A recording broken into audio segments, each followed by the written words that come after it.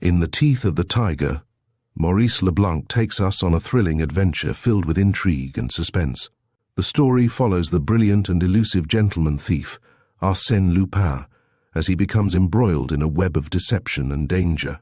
Set against the backdrop of early 20th century France, this tale introduces a cast of colourful characters, each with their own motives. As Lupin navigates through challenges and confronts his enemies, readers are drawn into a world where wit and cunning reign supreme. Prepare for a captivating journey as the story unfolds. Chapter 1. D'Artagnan, Porthos, and Monte Cristo. It was 4:30. M. Desmalions, the prefect of police, was not yet back at the office. His private secretary laid on the desk a bundle of letters and reports which he had annotated for his chief, rang the bell and said to the messenger who entered by the main door, "Monsieur le Préfet has sent for a number of people to see him at 5 o'clock. Here are their names. Show them into separate waiting rooms so that they can't communicate with one another, and let me have their cards when they come." The messenger went out. The secretary was turning toward the small door that led to his room, when the main door opened once more and admitted a man who stopped and leaned swaying over the back of a chair. "Why, it's you, Vero," said the secretary. "But what's happened? What's the matter?" Inspector Vero was a very stout, powerfully built man with a big neck and shoulders and a florid complexion. He had obviously been upset by some violent excitement, for his face, streaked with red veins and usually so apoplectic, seemed almost pale. "Oh, nothing, Monsieur le Secrétaire," he said. Yes, you're not looking your usual self. You're grey in the face, and the way you're perspiring."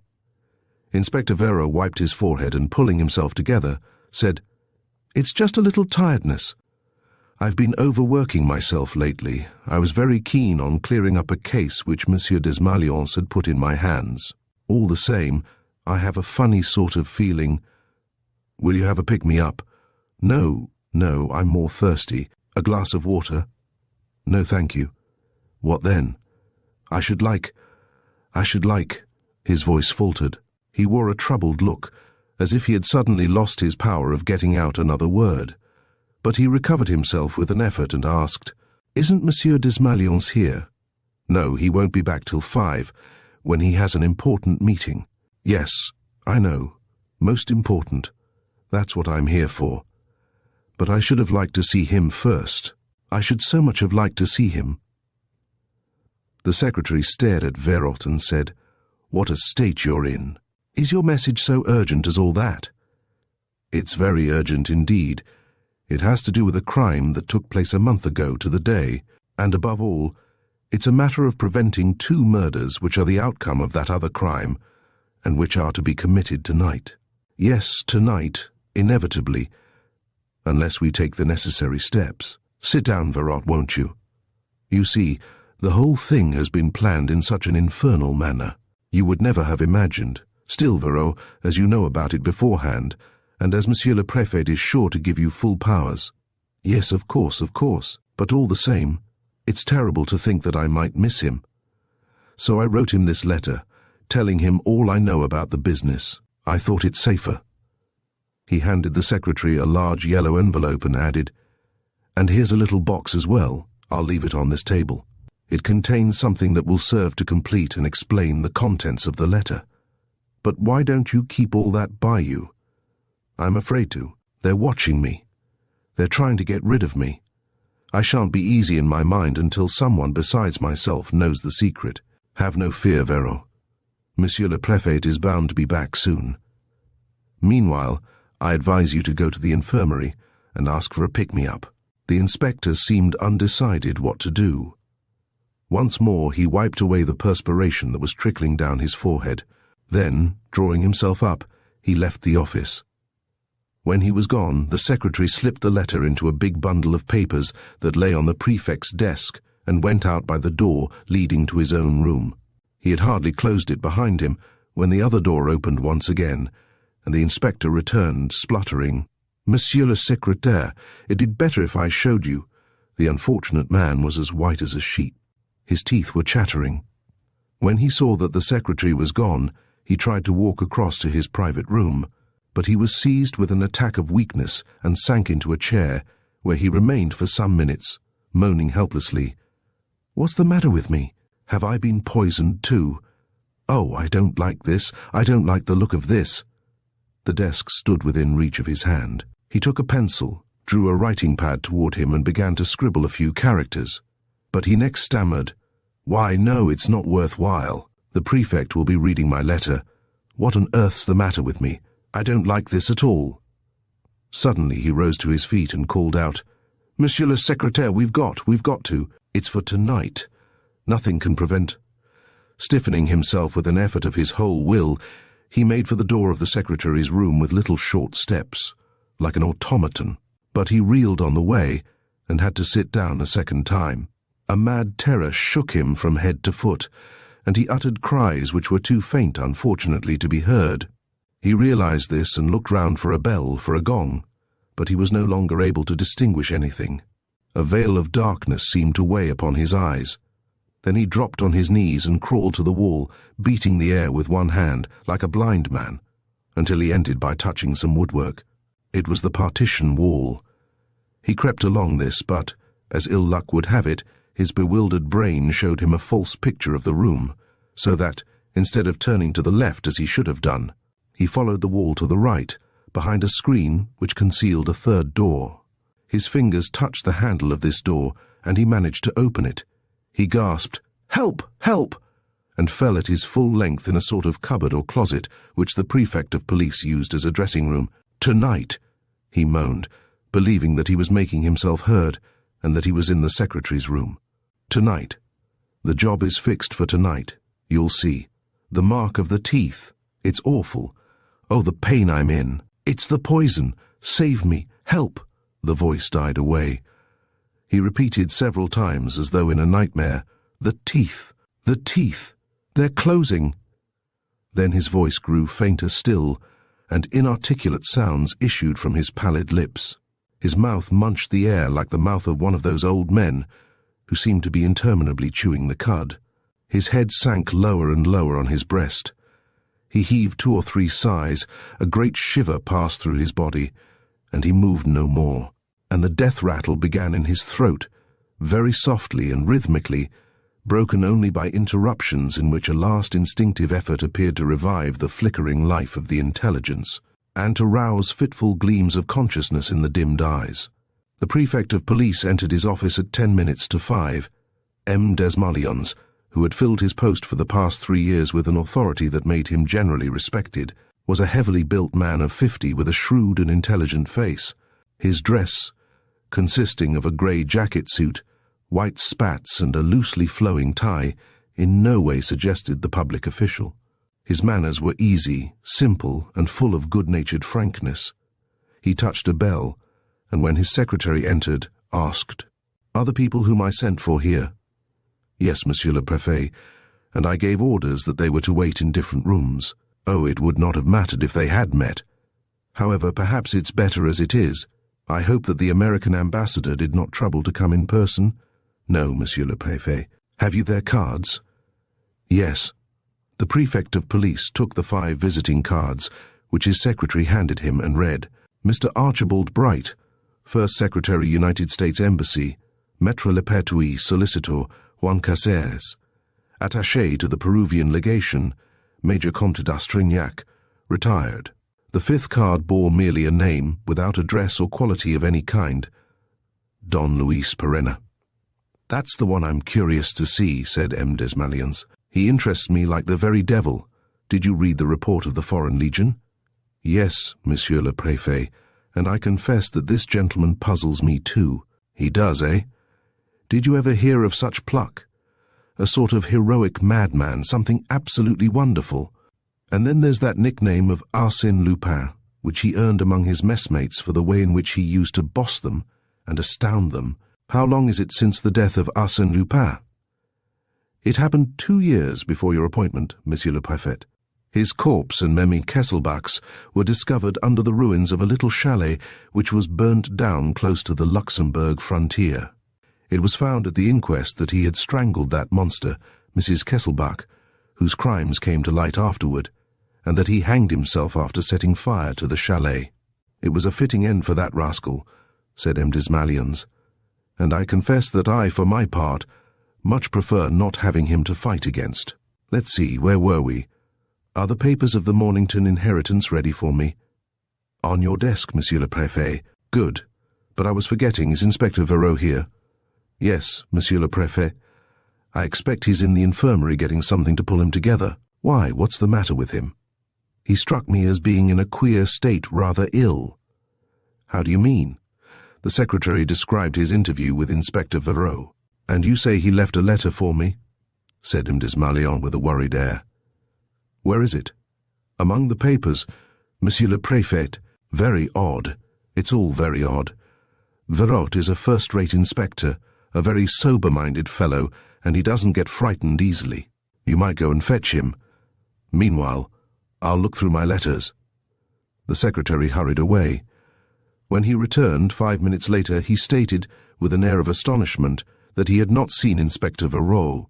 And what's more curious still, he added, is that the messenger who saw him leave this room saw him come in again almost at once, and did not see him go out a second time.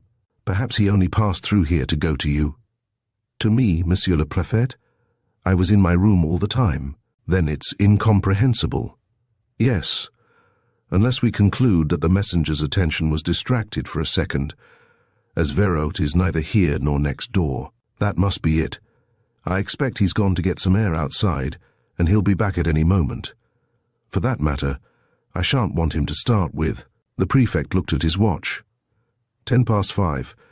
You might tell the messenger to show those gentlemen in. Wait, though. M. Desmalions hesitated. In turning over the papers, he had found Vero's letter. It was a large yellow business envelope, with Café du Pont-Neuf printed at the top. The secretary suggested, in view of Vero's absence, Monsieur le Préfet, and of what he said, it might be as well for you to see what's in the letter first. M. Desmalions paused to reflect. Perhaps you're right.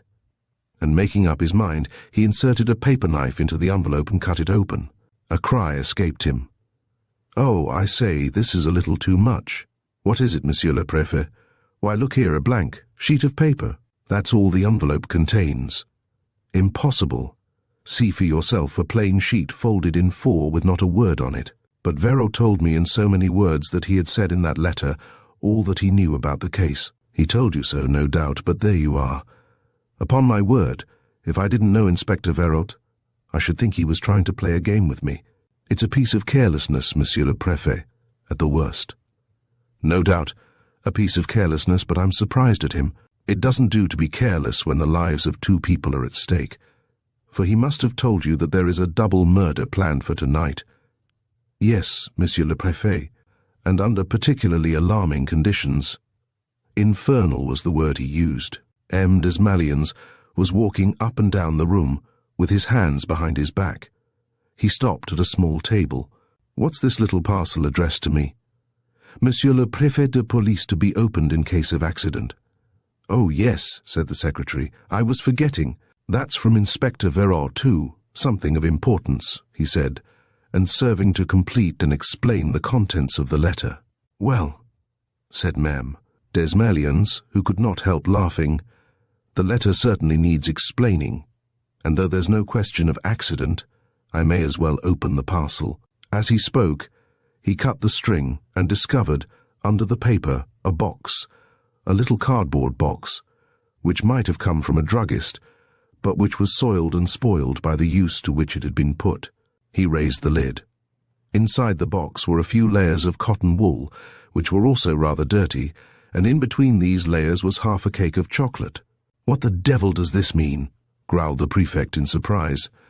He took the chocolate, looked at it, and at once perceived what was peculiar about this cake of chocolate, which was also undoubtedly the reason why Inspector Vero had kept it. Above and below it bore the prints of teeth, very plainly marked, very plainly separated one from the other, penetrating to a depth of 1/10 of an inch or so into the chocolate.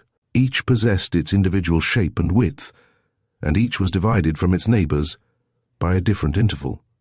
The jaws which had started eating the cake of chocolate had dug into it the mark of 4 upper and 5 lower teeth. M. Desmalions remained wrapped in thought, and, with his head sunk on his chest, for some minutes resumed his walk up and down the room, muttering, "This is queer. There's a riddle here to which I should like to know the answer. That sheet of paper, the marks of those teeth. What does it all mean?" But he was not the man to waste much time over a mystery which was bound to be cleared up presently, as Inspector Vero must be either at the police office or somewhere just outside, and he said to his secretary, "I can't keep those 5 gentlemen waiting any longer. Please have them shown in now. If Inspector Vero arrives while they are here, as he is sure to do, let me know at once. I want to see him as soon as he comes. Except for that, see that I'm not disturbed on any pretext, won't you?" 2 minutes later the messenger showed in Maître Le Pertuis, a stout, red-faced man with whiskers and spectacles, followed by Archibald Bright, the Secretary of Embassy, and Caceres, the Peruvian attaché. M. Desmalions, who knew all 3 of them, chatted to them until he stepped forward to receive Major Comte d'Astrignac, the hero of La Chouïa, who had been forced into premature retirement by his glorious wounds. The prefect was complimenting him warmly on his gallant conduct in Morocco when the door opened once more. "Don Luis Perenna, I believe," said the prefect, offering his hand to a man of middle height and rather slender build, wearing the military medal and the red ribbon of the Legion of Honor. The newcomer's face and expression, his way of holding himself, and his very youthful movements inclined one to look upon him as a man of 40, though there were wrinkles at the corners of the eyes and on the forehead, which perhaps pointed to a few years more. He bowed. "Yes, Monsieur le Préfet." "Is that you, Perenna?" cried Comte d'Astrignac. "So you are still among the living?" "Yes, Major, and delighted to see you again." "Perenna alive! Why, we had lost all sight of you when I left Morocco. We thought you dead." "I was a prisoner, that's all." "A prisoner of the tribesmen? The same thing." "Not quite, Major. One can escape from anywhere. The proof stands before you." The prefect of police, yielding to an irresistible attraction to resist, spent some seconds in examining that powerful face, with the smiling glance, the frank and resolute eyes, and the bronzed complexion, which looked as if it had been baked and baked again by the sun. Then, motioning to his visitors to take chairs around his desk, M. Desmalions himself sat down and made a preliminary statement in clear and deliberate tones. "The summons, gentlemen, which I address to each of you, must have appeared to you rather peremptory and mysterious, and the manner in which I propose to open our conversation is not likely to diminish your surprise. But if you will attach a little credit to my method, you will soon realize that the whole thing is very simple and very natural. I will be as brief as I can." He spread before him the bundle of documents prepared for him by his secretary, and consulting his notes as he spoke, continued. "Over 50 years ago, in 1860, 3 sisters, 3 orphans, Ermeline, Elizabeth, and Armand Roussel, aged 22, 20, and 18 respectively, were living at Saint-Étienne with a cousin named Victor, who was a few years younger. The eldest, Ermeline, was the first to leave Saint-Étienne. She went to London, where she married an Englishman of the name Mornington, by whom she had a son, who was christened Cosmo. The family was very poor and went through hard times. Ermeline repeatedly wrote to her sisters to ask for a little assistance. Receiving no reply, she broke off the correspondence altogether. In 1870, Mr. and Mrs. Mornington left England for America. 5 years later, they were rich. Mr. Mornington died in 1878, but his widow continued to administer the fortune bequeathed to her, and as she had a genius for business and speculation, she increased this fortune until it attained a colossal figure. At her decease in 1900s, she left her son the sum of 400 million francs. The amount seemed to make an impression on the prefect's hearers. He saw the Major and Don Luis Perenna exchange a glance and asked, "You knew Cosmo Mornington, did you not?" "Yes, Monsieur le Préfet," replied Comte d'Astrignac. "He was in Morocco when Perenna and I were fighting there." "Just so," said M. Desmalions. "Cosmo Mornington had begun to travel about the world. He took up the practice of medicine, from what I hear, and, when occasion offered, treated the sick with great skill, and, of course, without charge. He lived first in Egypt, and then in Algiers and Morocco. Last year he settled down in Paris, where he died 4 weeks ago as the result of a most stupid accident. A carelessly administered hypodermic injection, was it not, Monsieur le Préfet? Asked the secretary of the American embassy. It was mentioned in the papers and reported to us at the embassy. Yes, said Desmalions, to assist his recovery from a long attack of influenza which had kept him in bed all the winter. Mr. Mornington, by his doctor's orders, used to give himself injections of glycerophosphate of soda. He must have omitted the necessary precautions on the last occasion when he did so, for the wound was poisoned, inflammation set in with lightning rapidity, and Mr. Mornington was dead in a few hours. The Prefect of Police turned to the solicitor and asked, "Have I summed up the facts correctly, Maître le Pertuis?" "Absolutely, Monsieur le Préfet." M. Desmalions continued. "The next morning, Maître le Pertuis called here, and for reasons which you will understand when you have heard the document read, showed me Cosmo Mornington's will, which had been placed in his hands. While the Prefect was looking through the papers, Maître le Pertuis added, I may be allowed to say that I saw my client only once before I was summoned to his deathbed, and that was on the day when he sent for me to come to his room in the hotel to hand me the will which he had just made. This was at the beginning of his influenza. In the course of conversation, he told me that he had been making some inquiries with a view to tracing his mother's family, and that he intended to pursue these inquiries seriously after his recovery. Circumstances, as it turned out, prevented his fulfilling his purpose. Meanwhile, the Prefect of Police had taken from among the documents an open envelope containing 2 sheets of paper. He unfolded the larger of the 2 and said, "This is the will. I will ask you to listen attentively while I read it, and also the document attached to it." The others settled themselves in their chairs, and the Prefect read out, "The last will and testament of me, Cosmo Mornington, eldest son of Hubert Mornington and Ermeline Roussel, his wife, a naturalized citizen of the United States of America. I give and bequeath to my adopted country 3/4 of my estate, to be employed on works of charity in accordance with the instructions written in my hand, which Maître le Pertuis will be good enough to forward to the Ambassador of the United States.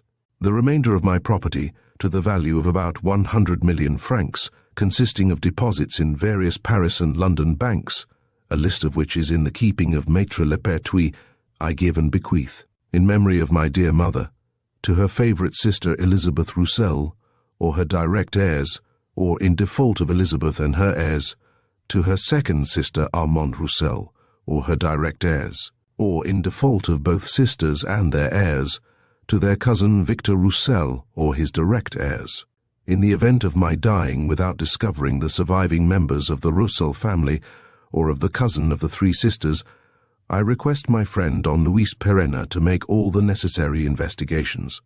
With this object, I hereby appoint him the executor of my will in so far as concerns the European portion of my estate, and I beg him to undertake the conduct of the events that may arise after my death, or in consequence of my death, to consider himself my representative, and to act in all things for the benefit of my memory, and the accomplishment of my wishes. In gratitude for this service and in memory of the 2 occasions on which he saved my life, I give and bequeath to the said Don Luis Pereira the sum of 1 million francs. The Prefect stopped for a few seconds. Don Luis murmured, "Poor Cosmo. I should not have needed that inducement to carry out his last wishes." M. Desmalions continued his reading. "Furthermore, if, within 3 months of my death, the investigations made by Don Luis Pereira and by Maître le Pertuis have led to no result, if no heir and no survivor of the Roussel family have come forward to receive the bequest, then the whole 100 million francs shall definitely, all later claims notwithstanding, accrue to my friend Don Luis Pereira. I know him well enough to feel assured that he will employ this fortune in a manner which shall accord with the loftiness of his schemes and the greatness of the plans which he described to me so enthusiastically in our tent in Morocco." M. Desmalions stopped once more and raised his eyes to Don Luis, who remained silent and impassive, though a tear glistened on his lashes. Comte d'Astrignac said, "My congratulations, Pereira." "Let me remind you, Major," he answered, "that this legacy is subject to a condition. and I swear that if it depends on me, the survivors of the Roussel family shall be found." "I'm sure of it," said the officer. "I know you." "In any case," asked the Prefect of Police of Don Luis, "you do not refuse this conditional legacy?" "Well, no," said Perenna with a laugh. "There are things which one can't refuse." "My question," said the Prefect, "was prompted by the last paragraph of the will. If, for any reason, my friend Perenna should refuse this legacy, or if he should have died before the date fixed for its payment, I request the Ambassador of the United States and the Prefect of Police for the time being to consult as to the means of building and maintaining in Paris a university confined to students and artists of American nationality, and to devote the money to this purpose. And I hereby authorize the Prefect of Police in any case to receive a sum of 300,000 francs out of my estate for the benefit of the Paris Police Fund." M. Desmalions folded the paper and took up another. There is a codicil to the will. It consists of a letter which Mr. Mornington wrote to Maître Lepertuis some time after, and which explains certain points with greater precision.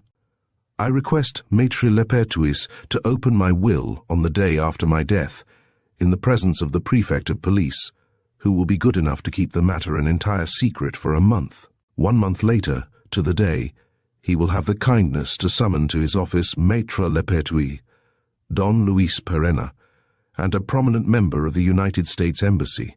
Subsequent to the reading of the will, a check for 1 million francs shall be handed to my friend and legatee Don Luis Perenna, after a simple examination of his papers and a simple verification of his identity. I should wish this verification to be made as regards the personality by Major Comte d'Astrignac, who was his commanding officer in Morocco, and who unfortunately had to retire prematurely from the army, and as regards birth by a member of the Peruvian legation, as Don Luis Perenna, though retaining his Spanish nationality, was born in Peru.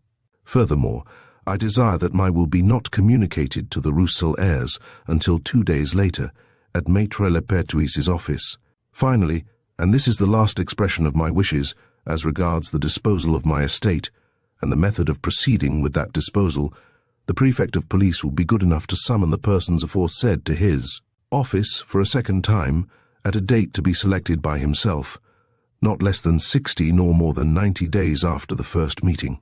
Then, and not till then, will the definite legatee be named and proclaimed according to his rights, nor shall any be so named and proclaimed unless he be present at this meeting, at the conclusion of which Don Luis Perenna, who must also attend it, shall become the definite legatee if, as I have said, no survivor nor heir of the Roussel sisters or of their cousin Victor have come forward to claim the bequest. Replacing both documents in the envelope, the Prefect of Police concluded, "You have now, gentlemen, heard the will of Mr. Cosmo Mornington, which explains your presence here. A 6th person will join us shortly, one of my detectives, whom I instructed to make the first inquiries about the Roussel family, and who will give you the result of his investigations. But for the moment, we must proceed in accordance with the testator's directions. Don Luis Perenna's papers, which he sent me at my request a fortnight ago, have been examined by myself and are perfectly in order. As regards his birth, I wrote and begged His Excellency the Peruvian minister to collect the most precise information. The minister entrusted this mission to me," said Señor Caceres, the Peruvian attaché. "It offered no difficulties. Don Luis Perenna comes of an old Spanish family which emigrated 30 years ago, but which retained its estates and property in Europe. I knew Don Luis's father in America, and he used to speak of his only son with the greatest affection. It was our legation that informed the son, 3 years ago, of his father's death. I produce a copy of the letter sent to Morocco, and I have the original letter here, among the documents forwarded by Don Luis Perenna to the Prefect of Police. Do you, Major, recognize Private Perenna, who fought under your orders in the Foreign Legion?" "I recognize him," said Comte d'Astrignac, "beyond the possibility of a mistake." Beyond the possibility of a mistake, and without the least feeling of hesitation, the Prefect of Police, with a laugh, hinted, "You recognize Private Perenna, whom the men carried away by a sort of astounded admiration of his exploits, used to call Arsène Lupin?" "Yes, Monsieur le Prefect," replied the Major sharply.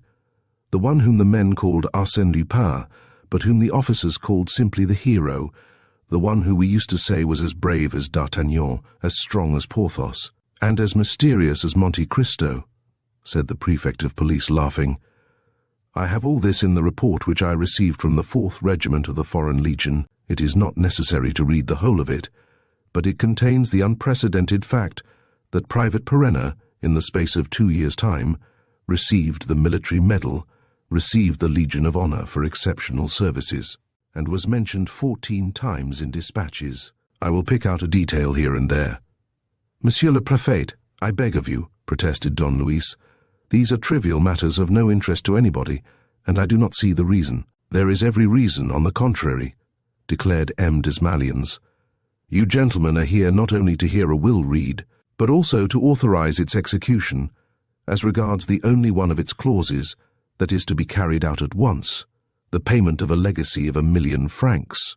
It is necessary, therefore, that all of you should know what there is to know of the personality of the legatee. Consequently, I propose to continue. In that case, Monsieur le Préfet, said Perenna, rising and making for the door, you will allow me. Right about turn. Halt, eyes front, commanded Major d'Astrignac in a jesting tone. He dragged Don Luis back to the middle of the room and forced him into a chair. Monsieur le Préfet, he said, I plead for mercy for my old comrade in arms, whose modesty would really be put to too severe a test if the story of his prowess were read out in front of him. Besides, the report is here, and we can all of us consult it for ourselves. Without having seen it, I second every word of praise that it contains, and I declare that, in the course of my whole military career, I have never met a soldier who could compare with Private Perenna. And yet I saw plenty of fine fellows over there, the sort of demons whom you only find in the Legion, and who will get themselves cut to bits for the sheer pleasure of the thing, for the lark of it, as they say, just to astonish one another. But not one of them came anywhere near Perenna. The chap whom we nicknamed D'Artagnan, Porthos, and Debussy deserved to be classed with the most amazing heroes of legend and history. I have seen him perform feats which I should not care to relate, for fear of being treated as an impostor, feats so improbable that today, in my calmer moments, I wonder if I am quite sure that I did see them. One day at Setat, as we were being pursued, Another word, Major, cried Don Luis gaily, and this time I really will go out. I must say you have a nice way of sparing my modesty. My dear Perenna, replied Comte d'Astrignac, I always told you that you had every good quality and only one fault, which was that you were not a Frenchman. And I always answered, Major, that I was French on my mother's side, and a Frenchman in heart and temperament. There are things which only a Frenchman can do. The two men again gripped each other's hands affectionately. Come, said the Prefect. We'll say no more of your feats of prowess, monsieur, nor of this report. I will mention one thing, however, which is that, after 2 years, you fell into an ambush of 40 Berbers that you were captured, and that you did not rejoin the Legion until last month. Just so, Monsieur le Préfet, in time to receive my discharge, as my 5 years' service was up. But how did Mr. Cosmo Mornington come to mention you in his will, when, at the time when he was making it, you had disappeared from view for 18 months? Cosmo and I used to correspond. What? Yes, and I had informed him of my approaching escape and my return to Paris. But how did you manage it? Where were you? And how did you find the means? Don Luis smiled without answering. Monte Cristo this time, said M. Desmalions. The mysterious Monte Cristo. Monte Cristo, if you like, Monsieur le Préfet. In point of fact, the mystery of my captivity and escape is a rather strange one. It may be interesting to throw some light upon it one of these days. Meanwhile, I must ask for a little credit. A silence ensued. M. Desmalions once more inspected this curious individual, and he could not refrain from saying, as though in obedience to an association of ideas for which he himself was unable to account, one word more, and one only. What were your comrades' reasons for giving you that rather odd nickname of Arsène Lupin? Was it just an allusion to your pluck, to your physical strength? There was something besides, Monsieur le Préfet, the discovery of a very curious theft, of which certain details, apparently incapable of explanation, had enabled me to name the perpetrator. So you have a gift for that sort of thing?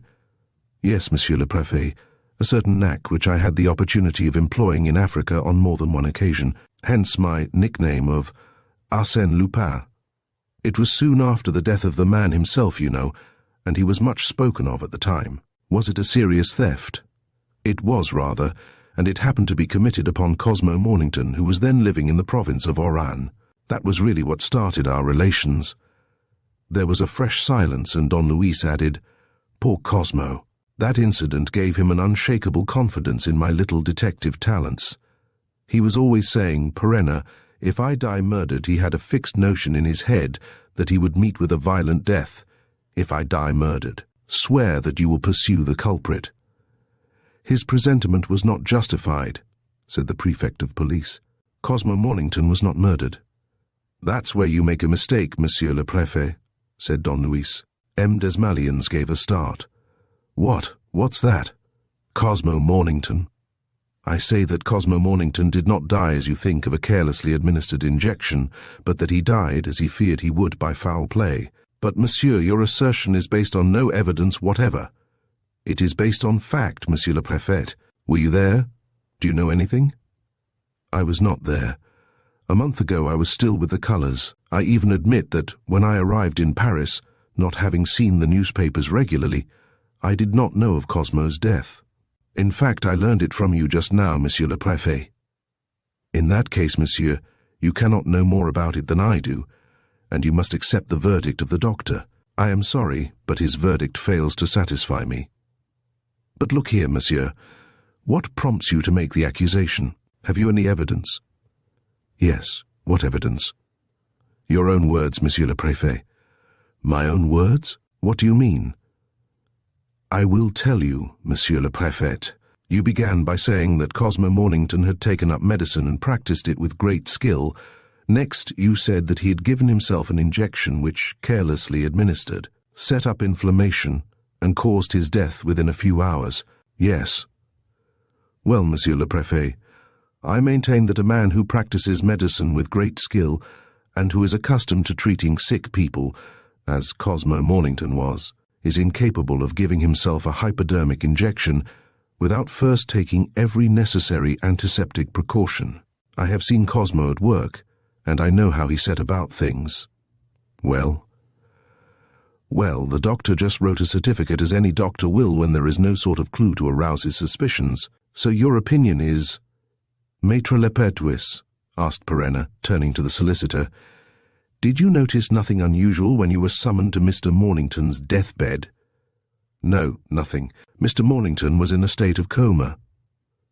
It's a strange thing in itself, observed Don Luis, that an injection, however badly administered, should produce such rapid results. Were there no signs of suffering?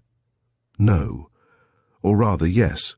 Yes, I remember the face showed brown patches which I did not see on the occasion of my first visit. Brown patches. That confirms my supposition Cosmo Mornington was poisoned. But how? Exclaimed the Prefect. By some substance introduced into one of the phials of glycerophosphate, or into the syringe which the sick man employed. But the doctor, M. Desmalions objected. Maître Lepertuis, Perenna continued, did you call the doctor's attention to those brown patches? Yes, but he attached no importance to them. Was it his ordinary medical adviser? No.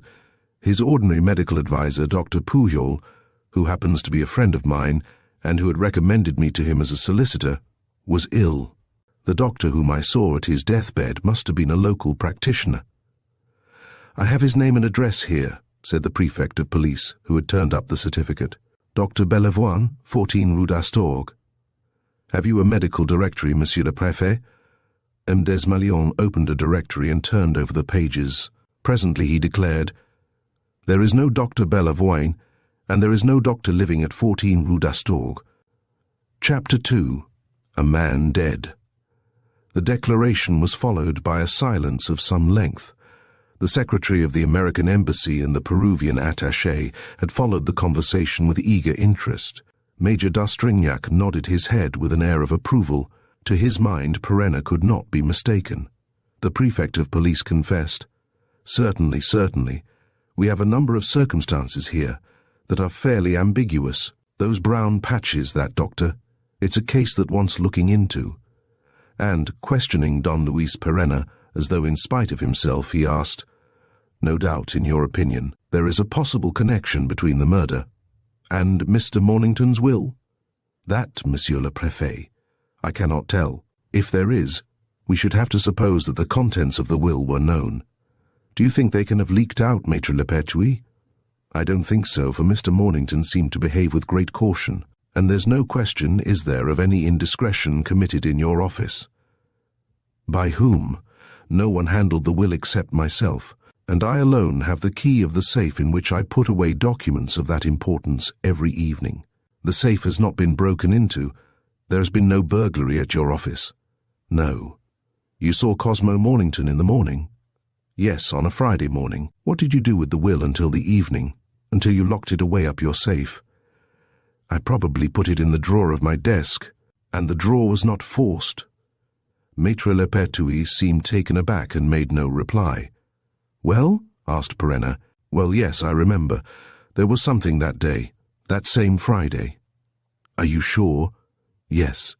When I came in from lunch, I noticed that the drawer was not locked, although I had locked it beyond the least doubt. At the time, I attached comparatively little importance to the incident. Today, I understand. Thus, little by little, were all the suppositions conceived by Don Luis verified. Suppositions resting, it is true, upon just one or two clues, but yet containing an amount of intuition, of divination. That was really surprising in a man who had been present at none of the events between which he traced the connection so skillfully.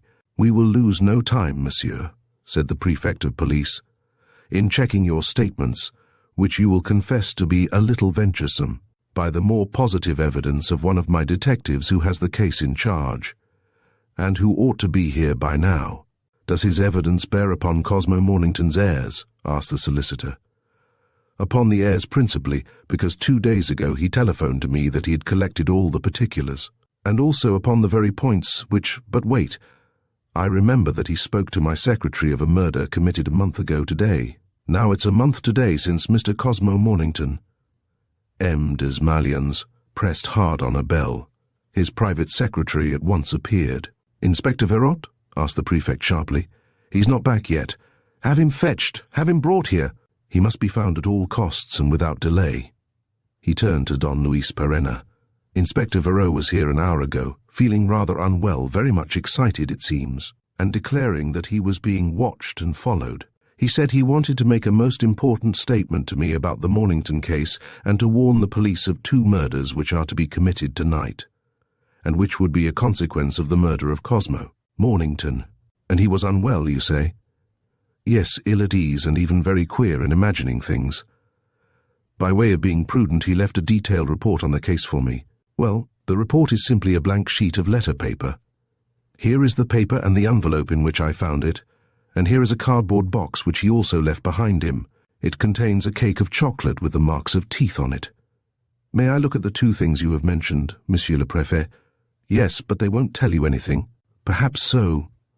Don Luis examined at length the cardboard box and the yellow envelope, on which were printed the words Café du Pont Neuf. The others awaited his words as though they were bound to shed an unexpected light. He merely said, "The handwriting is not the same on the envelope and the box. The writing on the envelope is less plain, a little shaky, obviously imitated. Which proves, Monsieur le Préfet, that this yellow envelope does not come from your detective. I presume that, after writing his report at a table in the Café du Pont Neuf and closing it, he had a moment of inattention during which somebody substituted for his envelope another with the same address, but containing a blank sheet of paper." "That's a supposition," said the Prefect. "Perhaps, but what is certain, Monsieur le Préfet, is that your inspector's presentiments are well grounded, that he is being closely watched, that the discoveries about the Mornington inheritance which he has succeeded in making are interfering with criminal designs, and that he is in terrible danger. Come. He must be rescued, Monsieur le Préfet. Ever since the commencement of this meeting, I have felt persuaded that we are up against an attempt which has already begun. I hope that it is not too late, and that your inspector has not been the first victim. My dear sir, exclaimed the Prefect of Police. "You declare all this with a conviction which rouses my admiration, but which is not enough to establish the fact that your fears are justified. Inspector Vero's return will be the best proof." "Inspector Vero will not return." "But why not?" "Because he has returned already. The messenger saw him return." "The messenger was dreaming. If you have no proof but that man's evidence—" "I have another proof, Monsieur le Préfet, which Inspector Vero himself has left of his presence here. These few, almost illegible letters which he scribbled on this memorandum pad, which your secretary did not see him write, and which have just caught my eye. Look at them. Are they not a proof, a definite proof that he came back?" The Prefect did not conceal his perturbation. The others all seemed impressed. The secretary's return but increased their apprehensions. Nobody had seen Inspector Vero. "Monsieur le Préfet," said Don Luis, "I earnestly beg you to have the office messenger in." And as soon as the messenger was there, he asked him, without even waiting for M. Desmalions to speak, "Are you sure that Inspector Vero entered this room a second time?" "Absolutely sure." "And that he did not go out again?" "Absolutely sure." "And your attention was not distracted for a moment?" "Not for a moment." "There, monsieur, you see," cried the Prefect. "If Inspector Vero were here, we should know it." "He is here, Monsieur le Préfet." "What?" "Excuse my obstinacy, Monsieur le Préfet, but I say that, when someone enters a room and does not go out again, he is still in that room." "Hiding?" said M. Desmalions, who was growing more and more irritated. "No, but fainting, ill-dead perhaps. But where, hang it all?" "Behind that screen." "There's nothing behind that screen, nothing but a door, and that door leads to a dressing room."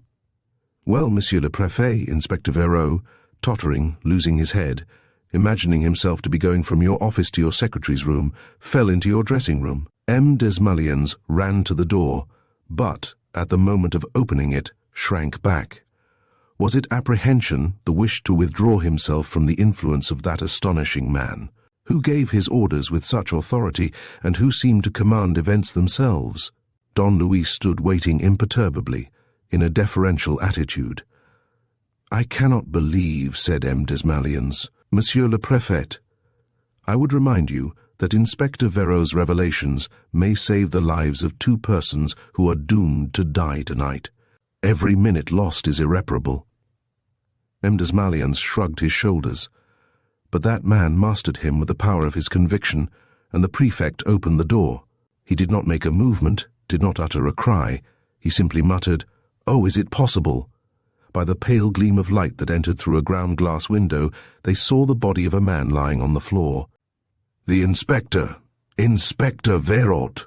gasped the office messenger, running forward.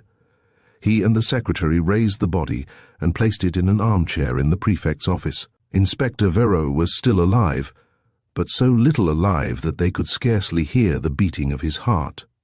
A drop of saliva trickled from the corner of his mouth. His eyes were devoid of all expression.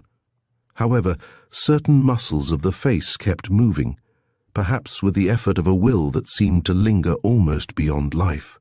Don Luis muttered, "Look, Monsieur le Préfet, the brown patches." The same dread unnerved all. They began to ring bells and open doors and call for help. "Send for the doctor," ordered M. Desmalions. "Tell them to bring a doctor, the first that comes, and a priest. We can't let the poor man—" Don Luis raised his arm to demand silence. "There is nothing more to be done," he said. "We shall do better to make the most of these last moments. Have I your permission, Monsieur le Préfet?" He bent over the dying man, laid the swaying head against the back of the chair, and, in a very gentle voice, whispered, "Vero, it's Monsieur le Préfet speaking to you. We should like a few particulars about what is to take place tonight. Do you hear me, Verot? If you hear me, close your eyelids." The eyelids were lowered. But was it not merely chance?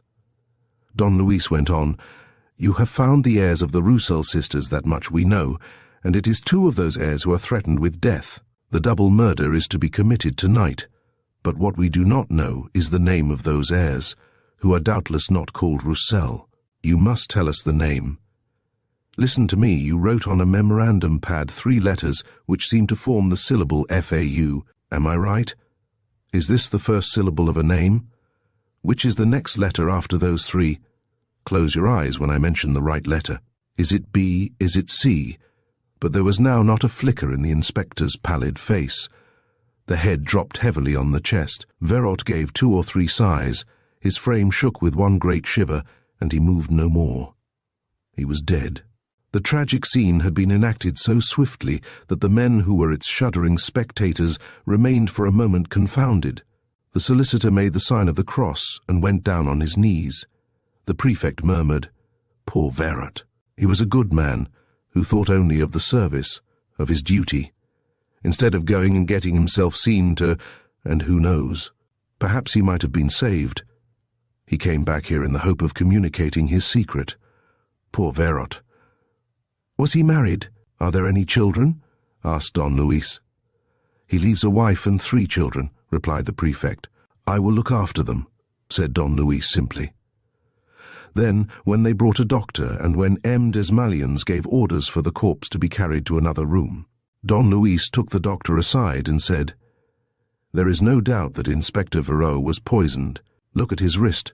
You will see the mark of a puncture with a ring of inflammation round it. Then he was pricked in that place? Yes, with a pin or the point of a pen, and not as violently as they may have wished, because death did not ensue until some hours later. The messengers removed the corpse, and soon there was no one left in the office, except the 5 people whom the prefect had originally sent for. The American Secretary of Embassy and the Peruvian attaché, considering their continued presence unnecessary, went away, after warmly complimenting Don Luis Perenna on his powers of penetration. Next came the turn of Major d'Astrignac, who shook his former subordinate by the hand with obvious affection, and Maitre Lepetaille and Perenna, having fixed an appointment for the payment of the legacy, were themselves on the point of leaving, when M. Desmalions entered briskly. "Ah, so you're still here, Don Luis Perenna. I'm glad of that. I have an idea, those 3 letters which you say you made out on the writing table, are you sure they form the syllable faux?" "I think so, Monsieur le Préfet." "See for yourself. Are not these an F, an A, and a U? And observe that the F is a capital, which made me suspect that the letters are the first syllable of a proper name." Just so," said M. Desmalions. "Well, curiously enough, that syllable happens to be, but wait, we'll verify our facts." M. Desmalions searched hurriedly among the letters, which his secretary had handed him on his arrival, and which lay on a corner of the table. "Ah, here we are," he exclaimed, glancing at the signature of one of the letters. "Here we are. It's as I thought, Fauville. The first syllable is the same. Look, Fauville, just like that, without Christian name or initials. The letter must have been written in a feverish moment. There is no date nor address. The writing is shaky, and M. Desmalions read out, "Monsieur le Préfet, a great danger is hanging over my head, and over the head of my son. Death is approaching apace. I shall have tonight, or tomorrow morning at the latest, the proofs of the abominable plot that threatens us. I ask leave to bring them to you in the course of the morning. I am in need of protection, and I call for your assistance. Permit me to be, etc. Fauville." "No other designation?" asked Perenna. "No letter-heading?" "None, but there is no mistake. Inspector Vero's declarations agree too evidently with this despairing appeal. It is clearly M. Fauville and his son who are to be murdered tonight. And the terrible thing is that, as this name of Fauville is a very common one, it is impossible for our inquiries to succeed in time." "What, Monsieur le Préfet? Surely by straining every nerve." "Certainly we will strain every nerve, and I shall set all my men to work. But observe that we have not the slightest clue." "Oh, it would be awful," cried Don Luis. "Those 2 creatures doomed to death, and we unable to save them. Monsieur le Préfet, I ask you to authorize me—" He had not finished speaking when the prefect's private secretary entered with a visiting card in his hand. "Monsieur le Préfet," this caller was so persistent. I hesitated. M. Desmalions took the card and uttered an exclamation of mingled surprise and joy. "Look, monsieur," he said to Perenna, and he handed him the card. "Hippolyte Fauville, civil engineer, 14 bis Boulevard Suchet." "Come," said M. Desmalions, "chance is favouring us. If this M. Fauville is one of the Roussel heirs, our task becomes very much easier. In any case, Monsieur le Préfet, the solicitor interposed, I must remind you that one of the clauses of the will stipulates that it shall not be read until 48 hours have elapsed. M. Fauville, therefore, must not be informed. The door was pushed open, and a man hustled the messenger aside and rushed in. Inspector Vero? He spluttered. He's dead, isn't he? I was told. Yes, monsieur, he is dead. Too late. I'm too late, he stammered, and he sank into a chair, clasping his hands and sobbing. Oh, the scoundrels, the scoundrels! He was a pale, hollow-cheeked, sickly-looking man of about 50. His head was bald, above a forehead lined with deep wrinkles. A nervous twitching affected his chin and the lobes of his ears. Tears stood in his eyes. The prefect asked, Whom do you mean, monsieur? Inspector Vero's murderers? Are you able to name them to assist our inquiry? Hippolyte Fauville shook his head. No, it would be useless for the moment. My proofs would not be sufficient. No, really not. He had already risen from his chair and stood apologizing. Monsieur le Préfet, I have disturbed you unnecessarily, but I wanted to know. I was hoping that Inspector Vero might have escaped. His evidence, joined to mine, would have been invaluable, but perhaps he was able to tell you? No, he spoke of this evening of tonight. Hippolyte Fauville started. This evening, then the time has come. But no, it's impossible. They can't do anything to me yet. They are not ready. Inspector Vero declared, however, that the double murder would be committed tonight. No, Monsieur le Préfet, he was wrong there. I know all about it tomorrow evening at the earliest, and we will catch them in a trap. Oh, the scoundrels! Don Luis went up to him and asked, Your mother's name was Ermeline Roussel, was it not? Yes, Ermeline Roussel. She is dead now.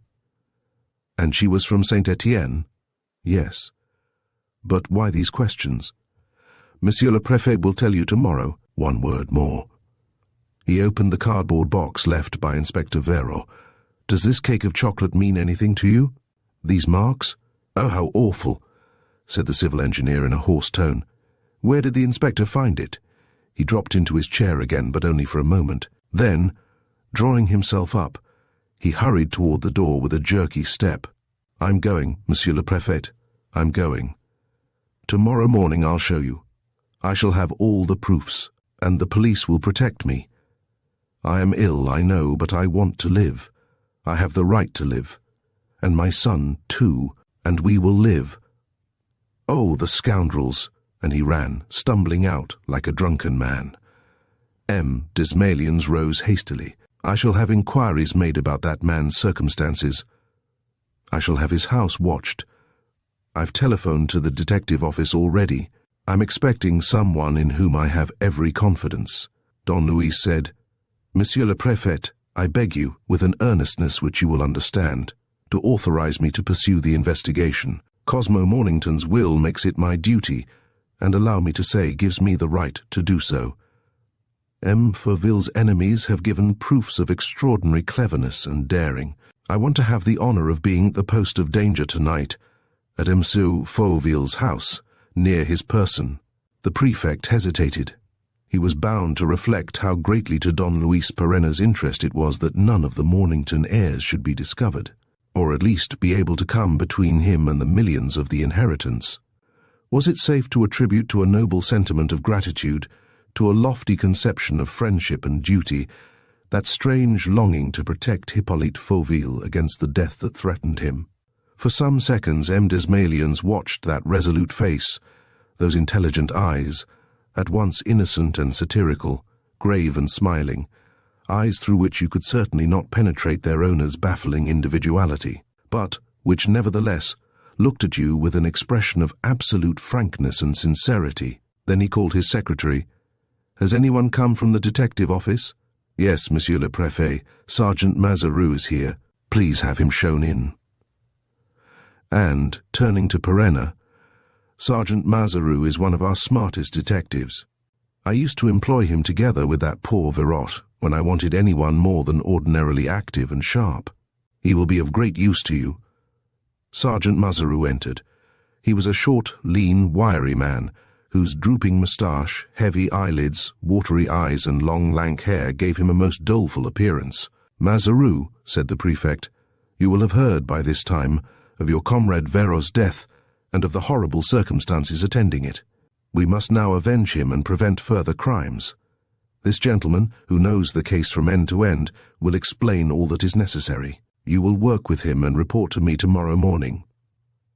This meant giving a free hand to Don Luis Perenna, and relying on his power of initiative and his perspicacity. Don Luis bowed. "I thank you, Monsieur le Préfet. I hope that you will have no reason to regret the trust which you are good enough to place in me." And taking leave of M. Desmalions and Maître Lepertuis, he went out with Sergeant Mazaru. As soon as they were outside, he told Mazaru what he knew. The detective seemed much impressed by his companion's professional gifts, and quite ready to be guided by his views. They decided first to go to the Café du Pont Neuf. Here they learned that Inspector Vero, who was a regular customer of the place, had written a long letter there that morning. And the waiter remembered that a man at the next table, who had entered the café at almost the same time as the inspector, had also asked for writing paper and called twice for yellow envelopes. "That's it," said Mazaru to Don Luis. "As you suspected, one letter has been substituted for the other. The description given by the waiter was pretty explicit.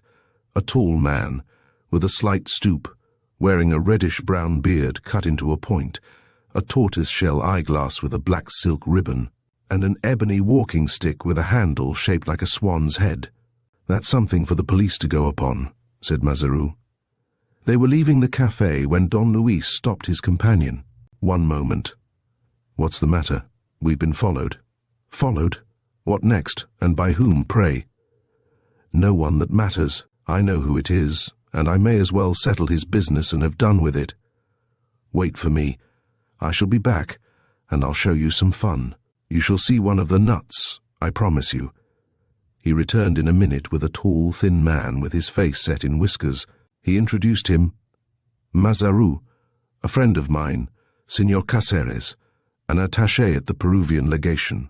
Senor Caceres took part in the interview at the Prefect's just now.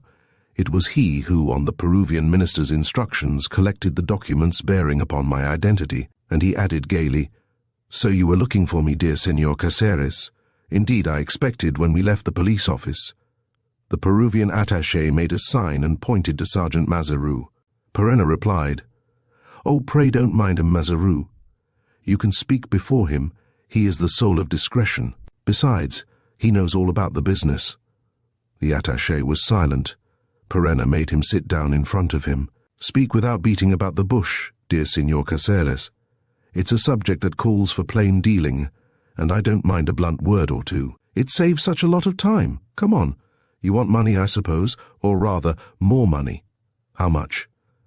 The Peruvian had a final hesitation, gave a glance at Don Luis's companion, and then, suddenly making up his mind, said in a dull voice, 50,000 francs. "Oh, by Jove, by Jove," cried Don Luis. "You're greedy, you know. What do you say, Mem Mazaru? 50,000 francs is a lot of money, especially as, look here, my dear Caceres, let's go over the ground again.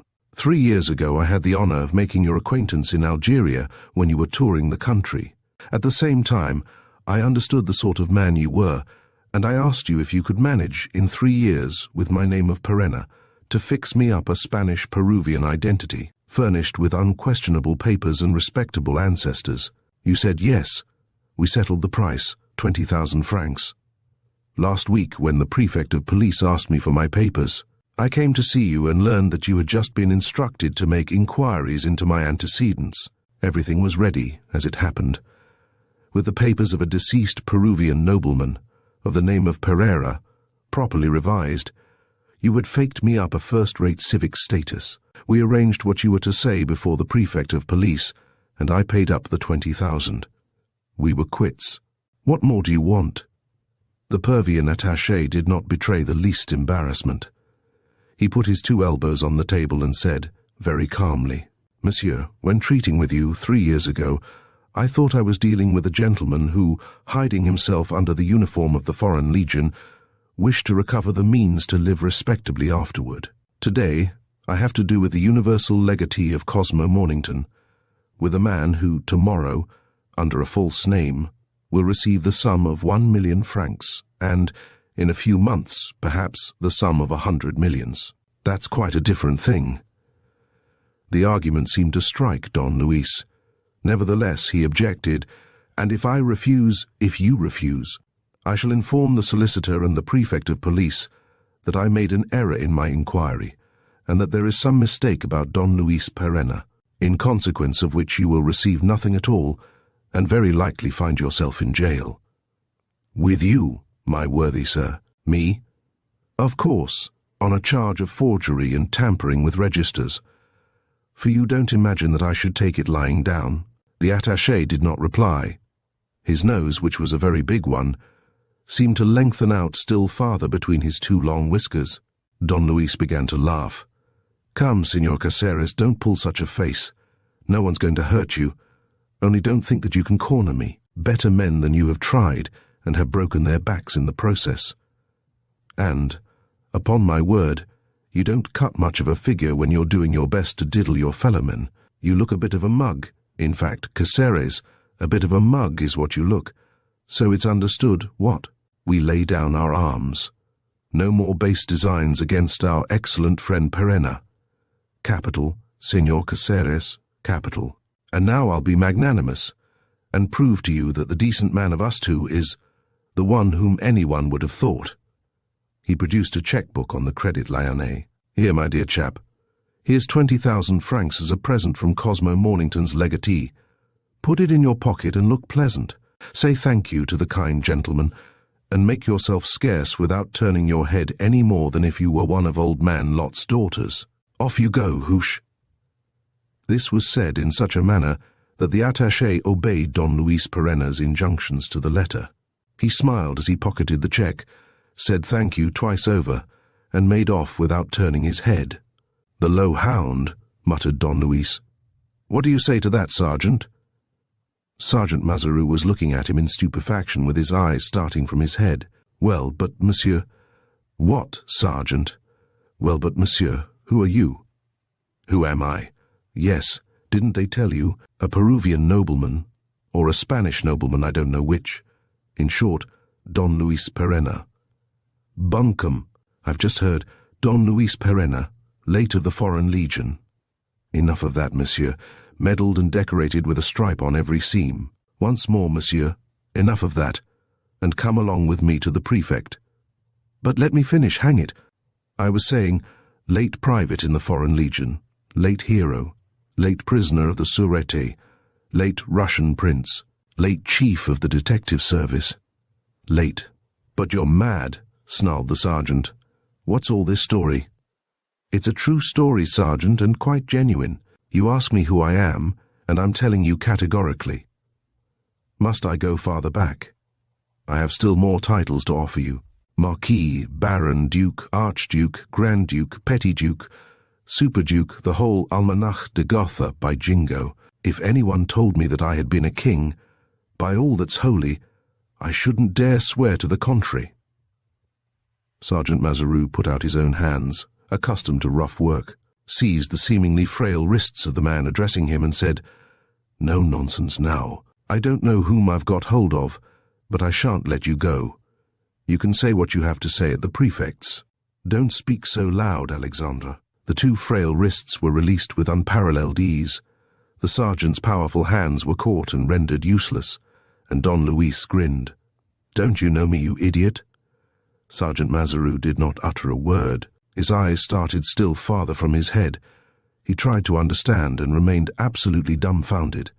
The sound of that voice, that way of jesting, that schoolboy playfulness allied with that audacity, the quizzing expression of those eyes, and lastly, that Christian name of Alexandra, which was not his name at all, and which only one person used to give him, years ago. Was it possible? The chief, he stammered. The chief. Why not? No, because what? Because you're dead. Well, what about it? Do you think it interferes with my living, being dead? And as the other seemed more and more perplexed, he laid his hand on his shoulder and said, Who put you into the police office? The chief detective, M. Lenormand. And who was M. Lenormand? The chief. You mean Arsène Lupin, don't you? Yes. Well, Alexandra, don't you know that it was much more difficult for Arsène Lupin to be chief detective, and a masterly chief detective he was, than to be Don Luis Perenna, to be decorated in the Foreign Legion, to be a hero, and even to be alive after he was dead? Sergeant Mazaroux examined his companion in silence. Then his lackluster eyes brightened, his drab features turned scarlet, and suddenly striking the table with his fist, he growled in an angry voice, "All right, very well, but I warn you that you mustn't reckon on me. No, not that. I'm in the detective service, and in the detective service I remain. Nothing doing. I've tasted honesty, and I mean to eat no other bread. No more humbug." Perenna shrugged his shoulders. "Alexandra, you're an ass. Upon my word, the bread of honesty hasn't enlarged your intelligence. Who talked of starting again?" But what? All your maneuvers, Chief. My maneuvers. Do you think I have anything to say to this business? Look here, Chief. Why, I'm out of it altogether, my lad. 2 hours ago I knew no more about it than you do. It's Providence that chucked this legacy at me, without so much as shouting. Heads, and it's in obedience to the decrees of then. It's my mission in life to avenge Cosmo Mornington, to find his natural heirs, to protect them, and to divide among them the 100 millions that belong to them. That's all. Don't you call that the mission of an honest man? Yes, but if I don't fulfill it as an honest man, is that what you mean? Chief. Well, my lad, if you notice the least thing in my conduct that dissatisfies you, if you discover a speck of black on Don Luis Perenna's conscience, examined under the magnifying glass, don't hesitate. Collar me with both hands. I authorize you to do it. I order you to do it. Is that enough for you? It's not enough for it to be enough for me, Chief. What are you talking about? There are the others. Explain yourself. Suppose you're nabbed. How? You can be betrayed. By whom? Your old mates. Gone away. I've sent them out of France. Where to? That's my secret. I left you at the police office in case I should require your services, and you see that I was right. But suppose the police discover your real identity. Well, they'll arrest you. Impossible. Why? They can't arrest me. For what reason? You've said it yourself. Fat head, a first-class, tremendous, indisputable reason. What do you mean? I'm dead. Mazaroux seemed staggered. The argument struck him fully. He at once perceived it, with all its common sense and all its absurdity, and suddenly he burst into a roar of laughter which bent him in two and convulsed his doleful features in the oddest fashion. "Oh, Chief, just the same as always. Lord, how funny. Will I come along? I should think I would, as often as you like. You're dead and buried and put out of sight. Oh, what a joke, what a joke." Hippolyte Fauville, civil engineer, lived on the boulevard Suchet, near the fortifications, in a fair-sized private house having on its left a small garden in which he had built a large room that served as his study. The garden was thus reduced to a few trees and to a strip of grass along the railings, which were covered with ivy and contained a gate that opened on the boulevard Suchet. Don Luis Perenna went with Mazaroux to the commissary's office at Passy, where Mazaroux, on Perenna's instructions, gave his name and asked to have M. Fauville's house watched during the night by 2 policemen who were to arrest any suspicious person trying to obtain admission. The commissary agreed to the request. Don Luis and Mazaroux next dined in the neighborhood. At 9 o'clock they reached the front door of the house. "Alexandra," said Perenna. "Yes, Chief." "You're not afraid?" "No, Chief." "Why should I be?" "Why? Because in defending M. Fauville and his son, we are attacking people who have a great interest in doing away with them, and because those people seem pretty wide awake. Your life, my life, a breath, a trifle. You're not afraid?" "Chief," replied Mazaroux, "I can't say if I shall ever know what it means to be afraid, but there's one case in which I certainly shall never know." "What case is that, old chap?" "As long as I'm by your side, Chief," and firmly he rang the bell. Chapter 3. A Man Doomed. The door was opened by a manservant. Mazaroux sent in his card. Hippolyte received the 2 visitors in his study. The table, on which stood a movable telephone, was littered with books, pamphlets, and papers. There were 2 tall desks, with diagrams and drawings, and some glass cases containing reduced models in ivory and steel of apparatus constructed or invented by the engineer. A large sofa stood against the wall. In one corner was a winding staircase that led to a circular gallery. An electric chandelier hung from the ceiling. Mazaru, after stating his quality and introducing his friend Perenna, as also sent by the Prefect of Police, at once expounded the object of their visit. Desmalions, he said, was feeling anxious on the score of very serious indications which he had just received, and without waiting for the next day's interview, begged Fauville to take all the precautions which his detectives might advise. Fauville at first displayed a certain ill humor. "My precautions are taken, gentlemen, and well taken, and, on the other hand, I am afraid that your interference may do harm." "In what way?" "By arousing the attention of my enemies and preventing me, for that reason, from collecting proofs which I need in order to confound them. Can you explain?" "No, I cannot. Tomorrow morning, not before." "And if it's too late?" Don Luis interjected. "Too late. Tomorrow." Inspector Vero told Desmalions' secretary that the 2 murders would take place tonight. He said it was fatal and irrevocable. "Tonight?" cried Fauville angrily. "I tell you no. Not tonight. I'm sure of that." "There are things which I know, aren't there, which you do not?" "Yes," retorted Don Luis, "but there may also be things which Inspector Vero knew and which you don't know. He had perhaps learned more of your enemy's secrets than you did. The proof is that he was suspected, that a man carrying an ebony walking stick was seen watching his movements, that lastly, he was killed." Hippolyte Fauville's self-assurance decreased. Perenna took advantage of this to insist, and he insisted to such good purpose that Fauville, though without withdrawing from his reserve, ended by yielding before a will that was stronger than his own. "Well, but you surely don't intend to spend the night in here?" "We do indeed."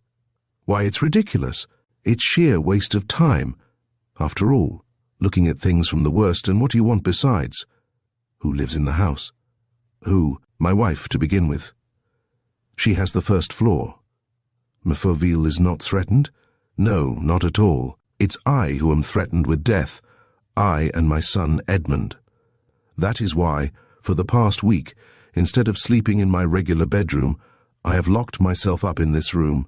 I have given my work as a pretext, a quantity of writing which keeps me up very late, and for which I need my son's assistance." "Does he sleep here, then?" "He sleeps above us in a little room which I have had arranged for him. The only access to it is by this inner staircase." "Is he there now?" "Yes, he's asleep." "How old is he?" 16. "But the fact that you have changed your room shows that you feared someone would attack you. Whom had you in mind? An enemy living in the house? One of your servants? Or people from the outside? In that case, how could they get in? The whole question lies in that." Tomorrow, replied Fauville obstinately. "I will explain everything tomorrow." "Why not tonight?" Perenna persisted. "Because I want proofs, I tell you, because the mere fact of my talking may have terrible consequences, and I am frightened." "Yes, I'm frightened." He was trembling, in fact, and looked so wretched and terrified that Don Luis insisted no longer. "Very well," he said. "I will only ask your permission for my comrade and myself to spend the night where we can hear you if you call." "As you please, monsieur. Perhaps after all that will be best." At that moment, one of the servants knocked and came in to say that his mistress wished to see the master before she went out.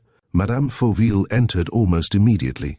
She bowed pleasantly as Perenna and Mazaru rose from their chairs.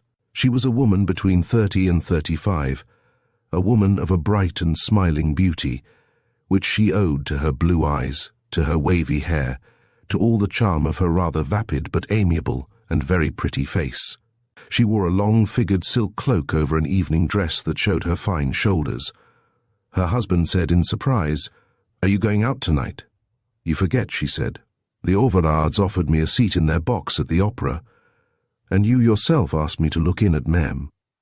Derzingen's party afterward." So I did, he said. It escaped my memory. I'm working so hard. She finished buttoning her gloves and asked, Won't you come and fetch me at Dessingen's? What for? They would like it, but I shouldn't. Besides, I don't feel well enough. Then I'll make your apologies for you. Yes, do. She drew her cloak around her with a graceful gesture and stood for a few moments without moving, as though seeking a word of farewell. Then she said, Edmund's not here. I thought he was working with you. He was feeling tired. Is he asleep? Yes, I wanted to kiss him good night. No, you would only wake him. And here's your car, so go, dear. Amuse yourself. Oh, amuse myself, she said. There's not much amusement about the opera and an evening party. Still, it's better than keeping one's room. There was some little constraint. It was obviously one of those ill-assorted households in which the husband, suffering in health and not caring for the pleasures of society, stays at home, while the wife seeks the enjoyments to which her age and habits entitle her. As he said nothing more, she bent over and kissed him on the forehead. Then, once more bowing to the two visitors, she went out. A moment later they heard the sound of the motor driving away. Hippolyte Fauville at once rose and rang the bell. Then he said, No one here has any idea of the danger hanging over me. I have confided in nobody, not even in Silvestre, my own man, though he has been in my service for years and is honesty itself. The manservant entered. I am going to bed, Silvestre, said M. Fauville. Get everything ready. Silvestre opened the upper part of the great sofa, which made a comfortable bed, and laid the sheets and blankets. Next, at his master's orders, he brought a jug of water, a glass, a plate of biscuits, and a dish of fruit. M. Fauville ate a couple of biscuits, and then cut a dessert apple. It was not ripe. He took two others, felt them, and not thinking them good, put them back as well. Then he peeled a pear and ate it. You can leave the fruit dish, he said to his man. I shall be glad of it if I am hungry during the night. Oh, I was forgetting. These two gentlemen are staying. Don't mention it to anybody. And in the morning don't come until I ring. The man placed the fruit dish on the table before retiring. Perenna, who was noticing everything, and who was afterward to remember every smallest detail of that evening, which his memory recorded with a sort of mechanical faithfulness, counted 3 pears and 4 apples in the dish. Meanwhile, Fauville went up the winding staircase, and going along the gallery, reached the room where his son lay in bed. He's fast asleep, he said to Perenna, who had joined him. The bedroom was a small one. The air was admitted by a special system of ventilation, for the dormer window was hermetically closed by a wooden shutter tightly nailed down. I took the precaution last year, Hippolyte Fauville explained. I used to make my electrical experiments in this room, and was afraid of being spied upon, so I closed the aperture opening on the roof. And he added in a low voice, They have been prowling around me for a long time. The two men went downstairs again. Fauville looked at his watch. 10:15, bedtime. I am exceedingly tired, and you will excuse me.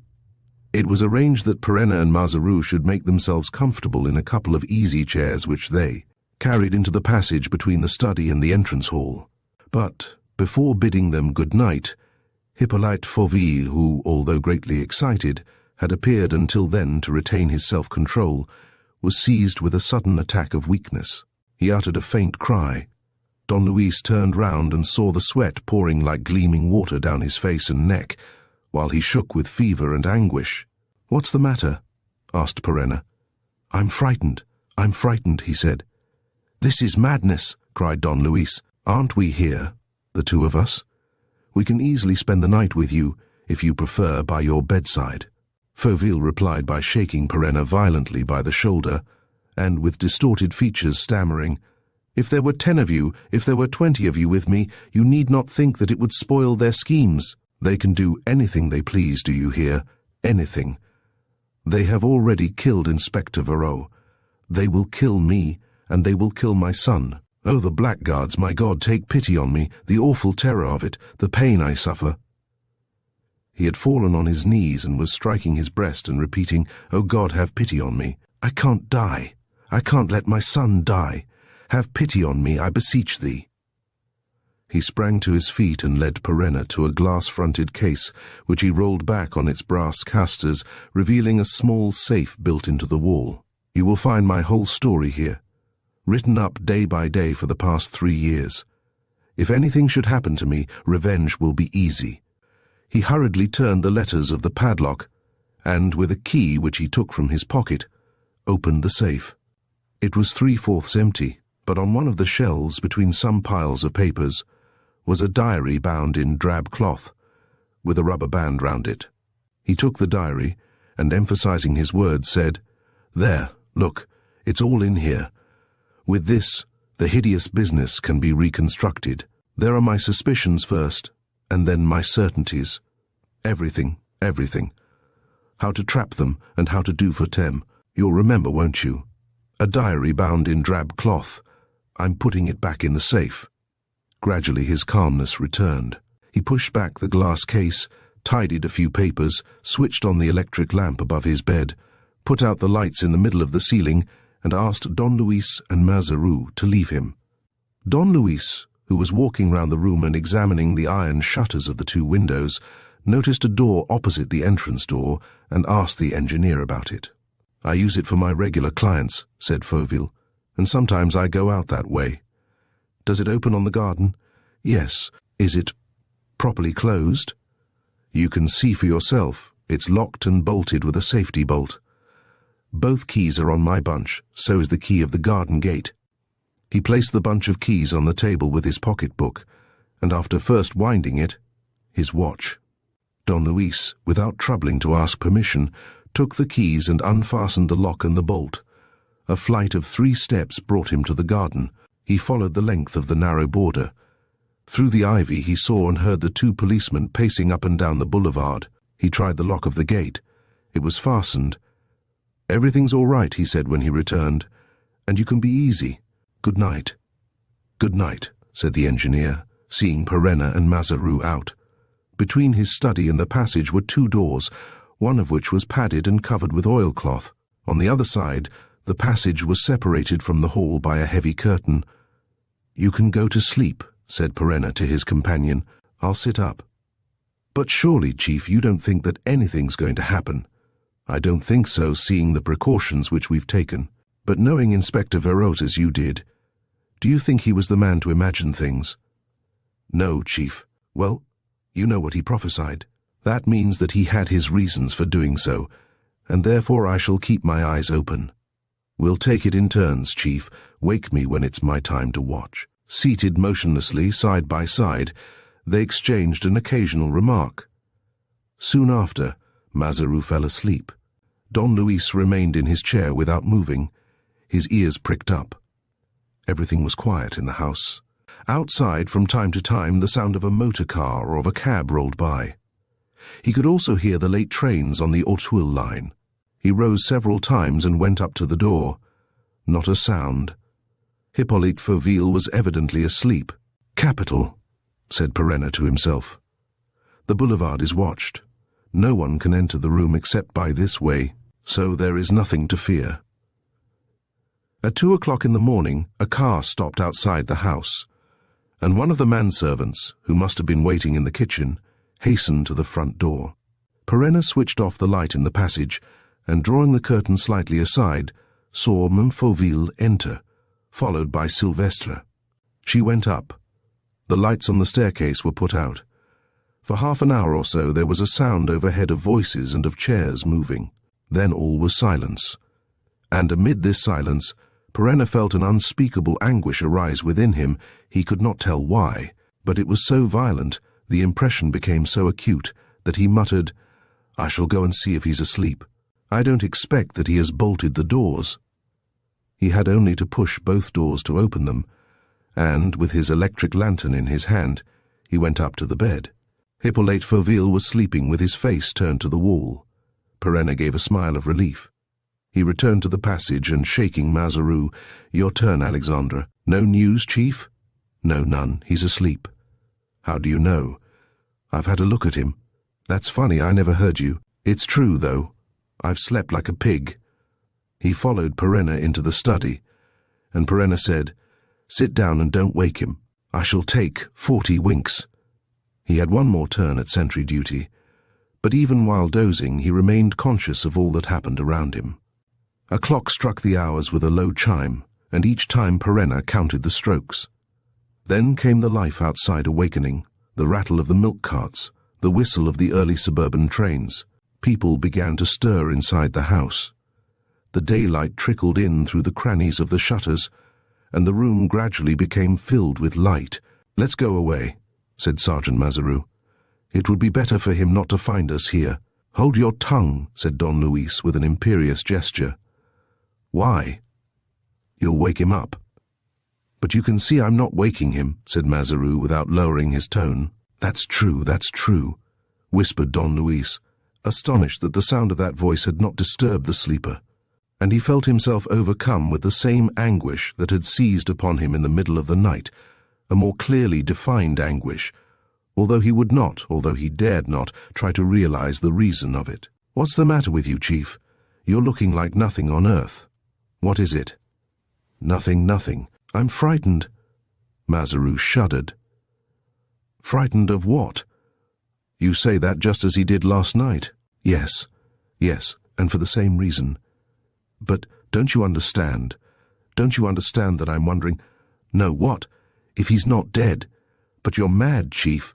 "No, I don't know. Only. I have an impression of death." Lantern in hand, he stood as one paralyzed opposite the bed, and he who was afraid of nothing in the world had not the courage to throw the light on Hippolyte Fauville's face. A terrifying silence rose and filled the room. "Oh, Chief, he's not moving." I know, and I now see that he has not moved once during the night, and that's what frightens me." He had to make a real effort in order to step forward. He was now almost touching the bed. The engineer did not appear to breathe. This time, Perenna resolutely took hold of his hand. It was icy cold.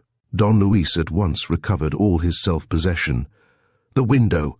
Open the window!" he cried, and when the light flooded the room, he saw the face of Hippolyte Fauville all swollen, stained with brown patches. "Oh," he said under his breath, "he's dead."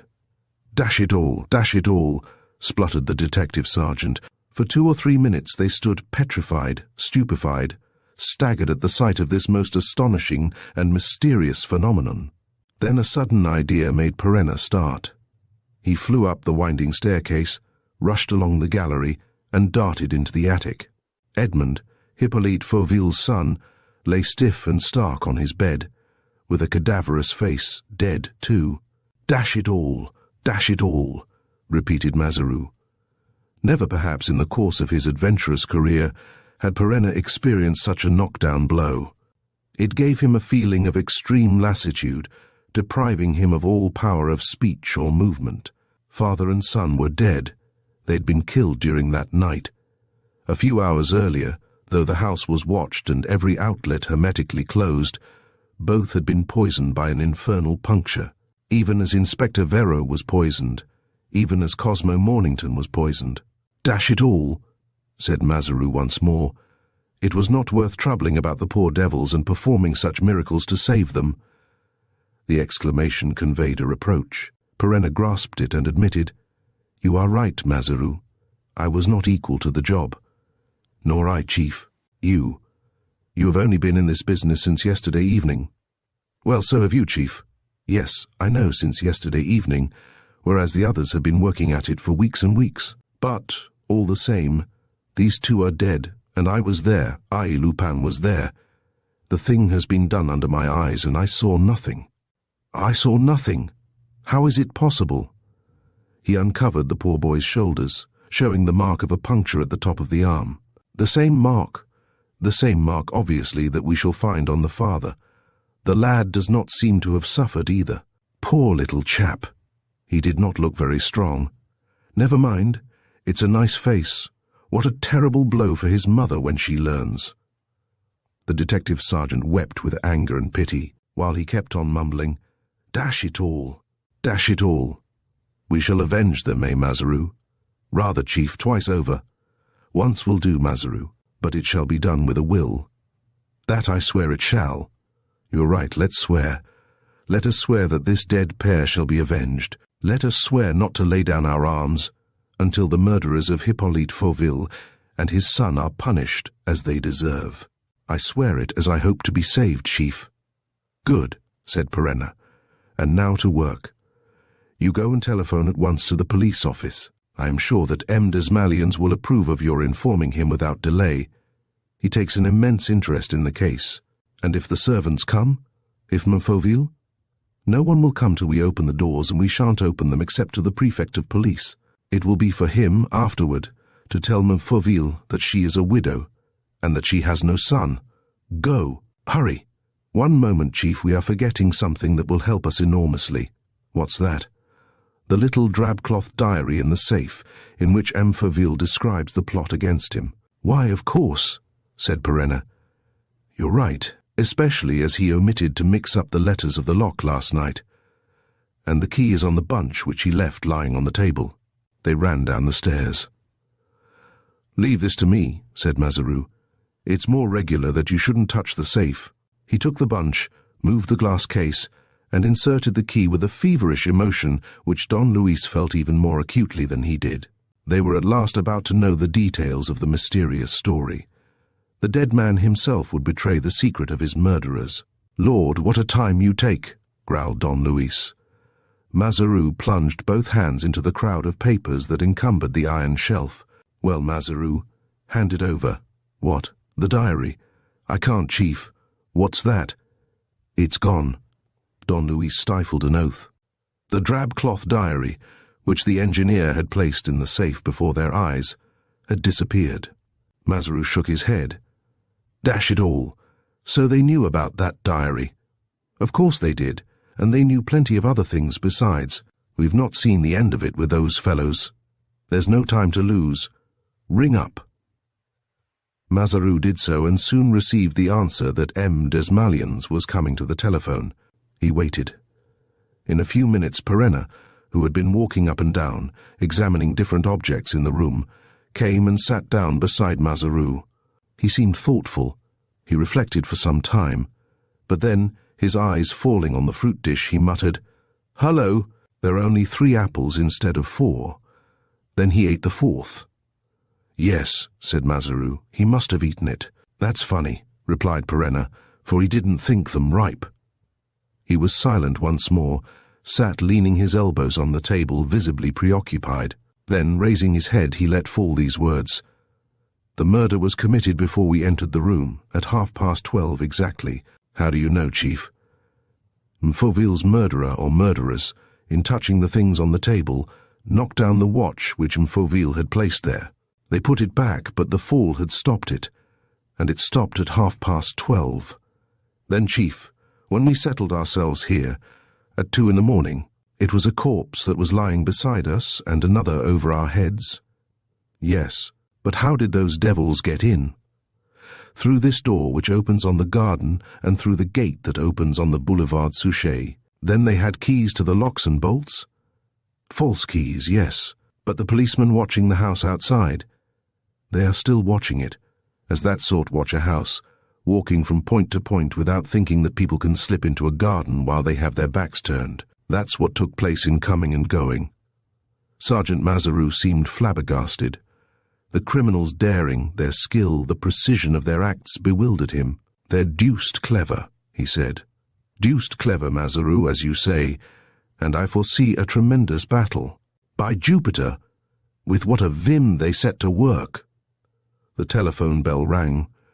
Don Luis left Mazaru to his conversation with the prefect and taking the bunch of keys, easily unfastened the lock and the bolt of the door, and went out into the garden, in the hope of there finding some trace that should facilitate his quest. As on the day before, he saw, through the ivy, 2 policemen walking between one lamp-post and the next. They did not see him. Moreover, anything that might happen inside the house appeared to be to them a matter of total indifference. That's my great mistake, said Perenna to himself. It doesn't do to entrust a job to people who do not suspect its importance. His investigations led to the discovery of some traces of footsteps on the gravel, traces not sufficiently plain to enable him to distinguish the shape of the shoes that had left them. yet distinct enough to confirm his supposition. The scoundrels had been that way. Suddenly he gave a movement of delight.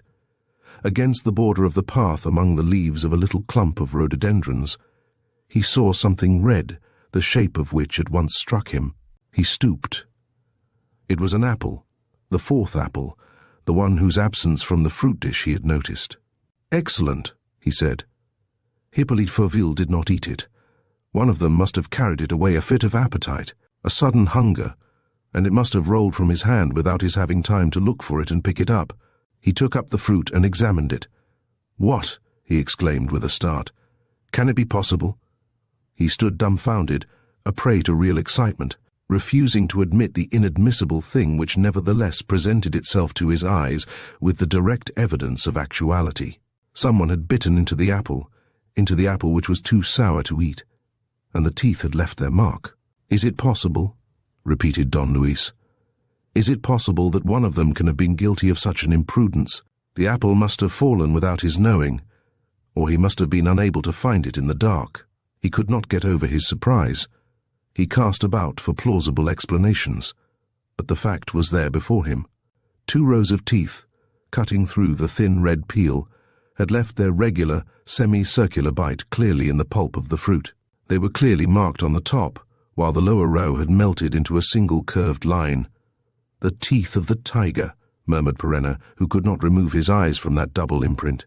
"The teeth of the tiger, the teeth that had already left their mark on Inspector Vero's piece of chocolate. What a coincidence! It can hardly be fortuitous. Must we not take it as certain that the same person bit into this apple and into that cake of chocolate which Inspector Vero brought to the police office as an incontestable piece of evidence?" He hesitated a second. Should he keep this evidence for himself, for the personal inquiry which he meant to conduct, or should he surrender it to the investigations of the police? But the touch of the object filled him with such repugnance, with such a sense of physical discomfort, that he flung away the apple and sent it rolling under the leaves of the shrubs. And he repeated to himself, "The teeth of the tiger, the teeth of the wild beast." He locked the garden door behind him, bolted it, put back the keys on the table and said to Mazaru, "Have you spoken to the chief of police?" "Yes." "Is he coming?" "Yes." "Didn't he order you to telephone for the commissary of police?" "No." "That means that he wants to see everything by himself. So much the better." "But the detective office? The public prosecutor?" "He's told them." "What's the matter with you, Alexandre? I have to drag your answers out of you." "Well, what is it?" "You're looking at me very queerly. What's up?" "Nothing." "That's all right. I expect this business has turned your head. And no wonder. The prefect won't enjoy himself either, especially as he put his faith in me a bit light-heartedly and will be called upon to give an explanation of my presence here. By the way, it's much better that you should take upon yourself the responsibility for all that we have done. Don't you agree? Besides, it'll do you all the good in the world. Put yourself forward flatly, suppress me as much as you can, and, above all, I don't suppose that you will have any objection to this little detail. Don't be such a fool as to say that you went to sleep for a single second last night in the passage. First of all, you'd only be blamed for it. And then, well, that's understood, eh? So we have only to say goodbye. If the prefect wants me, as I expect he will, telephone to my address, Place du Palais Bourbon. I shall be there. Goodbye. It is not necessary for me to assist at the inquiry. My presence would be out of place. Goodbye, old chap." He turned toward the door of the passage. "Half a moment," cried Mazaru. "Half a moment? What do you mean?" The detective sergeant had flung himself between him and the door and was blocking his way. "Yes, half a moment. I am not of your opinion. It's far better that you should wait until the prefect comes, but I don't care a hang about your opinion. Maybe, but you shan't pass." "What? Why, Alexandre, you must be ill." "Look here, Chief," said Mazaru feebly. "What can it matter to you? It's only natural that the prefect should wish to speak to you." "Ah, it's the prefect who wishes, is it? Well, my lad, you can tell him that I am not at his orders, that I am at nobody's orders, and that if the President of the Republic, if Napoleon I himself were to bar my way. Besides, rats, enough said. Get out of the road." "You shall not pass," declared Mazaru in a resolute tone, extending his arms. "Well, I like that. You shall not pass. Alexander, just count 10. 100 if you like, but you shall not." "Oh, blow your catchwords. Get out of this." He seized Mazaru by both shoulders, made him spin round on his heels, and with a push sent him floundering over the sofa. Then he opened the door. "Halt, or I fire." It was Mazaru, who had scrambled to his feet and now stood with his revolver in his hand and a determined expression on his face. Don Luis stopped in amazement. The threat was absolutely indifferent to him, and the barrel of that revolver aimed at him left him as cold as could be.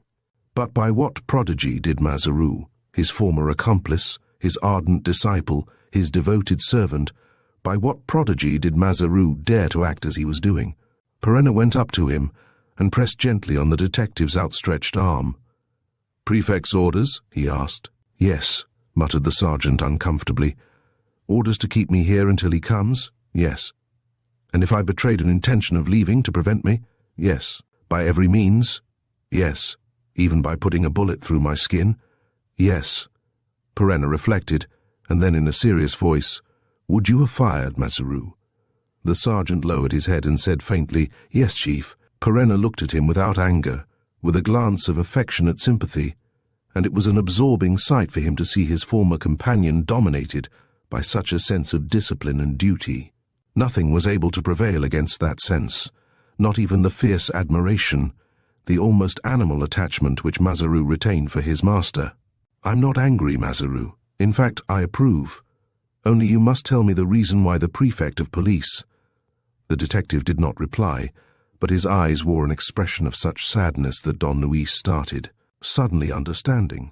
"No," he cried, "no, it's absurd. He can't have thought that. And you, Mazaru, do you believe me guilty?"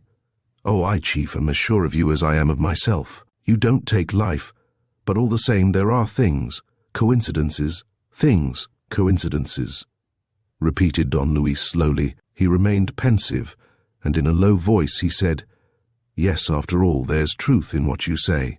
Yes, it all fits in. Why didn't I think of IIT?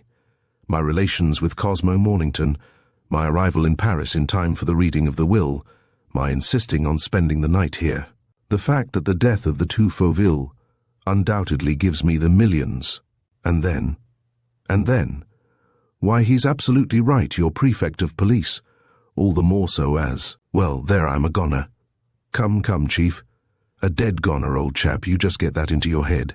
Not as Arsène Lupin, ex-burglar, ex-convict, ex-anything you please, I'm unattackable on that ground. But as Don Luis Perenna, respectable man, residuary legatee, and the rest of it. And it's too stupid. For after all, who will find the murderers of Cosmo, Vero, and the two Fauvilles if they go clapping me into jail? Come, Chief, shut up. Listen." A motor car was stopping on the boulevard, followed by another. It was evidently the prefect and the magistrates from the public prosecutor's office. Don Luis took Mazaru by the arm. "There's only one way out of it, Alexander. Don't say you went to sleep." "I must, Chief." "You silly ass," growled Don Luis. "How is it possible to be such an ass? It's enough to disgust one with honesty. What am I to do then?" "Discover the culprit, Chief." "What? What are you talking about?" Mazaru, in his turn, took him by the arm and, clutching him with a sort of despair, said, in a voice choked with tears, "Discover the culprit, Chief. If not, you're done for." "That's certain. The prefect told me so. The police want a culprit. They want him this evening. One has got to be found. It's up to you to find him. What you have, Alexandra, is a merry wit. It's child's play for you, Chief. You have only to set your mind to it. But there's not the least clue, you ass. You'll find one. You must. I entreat you, hand them over, somebody. It would be more than I could bear if you were arrested.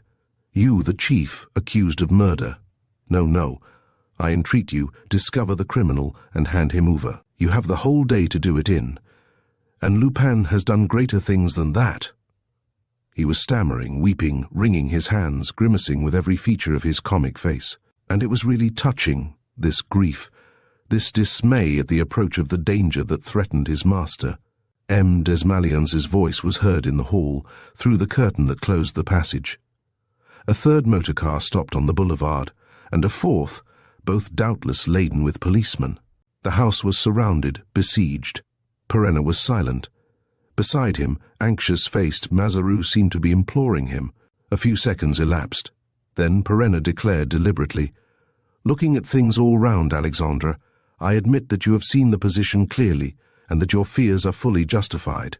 If I do not manage to hand over the murderer or murderers of Hippolyte Fauville and his son to the police in a few hours from now, it is I, Don Luis Perenna, who will be lodged in Durant's vial on the evening of this Thursday, the 1st of April."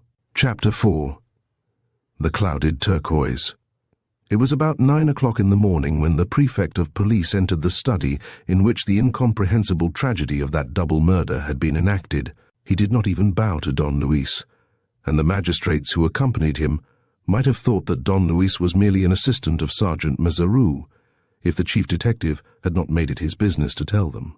In a few words, the part played by the stranger.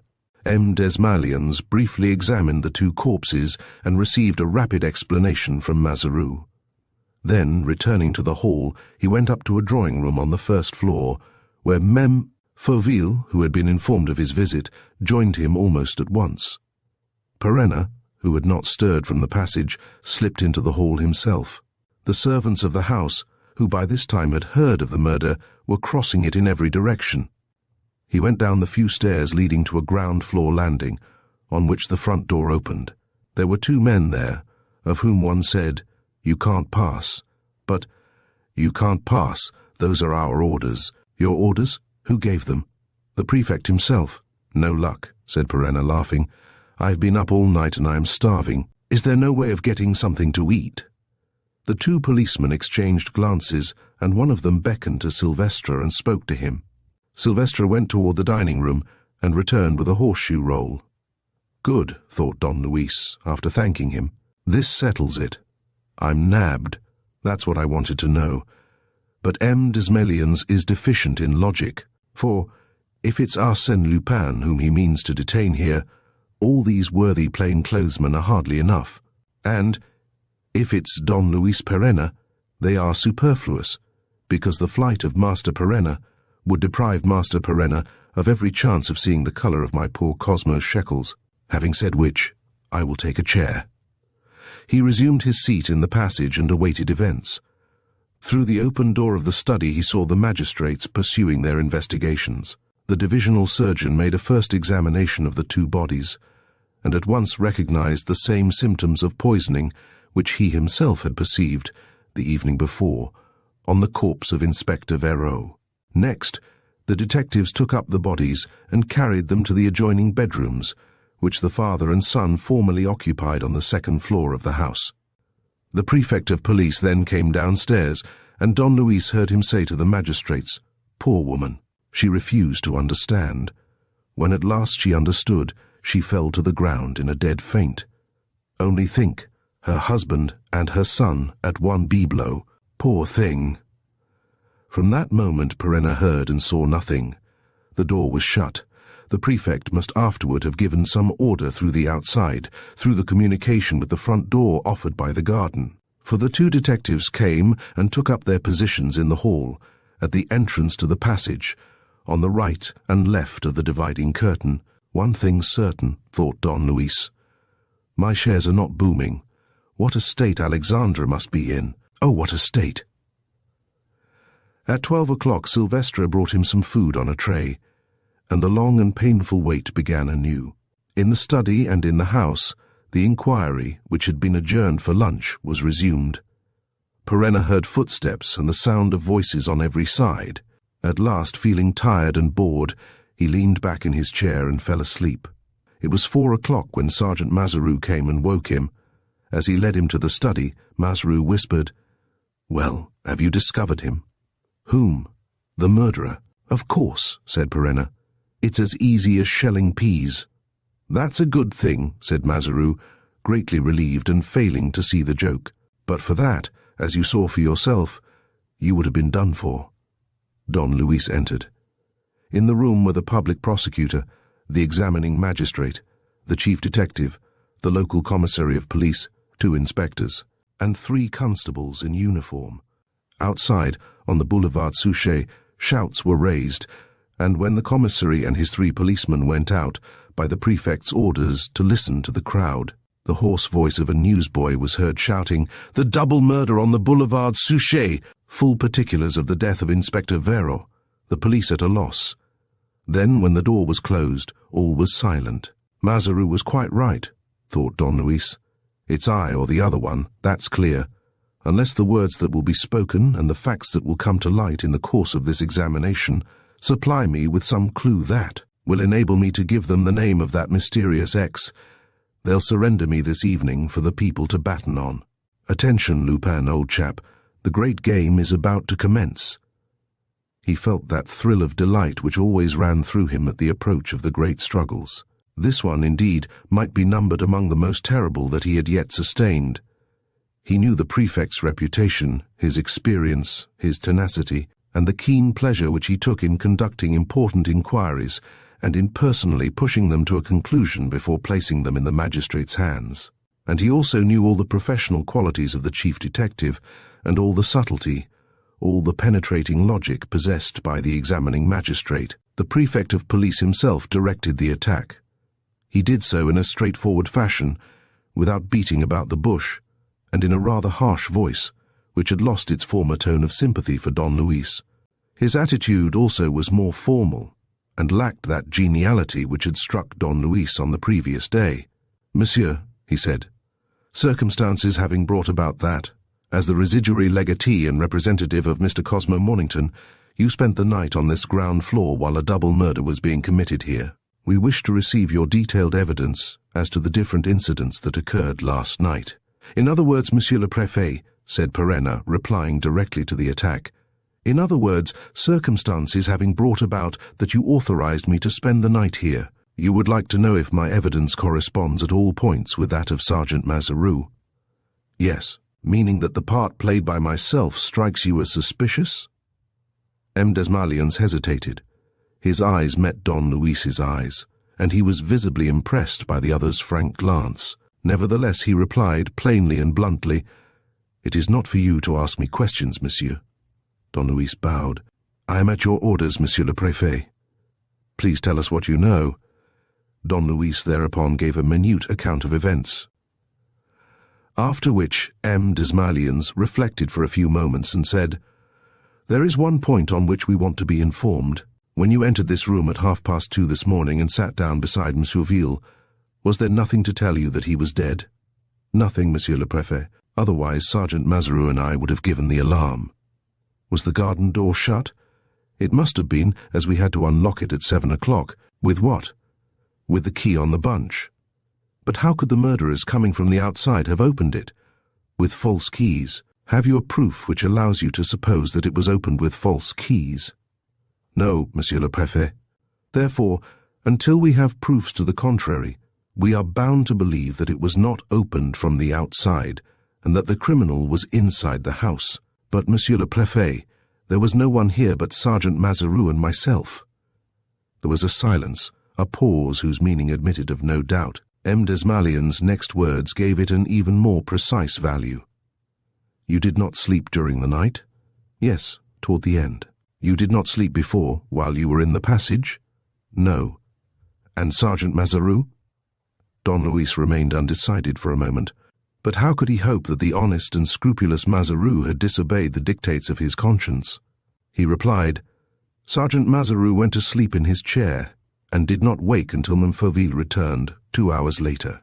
There was a fresh silence, which evidently meant, "So during the 2 hours when Sergeant Mazaru was asleep, it was physically possible for you to open the door and kill the 2 Furville." The examination was taking the course which Perenna had foreseen, and the circle was drawing closer and closer around him. His adversary was conducting the contest with a logic and vigor which he admired without reserve. "By Jove," he thought, "how difficult it is to defend oneself when one is innocent. There's my right wing and my left wing driven in. Will my centre be able to stand the assault? M. Desmalions, after a whispered colloquy with the examining magistrate, resumed his questions in these terms. Yesterday evening, when M. Fauville opened his safe in your presence and the sergeant's, what was in the safe? A heap of papers, on one of the shelves. And among those papers, the diary in drab cloth, which has since disappeared. You did not touch those papers. Neither the papers nor the safe, Monsieur le Préfet. Sergeant Mazaroux must have told you that he made me stand aside to ensure the regularity of the inquiry. So you never came into the slightest contact with the safe? Not the slightest. M. Desmalions looked at the examining magistrate and nodded his head. Had Perenna been able to doubt that a trap was being laid for him, a glance at Mazaroux would have told him all about it. Mazaroux was ashen grey. Meanwhile, M. Desmalions continued, You have taken part in inquiries, monsieur, in police inquiries. Therefore, in putting my next question to you, I consider that I am addressing it to a tried detective. I will answer your question, Monsieur le Préfet, to the best of my ability. Here it is, then, supposing that there were at this moment in the safe an object of some kind, a jewel, let us say, a diamond out of a tie-pin, and that this diamond had come from a tie-pin which belonged to somebody whom we knew, somebody who had spent the night in this house. What would you think of the coincidence? There we are, said Perenna to himself. There's the trap. It's clear that they found something in the safe, and next, that they imagine that this something belongs to me. Good. But in that case, we must presume, as I have not touched the safe, that the thing was taken from me, and put in the safe to compromise me. But I did not have a finger in this pie until yesterday, and it is impossible that during last night, when I saw nobody, anyone can have had time to prepare and contrive such a determined plot against me. So, the Prefect of Police interrupted this silent monologue by repeating, What would be your opinion? There would be an undeniable connection between that person's presence in the house and the two crimes that had been committed. Consequently, we should have the right at least to suspect the person. Yes, that is your view? Decidedly. M. Desmalions produced a piece of tissue paper from his pocket and took from it a little blue stone which he displayed. Here is a turquoise which we found in the safe. It belongs, without a shadow of a doubt, to the ring which you are wearing on your finger. Don Luis was seized with a fit of rage. He half grated through his clenched teeth. Oh, the rascals! How clever they are! But no, I can't believe... He looked at his ring, which was formed of a large, clouded, dead turquoise, surrounded by a circle of small, irregular turquoises, also of a very pale blue. One of these was missing, and the one which M. Desmalions had in his hand fitted the place exactly. What do you say? Asked M. Desmalions. I say that this turquoise belongs to my ring, which was given me by Cosmo Mornington on the first occasion that I saved his life. So, we are agreed? Yes, Monsieur le Préfet, we are agreed. Don Luis Perenna began to walk across the room, reflecting. The movement which the two detectives made toward the two doors told him that his arrest was provided for. A word from M. Desmalions, and Sergeant Mazaroux would be forced to take his chief by the collar. Don Luis once more gave a glance toward his former accomplice. Mazaroux made a gesture of entreaty, as though to say, Well, what are you waiting for? Why don't you give up the criminal? Quick, it's time. Don Luis smiled. What's the matter? Asked the Prefect, in a tone that now entirely lacked the sort of involuntary politeness which he had shown since the commencement of the examination. The matter? The matter. Perenna seized a chair by the back, spun it round and sat down upon it, with the simple remark, Let's talk. And this was said in such a way, and the movement executed with so much decision, that the Prefect muttered, as though wavering, I don't quite see. You soon will, Monsieur le Préfet. And speaking in a slow voice, laying stress on every syllable that he uttered, he began, Monsieur le Préfet, the position is as clear as daylight. Yesterday evening you gave me an authorization which involves your responsibility most gravely. The result is that what you now want, at all costs and without delay, is a culprit, and that culprit is to be myself. By way of incriminating evidence, you have the fact of my presence here, the fact the door was locked on the inside, the fact that Sergeant Maseru was asleep while the crime was committed, and the fact of the discovery of the turquoise in the safe. All this is crushing, I admit. Added to it, he continued, we have the terrible presumption that I had every interest in the removal of M. Fauville and his son, inasmuch as, if there is no heir of Cosmo Mornington's in existence, I come into 100 million francs. Exactly. There is therefore nothing for me to do, Monsieur le Préfet, but to go with you to the lockup, or else what? Or else hand over to you the criminal, the real criminal. The prefect of police smiled and took out his watch. I'm waiting, he said. It will take me just an hour, Monsieur le Préfet, and no more if you give me every latitude, and the search of the truth, it seems to me, is worth a little patience. I'm waiting, repeated M. Desmalions. Sergeant Maseru, please tell Sylvestre, the manservant, that Monsieur le Préfet wishes to see him. Upon a sign from M. Desmalions, Maseru went out. Don Luis explained his motive. Monsieur le Préfet, whereas the discovery of the turquoise constitutes in your eyes an extremely serious proof against me, to me it is a revelation of the highest importance. I will tell you why. That turquoise must have fallen from my ring last evening and rolled on the carpet. Now there are only 4 persons, he continued, who can have noticed this fall when it happened, picked up the turquoise and, in order to compromise the new adversary that I was, slipped it into the safe. The first of those 4 persons is one of your detectives, Sergeant Maseru, of whom we will not speak. The second is dead. I refer to M. Fauville. We will not speak of him. The third is Sylvestre, the manservant. I should like to say a few words to him. I shall not take long. Sylvestre's examination, in fact, was soon over. He was able to prove that, pending the return of M. Fauville, for whom he had to open the door, he had not left the kitchen, where he was playing at cards with the lady's maid and another manservant. Very well, said Perenna. One word more. You must have read in this morning's papers of the death of Inspector Vero and seen his portrait. Yes. Do you know Inspector Vero? No.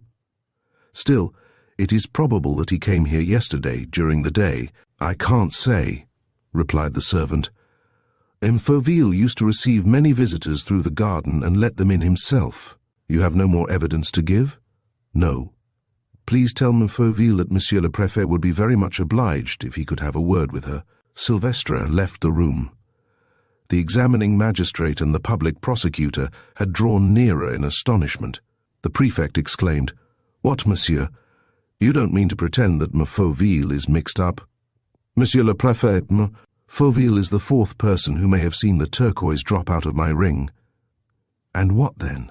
Have we the right, in the absence of any real proof, to suppose that a woman can kill her husband, that a mother can poison her son? I am supposing nothing, Monsieur le Préfet. Then Don Luis made no reply. M. Desmalions did not conceal his irritation. However, he said, Very well, but I order you most positively to remain silent. What questions am I to put to M. Fauville? One only, Monsieur le Préfet. Ask M. Fauville if she knows anyone, apart from her husband, who is descended from the sisters Roussel. Why that question? Because, if that descendant exists, it is not I who will inherit the millions, but he, and then it will be he, and not I, who would be interested in the removal of M. Fauville and his son. Of course, muttered M. Desmalions. But even so, this new trail— M. Fauville entered as he was speaking. Her face remained charming and pretty, in spite of the tears that had reddened her eyelids, and impaired the freshness of her cheeks. But her eyes expressed the scare of terror, and the obsession of the tragedy imparted to all her attractive personality, to her gait and to her movements, something feverish and spasmodic that was painful to look upon. Pray sit down, madame, said the prefect, speaking with the height of deference, and forgive me for inflicting any additional emotion upon you, but time is precious, and we must do everything to make sure that the 2 victims whose loss you are mourning shall be avenged without delay. Tears were still streaming from her beautiful eyes, and with a sob she stammered, If the police need me, Monsieur le Préfet. Yes, it is a question of obtaining a few particulars. Your husband's mother is dead, is she not? Yes, Monsieur le Préfet. Am I correct in saying that she came from Saint-Étienne, and that her maiden name was Roussel? Yes. Elizabeth Roussel? Yes. Had your husband any brothers or sisters? No. Therefore there is no descendant of Elizabeth Roussel living? No. Very well. But Elizabeth Roussel had 2 sisters, did she not? Yes. Ermeline Roussel, the elder, went abroad and was not heard of again. The other, the younger.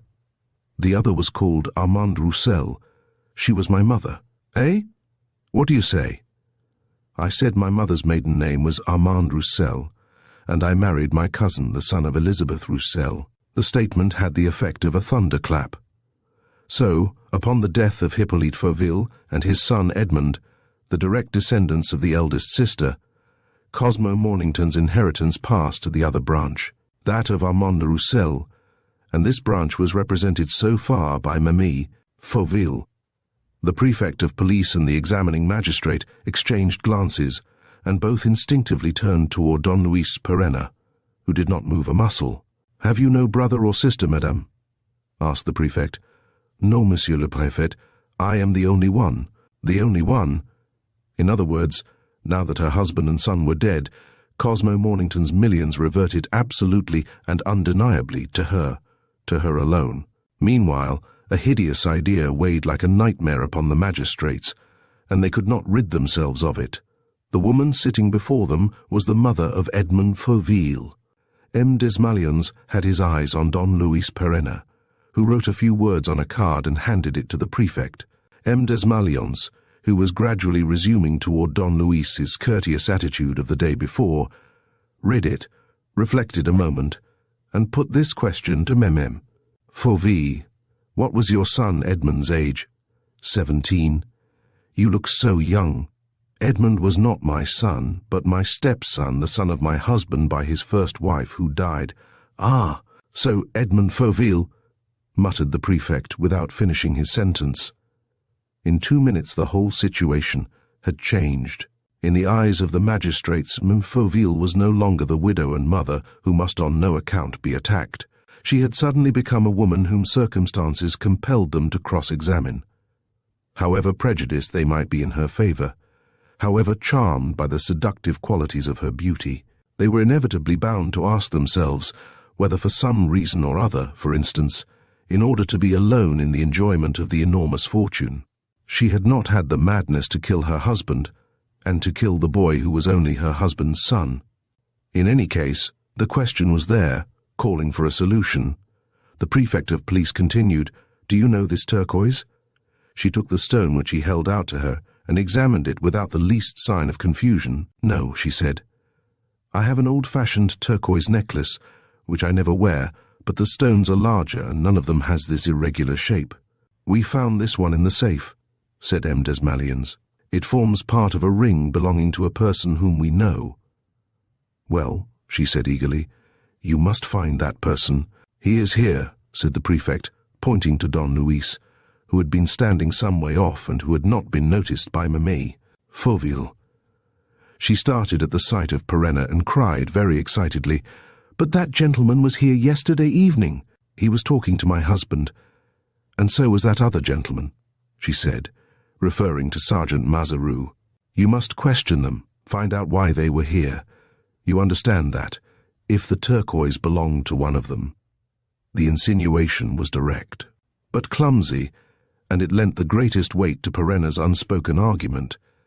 "The turquoise was picked up by someone who saw me yesterday and who wishes to compromise me. Apart from M. Fauville and the detective sergeant, only 2 people saw me, Sylvestre, the manservant, and MME Fauville. Consequently, as Sylvestre is outside the question, I accuse M. Fauville of putting the turquoise in the safe." M. Desmalions asked, "Will you let me see the necklace, madame?" "Certainly. It is with my other jewels in my wardrobe. I will go for it." "Pray don't trouble, madame. Does your maid know the necklace?" "Quite well." "In that case, Sergeant Mazaroux will tell her what is wanted." Not a word was spoken during the few minutes for which Mazaroux was absent. Mem Fauville seemed absorbed in her grief. M. Desmalions kept his eyes fixed on her. The sergeant returned, carrying a very large box containing a number of jewel cases and loose ornaments. M. Desmalions found the necklace, examined it, and realized, in fact, that the stones did not resemble the turquoise and that none of them was missing. But, on separating 2 jewel cases in order to take out a tiara which also contained blue stones, he made a gesture of surprise. "What are these 2 keys?" he asked, pointing to 2 keys identical in shape and size with those which opened the lock and the bolt of the garden door. Meme Fauville remained very calm. Not a muscle of her face moved. Nothing pointed to the least perturbation on account of this discovery. She merely said, "I don't know. They have been there a long time." "Mazaru," said M. Desmalions, "try them on that door." Mazaru did so. The door opened. "Yes," said Meme Fauville. "I remember now. My husband gave them to me. They were duplicates of his own keys." The words were uttered in the most natural tone, and as though the speaker did not even suspect the terrible charge that was forming against her. And nothing was more agonizing than this tranquillity. Was it a sign of absolute innocence, or the infernal craft of a criminal whom nothing is able to stir? Did she realize nothing of the tragedy which was taking place and of which she was the unconscious heroine? Or did she guess the terrible accusation which was gradually closing in upon her on every side and which threatened her with the most awful danger? But, in that case, how could she have been guilty of the extraordinary blunder of keeping those 2 keys? A series of questions suggested itself to the minds of all those present. The prefect of police put them as follows. "You were out, madame, were you not, when the murders were committed?" "Yes." "You were at the opera?" "Yes, and I went on to a party at the house of one of my friends, Meme Dersingen. Did your chauffeur drive you?" "To the opera, yes. But I sent him back to his garage, and he came to fetch me at the party." "I see," said M. Desmalions. "But how did you go from the opera to Meme Dersingen's?" For the first time, Meme Fauville seemed to understand that she was the victim of a regular cross-examination, and her look and attitude betrayed a certain uneasiness. She replied, "I took a motor cab. In the street. On the Place de l'Opera. At 12 o'clock, therefore. No, at 11:30 I left before the opera was over. You were in a hurry to get to your friends." "Yes, or rather—" She stopped. Her cheeks were scarlet, her lips and chin trembled, and she asked, "Why do you ask me all these questions?" "They are necessary, madame. They may throw a light on what we want to know. I beg you, therefore, to answer them. At what time did you reach your friend's house?" "I hardly know. I did not notice the time." "Did you go straight there?" "Almost." "How do you mean, almost?" "I had a little headache and told the driver to go up the Champs-Élysées and the Avenue du Bois very slowly, and then down the Champs-Élysées again." She was becoming more and more embarrassed. Her voice grew indistinct. She lowered her head and was silent. Certainly her silence contained no confession, and there was nothing entitling anyone to believe that her dejection was other than a consequence of her grief. But yet she seemed so weary as to give the impression that, feeling herself lost, she was giving up the fight. And it was almost a feeling of pity that was entertained for this woman, against whom all the circumstances seemed to be conspiring, and who defended herself so badly that her cross-examiner hesitated to press her yet further. M. Desmalions, in fact, wore an irresolute air, as if the victory had been too easy, and as if he had some scruple about pursuing it. Mechanically he observed Perenna, who passed him a slip of paper saying, "Meme Dersingen's telephone number." M. Desmalions murmured, "Yes, true, they may know," and taking down the receiver, he asked for number 325.04. He was connected at once and continued, "Who is that speaking, the butler?" "Ah, is Meme Dersingen at home?" "No? Or monsieur?" "Not he either." "Never mind, you can tell me what I want to know. I am M. Desmalions, the Prefect of Police, and I need certain information. At what time did Meme Fauville come last night?" "What do you say? Are you sure? At 2 o'clock in the morning? Not before? And she went away in 10 minutes' time? Good. But you're certain you are not mistaken about the time when she arrived? I must know this positively. It is most important." "You say it was 2 o'clock in the morning?" 2 o'clock in the morning. Very well. Thank you." When Meme Desmalions turned round, he saw me, Fauville, standing beside him and looking at him with an expression of mad anguish, and one and the same idea, occurred to the mind of all the onlookers. They were in the presence either of an absolutely innocent woman, or else of an exceptional actress whose face lent itself to the most perfect simulation of innocence. "What do you want?" she stammered. "What does this mean? Explain yourself." Then M. Desmalions asked simply, "What were you doing last night between 11:30 in the evening and 2 o'clock in the morning?"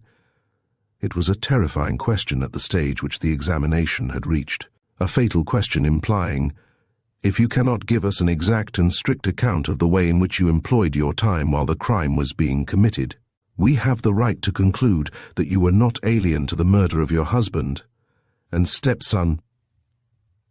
She understood it in this sense and staggered on her feet, moaning, "It's horrible, horrible," the prefect repeated. "What were you doing?" The question must be quite easy to answer. "Oh," she cried in the same piteous tone, "how can you believe? Oh, no, it's not possible. How can you believe?" "I believe nothing yet," he said. "Besides, you can establish the truth with a single word." It seemed, from the movement of her lips and the sudden gesture of resolution that shook her frame, as though she were about to speak that word, but all at once she appeared stupefied and dumbfounded, pronounced a few unintelligible syllables, and fell huddled into a chair, sobbing convulsively and uttering cries of despair. It was tantamount to a confession. At the very least, it was a confession of her inability to supply the plausible explanation which would have put an end to the discussion. The prefect of police moved away from her and spoke in a low voice to the examining magistrate and the public prosecutor. Perenna and Sergeant Mazaru were left alone together, side by side. Mazaru whispered, "What did I tell you? I knew you would find out. Oh, what a man you are, the way you managed." He was beaming at the thought that the chief was clear of the matter, and that he had no more crows to pluck with his, Mazaru's, superiors, whom he revered almost as much as he did the chief. Everybody was now agreed. They were friends all round, and Mazaru was choking with delight. "They'll lock her up, eh?" "No," said Perenna. "There's not enough hold on her for them to issue a warrant." "What?" growled Mazaru indignantly. "Not enough hold? I hope, in any case, that you won't let her go. She made no bones, you know, about attacking you. Come, Chief, polish her off, a she-devil like that." Don Luis remained pensive.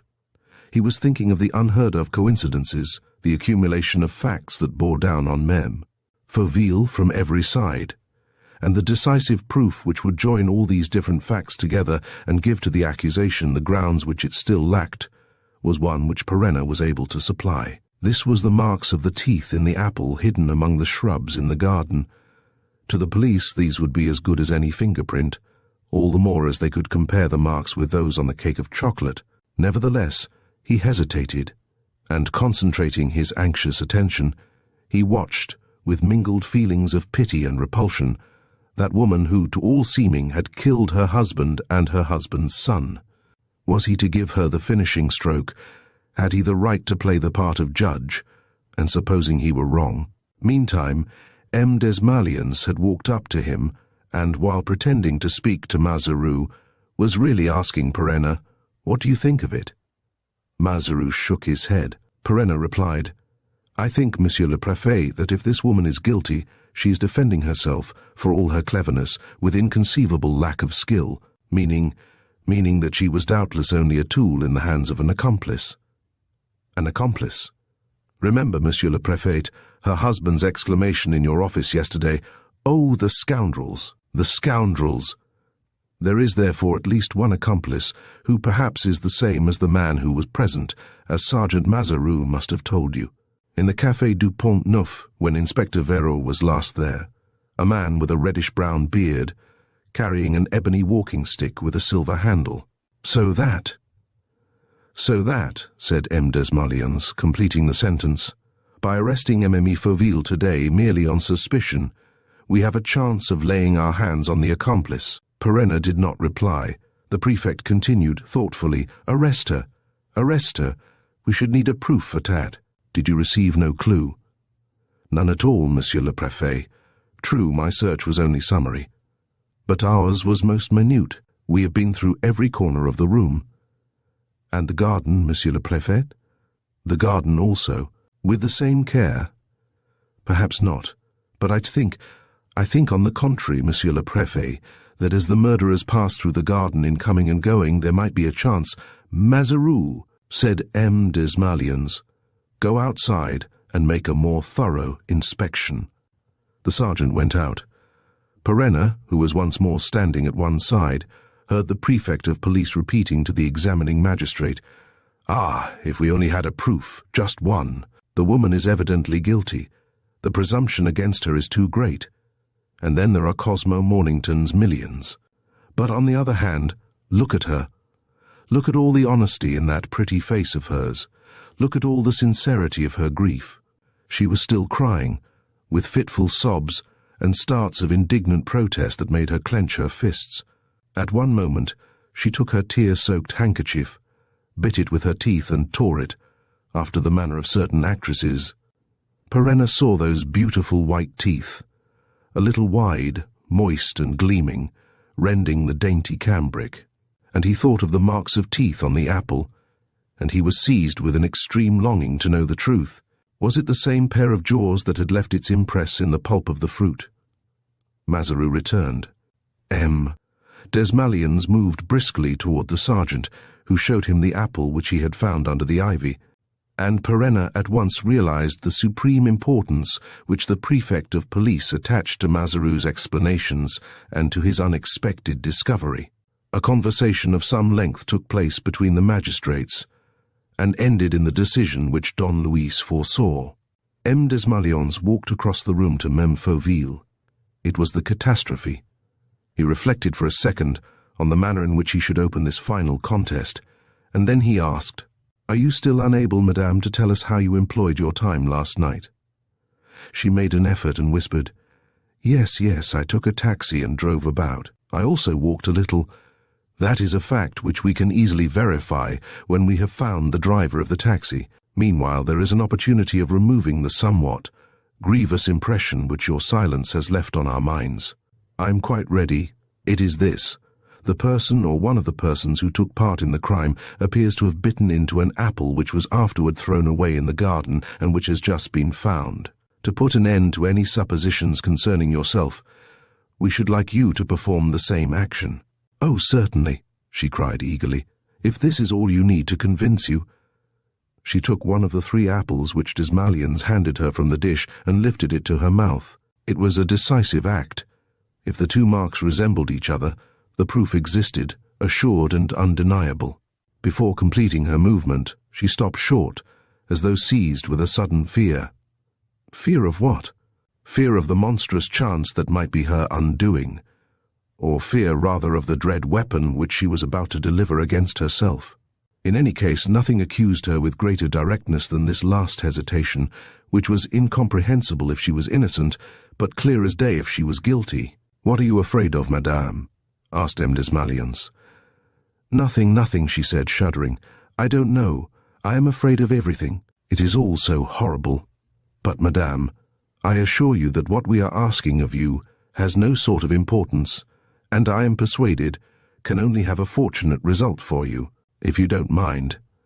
Therefore—" She raised her hand higher and yet higher, with a slowness that betrayed her uneasiness. And really, in the fashion in which things were happening, the scene was marked by a certain solemnity and tragedy that wrung every heart. "And if I refuse?" she asked suddenly. "You are absolutely entitled to refuse," said the prefect of police. "But is it worthwhile, madame? I am sure that your counsel would be the first to advise you." "My counsel?" she stammered, understanding the formidable meaning conveyed by that reply. And, suddenly, with a fierce resolve and the almost ferocious air that contorts the face when great dangers threaten, she made the movement which they were pressing her to make. She opened her mouth. They saw the gleam of the white teeth. At one bite, the white teeth dug into the fruit. "There you are, monsieur," she said. Desmalions turned to the examining magistrate. "Have you the apple found in the garden?" "Here, monsieur le préfet." M. Desmalions put the 2 apples side by side, and those who crowded round him, anxiously looking on, all uttered one exclamation. The 2 marks of teeth were identical. Identical, certainly, before declaring the identity of every detail, the absolute analogy of the marks of each tooth, they must wait for the results of the expert's report. But there was one thing which there was no mistaking, and that was the complete similarity of the two curves. In either fruit, the rounded arch was bent according to the same inflection. The two semicircles could have fitted one into the other, both very narrow, both a little long-shaped and oval, and of a restricted radius which was the very character of the jaw. The men did not speak a word. M. Desmalions raised his head. Fauville did not move, stood livid and mad with terror.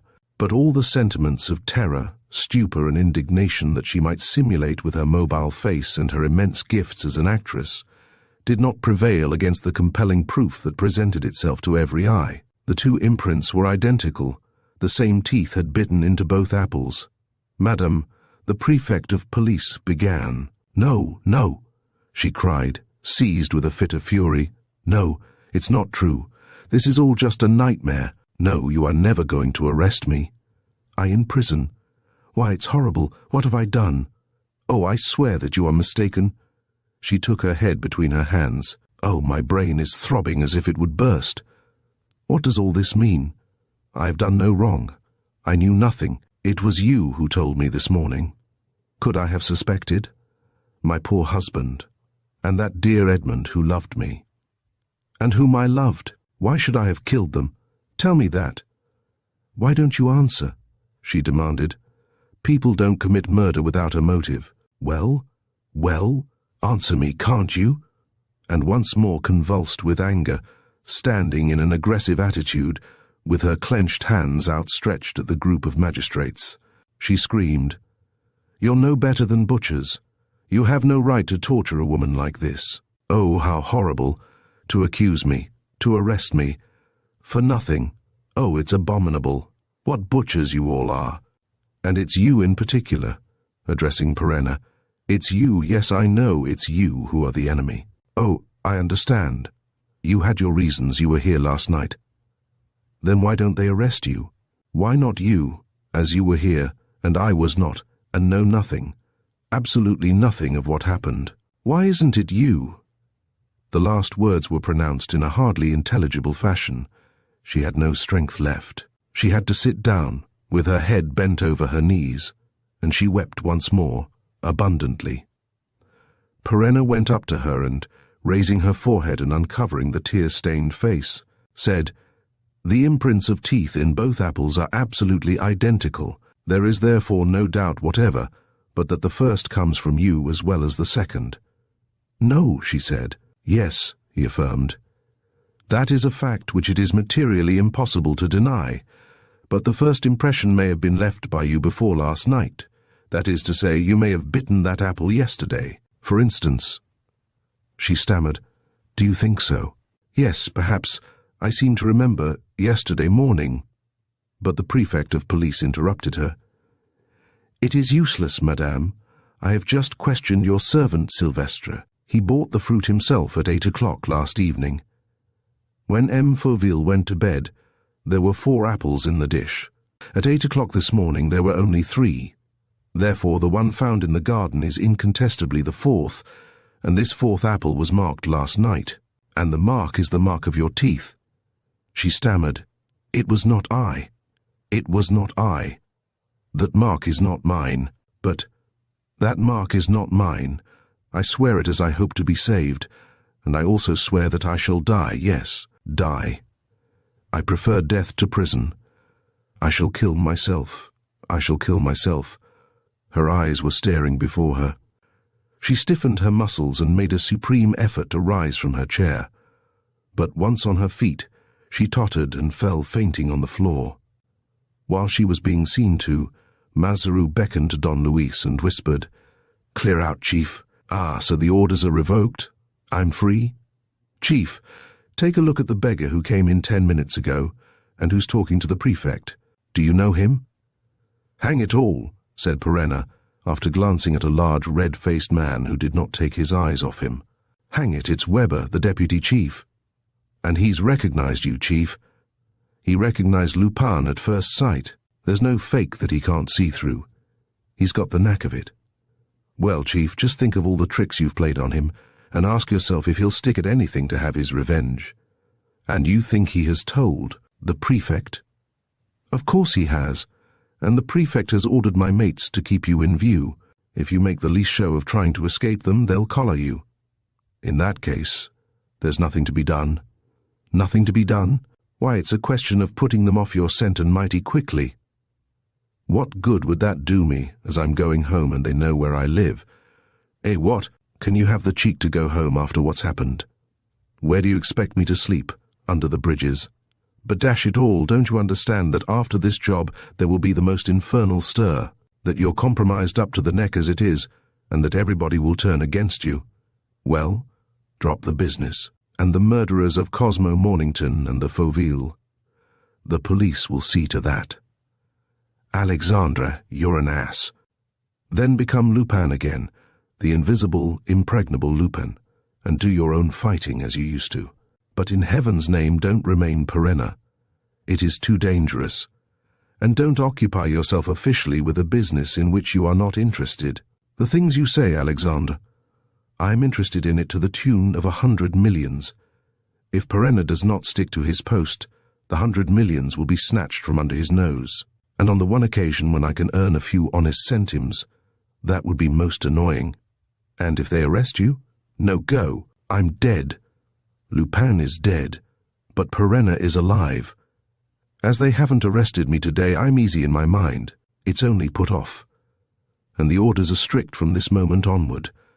They mean to surround your house and to keep watch day and night. Capital. I always was frightened at night. But good Lord, what are you hoping for? I hope for nothing, Alexandre. I am sure now that they will not dare arrest me. Do you imagine that Weber will stand on ceremony? I don't care a hang about Weber. Without orders, Weber can do nothing. But they'll give him his orders. The order to shadow me, yes, to arrest me, no. The Prefect of Police has committed himself about me to such an extent that he will be obliged to back me up. And then there's this. The whole affair is so absurd, so complicated, that you people will never find your way out of it alone. Sooner or later, you will come and fetch me. For there is no one but myself able to fight such adversaries as these. Not you, nor Weber, nor any of your pals at the detective office. I shall expect your visit, Alexandre. On the next day, an expert examination identified the tooth prints on the 2 apples, and likewise established the fact that the print on the cake of chocolate was similar to the others. Also, the driver of a taxicab came and gave evidence that a lady engaged him as she left the opera, told him to drive her straight to the end of the avenue Henri Martin, and left the cab on reaching that spot. Now the end of the avenue Henri Martin was within 5 minutes' walk of the Fauville's house. The man was brought into Mamie Fauville's presence and recognized her at once. What had she done in that neighborhood for over an hour? Marie Fauville was taken to the central lockup, was entered on the register, and slept, that night, at the Saint Lazare prison.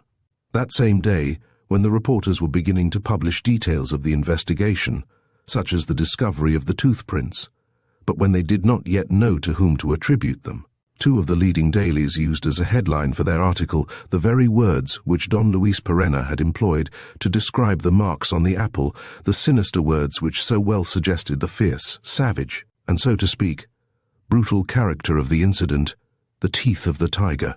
Chapter 5. The Iron Curtain. It is sometimes an ungrateful task to tell the story of Arsène Lupin's life, for the reason that each of his adventures is partly known to the public, having at the time formed the subject of much eager comment, whereas his biographer is obliged, if he would throw light upon what is not known, to begin at the beginning, and to relate in full detail all that which is already public property. It is because of this necessity that I am compelled to speak once more of the extreme excitement which the news of that shocking series of crimes created in France, in Europe, and throughout the civilized world. The public heard of 4 murders practically all at once, for the particulars of Cosmo Mornington's will were published 2 days later.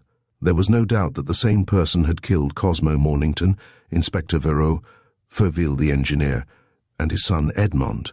The same person had made the identical sinister bite, leaving against himself or herself with a heedlessness that seemed to show the avenging hand of fate, a most impressive and incriminating proof, a proof which made people shudder, as they would have shuddered at the awful reality, the marks of his or her teeth, the teeth of the tiger.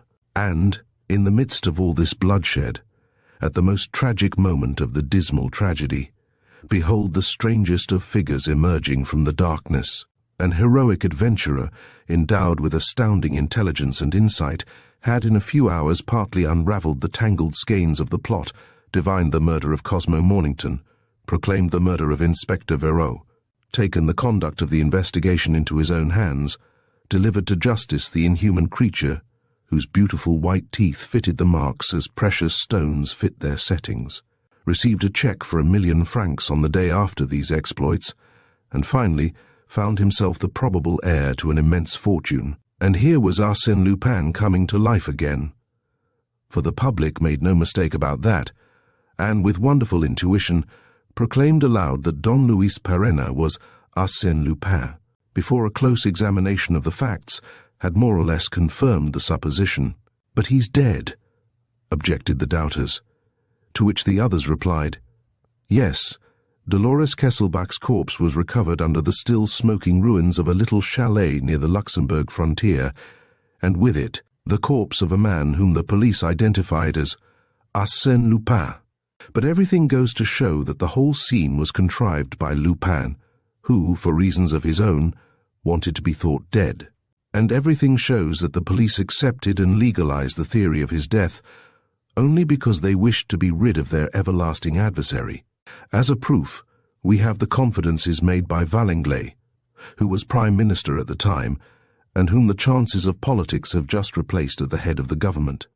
And there is the mysterious incident on the island of Capri, when the German Emperor, just as he was about to be buried under a landslip, was saved by a hermit who, according to the German version, was none other than Arsène Lupin. To this came a fresh objection. Very well, but read the newspapers of the time. 10 minutes afterward, the hermit flung himself into the sea from Tiberius's leap. And the answer, yes, but the body was never found. And as it happens, we know that a steamer picked up a man who was making signals to her, and that this steamer was on her way to Algiers. Well, a few days later, Don Luis Perenna enlisted in the Foreign Legion at Sidi Bel Abs. Of course, the controversy upon which the newspapers embarked on this subject was carried on discreetly.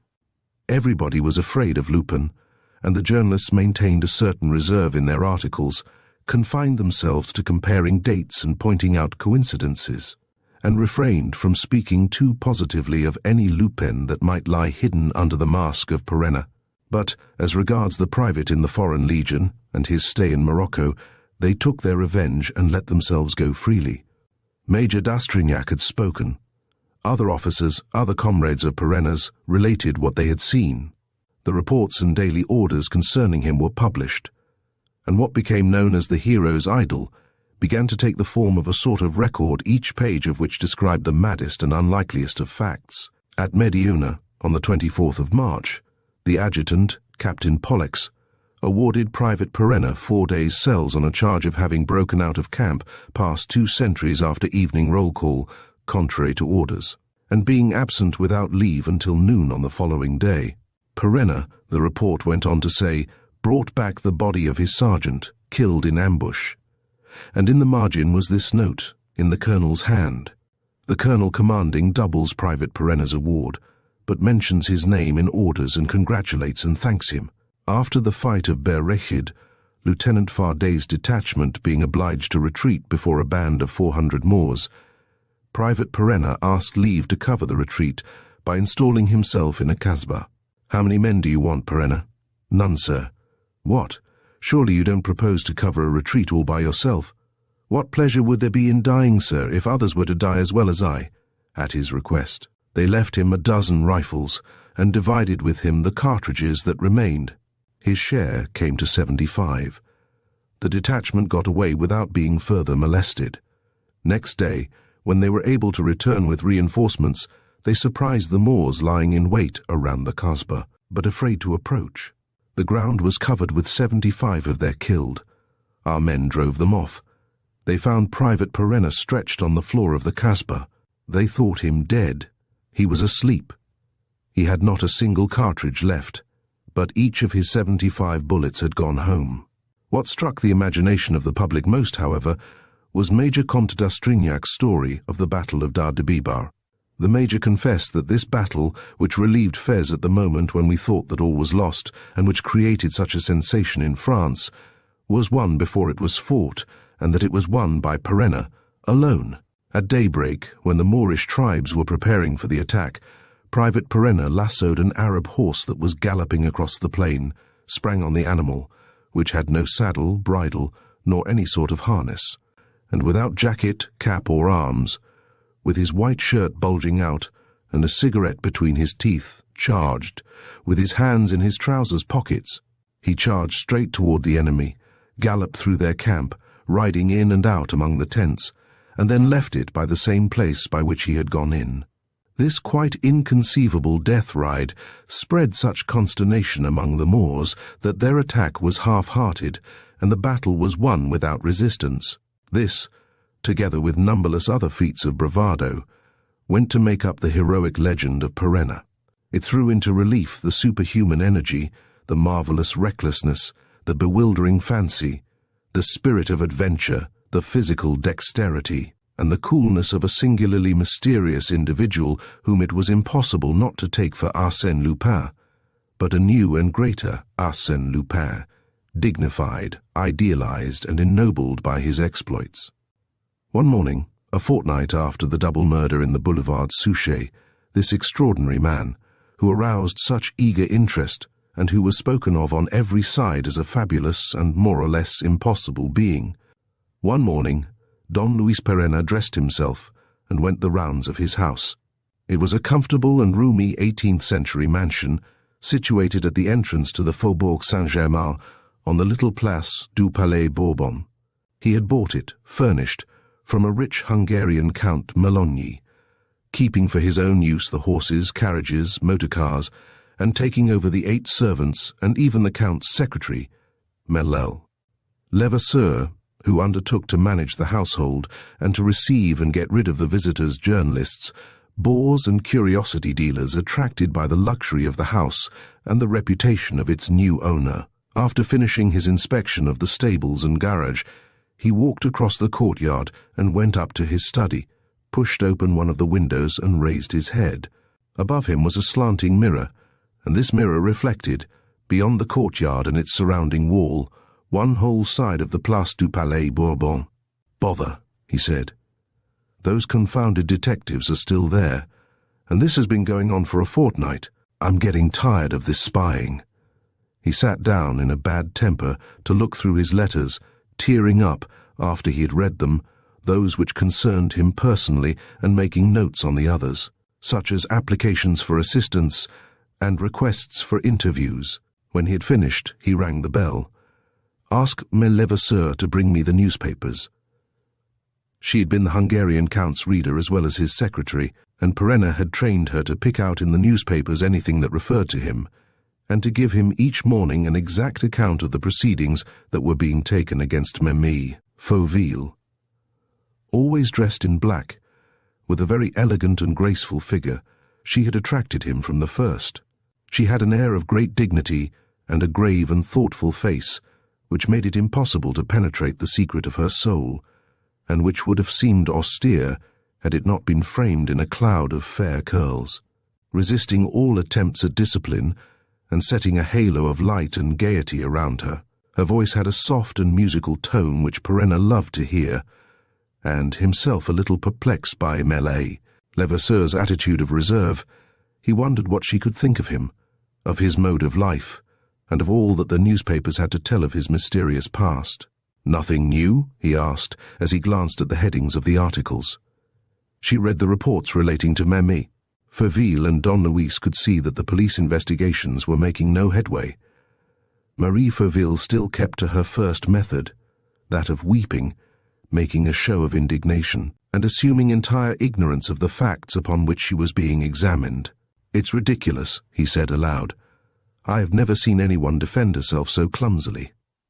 Still, if she's innocent, It was the first time that Maurice Levasseur had uttered an opinion, or rather a remark, upon the case.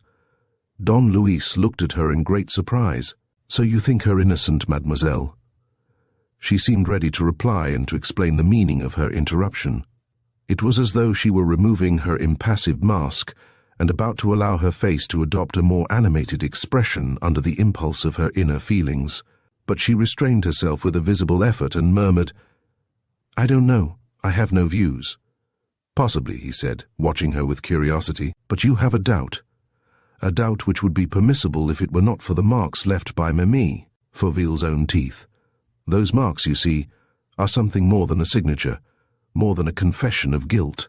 And, as long as she is unable to give a satisfactory explanation of this point, but Marie Fauville vouchsafed not the slightest explanation of this or of anything else. She remained impenetrable. On the other hand, the police failed to discover her accomplice or accomplices, or the man with the ebony walking stick and the tortoise-shell glasses whom the waiter at the Café du Pont Neuf had described to Mazaru, and who seemed to have played a singularly suspicious part. In short, there was not a ray of light thrown upon the subject. Equally vain was all search for the traces of Victor, the Roussel sisters' first cousin, who would have inherited the Mornington bequest in the absence of any direct heirs. "Is that all?" asked Perenna. "No," said Maurice Levasseur. "There is an article in the Echo de France relating to me." "I presume so, monsieur. It is called, 'Why Don't They Arrest Him?' That concerns me," he said with a laugh. He took the newspaper and read, "Why do they not arrest him? Why go against logic and prolong an unnatural situation which no decent man can understand? This is the question which everybody is asking, and to which our investigations enable us to furnish a precise reply. 2 years ago, in other words, 3 years after the pretended death of Arsène Lupin, the police, having discovered or believing they had discovered that Arsène Lupin was really none other than one Floriani, born at Blois and since lost to sight, caused the register to be inscribed on the page relating to this Floriani with the word deceased, followed by the words under the alias of Arsène Lupin. Consequently, to bring Arsène Lupin back to life, there would be wanted something more than the undeniable proof of his existence, which would not be impossible. The most complicated wheels in the administrative machine would have to be set in motion, and a decree obtained from the Council of State. Now it would seem that Valenglay, the Prime Minister, together with the Prefect of Police, is opposed to making any too minute inquiries capable of opening up a scandal which the authorities are anxious to avoid. Bring Arsène Lupin back to life, recommence the struggle with that accursed scoundrel, risk of fresh defeat and fresh ridicule? No, no, and again no. And thus is brought about this unprecedented, inadmissible, inconceivable, disgraceful situation, that Arsène Lupin, the hardened thief, the impenitent criminal, the robber king, the emperor of burglars and swindlers, is able today, not clandestinely, but in the sight and hearing of the whole world, to pursue the most formidable task that he has yet undertaken, to live publicly under a name which is not his own, but which he has incontestably made his own, to destroy with impunity 4 persons who stood in his way, to cause the imprisonment of an innocent woman against whom he himself has accumulated false evidence, and at the end of all, despite the protests of common sense and thanks to an unavowed complicity, to receive the 100 millions of the Mornington legacy. There is the ignominious truth in a nutshell. It is well that it should be stated.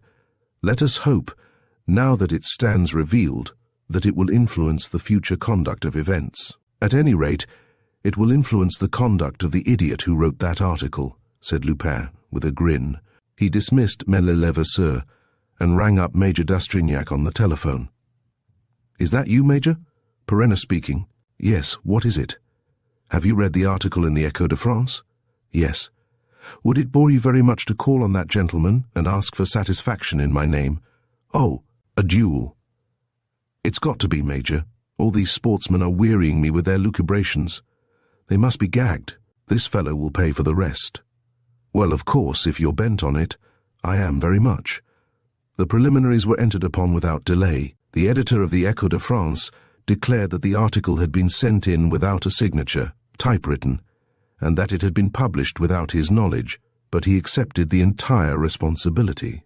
That same day, at 3 o'clock, Don Luis Perena, accompanied by Major d'Astrignac, another officer and a doctor, left the house in the Place du Palais Bourbon in his car, and, followed by a taxi crammed with the detectives engaged in watching him, drove to the Parc des Princes. While waiting for the arrival of the adversary, the Comte d'Astrignac took Don Luis aside. "My dear Perena, I ask you no questions.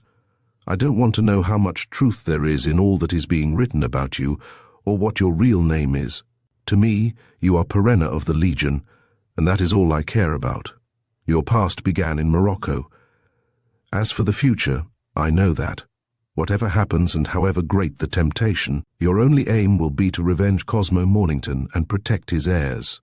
But there's one thing that worries me. Speak out, Major. Give me your word that you won't kill this man. 2 months in bed, Major, will that suit you? Too long, a fortnight. Done." The two adversaries took up their positions. At the second encounter, the editor of the Echo de France fell, wounded in the chest. "Oh, that's too bad of you, Perena," growled the Comte d'Astrignac. "You promised me." "And I've kept my promise, Major." The doctors were examining the injured man. Presently one of them rose and said, "It's nothing. 3 weeks' rest at most. Only 1/3 of an inch more and he would have been done for." "Yes, but that 1/3 of an inch isn't there," murmured Perena. Still followed by the detective's motor cab, Don Luis returned to the Faubourg Saint-Germain, and it was then that an incident occurred which was to puzzle him greatly and throw a most extraordinary light on the article in the Echo de France.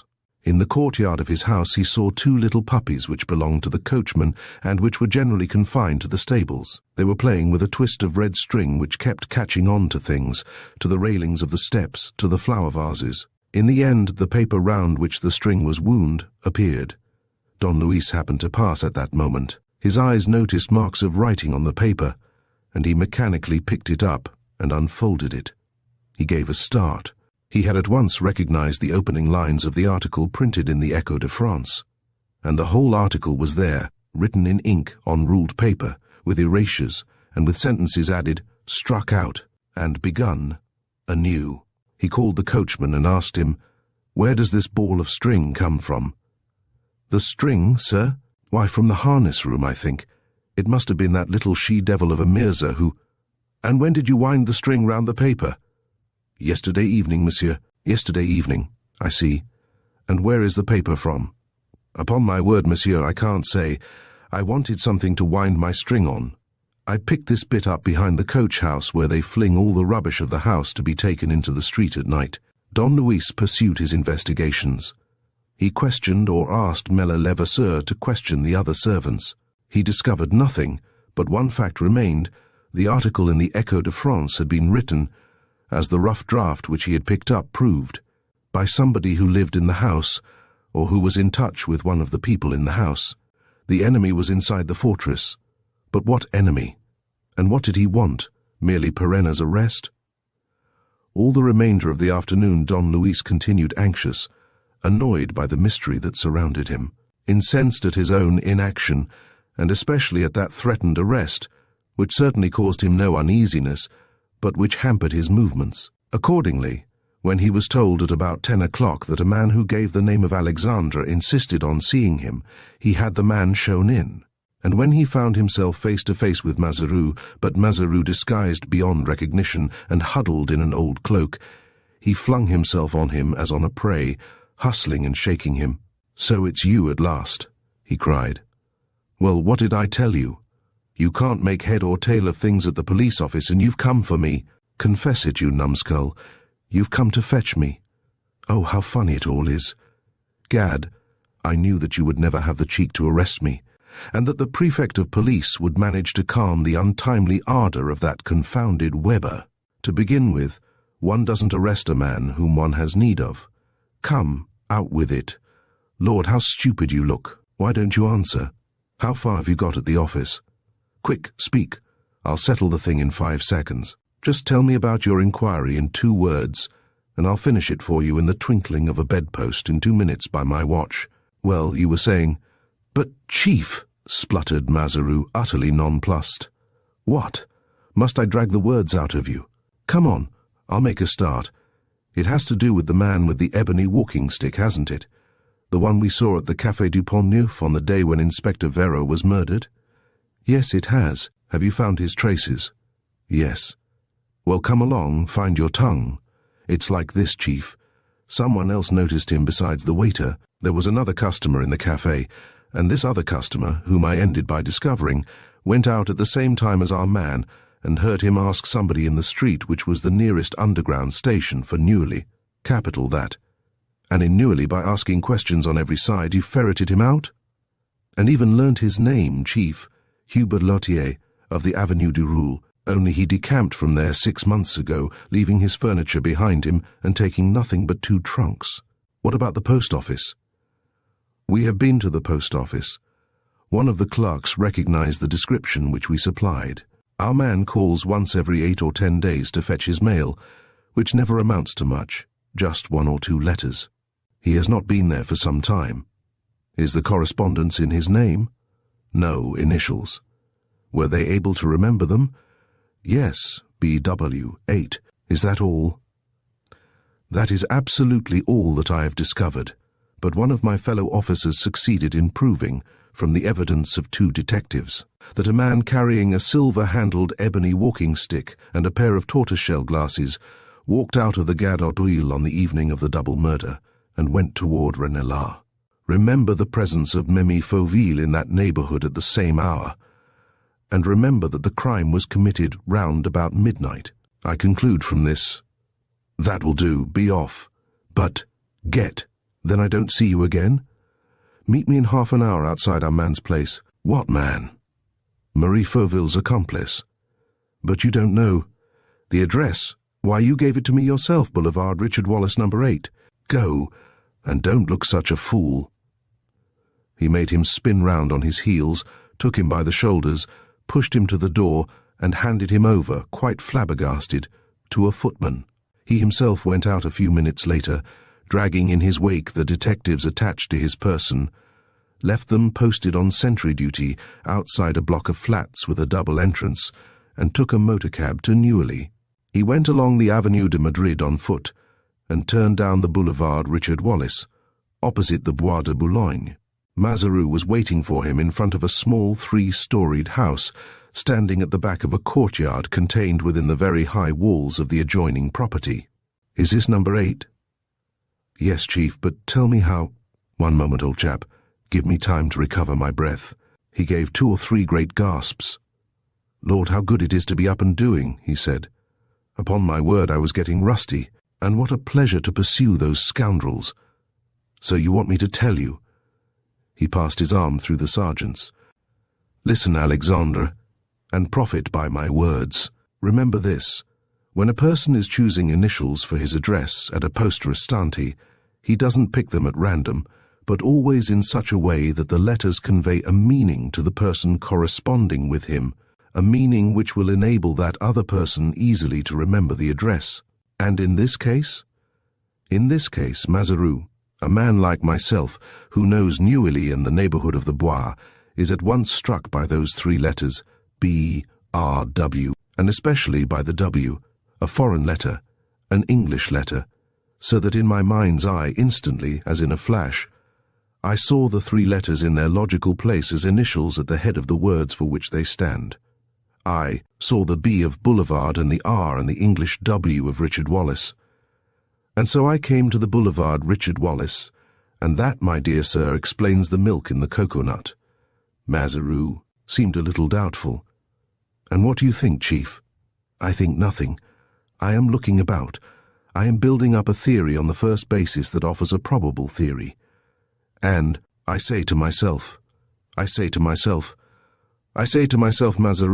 that this is a devilish mysterious little hole, and that this house—hush! Listen." He pushed Mazaru into a dark corner. They had heard a noise, the slamming of a door. Footsteps crossed the courtyard in front of the house.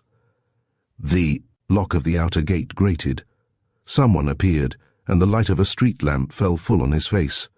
"Dash it all," muttered Mazaru. "It's he." "I believe you're right.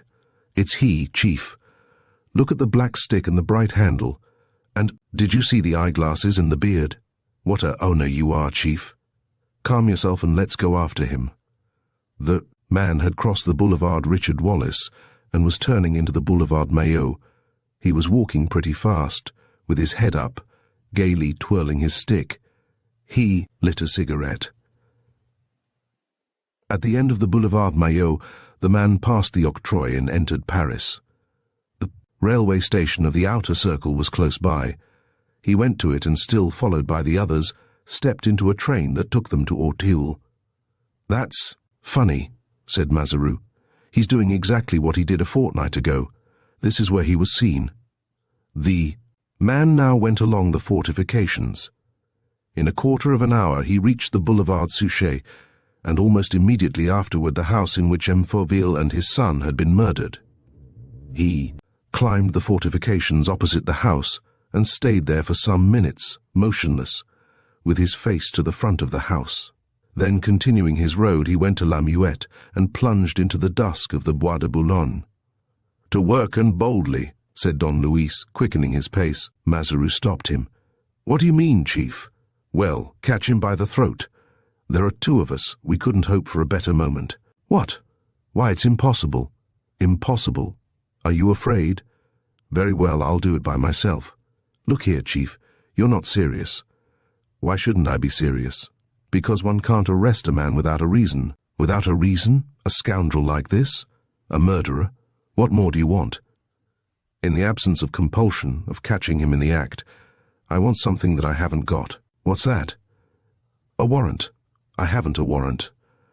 Mazaru's accent was so full of conviction, and the answer struck Don Luis Pereira as so comical, that he burst out laughing. "You have no warrant? Poor little chap. Well, I'll soon show you if I need a warrant." "You'll show me nothing," cried Mazaru, hanging onto his companion's arm. "You shan't touch the man. One would think he was your mother. Come, Chief." "But you stick in the mud of an honest man," shouted Don Luis angrily. "If we let this opportunity slip, shall we ever find another?" "Easily. He's going home. I'll inform the commissary of police. He will telephone to headquarters, and tomorrow morning—" "And suppose the bird has flown?" "I have no warrant. Do you want me to sign you one, idiot?" But Don Luis mastered his rage. He felt that all his arguments would be shattered to pieces against the sergeant's obstinacy, and that, if necessary, Mazaru would go to the length of defending the enemy against him. He simply said in a sententious tone, "One ass, and you make a pair of asses. And there are as many asses as there are people who try to do police work with bits of paper, signatures, warrants, and other gammon. Police work, my lad, is done with one's fists. When you come upon the enemy, hit him. Otherwise you stand a chance of hitting the air. With that, good night. I'm going to bed. Telephone to me when the job is done."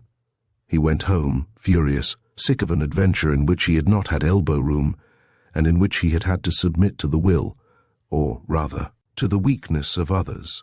But next morning, when he woke up, his longing to see the police lay hold of the man with the ebony stick, and especially the feeling that his assistance would be of use, impelled him to dress as quickly as he could. "If I don't come to the rescue," he thought, "they'll let themselves be done in the eye. They're not equal to a contest of this kind." Just then Mazaru rang up and asked to speak to him. He rushed to a little telephone box which his predecessor had fitted up on the first floor, in a dark recess that communicated only with his study, and switched on the electric light. "Is that you, Alexandra?" "Yes, Chief. I'm speaking from a wine shop near the house on the Boulevard Richard Wallace. What about our man?" "The bird's still in the nest, but we're only just in time." "Really?" "Yes, he's packed his trunk. He's going away this morning." "How do they know?" "Through the woman who manages for him. She's just come to the house and will let us in." "Does he live alone?" "Yes, the woman cooks his meals and goes away in the evening. No one ever calls except a veiled lady who has paid him 3 visits since he's been here. The housekeeper was not able to see what she was like. As for him, she says he's a scholar who spends his time reading and working. And have you a warrant?" "Yes, we're going to use it." "I'll come at once." You can't. We've got Weber at our head. Oh, by the way, have you heard the news about Mafoville? About Mafoville? Yes, she tried to commit suicide last night. What? Tried to commit suicide? Perenna had uttered an exclamation of astonishment, and was very much surprised to hear, almost at the same time, another cry, like an echo, at his elbow. Without letting go the receiver, he turned round and saw that Mélie Levasseur was in the study a few yards away from him, standing with a distorted and livid face. Their eyes met. He was on the point of speaking to her, but she moved away, without leaving the room, however. What the devil was she listening for? Don Luis wondered. And why that look of dismay? Meanwhile, Mazaru continued, "She said, you know, that she would try to kill herself, but it must have taken a goodish amount of pluck." "But how did she do it?" Perenna asked. "I'll tell you another time. They're calling me. Whatever you do, Chief, don't come." "Yes," he replied firmly, "I'm coming. After all, the least I can do is to be in at the death, seeing that it was I who found the scent. But don't be afraid. I shall keep in the background." "Then hurry, Chief. We're delivering the attack in 10 minutes. I'll be with you before that." He quickly hung up the receiver and turned on his heel to leave the telephone box. The next moment, he had flung himself against the farther wall. Just as he was about to pass out, he had heard something click above his head, and he but barely had the time to leap back and escape being struck by an iron curtain which fell in front of him with a terrible thud. Another second, and the huge mass would have crushed him. He could feel it whizzing by his head, and he had never before experienced the anguish of danger so intensely. After a moment of genuine fright, in which he stood as though petrified, with his brain in a whirl, he recovered his coolness and threw himself upon the obstacle. But it at once appeared to him that the obstacle was unsurmountable. It was a heavy metal panel, not made of plates or lathes fastened one to the other, but formed of a solid slab, massive, firm, and strong, and covered with the sheen of time, darkened here and there with patches of rust. On either side and at the top and bottom, the edges of the panel fitted in a narrow groove which covered them hermetically. He was a prisoner. In a sudden fit of rage, he banged at the metal with his fists. He remembered that melee. Levasseur was in the study. If she had not yet left the room, and surely she could not have left it when the thing happened, she would hear the noise. She was bound to hear it. She would be sure to come back, give the alarm, and rescue him. He listened. He shouted. No reply. His voice died away against the walls and ceiling of the box in which he was shut up, and he felt that the whole house drawing rooms, staircases, and passages remained deaf to his appeal. And yet, Levasseur, what does it mean? He muttered. What can it all mean? And motionless now and silent, he thought once more of the girl's strange attitude, of her distraught face, of her haggard eyes. And he also began to wonder what accident had released the mechanism which had hurled the formidable iron curtain upon him, craftily and ruthlessly. Chapter 6. The Man with the Ebony Walking Stick.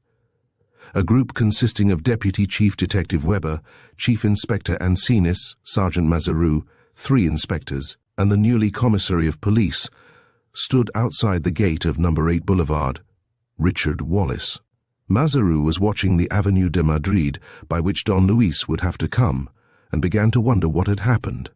For half an hour had passed since they telephoned to each other, and Mazaru could find no further pretext for delaying the work. "It's time to make a move," said Weber. "The housekeeper is making signals to us from the window. The joker's dressing. Why not nab him when he comes out?"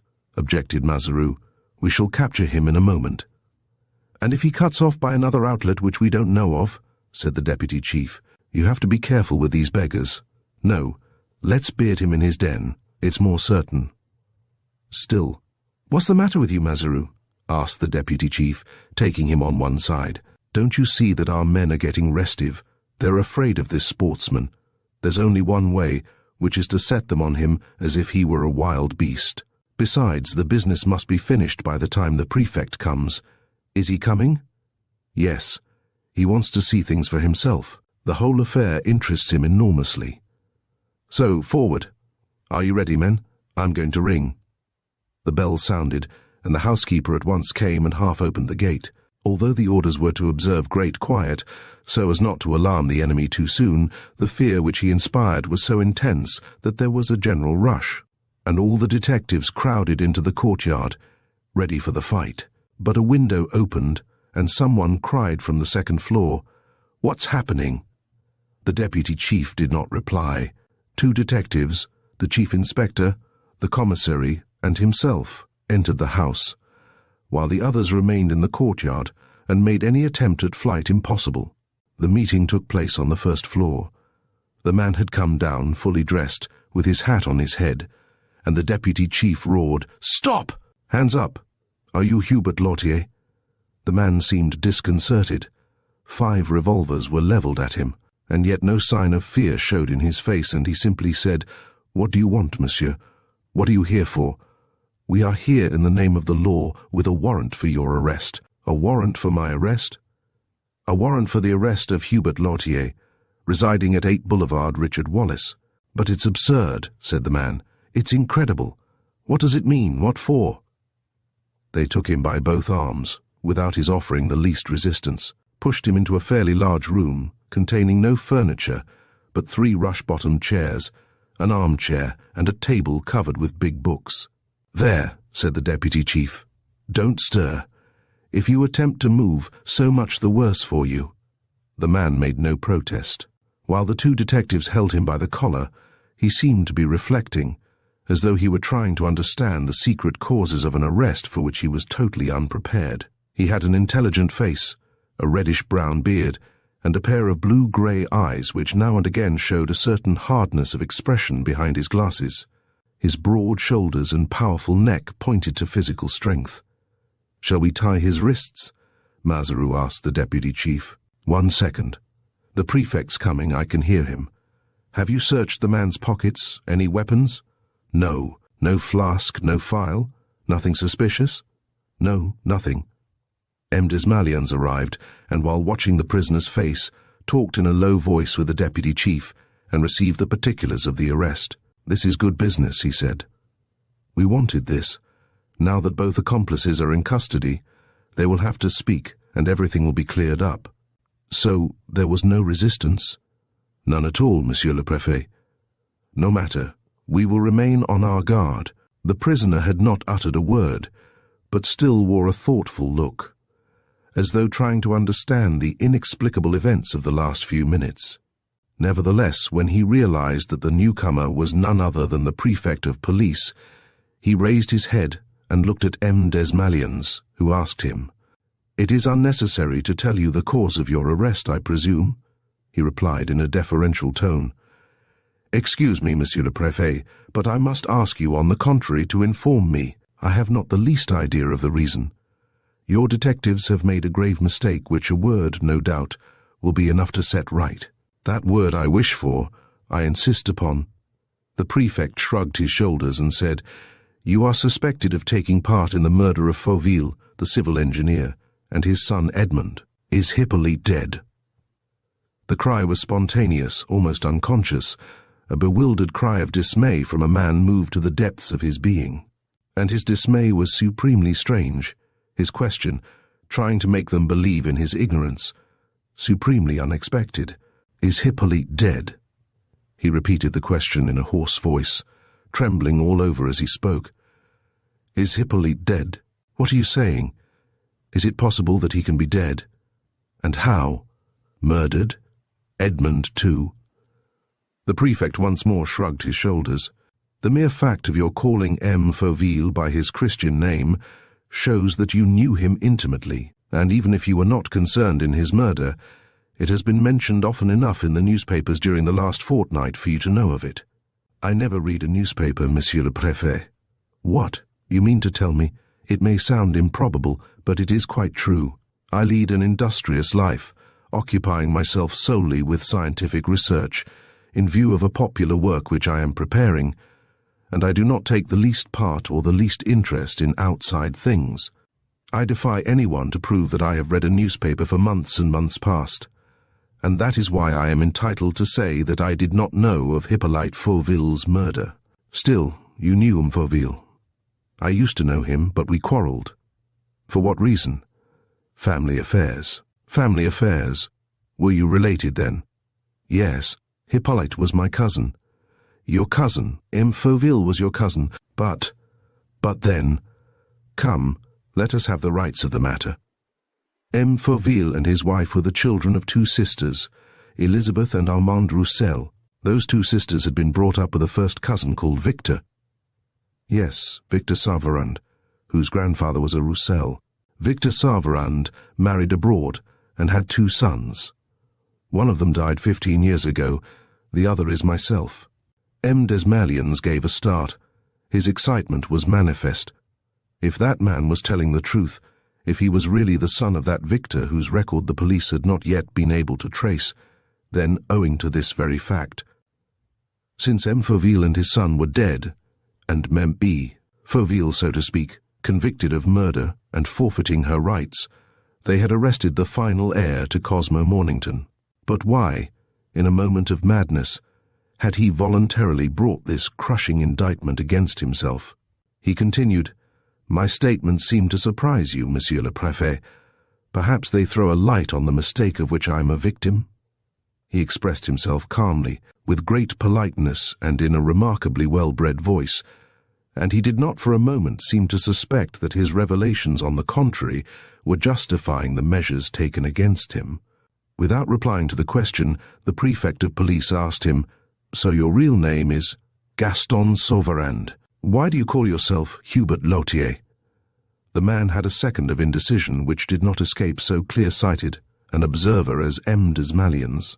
He swayed from side to side, his eyes flickered, and he said, "That does not concern the police, it concerns no one but myself." M. Desmalions smiled. "That is a poor argument. Will you use the same when I ask you why you live in hiding, why you left the Avenue du Roule, where you used to live, without leaving an address behind you, and why you receive your letters at the post office under initials?"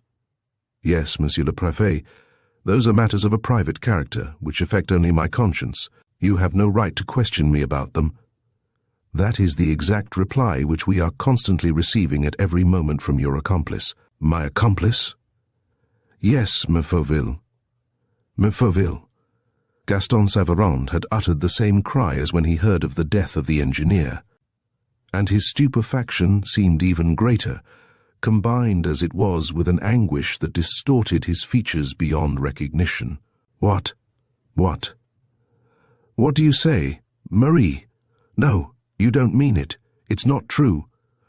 M. Desmalions considered it useless to reply. So absurd and childish was this affectation of knowing nothing about the tragedy on the Boulevard Suchet. Gaston Savarand, beside himself, with his eyes starting from his head, muttered, "Is it true?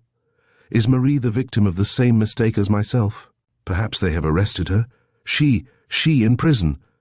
He raised his clenched fists in a threatening manner against all the unknown enemies by whom he was surrounded, against those who were persecuting him, those who had murdered Hippolyte Fauville and delivered Marie Fauville to the police. Mazaroux and Chief Inspector Ancenis took hold of him roughly. He made a movement of resistance, as though he intended to thrust back his aggressors, but it was only momentary, and he sank into a chair and covered his face with his hands. "What a mystery," he stammered.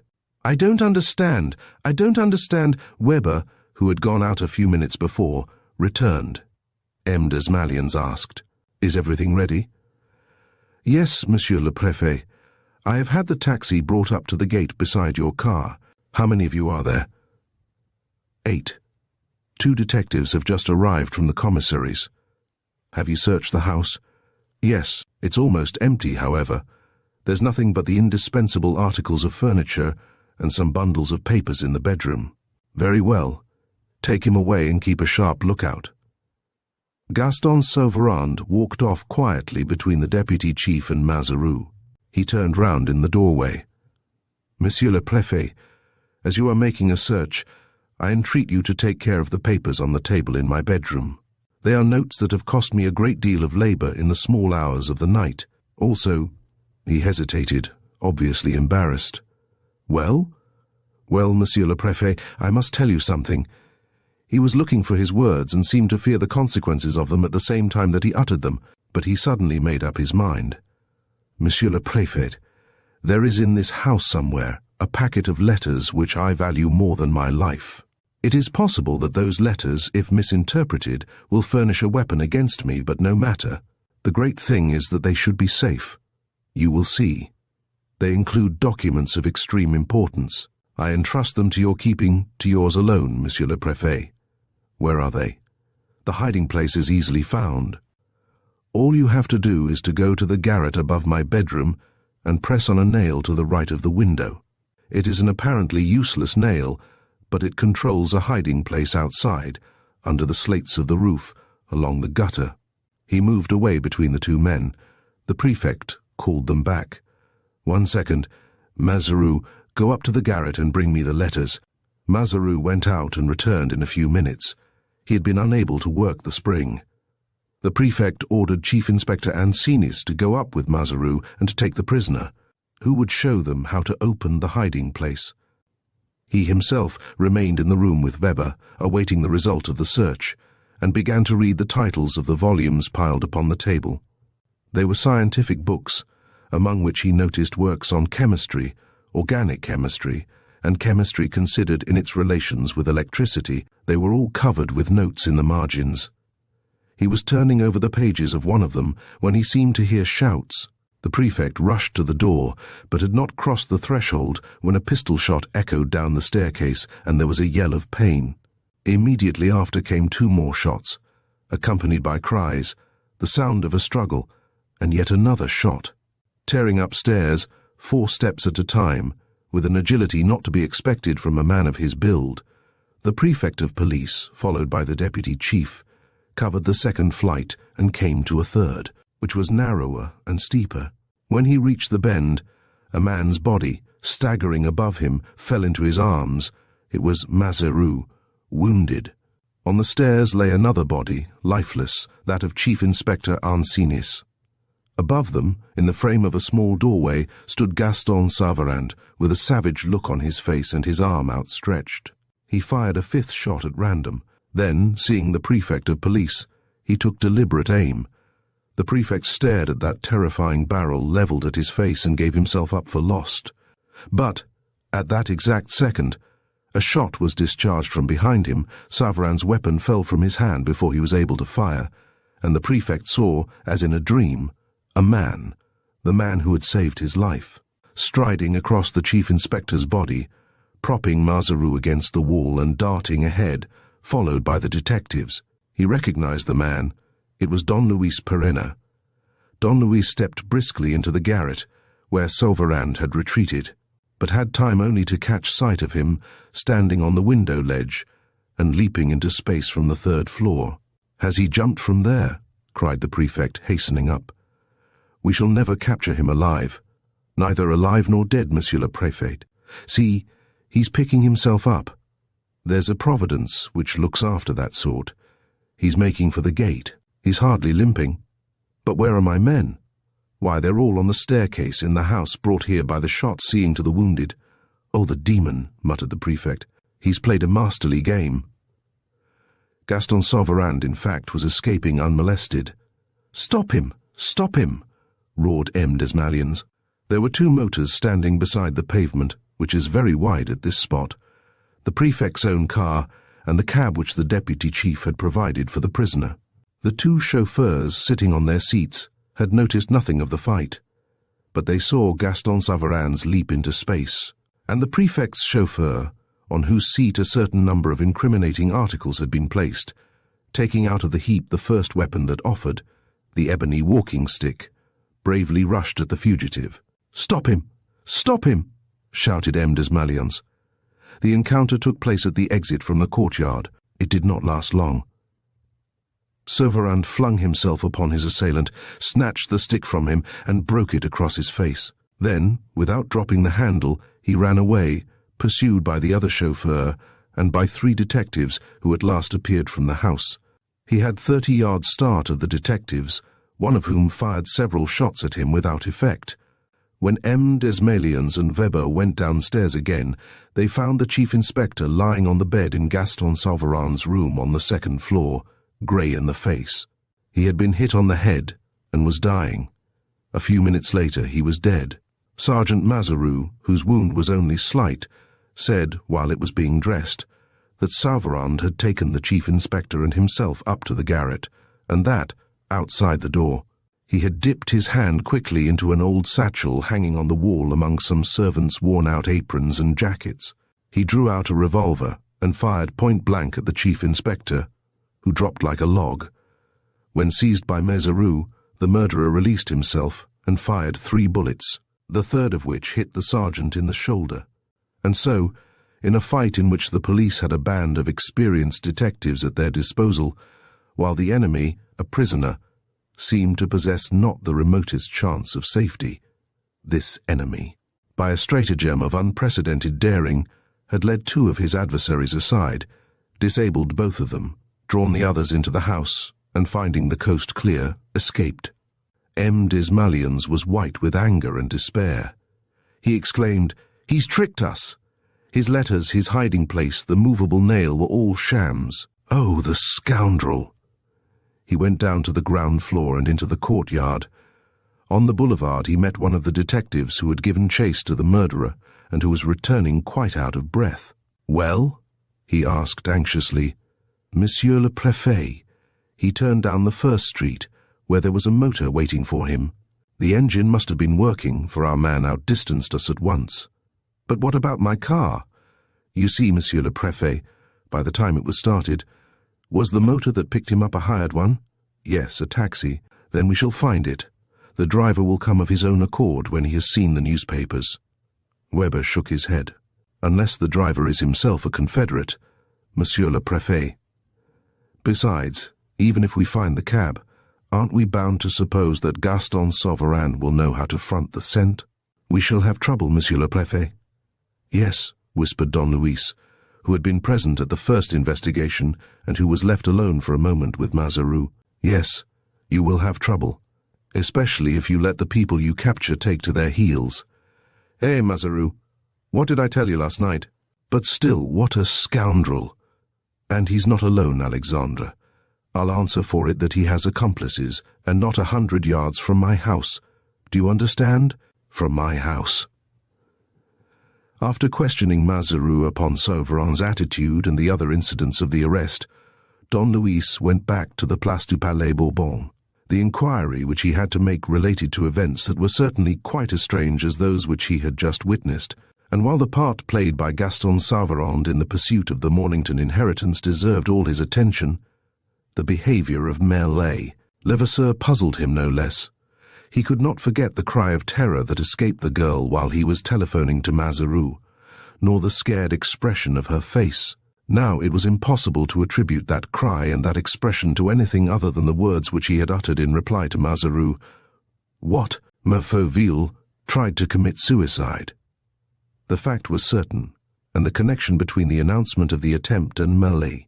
Levasseur's extreme emotion was too obvious for Perenna not to try to draw conclusions. He went straight to his study and at once examined the arch leading to the telephone box. This arch, which was about 6 feet wide and very low, had no door, but merely a velvet hanging, which was nearly always drawn up, leaving the arch uncovered. Under the hanging, among the mouldings of the cornice, was a button that had only to be pressed to bring down the iron curtain against which he had thrown himself 2 hours before. He worked the catch 2 or 3 times over, and his experiments proved to him in the most explicit fashion that the mechanism was in perfect order and unable to act without outside intervention. Was he then to conclude that the girl had wanted to kill him? But what could be her motive? He was on the point of ringing and sending for her, so as to receive the explanation which he was resolved to demand from her. However, the minutes passed and he did not ring. He saw her through the window as she walked slowly across the yard, her body swinging gracefully from her hips. A ray of sunshine lit up the gold of her hair. All the rest of the morning he lay on a sofa smoking cigars.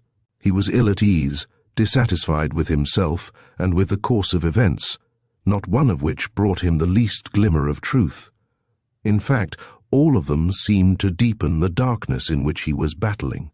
Eager to act, the moment he did so, he encountered fresh obstacles that paralyzed his powers of action and left him in utter ignorance of the nature of his adversaries. But, at 12 o'clock, Just as he had rung for lunch, his butler entered the study with a tray in his hand and exclaimed, with an agitation which showed that the household was aware of Don Luis's ambiguous position, "Sir, it's the Prefect of Police." "Eh?" said Perenna. "Where is he?" "Downstairs, sir. I did not know what to do at first, and I thought of telling Levasseur. But, are you sure? Here is his card, sir."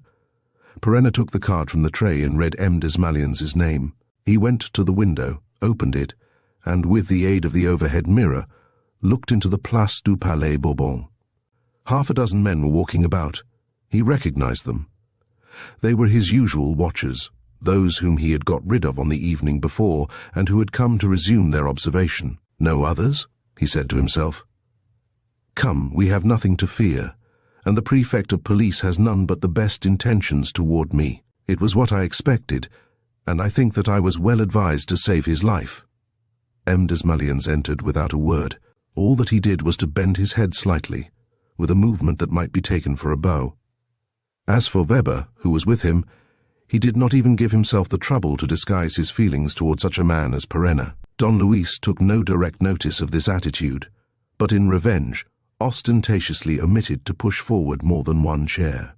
M. Desmalions, however, preferred to walk about the room, with his hands behind his back, as if to continue his reflections before speaking. The silence was prolonged. Don Luis waited patiently. Then suddenly the Prefect stopped and said, "When you left the Boulevard Richard Wallace, monsieur, did you go straight home?" Don Luis did not demur to this cross-examining manner, and answered, "Yes, monsieur le Préfet. Here to your study." "Here to my study." M. Desmalions paused and then went on. "I left 30 or 40 minutes after you and drove to the police office in my car. There I received this express letter. Read it. You will see that it was handed in at the Bourse at 9:30. Don Luis took the letter and read the following words, written in capital letters. "This is to inform you that Gaston Sauverand, after making his escape, rejoined his accomplice Perenna, who, as you know, is none other than Arsène Lupin. Arsène Lupin gave you Sauverand's address in order to get rid of him and to receive the Mornington inheritance. They were reconciled this morning, and Arsène Lupin suggested a safe hiding place to Sauverand. It is easy to prove their meeting and their complicity.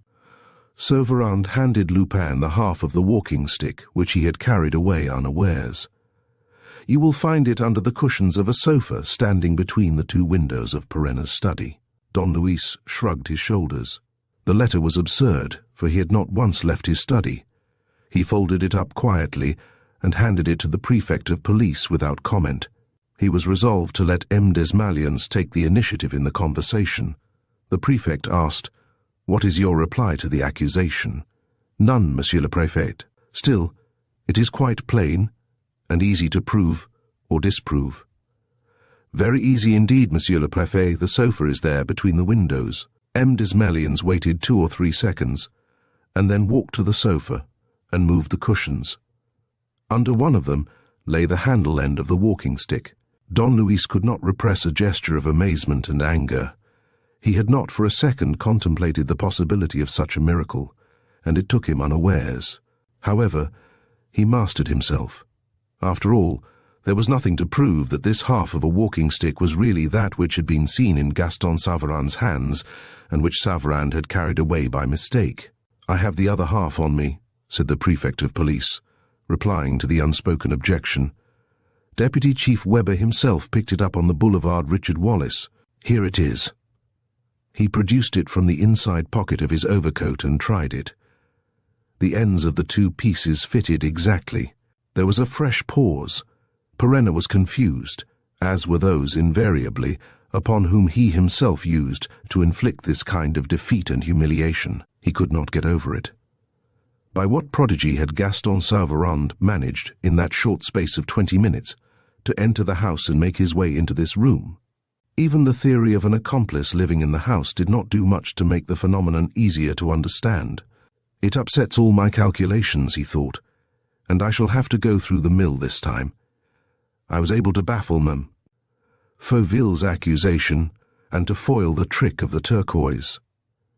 But M. Desmalions will never admit that this is a similar attempt, and that Gaston Savarant has tried, as Marie Fauville did, to get me out of the way by compromising me and procuring my arrest.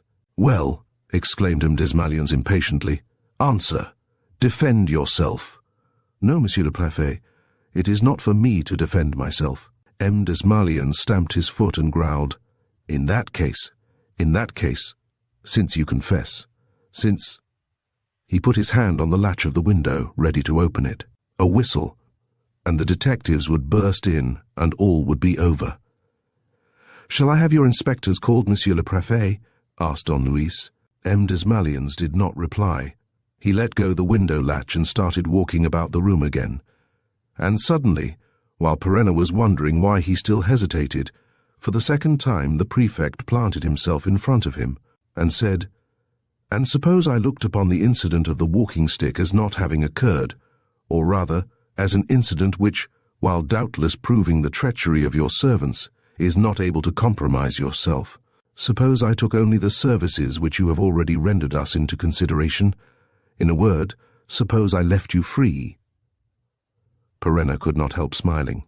Notwithstanding the affair of the walking stick, and though appearances were all against him, at the moment when everything seemed to be going wrong, things were taking the course which he had prophesied from the start, and which he had mentioned to Mazaroux during the inquiry on the Boulevard Souchet. They wanted him. Free? He asked. No more supervision? Nobody shadowing my movements? Nobody.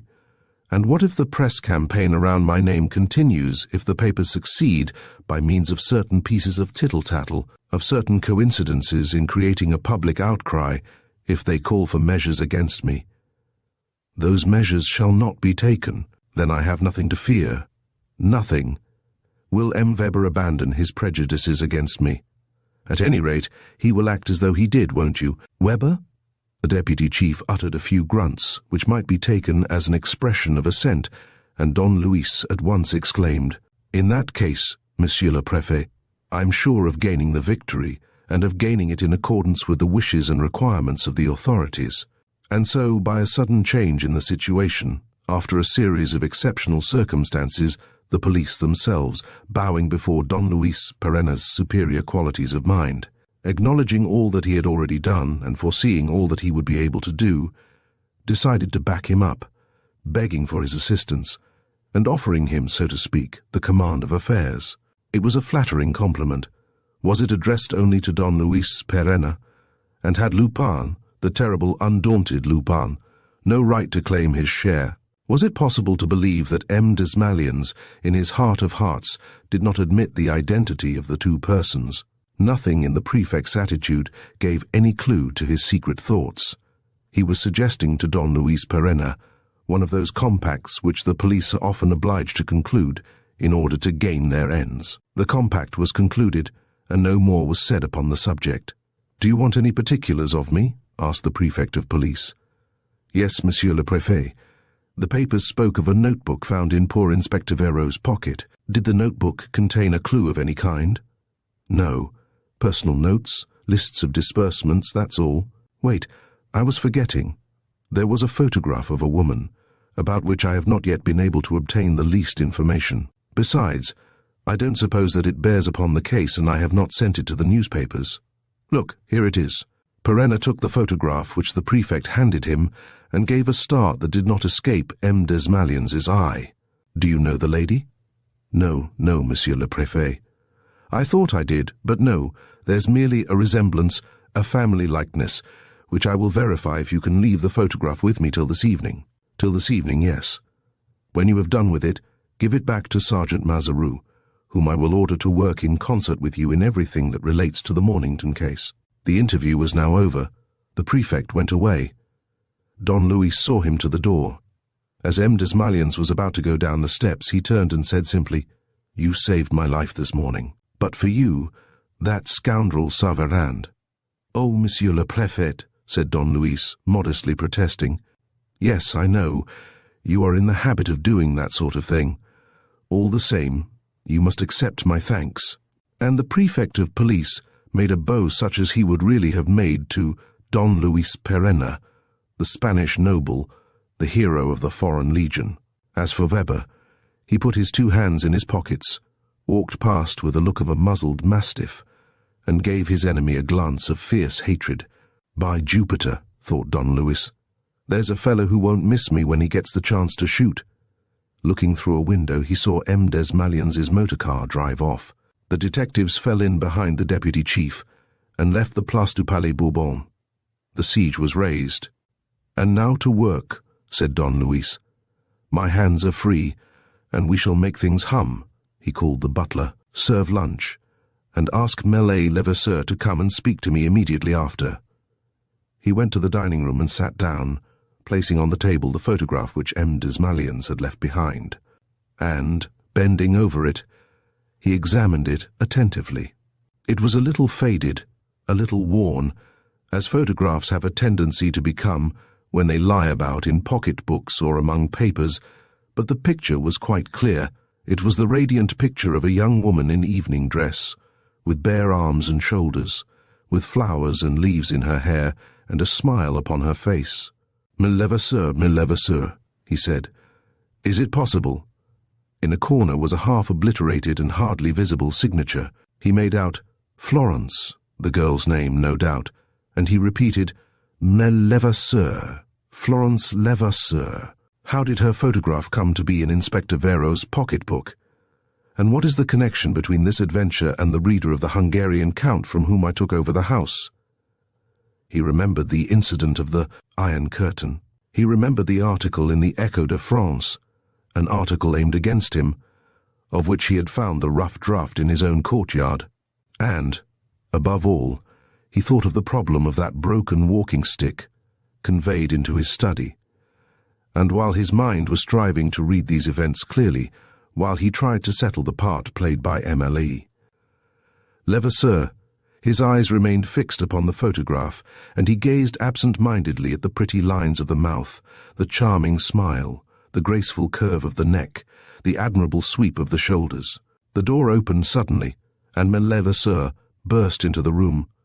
Perena, who had dismissed the butler, was raising to his lips a glass of water which he had just filled for himself. She sprang forward, seized his arm, snatched the glass from him, and flung it on the carpet, where it smashed to pieces. "Have you drunk any of it? Have you drunk any of it?" she gasped in a choking voice. He replied, "No, not yet." "Why?" she stammered. "The water in that bottle, the water in that bottle. Well, it's poisoned." He leapt from his chair and in his turn gripped her arm fiercely. "What's that?" "Poisoned. Are you certain? Speak." In spite of his usual self-control, he was this time thoroughly alarmed. Knowing the terrible effects of the poison employed by the miscreants whom he was attacking, recalling the corpse of Inspector Vero, the corpses of Hippolyte Fauville and his son, he knew that, trained though he was to resist comparatively large doses of poison, he could not have escaped the deadly action of this. It was a poison that did not forgive, that killed, surely and fatally. The girl was silent. He raised his voice in command. "Answer me. Are you certain?" "No. It was an idea that entered my head, a presentiment, certain coincidences." It was as though she regretted her words and now tried to withdraw them. "Come, come," he cried. "I want to know the truth. You're not certain that the water in this bottle is poisoned?" "No, it's possible, still just now. I thought so. But no, no." "It's easy to make sure," said Perena, putting out his hand for the water bottle.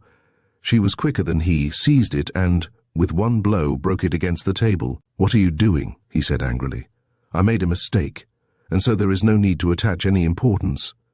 Don Luis hurriedly left the dining room. By his orders, the water which he drank was drawn from a filter that stood in a pantry at the end of the passage leading from the dining room to the kitchens and beyond. He ran to it and took from a shelf a bowl which he filled with water from the filter. Then, continuing to follow the passage, which at this spot branched off toward the yard, he called Mirza, the puppy, who was playing by the stables. "Here," he said, putting the bowl in front of her. The puppy began to drink, but she stopped almost at once and stood motionless, with her paws tense and stiff. A shiver passed through the little body. The dog gave a hoarse groan, spun round 2 or 3 times and fell. "She's dead," he said, after touching the animal. Mille Levasseur had joined him. He turned to her and rapped out, "You were right about the poison, and you knew it. How did you know it?" All out of breath, she checked the beating of her heart and answered, "I saw the other puppy drinking in the pantry. She's dead. I told the coachman and the chauffeur. They're over there, in the stable, and I ran to warn you. In that case, there was no doubt about it." "Why did you say that you were not certain that the water was poisoned, when the chauffeur and the coachman were coming out of the stables?" Leading the girl away, Perenna said, "We must talk about this. We'll go to your rooms." They went back to the bend in the passage. Near the pantry where the filter was, another passage ran, ending in a flight of 3 steps, with a door at the top of the steps. Perenna opened this door. It was the entrance to the rooms occupied by Mlle Levasseur. They went into a sitting room. Don Luis closed the entrance door and the door of the sitting room. "And now," he said, in a resolute tone, "you and I will have an explanation." Chapter 7.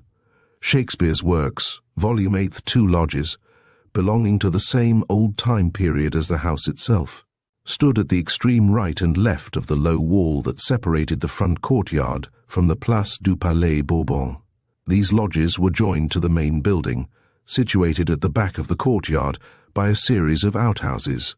On one side were the coach houses, stables, harness rooms and garage, with the porter's lodge at the end. On the other side, the wash-houses, kitchens and offices, ending in the lodge occupied by Mlle Levasseur. This lodge had only a ground floor, consisting of a dark entrance hall and 1 large room, most of which served as a sitting room, while the rest, arranged as a bedroom, was really only a sort of alcove. A curtain hid the bed and wash-hand stand. There were 2 windows looking out on the Place du Palais Bourbon. It was the first time that Don Luis had set foot in Mlle Levasseur's room. Engrossed though he was with other matters, he felt its charm. It was very simply furnished. Some old mahogany chairs and armchairs, a plain empire writing table, a round table with 1 heavy, massive leg, and some bookshelves. But the bright color of the linen curtains enlivened the room. On the walls hung reproductions of famous pictures, drawings of sunny buildings and landscapes, Italian villas, Sicilian temples. The girl remained standing. She had resumed her composure, and her face had taken on the enigmatical expression so difficult to fathom, especially as she had assumed a deliberate air of dejection, which Perenna guessed was intended to hide her excitement and alertness, together with the tumultuous feelings which even she had great difficulty in controlling. Her eyes looked neither timorous nor defiant. It really seemed as though she had nothing to fear from the explanation. Don Luis kept silent for some little time. It was strange, and it annoyed him to feel it, but he experienced a certain embarrassment in the presence of this woman, against whom he was inwardly bringing the most serious charges, and not daring to put them into words, not daring to say plainly what he thought, he began, "You know what happened in this house this morning?" "This morning?" "Yes, when I had finished speaking on the telephone." "I know now. I heard it from the servants, from the butler." "Not before. How could I have known earlier?" She was lying. It was impossible that she should be speaking the truth. And yet in what a calm voice she had replied. He went on, "I will tell you, in a few words, what happened. I was leaving the telephone box when the iron curtain concealed in the upper part of the wall fell in front of me. After making sure that there was nothing to be done, I simply resolved, as I had the telephone by me, to call in the assistance of one of my friends. I rang up Major d'Astrignac. He came at once and, with the help of the butler, let me out. Is that what you heard?" "Yes, monsieur. I had gone to my room, which explains why I knew nothing of the incident or of Major d'Astrignac's visit." "Very well. It appears, however, from what I learned when I was released, that the butler, and for that matter, everybody in the house, including yourself, knew of the existence of that iron curtain." "Certainly. And how did you know it?" "Through Baron Malonyi. He told me that, during the Revolution, his great-grandmother, on the mother's side, who then occupied this house and whose husband was guillotined, remained hidden in that recess for 13 months. At that time the curtain was covered with woodwork similar to that of the room. It's a pity that I wasn't informed of it, for after all, I was very nearly crushed to death. This possibility did not seem to move the girl. She said, "It would be a good thing to look at the mechanism and see why it became unfastened. It's all very old and works badly." "The mechanism works perfectly. I tested it. An accident is not enough to account for it. Who could have done it, if it was not an accident? Some enemy whom I am unable to name. He would have been seen. There was only one person who could have seen him, yourself. You happened to pass through my study as I was telephoning, and I heard your exclamation of fright at the news about Memem, Fauville. Yes, it gave me a shock. I pity the woman so very much, whether she is guilty or not. And as you were close to the arch with your hand within reach of the spring, the presence of an evildoer would not have escaped your notice." She did not lower her eyes. A slight flush overspread her face, and she said, "Yes, I should at least have met him, for, from what I gather, I went out a few seconds before the accident." "Quite so," he said. "But what is so curious and unlikely is that you did not hear the loud noise of the curtain falling, nor my shouts and all the uproar I created. I must have closed the door of the study by that time. I heard nothing. Then I am bound to presume that there was someone hidden in my study at that moment, and that this person is a confederate of the ruffians who committed the 2 murders on the boulevard Suchet. For the prefect of police has just discovered under the cushions of my sofa the half of a walking stick belonging to one of those ruffians." She wore an air of great surprise. This new incident seemed really to be quite unknown to her. He came nearer and, looking her straight in the eyes, said, "You must at least—" "What's strange?" "This series of events, all directed against me. Yesterday, that draft of a letter which I found in the courtyard, the draft of the article published in the Echo de France. This morning, first the crash of the iron curtain just as I was passing under it. Next, the discovery of that walking stick. And then, a moment ago, the poisoned water bottle." She nodded her head and murmured, Yes, yes. There is an array of facts." "An array of facts so significant," he said, completing her sentence meaningly, "as to remove the least shadow of doubt. I can feel absolutely certain of the immediate intervention of my most ruthless and daring enemy. His presence here is proved. He is ready to act at any moment. His object is plain," explained Don Luis. "By means of the anonymous article, by means of that half of the walking stick, he meant to compromise me and have me arrested. By the fall of the curtain, he meant to kill me, or at least to keep me imprisoned for some hours. And now it's poison. The cowardly poison which kills by stealth, which they put in my water today, and which they will put in my food tomorrow. And next it will be the dagger, and then the revolver, and then the rope, no matter which, so long as I disappear. For that is what they want, to get rid of me. I am the adversary. I am the man they're afraid of, the man who will discover the secret one day and pocket the millions which they're after. I am the interloper. I stand mounting guard over the Mornington inheritance. It's my turn to suffer. 4 victims are dead already. I shall be the 5th. So Gaston Sauverand has decided. Gaston Sauverand, or someone else who's managing the business." Perenna's eyes narrowed. "The accomplice is here, in this house, in the midst of everything by my side. He is lying in wait for me. He is following every step I take. He is living in my shadow. He is waiting for the time and place to strike me. Well, I have had enough of it. I want to know, I will know, and I shall know. Who is he?" The girl had moved back a little way and was leaning against the round table. He took another step forward, and with his eyes still fixed on hers, looking in that immobile face for a quivering sign of fear or anxiety, he repeated, with greater violence, "Who is the accomplice? Who in the house has sworn to take my life?" "I don't know," she said. "I don't know.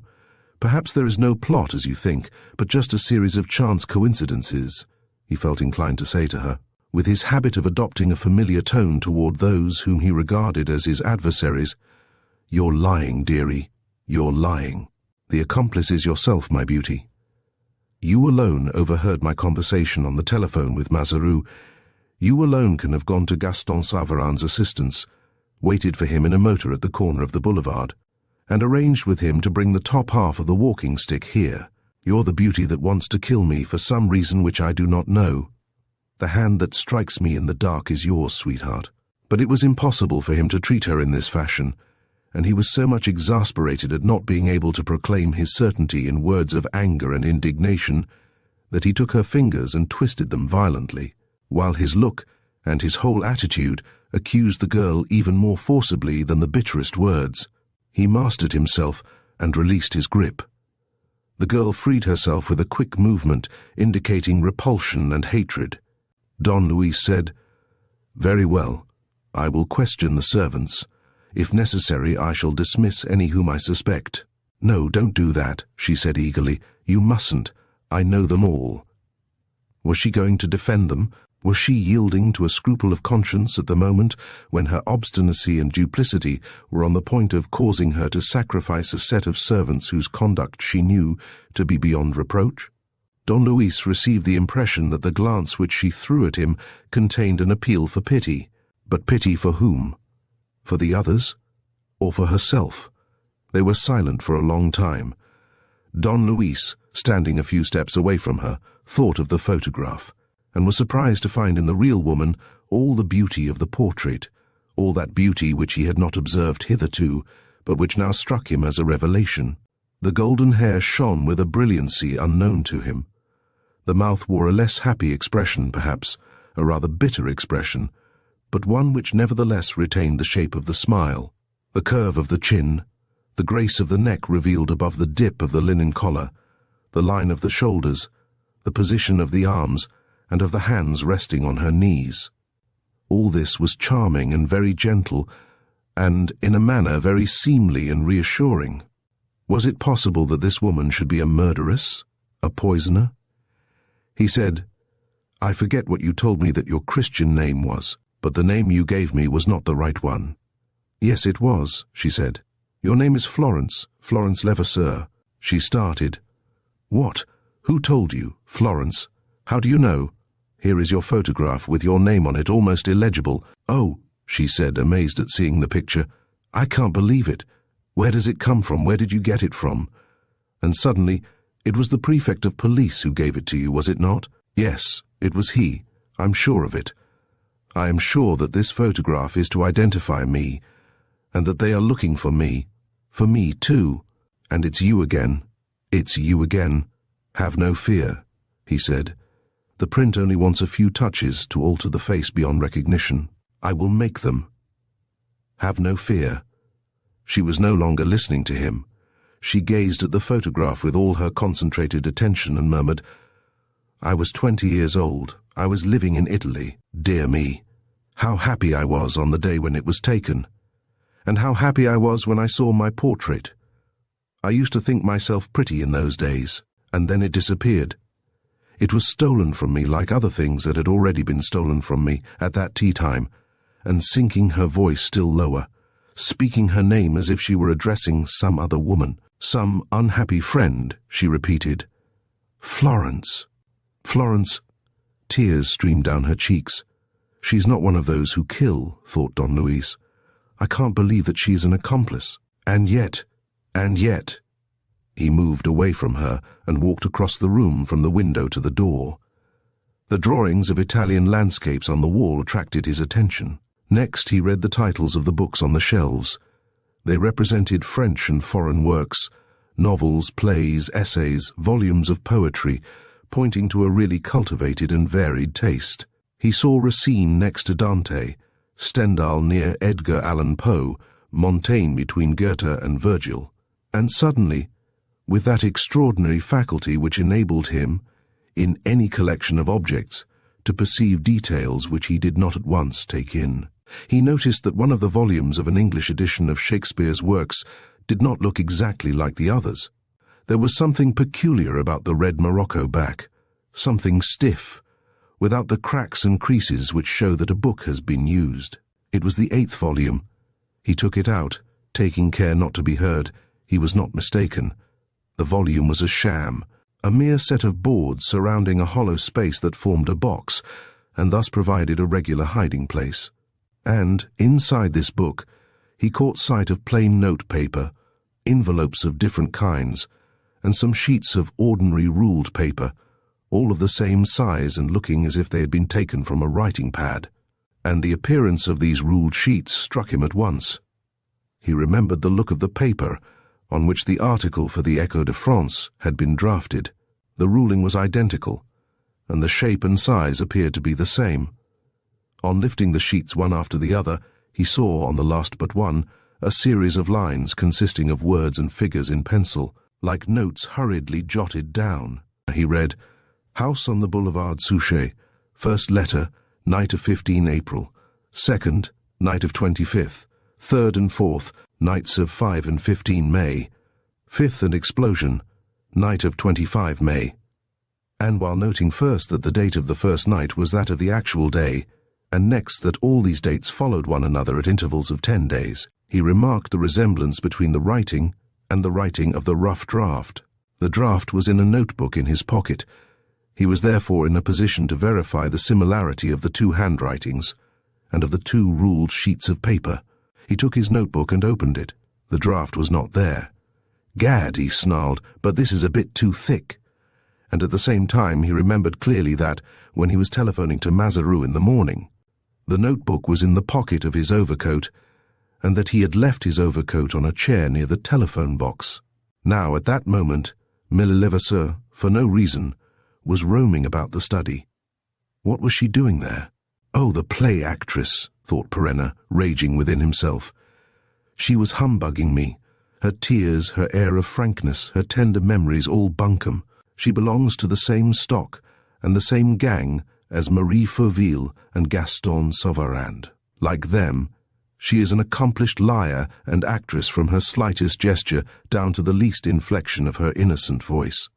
He was on the point of having it all out with her and confounding her. This time, the proof was undeniable. Dreading an inquiry which might have brought the facts home to her, she had been unwilling to leave the draft of the article in the adversary's hands.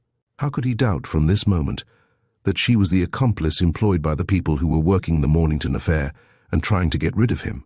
Had he not every right to suppose that she was directing the sinister gang, and that, commanding the others with her audacity and her intelligence, she was leading them toward the obscure goal at which they were aiming? For, after all, she was free, entirely free in her actions and movements. The windows opening on the Place du Palais Bourbon gave her every facility for leaving the house under cover of the darkness and coming in again, unknown to anybody. It was therefore quite possible that, on the night of the double crime, she was among the murderers of Hippolyte Fauville and his son. It was quite possible that she had taken part in the murders, and even that the poison had been injected into the victims by her hand, by that little white slender hand which he saw resting against the golden hair. A shudder passed through him. He had softly put back the paper in the book, restored the book in its place, and moved nearer to the girl. All of a sudden he caught himself studying the lower part of her face, the shape of her jaw. Yes, that was what he was making every effort to guess, under the curve of the cheeks and behind the veil of the lips. Almost against his will, with personal anguish mingled with torturing curiosity, he stared and stared, ready to force open those closed lips and to seek the reply to the terrifying problem that suggested itself to him. Those teeth which he did not see, were not they the teeth that had left the incriminating marks in the fruit? Which were the teeth of the tiger, the teeth of the wild beast, these, or the other woman's? It was an absurd supposition, because the marks had been recognized as made by Marie Fauville. But was the absurdity of a supposition a sufficient reason for discarding it? Himself astonished at the feelings that agitated him, fearing lest he should betray himself, he preferred to cut short the interview and, going up to the girl, he said to her, in an imperious and aggressive tone, "I wish all the servants in the house to be discharged. You will give them their wages, pay them such compensation as they ask for, and see that they leave today definitely. Another staff of servants will arrive this evening. You will be here to receive them." She made no reply. He went away, taking with him the uncomfortable impression that had lately marked his relations with Florence. The atmosphere between them always remained heavy and oppressive. Their words never seemed to express the private thoughts of either of them, and their actions did not correspond with the words spoken. Did not the circumstances logically demand the immediate dismissal of Florence Levasseur as well? Yet Don Luis did not so much as think of it.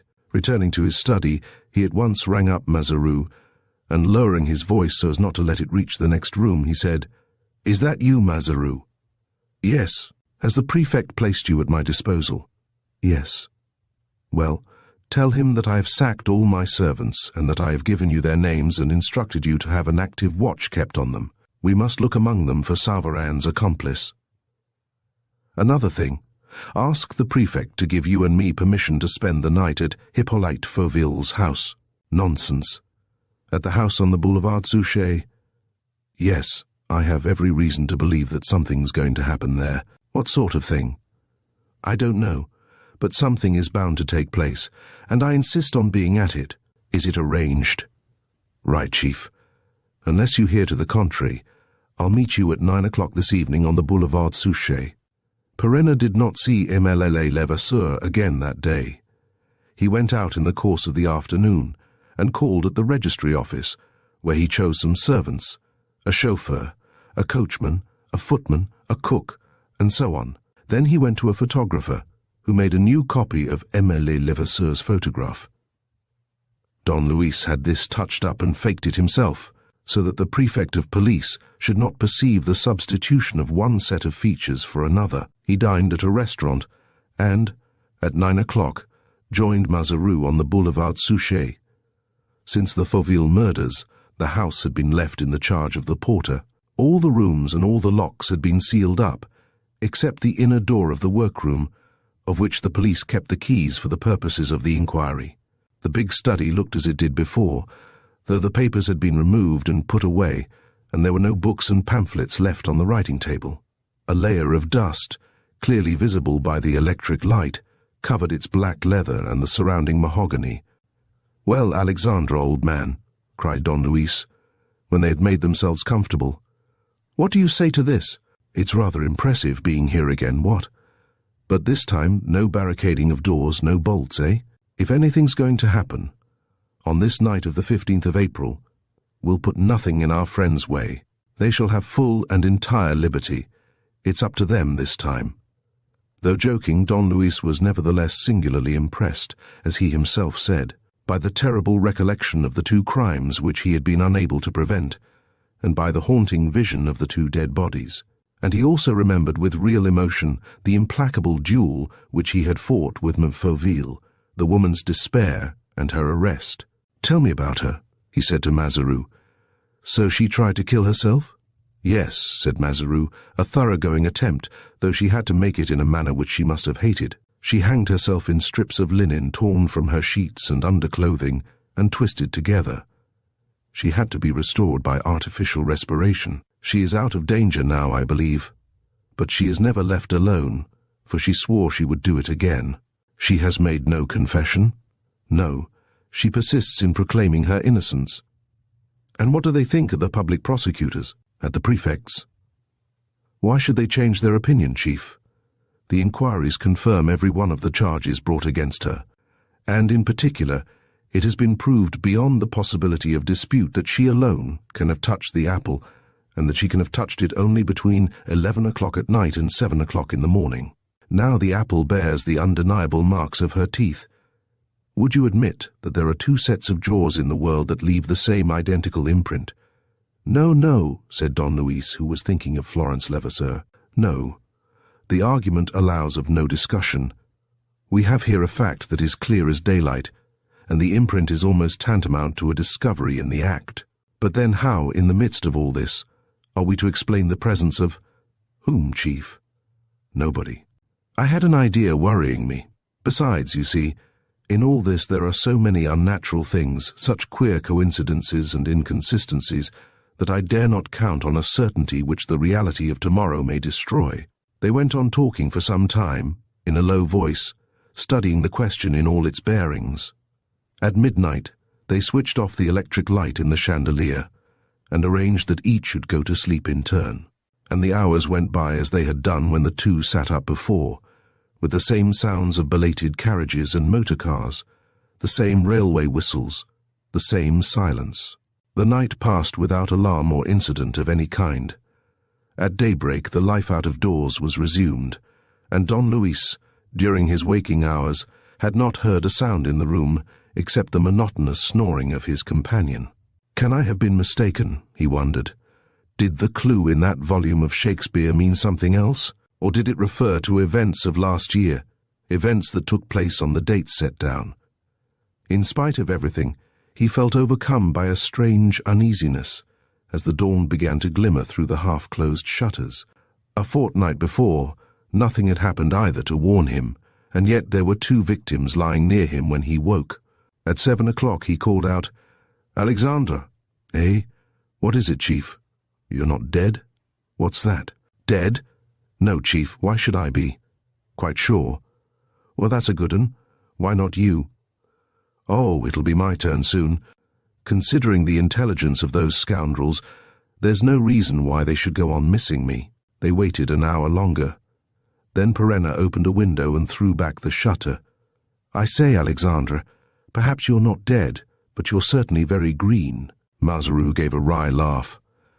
"Upon my word, Chief, I confess that I had a bad time of it when I was keeping watch while you were asleep." "Were you afraid?" "To the roots of my hair. I kept on thinking that something was going to happen. But you too, Chief. Don't look as if you had been enjoying yourself. Were you also—" He interrupted himself, on seeing an expression of unbounded astonishment on Don Luis's face. "What's the matter, Chief? Look, on the table, that letter—" He looked. There was a letter on the writing table, or rather, a letter card, the edges of which had been torn along the perforation marks, and they saw the outside of it, with the address, the stamp, and the postmarks. "Did you put that there, Alexandra?" "You're joking, Chief. You know it can only have been you. It can only have been I, and yet it was not I. But then—" Don Luis took the letter card and, on examining it, found that the address and the postmarks had been scratched out so as to make it impossible to read the name of the addressee or where he lived, but that the place of posting was quite clear, as was the date, Paris, 4 January. "So the letter is 3.5 months old," said Don Luis. He turned to the inside of the letter. It contained a dozen lines, and he at once exclaimed, "Hippolyte Fauville's signature!" "And his handwriting," observed Masaru. "I can tell it at a glance, there's no mistake about that. What does it all mean? A letter written by Hippolyte Fauville 3 months before his death." Perenna read aloud, "My dear old friend, I can only, alas, confirm what I wrote to you the other day. The plot is thickening around me. I do not yet know what their plan is, and still less how they mean to put it into execution. But everything warns me that the end is at hand. I can see it in her eyes. How strangely she looks at me sometimes. Oh, the shame of it. Who would ever have thought her capable of it? I'm a very unhappy man, my dear friend." "And it's signed Hippolyte Fauville," Masaru continued, "and I declare to you that it's actually in his hand, written on the 4th of January of this year to a friend whose name we don't know, though we shall dig him out somehow, that I'll swear. And this friend will certainly give us the proofs we want." Masaru was becoming excited. "Proofs? Why, we don't need them. They're here. M. Fauville himself supplies them. The end is at hand. I can see it in her eyes." Her refers to his wife, to Marie Fauville, "and the husband's evidence confirms all that we knew against her. What do you say, Chief?" "You're right," replied Perenna, absent-mindedly. "You're right. The letter is final. Only what? Who the devil can have brought it? Somebody must have entered the room last night while we were here. Is it possible? For after all, we should have heard. That's what astounds me. It certainly looks like it. Just so. It was a queer enough job a fortnight ago. But still, we were in the passage outside, while they were at work in here, whereas this time we were here, both of us, close to this very table. And, on this table, which had not the least scrap of paper on it last night, we find this letter in the morning. A careful inspection of the place gave them no clue to put them on the track. They went through the house from top to bottom and ascertained for certain that there was no one there in hiding. Besides, supposing that anyone was hiding there, how could he have made his way into the room without attracting their attention? There was no solving the problem. "We won't look any more," said Perenna. "It's no use. In matters of this sort, some day or other the light enters by an unseen cranny and everything gradually becomes clear. Take the letter to the Prefect of Police. Tell him how we spent the night, and ask his permission for both of us to come back on the night of the 25th of April. There's to be another surprise that night, and I'm dying to know if we shall receive a second letter through the agency of some Mahatma." They closed the doors and left the house. While they were walking to the right, toward La Muette, in order to take a taxi, Don Luis chanced to turn his head to the road as they reached the end of the Boulevard Suchet.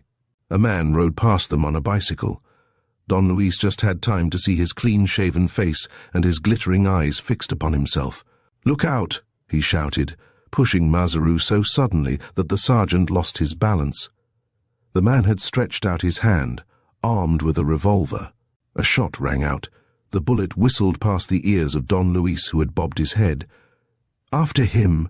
he roared. "You're not hurt, Mazaru?" "No, Chief."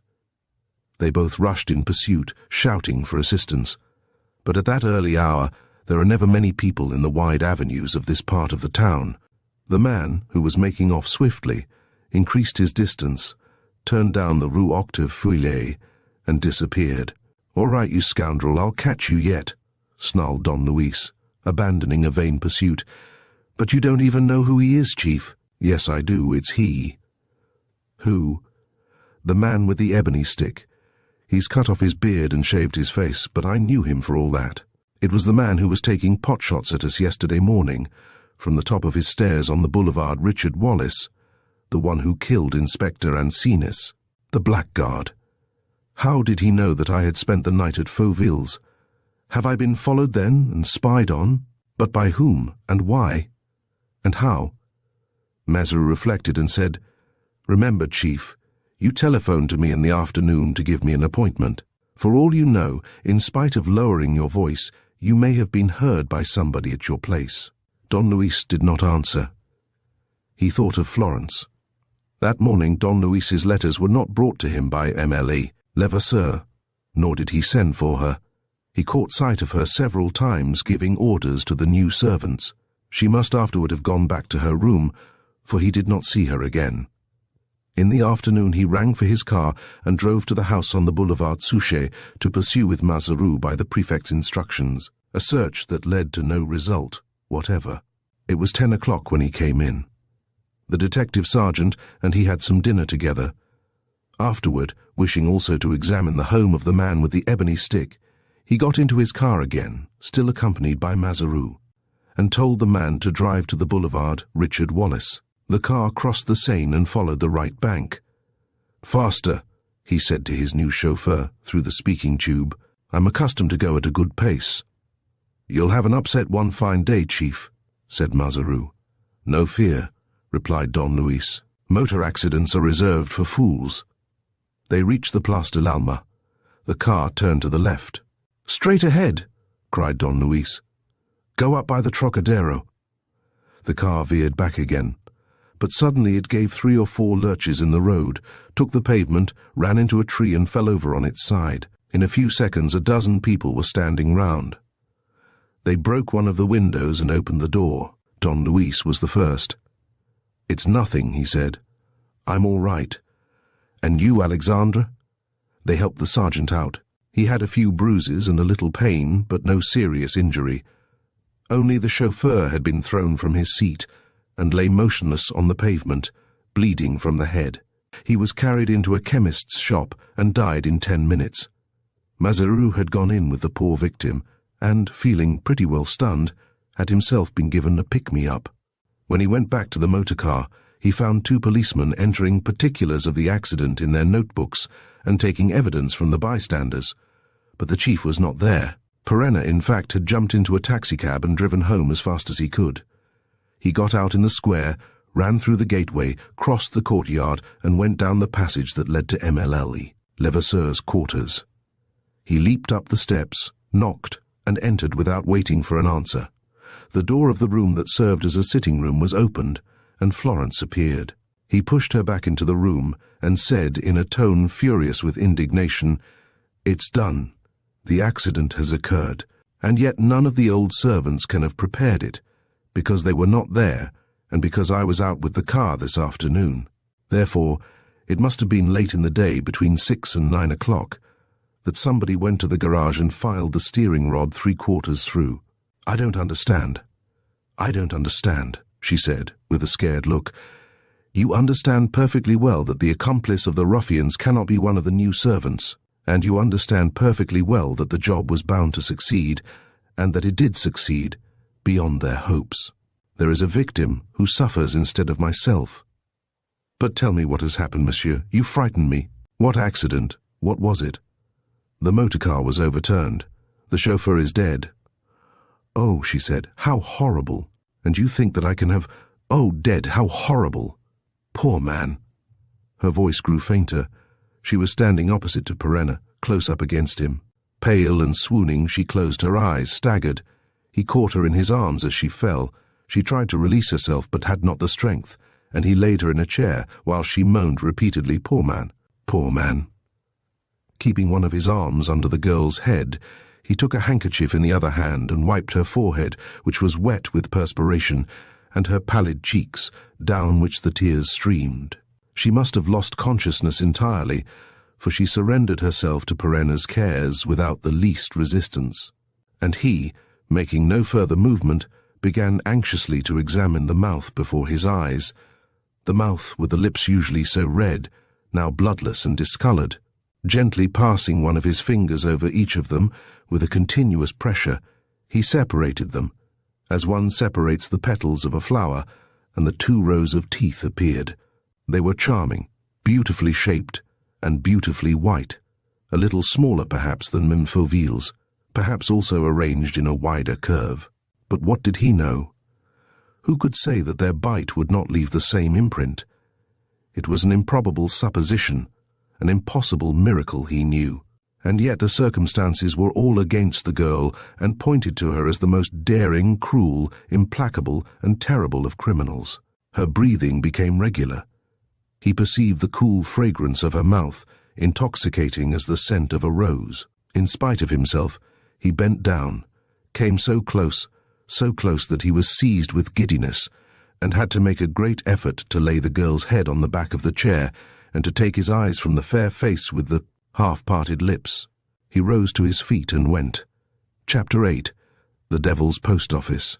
Of all these events the public knew only of the attempted suicide of Mime Fauville, the capture and escape of Gaston Savarand, the murder of Chief Inspector Ansinis, and the discovery of a letter written by Hippolyte Fauville.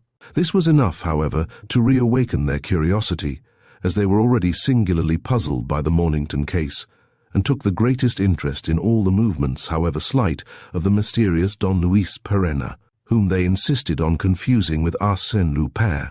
He was, of course, credited with the brief capture of the man with the ebony walking stick. It was also known that he had saved the life of the Prefect of Police, and that, finally, having at his own request spent the night in the house on the Boulevard Suchet, he'd become the recipient of Hippolyte Fauville's famous letter, and all this added immensely to the excitement of the aforesaid public. But how much more complicated and disconcerting were the problems set to Don Luis Perenna himself. Not to mention the denunciation in the anonymous article, there had been, in the short space of 48 hours, no fewer than 4 separate attempts to kill him. By the Iron Curtain, by poison, by the shooting on the Boulevard Suchet, and by the deliberately prepared motor accident. Florence's share in this series of attempts was not to be denied, and now behold her relations with the Fauville's murderers duly established by the little note found in the 8th volume of Shakespeare's plays, while 2 more deaths were added to the melancholy list, the deaths of Chief Inspector Ansinis and of the chauffeur. How to describe and how to explain the part played, in the midst of all these catastrophes, by that enigmatical girl? Strangely enough, life went on as usual at the house in the Place du Palais Bourbon, as though nothing out of the way had happened there. Every morning Florence Levasseur sorted Don Luis's post in his presence, and read out the newspaper articles referring to himself or bearing upon the Mornington case. Not a single allusion was made to the fierce fight that had been waged against him for 2 days. It was as though a truce had been proclaimed between them, and the enemy appeared to have ceased his attacks for the moment. Don Luis felt easy, out of the reach of danger, and he talked to the girl with an indifferent air, as he might have talked to anybody. But with what a feverish interest he studied her unobserved. He watched the expression of her face, at once calm and eager, and a painful sensitiveness which showed under the placid mask and which, difficult to control, revealed itself in the frequent quivering of the lips and nostrils. "Who are you? Who are you?" He felt inclined to exclaim. "Will nothing content you, you she-devil, but to deal out murder all round? And do you want my death also, in order to attain your object? Where do you come from, and where are you making for?" On reflection, he was convinced of a certainty that solved a problem which had preoccupied him for a long time, namely, the mysterious connection between his own presence in the mansion in the Place du Palais Bourbon and the presence of a woman who was manifestly wreaking her hatred on him. He now understood that he had not bought the house by accident. In making the purchase, he had been persuaded by an anonymous offer that reached him in the form of a typewritten prospectus. Whence did this offer come, if not from Florence, who wished to have him near her in order to spy upon him and wage war upon him? Yes, he thought, that is where the truth lies. As the possible heir of Cosmo Mornington and a prominent figure in the case, I am the enemy, and they are trying to do away with me as they did with the others. And it is Florence who is acting against me, and it is she who has committed murder. Everything tells against her. Nothing speaks in her defense. Her innocent eyes, the accent of sincerity in her voice, her serene dignity. And then, yes, what then? Have I never seen women with that frank look who have committed murder for no reason, almost for pleasure's sake? He started with terror at the memory of Dolores Kesselbach. What was it that made him connect these two women at every moment in his mind? He had loved one of them, that monster Dolores, and had strangled her with his own hands. Was fate now leading him toward a like love and a similar murder? When Florence left him, he would experience a sense of satisfaction and breathe more easily, as though released from an oppressive weight. But he would run to the window and see her crossing the courtyard and be still waiting when the girl whose scented breath he had felt upon his face passed to and fro. One morning she said to him, "The papers say that it will be tonight." "Tonight?" "Yes," she said, showing him an article in one of the newspapers. "This is the 25th, and according to the information of the police, supplied, they say, by you, there should be a letter delivered in the house on the Boulevard Suchet every 10th day. And the house is to be destroyed by an explosion on the day when the 5th and last letter appears." Was she defying him? Did she wish to make him understand that, whatever happened, whatever the obstacles, the letters would appear? Those mysterious letters prophesied on the list which he had found in the 8th volume of Shakespeare's plays. He looked at her steadily. She did not flinch. He answered, "Yes, this is the night. I shall be there. Nothing in the world will prevent me." She was on the point of replying, but once more controlled her feelings. That day Don Luis was on his guard. He lunched and dined out, and arranged with Mazaroux to have the Place du Palais Bourbon watched. Levasseur did not leave the house during the afternoon. In the evening, Don Luis ordered Mazaroux's men to follow anyone who might go out at that time. At 10 o'clock the sergeant joined Don Luis in Hippolyte Fauville's workroom. Deputy Chief Detective Weber and 2 plainclothesmen were with him. Don Luis took Mazaroux aside. "They distrust me. Own up to it." "No. As long as M. Desmalions is there, they can do nothing against you. Only, M. Weber maintains, and he is not the only one, that you fake up all these occurrences yourself. With what object?" "With the object of furnishing proof against Marie Fauville and getting her condemned. So I asked for the attendance of the deputy chief and 2 men. There will be 4 of us to bear witness to your honesty." They all took up their posts. 2 detectives were to sit up in turns. This time, after making a minute search of the little room in which Fauville's son used to sleep, they locked and bolted the doors and shutters. At 11 o'clock, they switched off the electric chandelier.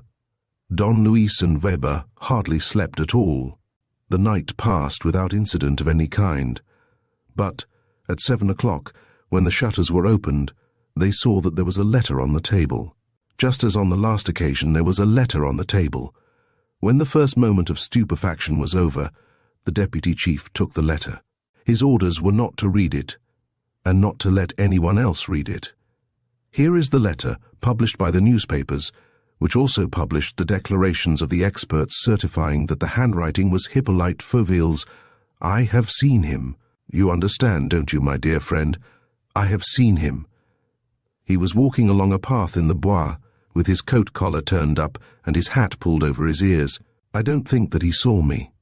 It was almost dark. But I knew him at once. I knew the silver handle of his ebony stick. It was he beyond a doubt, the scoundrel. So he is in Paris, in spite of his promise. Gaston Saran is in Paris. Do you understand the terrible significance of that fact? If he is in Paris, it means that he intends to act. If he is in Paris, it means certain death to me. Oh, the harm which I shall have suffered at that man's hands. He has already robbed me of my happiness, and now he wants my life. I am terrified. So Fauville knew that the man with the ebony walking stick, that Gaston Saran, was designing to kill him. Fauville declared it most positively, by evidence written in his own hand, and the letter, moreover, corroborating the words that had escaped Gaston Saran at his arrest, showed that the two men had at one time had relations with each other, that they were no longer friends, and that Gaston Saran had promised never to come to Paris. A little light was therefore being shed on the darkness of the Mornington case. But on the other hand, how inconceivable was the mystery of that letter found on the table in the workroom. 5 men had kept watch, 5 of the smartest men obtainable, and yet, on that night, as on the night of the 15th of April, an unknown hand had delivered the letter in a room with barricaded doors and windows, without their hearing a sound or discovering any signs that the fastenings of the doors or windows had been tampered with. The theory of a secret outlet was at once raised, but had to be abandoned after a careful examination of the walls and after an interview with the contractor who had built the house, from Fauville's own plans, some years ago.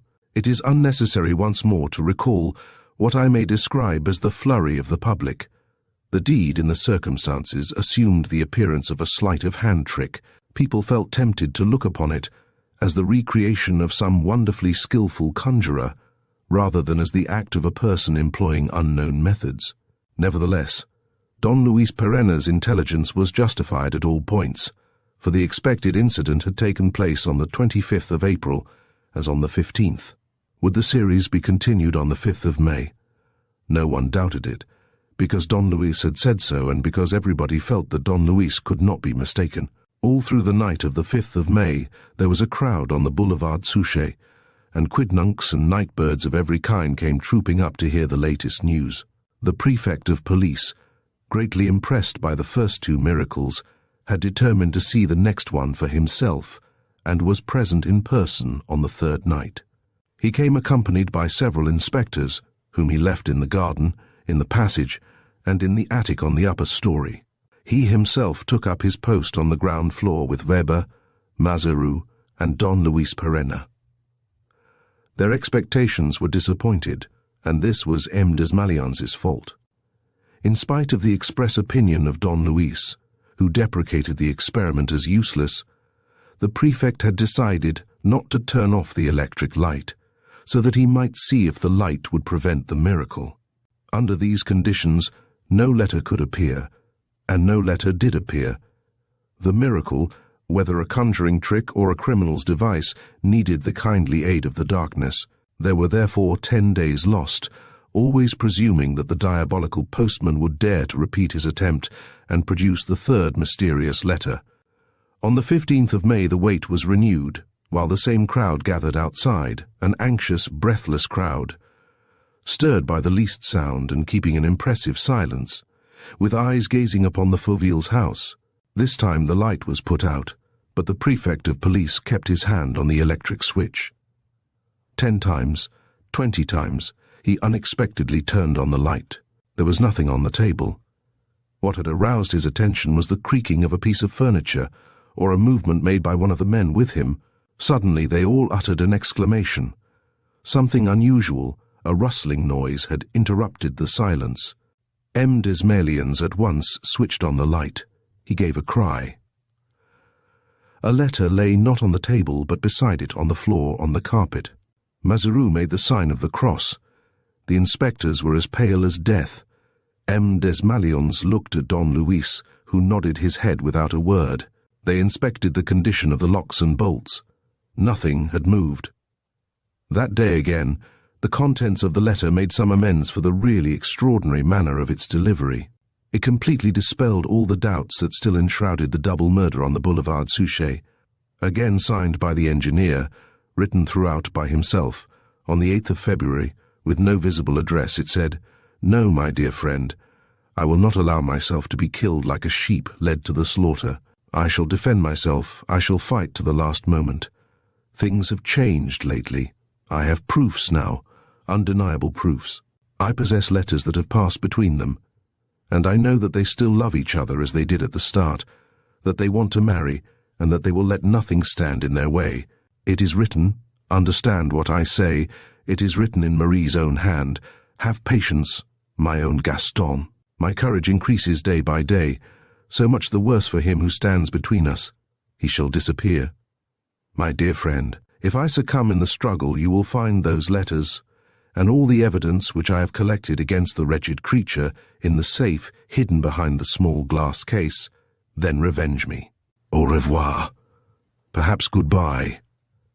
Thus ran the third missive. Hippolyte Fauville from his grave named and accused his guilty wife.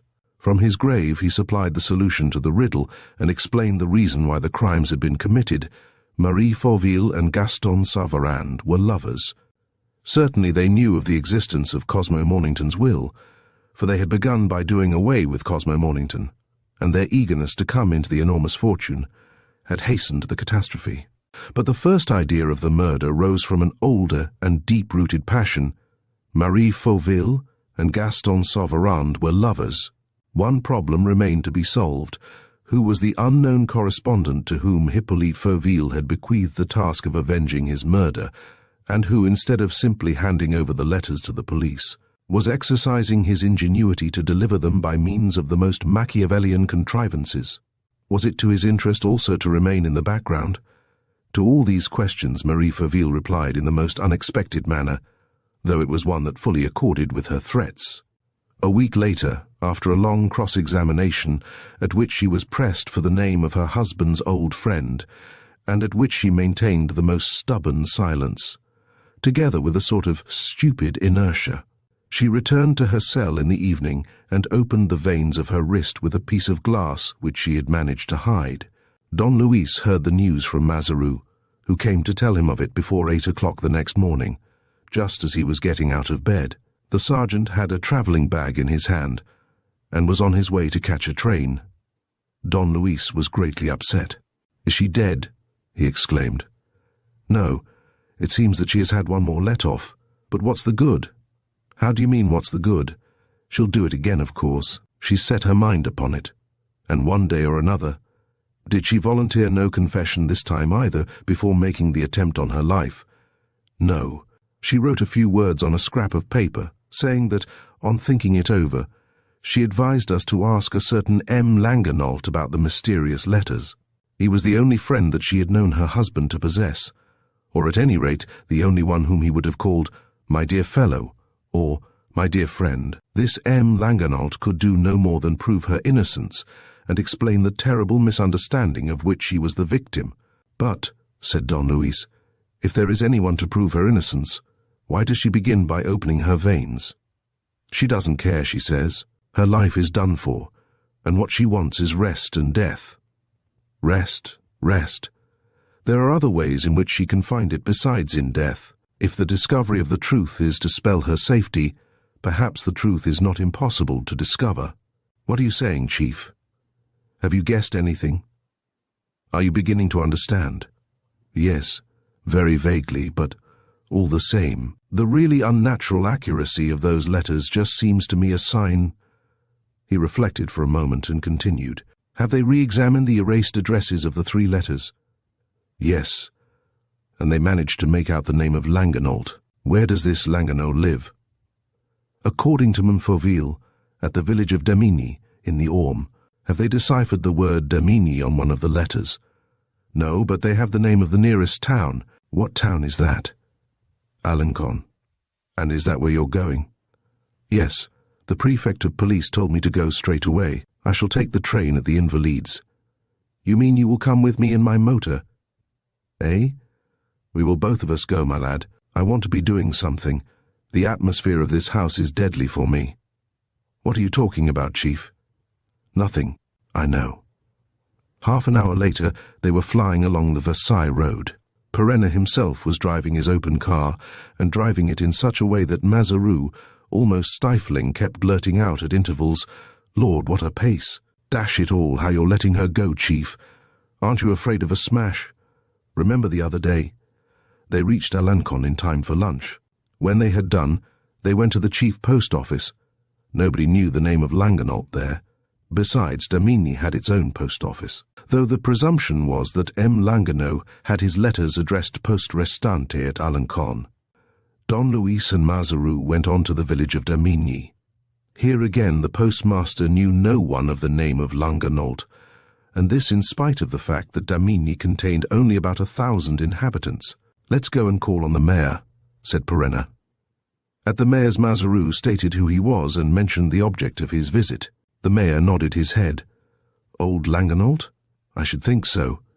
A decent fellow, used to run a business in the town, and accustomed, I suppose, to fetch his letters at Alencon post office. That's it, every day, for the sake of the walk. And his house is at the end of the village. You passed it as you came along. Can we see it? Well, of course. Only, perhaps he's not at home. Certainly not. The poor dear man hasn't even set foot in the house since he left it the last time 4 years ago. How is that? Why, he's been dead these 4 years. Don Luis and Mazaru exchanged a glance of amazement. "So he's dead?" said Don Luis. "Yes, a gunshot." "What's that?" cried Perenna. "Was he murdered?" No, they thought so at first, when they picked him up on the floor of his room, but the inquest proved that it was an accident. He was cleaning his gun, and it went off and sent a load of shot into his stomach. All the same, we thought it very queer in the village. Daddy Langernault, an old hunter before the Lord, was not the man to commit an act of carelessness. Had he money? Yes, and that's just what clinched the matter. They couldn't find a penny of it. Don Luis remained thinking for some time and then asked, "Did he leave any children? Any relations of the same name?" "Nobody, not even a cousin. The proof is that his property, it's called the Old Castle because of the ruins on it, has reverted to the state. The authorities have had the doors of the house sealed up and locked the gate of the park. They are waiting for the legal period to expire in order to take possession. And don't sightseers go walking in the park in spite of the walls? Not they. In the first place, the walls are very high. And then the old castle has had a bad reputation in the neighborhood ever since I can remember. There has always been a talk of ghosts, a pack of silly tales, but still..." Perenna and his companion could not get over their surprise. "This is a funny affair," exclaimed Don Luis, when they had left the mayor's. "Here we have Fauville writing his letters to a dead man, and to a dead man, by the way, who looks to me very much as if he had been murdered. Someone must have intercepted the letters. Obviously. But that does not do away with the fact that he wrote them to a dead man, and made his confidences to a dead man, and told him of his wife's criminal intentions." Mazaru was silent. He too seemed greatly perplexed. They spent part of the afternoon in asking about old Langernault's habits, hoping to receive some useful clue from the people who had known him, but their efforts led to nothing. At 6 o'clock, as they were about to start, Don Luis found that the car had run out of petrol and sent Mazaru in a trap to the outskirts of Alencon to fetch some. He employed the delay in going to look at the old castle outside the village. He had to follow a hedged road leading to an open space planted with lime trees, where a massive wooden gate stood in the middle of a wall. The gate was locked. Don Luis walked along the wall, which was in fact very high and presented no opening. Nevertheless, he managed to climb over by means of the branches of a tree. The park consisted of unkept lawns, overgrown with large wild flowers, and grass-covered avenues leading on the right to a distant mound, thickly dotted with ruins, and, on the left, to a small tumble-down house with ill-fitting shutters. He was turning in this direction when he was much surprised to perceive fresh footprints on a border which had been soaked with the recent rain.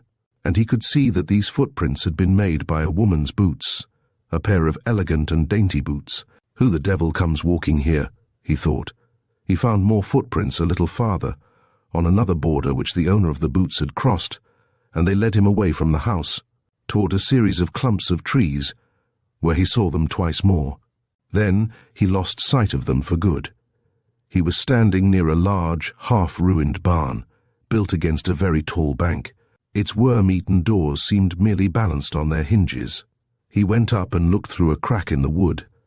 Inside the windowless barn was in semi-darkness, for but little light came through the openings stopped up with straw, especially as the day was beginning to wane. He was able to distinguish a heap of barrels, broken wine presses, old ploughs, and scrap iron of all kinds. "This is certainly not where my fair stroller turned her steps," thought Don Luis. "Let's look somewhere else." Nevertheless, he did not move. He had noticed a noise in the barn. He listened and heard nothing. But as he wanted to get to the bottom of things, he forced out a couple of planks with his shoulder and stepped in. The breach which he had thus contrived admitted a little light. He could see enough to make his way between two casks, over some broken window frames, to an empty space on the far side. His eyes grew accustomed to the darkness as he went on. For all that, he knocked his head against something which he had not perceived, something hanging up above, something rather hard which, when set in motion, swung to and fro with a curious grating sound. It was too dark to see. Don Luis took an electric lantern from his pocket and pressed the spring. "Damn it all," he swore, falling back aghast. Above him hung a skeleton, and the next moment he uttered another oath. A second skeleton hung beside the first. They were both fastened by stout ropes to rings fixed in the rafters of the barn. Their heads dangled from the slip knots. The one against which Perenna had struck was still moving slightly, and the bones clicked together with a gruesome sound. He dragged forward a rickety table, propped it up as best he could, and climbed onto it to examine the two skeletons more closely. They were turned toward each other face to face. The first was considerably bigger than the second. They were obviously the skeletons of a man and a woman. Even when they were not moved by a jolt of any kind, the wind blowing through the crevices in the barn set them lightly swinging to and fro, in a sort of very slow, rhythmical dance. But what perhaps was most impressive in this ghastly spectacle was the fact that each of the skeletons, though deprived of every rag of clothing, still wore a gold ring, too wide now that the flesh had disappeared, but held, as in hooks, by the bent joints of the fingers. He slipped off the rings with a shiver of disgust and found that they were wedding rings. Each bore a date inside, the same date, August 12, 1887, and two names, Alfred Victorine, husband and wife. He murmured, "Is it a double suicide? Or a murder? But how is it possible that the two skeletons have not yet been discovered? Can one conceive that they have been here since the death of old Langernault, since the government has taken possession of the estate and made it impossible for anybody to walk in?" He paused to reflect. "Anybody? I don't know about that, considering that I saw footprints in the garden and that a woman has been there this very day." The thought of the unknown visitor engrossed him once more, and he got down from the table. In spite of the noise which he had heard, it was hardly to be supposed that she had entered the barn. And after a few minutes' search, he was about to go out, when there came, from the left, a clash of things falling about, and some hoops dropped to the ground not far from where he stood. They came from above, from a loft, likewise crammed with various objects and implements, and reached by a ladder. Was he to believe that the visitor, surprised by his arrival, had taken refuge in that hiding place and made a movement that caused the fall of the hoops? Don Luis placed his electric lantern on a cask in such a way as to send the light right up to the loft. Seeing nothing suspicious, nothing but an arsenal of old pickaxes, rakes, and disused scythes, he attributed what had happened to some animal, to some stray cat, and to make sure, he walked quickly to the ladder and went up. Suddenly, at the very moment when he reached the level of the floor, there was a fresh noise, a fresh clatter of things falling, and a form rose from the heap of rubbish with a terrible gesture. It was swift as lightning. Don Luis saw the great blade of a scythe cleaving the air at the height of his head. Had he hesitated for a second, for the 10th of a second, the awful weapon would have beheaded him. As it was, he just had time to flatten himself against the ladder. The scythe whistled past him, grazing his jacket. He slid down to the floor below, but he had seen the dreadful face of Gaston Saran, and behind the man of the ebony walking stick, wan and livid in the rays of the electric light, the distorted features of Florence Levasseur. Chapter 9. Lupin's Anger. He remained for one moment motionless and speechless. Above was a perfect clatter of things being pushed about, as though the besieged were building themselves a barricade. But to the right of the electric rays, diffused daylight entered through an opening that was suddenly exposed, and he saw, in front of this opening, first one form and then another stooping in order to escape over the roofs. He levelled his revolver and fired, but badly, for he was thinking of Florence, and his hand trembled. 3 more shots rang out. The bullets rattled against the old scrap iron in the loft. The 5th shot was followed by a cry of pain. Don Luis once more rushed up the ladder. Slowly making his way through the tangle of farm implements and over some cases of dried rapeseed forming a regular rampart, he at last, after bruising and barking his shins, succeeded in reaching the opening, and was greatly surprised, on passing through it, to find himself on level ground. It was the top of the sloping bank against which the barn stood. He descended the slope at haphazard, to the left of the barn, and passed in front of the building, but saw nobody. He then went up again on the right, and although the flat part was very narrow, he searched it carefully for, in the growing darkness of the twilight, he had every reason to fear renewed attacks from the enemy. He now became aware of something which he had not perceived before. The bank ran along the top of the wall, which at this spot was quite 16 feet high. Gaston Saran and Florence had, beyond a doubt, escaped this way. Perenna followed the wall, which was fairly wide, till he came to a lower part, and here he jumped into a ploughed field skirting a little wood toward which the fugitives must have run. He started exploring it, but, realizing its denseness, he at once saw that it was waste of time to linger in pursuit. He therefore returned to the village, while thinking over this, his latest exploit. Once again, Florence and her accomplice had tried to get rid of him. Once again, Florence figured prominently in this network of criminal plots. At the moment when chance informed Don Luis that old Langernault had probably died by foul play, at the moment when chance, by leading him to Hanged Man's Barn, as he christened it, brought him into the presence of 2 skeletons, Florence appeared as a murderous vision, as an evil genius who was seen wherever death had passed with its trail of blood and corpses. "Oh, the loathsome creature," he muttered, with a shudder. "How can she have so fair a face, and eyes of such haunting beauty, so grave, sincere, and almost guileless?" In the church square, outside the inn, Mazaru, who had returned, was filling the petrol tank of the motor and lighting the lamps. Don Luis saw the mayor of Damigny crossing the square. He took him aside. "By the way, Monsieur le Maire, did you ever hear any talk in the district, perhaps 2 years ago, of the disappearance of a couple 40 or 50 years of age? The husband's name was Alfred." "And the wife's Victorine, eh?" The mayor broke in. "I should think so. The affair created some stir. They lived at Alencon on a small private income.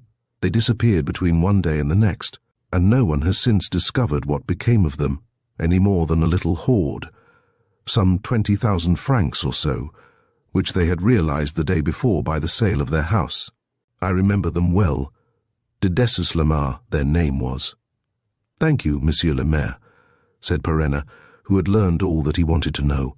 The car was ready, a minute after he was rushing toward Alencon with Mazaru. "Where are we going, Chief?" asked the sergeant. "To the station." "I have every reason to believe, first, that Saran was informed this morning, in what way remains to be seen, of the revelations made last night by MM. Fauville relating to old Langernault, and secondly, that he has been prowling around and inside old Langernault's property today for reasons that also remain to be seen. and I presume that he came by train and that he will go back by train. Perenna's supposition was confirmed without delay. He was told at the railway station that a gentleman and a lady had arrived from Paris at 2 o'clock, that they had hired a trap at the hotel next door, and that, having finished their business, they had gone back a few minutes ago by the 7:40 express. The description of the lady and gentleman corresponded exactly with that of Florence and Saran. "Off we go," said Perenna, after consulting the timetable. "We are an hour behind. We may catch up with the scoundrel at Le Mans." "We'll do that, Chief. And we'll collar him, I swear, him and his lady, since there are two of them." "There are two of them, as you say. Only what?" Don Luis waited to reply until they were seated and the engine started, when he said, "Only, my boy, you will keep your hands off the lady." "Why should I?" "Do you know who she is? Have you a warrant against her?" "No." "Then shut up. But one word more, Alexander, and I'll set you down beside the road. Then you can make as many arrests as you please." Mazaru did not breathe another word. For that matter, the speed at which they at once began to go hardly left him time to raise a protest. Not a little anxious, he thought only of watching the horizon and keeping a lookout for obstacles. The trees vanished on either side almost unseen. Their foliage overhead made a rhythmical sound as of moaning waves. Night insects dashed themselves to death against the lamps. "We shall get there right enough," Mazaru ventured to observe. "There's no need to put on the pace." The speed increased and he said no more. Villages, plains, hills, and then, suddenly in the midst of the darkness, the lights of a large town, Le Mans. "Do you know the way to the station, Alexander?" "Yes, Chief, to the right and then straight on." Of course they ought to have gone to the left. They wasted 7 or 8 minutes in wandering through the streets and receiving contradictory instructions. When the motor pulled up at the station, the train was whistling. Don Luis jumped out, rushed through the waiting room, found the doors shut, jostled the railway officials who tried to stop him, and reached the platform. A train was about to start on the farther line. The last door was banged to. He ran along the carriages, holding on to the brass rails. "Your ticket, sir." "Where's your ticket?" shouted an angry collector. Don Luis continued to fly along the footboards, giving a swift glance through the panes, thrusting aside the persons whose presence at the windows prevented him from seeing, prepared at any moment to burst into the compartment containing the two accomplices. He did not see them in the end carriages. The train started, and suddenly he gave a shout. They were there, the two of them, by themselves. He had seen them. They were there, Florence lying on the seat, with her head on Saran's shoulder, and he leaning over her with his arms around her. Mad with rage, he flung back the bottom latch and seized the handle of the carriage door. At the same moment he lost his balance and was pulled off by the furious ticket collector and by Mazaru, who bellowed, "Why, you're mad, Chief. You'll kill yourself." "Let go, you ass," roared Don Luis. "It's they. Let me be, can't you?" The carriages filed past. He tried to jump onto another footboard, but the two men were clinging to him. Some railway porters came to their assistance. The station master ran up. The train moved out of the station. "Idiots," he shouted. "Boobies. Pack of asses that you are. Couldn't you leave me alone?" "Oh, I swear to heaven."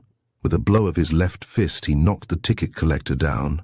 With a blow of his right he sent Mazaru spinning, and shaking off the porters and the station master, he rushed along the platform to the luggage room, where he took flying leaps over several batches of trunks, packing cases, and portmanteaux. "Oh, the perfect fool," he mumbled, on seeing that Mazaru had let the power down in the car. "Trust him, if there's any blunder going." Don Luis had driven his car at a fine rate during the day, but that night the pace became vertiginous. A very meteor flashed through the suburbs of Le Mans and hurled itself along the high road. Perenna had but one thought in his head: to reach the next station, which was Chartres, before the two accomplices, and to fly at Saran's throat. He saw nothing but that, the savage grip of his two hands that would set Florence Levasseur's lover gasping in his agony. Her lover, he muttered, gnashing his teeth. "Why, of course that explains everything. They have combined against their accomplice Marie Fauville, and it is she alone, poor devil, who will pay for the horrible series of crimes. Is she their accomplice even? He wondered. Who knows?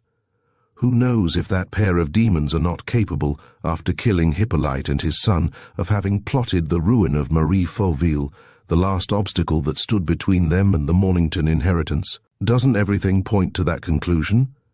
Didn't I find the list of dates in a book belonging to Florence? Don't the facts prove that the letters were communicated by Florence? Those letters accuse Gaston Sauverand as well, but how does that affect things? He no longer loves Marie, but Florence, and Florence loves him. She is his accomplice, his counselor, the woman who will live by his side and benefit by his fortune. True, she sometimes pretends to be defending Marie Fauville. Play acting. Or perhaps remorse, fright at the thought of all that she has done against her rival, and of the fate that awaits the unhappy woman. But she is in love with Sauverand, and she continues to carry on the struggle without pity and without respite. And that is why she wanted to kill me, the interloper whose insight she dreaded, and she hates me and loathes me. To the hum of the engine and the sighing of the trees, which bent down at the approach, he murmured incoherent words. The recollection of the two lovers clasped in each other's arms made him cry aloud with jealousy. He wanted to be revenged. For the first time in his life, the longing, the feverish craving to kill set his brain boiling. "Hang it all," he growled suddenly. "The engine's misfiring. Mazaru, Mazaru." "What, Chief? Did you know that I was here?" exclaimed Mazaru, emerging from the shadow in which he sat hidden. "You jackass! Do you think that the first idiot who comes along can hang on to the footboard of my car without my knowing it? You must be feeling comfortable down there. I'm suffering agonies and I'm shivering with cold. That's right, it'll teach you. Tell me, where did you buy your petrol?" "At the grocer's." "At a thief's, you mean? It's muck. The plugs are getting sooted up. Are you sure? Can't you hear the misfiring, you fool?" The motor, indeed, at moments seemed to hesitate. Then everything became normal again. Don Luis forced the pace. Going downhill, they appeared to be hurling themselves into space. One of the lamps went out. The other was not as bright as usual, but nothing diminished Don Luis's ardor. There was more misfiring, fresh hesitations, followed by efforts, as though the engine was pluckily striving to do its duty. And then suddenly came the final failure, a dead stop at the side of the road, a stupid breakdown. "Confound it!" roared Don Luis. "We're stuck. Oh, this is the last straw. Come, Chief, we'll put it right, and we'll pick up Sauverand at Paris instead of Chartres, that's all. You infernal ass. The repairs will take an hour, and then she'll break down again. It's not petrol, it's filth they've foisted on you." The country stretched around them to endless distances, with no other lights than the stars that riddled the darkness of the sky. Don Luis was stamping with fury. He would have liked to kick the motor to pieces. He would have liked... It was Mazaru who caught it in the hapless. Don Luis took him by the shoulders, shook him, loaded him with insults and abuse, and, finally, pushing him against the roadside bank and holding him there, said, in a broken voice of mingled hatred and sorrow, "It's she, do you hear, Mazaru? It's Sauverand's companion who has done everything. I'm telling you now because I'm afraid of relenting. Yes, I am a weak coward. She has such a grave face with the eyes of a child. But it's she, Mazaru. She lives in my house. Remember her name, Florence Levasseur. You'll arrest her, won't you?" "I might not be able to. My courage fails me when I look at her. The fact is that I have never loved before. There have been other women, but no, those were fleeting fancies. Not even that. I don't even remember the past. Whereas Florence, you must arrest her, Mazaru. You must deliver me from her eyes. They burn into me like poison. If you don't deliver me, I shall kill her as I killed Dolores. Or else they will kill me, or... Oh, I don't know all the ideas that are driving me wild. You see, there's another man," he explained. "There's Sauverand, whom she loves. Oh, the infamous pair. They have killed Fauville, and the boy, and old Langernault, and those two in the barn, and others besides, Cosmo Mornington, Vero, and more still. They are monsters, she most of all. And if you saw her eyes, He spoke so low that Mazaru could hardly hear him. He had let go his hold of Mazaru and seemed utterly cast down with despair, a surprising symptom in a man of his amazing vigor and authority. "Come, Chief," said the sergeant, helping him up. "This is all stuff and nonsense. Trouble with women, I've had it like everybody else. Mazaru, yes, I got married while you were away. Mazaru turned out badly herself, gave me the devil of a time. Mazaru did. I'll tell you all about it, Chief, how Mazaru rewarded my kindness." He led Don Luis gently to the car and settled him on the front seat. "Take a rest, Chief. It's not very cold, and there are plenty of furs. The first peasant that comes along at daybreak, I'll send him to the next town for what we want, and for food too, for I'm starving. And everything will come right. It always does with women. All you have to do is to kick them out of your life, except when they anticipate you and kick themselves out. I was going to tell you, Mazaru, Don Luis, was never to learn what had happened with Mazaru. The most violent catastrophes had no effect upon the peacefulness of his slumbers. He was asleep almost at once. It was late in the morning when he woke up. Mazaru had had to wait till 7 o'clock before he could hail a cyclist on his way to Chartres. They made a start at 9 o'clock. Don Luis had recovered all his coolness. He turned to his sergeant. "I said a lot last night that I did not mean to say. However, I don't regret it. Yes, it is my duty to do everything to save Memmi, Fauville, and to catch the real culprit. Only the task falls upon myself, and I swear that I shan't fail in it. This evening Florence Levasseur shall sleep in the lock-up." "I'll help you, Chief," replied Mazaru, in a queer tone of voice. "I need nobody's help. If you touch a single hair of her head, I'll do for you. Do you understand?" "Yes, Chief." "Then hold your tongue." His anger was slowly returning and expressed itself in an increase of speed, which seemed to Mazaru a revenge executed upon himself. They raced over the cobblestones of Chartres. Rambouillet, Chevreuse, and Versailles received the terrifying vision of a thunderbolt tearing across them from end to end. Saint-Cloud, the Bois de Boulogne. On the Place de la Concorde, as the motor was turning toward the Tuileries, Mazaru objected. "Aren't you going home, Chief?" "No. There's something more urgent first. We must relieve Marie Fauville of her suicidal obsession by letting her know that we have discovered the criminals. And then? Then I want to see the Prefect of Police. Desmalions is away and won't be back till this afternoon. In that case, the examining magistrate. He doesn't get to the law courts till 12, and it's only 11 now. We'll see." Mazaru was right. There was no one at the law courts. Don Luis lunched somewhere close by, and Mazaru, after calling at the detective office, came to fetch him and took him to the magistrate's corridor. Don Luis's excitement, his extraordinary restlessness, did not fail to strike Mazaru, who asked, "Are you still of the same mind, Chief?" "More than ever. I looked through the newspapers at lunch. Marie Fauville, who was sent to the infirmary after her second attempt, has again tried to kill herself by banging her head against the wall of the room. They have put a straitjacket on her, but she is refusing all food. It is my duty to save her." "How?" "By handing over the real criminal. I shall inform the magistrate in charge of the case, and this evening I shall bring you Florence Levasseur, dead or alive, and Sauverand. Sauverand. That won't take long. Unless what? Unless I settle his business myself, the miscreant." "Chief." "Oh, dry up." There were some reporters near them waiting for particulars. He recognized them and went up to them. "You can say, gentlemen, that from today I am taking up the defense of Marie Fauville and devoting myself entirely to her cause." They all protested.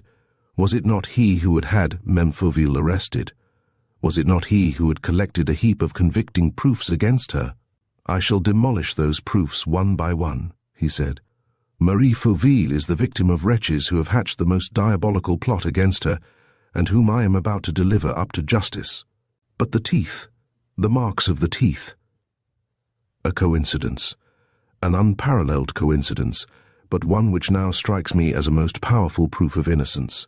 I tell you that, if Marie Fauville had been clever enough to commit all those murders, She would also have been clever enough not to leave behind her a fruit bearing the marks of her 2 rows of teeth. But still, she is innocent, and that is what I am going to tell the examining magistrate.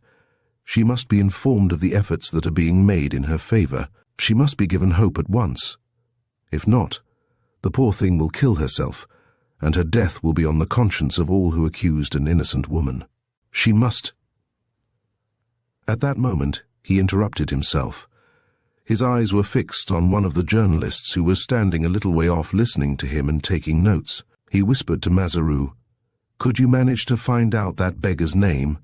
I can't remember where on earth I've seen him before." But an usher now opened the door of the examining magistrate, who, on receiving Don Perenna's card, had asked to see him at once. He stepped forward and was about to enter the room with Mazaru, when he suddenly turned to his companion with a cry of rage.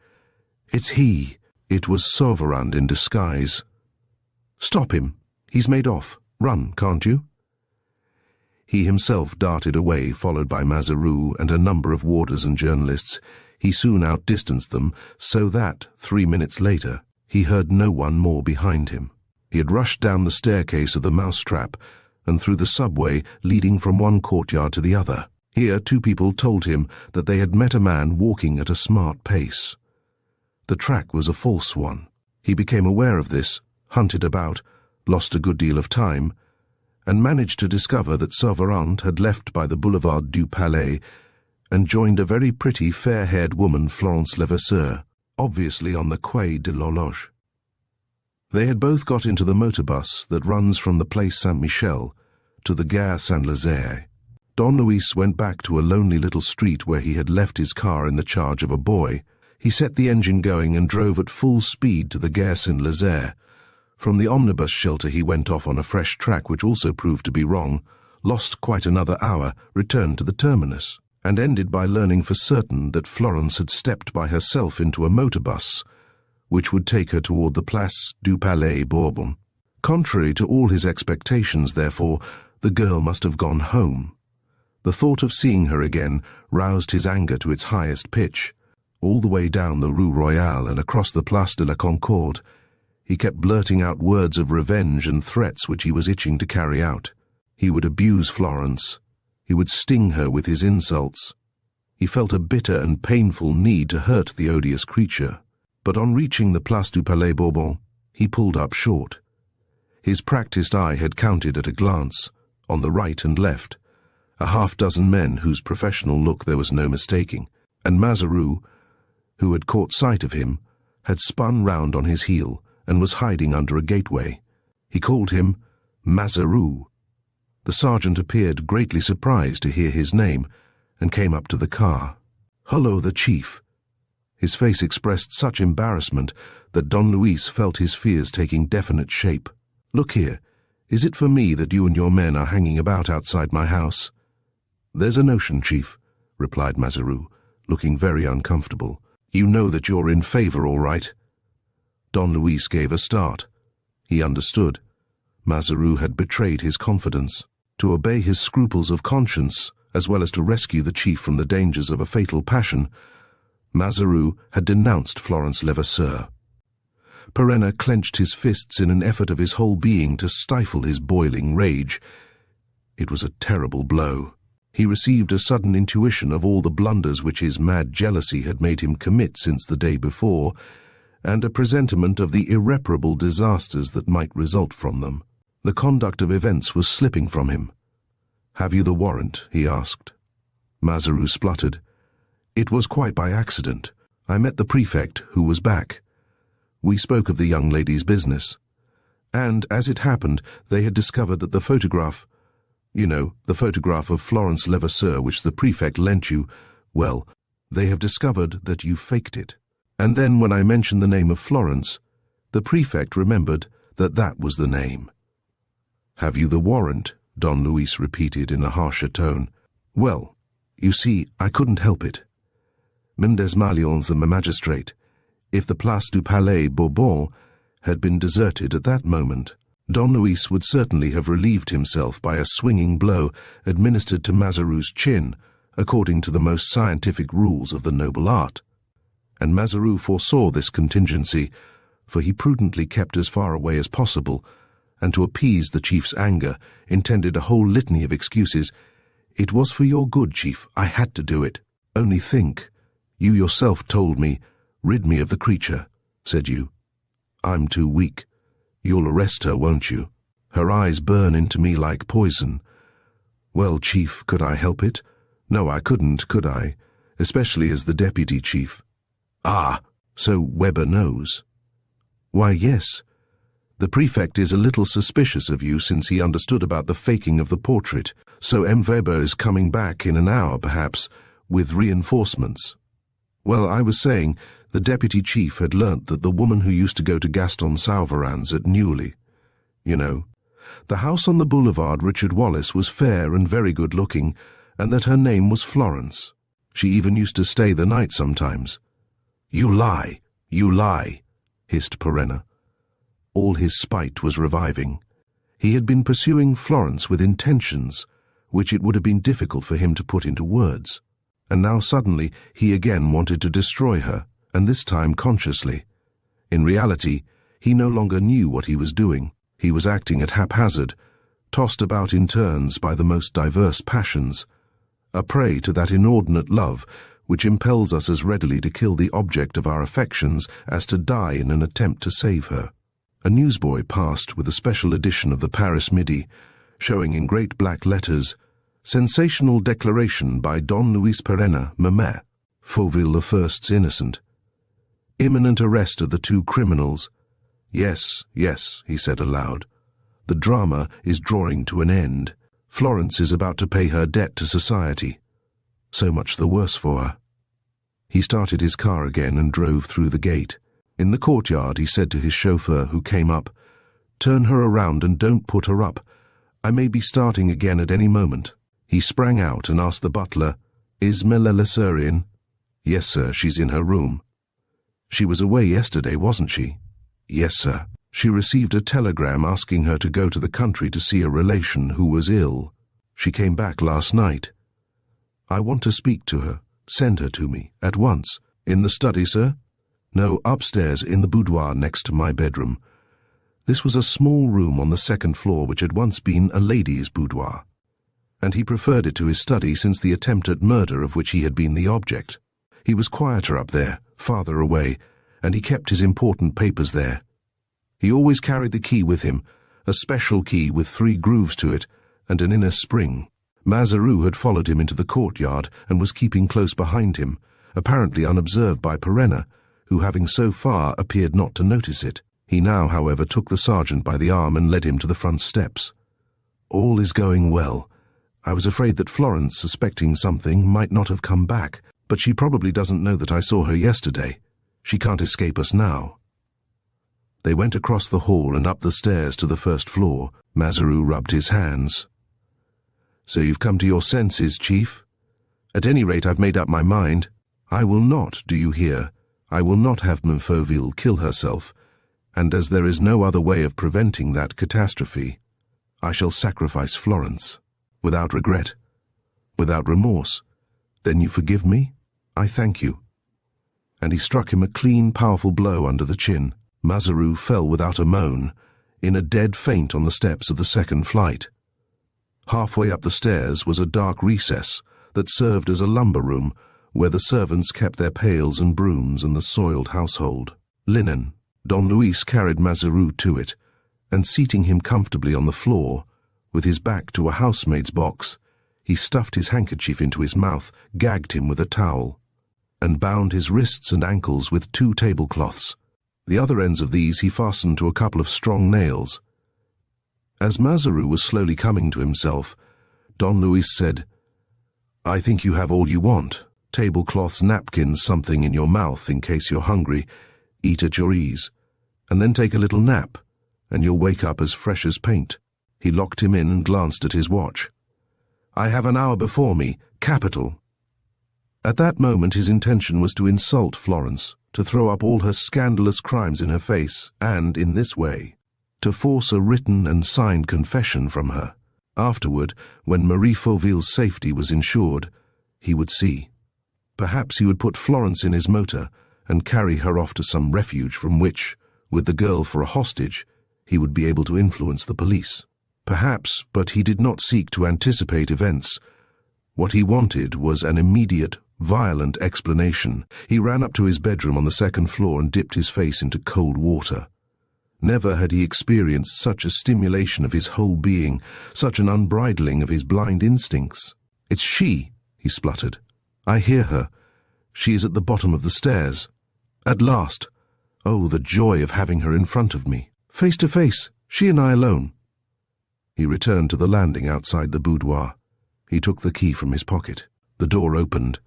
He uttered a great shout. Gaston Saran was there. In that locked room, Gaston Saran was waiting for him, standing with folded arms. Chapter 10. Gaston Saran explains. Gaston Saran.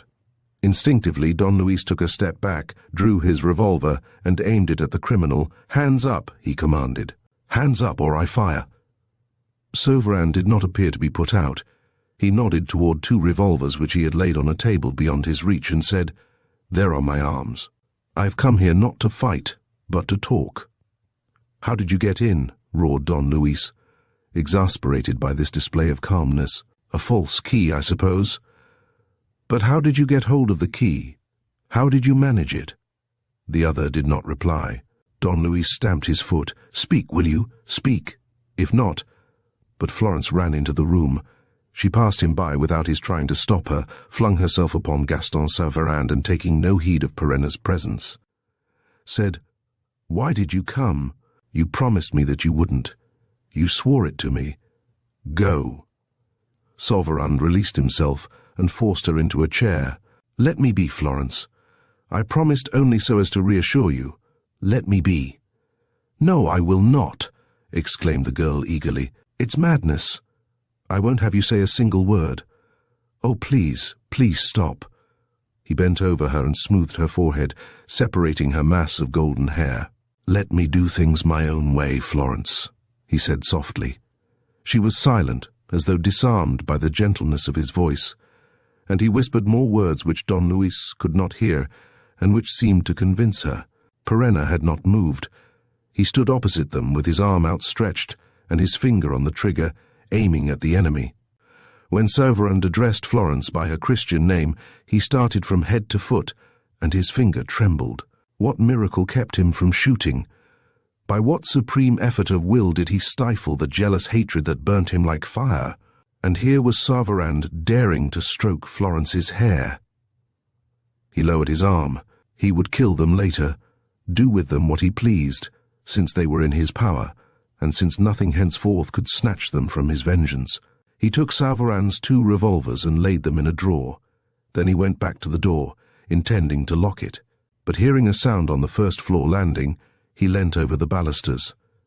The butler was coming upstairs with a tray in his hand. "What is it now?" "An urgent letter, sir, for Sergeant Mazaru. Sergeant Mazaru is with me. Give me the letter and don't let me be disturbed again." He tore open the envelope. The letter, hurriedly written in pencil and signed by one of the inspectors on duty outside the house, contained these words: "Look out, Sergeant. Gaston Saran is in the house. 2 people living opposite say that the girl who is known hereabouts as the lady housekeeper came in at 1:30 before we took up our posts. She was next seen at the window of her lodge." A few moments after, a small, low door, used for the cellars and situated under the lodge, was opened, evidently by her. Almost at the same time, a man entered the square, came along the wall, and slipped in through the cellar door. According to the description, it was Gaston Saran. "So look out, Sergeant. At the least alarm, at the first signal from you, we shall come in," Don Luis reflected. He now understood how the scoundrel had access to his house, and how, hidden in the safest of retreats, he was able to escape every attempt to find him. He was living under the roof of the very man who had declared himself his most formidable adversary. "Come on," he said to himself. "The fellow's score is settled, and so is his young lady's.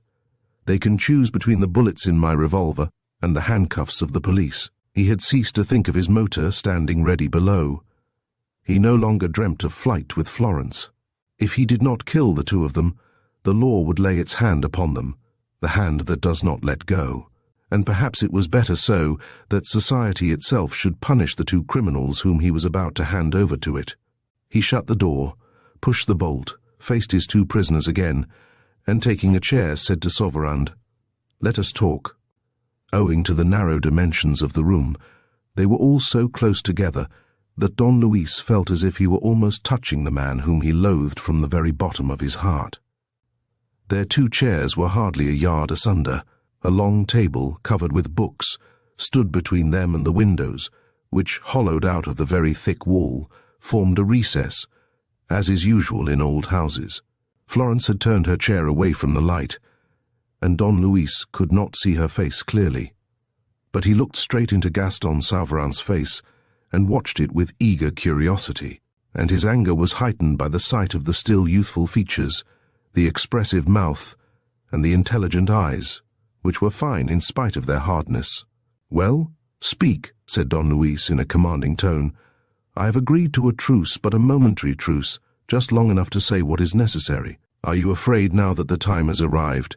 Do you regret the step which you have taken?" The man smiled calmly and said, "I am afraid of nothing, and I do not regret coming, for I have a very strong intuition that we are bound to, come to an understanding." "An understanding?" protested Don Luis with a start. "Why not? A compact, an alliance between you and me.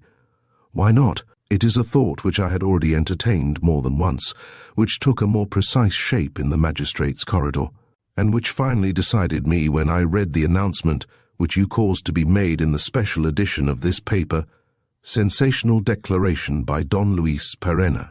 Fauville is innocent." Gaston Sauvarin half rose from his chair, and carefully picking his words, emphasizing them with sharp gestures, he whispered, "Everything lies, monsieur, in those 4 words. Do those 4 words which you have written, which you have uttered publicly and solemnly, 'Fauville is innocent,' do they express your real mind? Do you now absolutely believe in Marie Fauville's innocence?" Don Luis shrugged his shoulders. "Fauville's innocence has nothing to do with the case. It is a question not of her, but of you two and myself. So come straight to the point and as quickly as you can. It is to your interest even more than to mine." "To our interest?" "You forget the 3rd heading to the article," cried Don Luis. "I did more than proclaim Marie Fauville's innocence. I also announced, read for yourself, the imminent arrest of the criminals." Saran and Florence rose together, with the same unguarded movement. "And, in your view, the criminals are?" asked Saran. "Why, you know as well as I do, they are the man with the ebony walking stick, who at any rate cannot deny having murdered Chief Inspector Ancinis, and the woman who is his accomplice in all his crimes. Both of them must remember their attempts to assassinate me, the revolver shot on the Boulevard Suchet, the motor smash causing the death of my chauffeur, and yesterday again, in the barn, you know where, the barn with the 2 skeletons hanging from the rafters.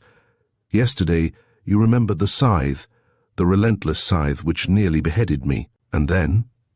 Well then, the game is lost. You must pay up, and all the more so as you have foolishly put your heads into the lion's mouth. I don't understand. What does all this mean?"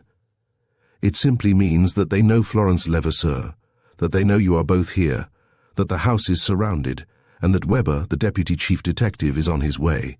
Saran appeared disconcerted by this unexpected threat. Florence, standing beside him, had turned livid. A mad anguish distorted her features. She stammered, "Oh, it is awful! No, I can't endure it!" And rushing at Don Luis, "Coward! Coward! It's you who are betraying us! Coward! Oh, I knew that you were capable of the meanest treachery. There you stand like an executioner. Oh, you villain, you coward!" She fell into her chair, exhausted and sobbing, with her hand to her face. Don Luis turned away. Strange to say, he experienced no sense of pity, and Florence's tears affected him no more than her insults had done, no more than if he had never loved the girl. He was glad of this release. The horror with which she filled him had killed his love. But when he once more stood in front of them after taking a few steps across the room, he saw that they were holding each other's hands. like two friends in distress, trying to give each other courage, and again yielding to a sudden impulse of hatred. For a moment beside himself, he gripped the man's arm. "I forbid you. By what right? Is she your wife? Your mistress?" Then his voice became perplexed. He himself felt the strangeness of that fit of anger which suddenly revealed, in all its force and all its blindness, a passion which he thought dead, and he blushed, for Gaston Savarand was looking at him in amazement, and he did not doubt that the enemy had penetrated his secret. A long pause followed, during which he met Florence's eyes, hostile eyes, full of rebellion and disdain. Had she too guessed? He dared not speak another word. He waited for Savarand's explanation, and, while waiting, he gave not a thought to the coming revelations, nor to the tremendous problems of which he was at last about to know the solution, nor to the tragic events at hand. He thought of one thing only, thought of it with the fevered throbbing of his whole being, thought of what he was on the point of learning about Florence, about the girl's affections, about her past, about her love for Savarand. That alone interested him. "Very well," said Savarand. "I am caught in a trap. Fate must take its course. Nevertheless, can I speak to you? It is the only wish that remains to me." "Speak," replied Don Luis. "The door is locked. I shall not open it until I think fit. Speak." "I shall be brief," said Gaston Savarand. "For one thing, what I can tell you is not much. I do not ask you to believe it, but to listen to it as if I were possibly telling the truth, the whole truth." And he expressed himself in the following words. "I never met Hippolyte and Marie Fauville, though I used to correspond with them. You will remember that we were all cousins until 5 years ago. When chance brought us together at Palmero, they were passing the winter there while their new house on the Boulevard Suchet was being built. We spent 5 months at Palmero, seeing one another daily. Hippolyte and Marie were not on the best of terms. One evening, after they had been quarreling more violently than usual, I found her crying. Her tears upset me, and I could not longer conceal my secret. I had loved Marie from the first moment when we met. I was to love her always, and to love her more and more." "You lie!" cried Don Luis, losing his self-restraint. "I saw the two of you yesterday in the train that brought you back from Alencon." Gaston Savarand looked at Florence. She sat silent, with her hands to her face and her elbows on her knees. Without replying to Don Luis's exclamation, he went on, "Marie also loved me. She admitted it, but made me swear that I would never try to obtain from her more than the purest friendship would allow. I kept my oath. We enjoyed a few weeks of incomparable happiness. Hippolyte Fauville, who had become enamored of a music-hall singer, was often away. I took a good deal of trouble with the physical training of the little boy Edmund, whose health was not what it should be. And we also had with us, between us, the best of friends, the most devoted and affectionate counselor, who staunched our wounds, kept up our courage, restored our gaiety, and bestowed some of her own strength and dignity upon our love. Florence was there." Don Luis felt his heart beating faster. Not that he attached the least credit to Gaston Savarand's words, but he had every hope of arriving, through those words, at the real truth. Perhaps, also, he was unconsciously undergoing the influence of Gaston Savarand, whose apparent frankness and sincerity of tone caused him a certain surprise. Savarand continued, 15 years before, my elder brother, Raoul Savarand, had picked up at Buenos Aires, where he had gone to live, a little girl, the orphan daughter of some friends. At his death, he entrusted the child, who was then 14, to an old nurse who had brought me up and who had accompanied my brother to South America. The old nurse brought the child to me and herself died of an accident a few days after her arrival in France. I took the little girl to Italy to friends, where she worked and studied and became what she is. Wishing to live by her own resources, she accepted a position as teacher in a family. Later, I recommended her to my Fauville cousins, with whom I found her at Palmero, as governess to the boy Edmund, and especially as the friend, the dear and devoted friend, of Marie Fauville. She was mine, also, at that happy time, which was so sunny and all too short. Our happiness, in fact, The happiness of all three of us was to be wrecked in the most sudden and tantalizing fashion. Every evening I used to write in a diary the daily life of my love, an uneventful life, without hope or future before it, but eager and radiant. Marie Fauville was extolled in it as a goddess. Kneeling down to write, I sang litanies of her beauty, and I also used to invent, as a poor compensation, wholly imaginary scenes, in which she said all the things which she might have said but did not, and promised me all the happiness which we had voluntarily renounced. Hippolyte Fauville found the diary. His anger was something terrible. His first impulse was to get rid of Marie, but in the face of his wife's attitude, of the proofs of her innocence which she supplied, of her inflexible refusal to consent to a divorce, and of her promise never to see me again, he recovered his calmness. I left, with death in my soul. Florence left too, dismissed. And never, mark me, never, since that fatal hour, did I exchange a single word with Marie, but an indestructible love united us, a love which neither absence nor time was to weaken. He stopped for a moment, as though to read in Don Luis's face the effect produced by his story. Don Luis did not conceal his anxious attention.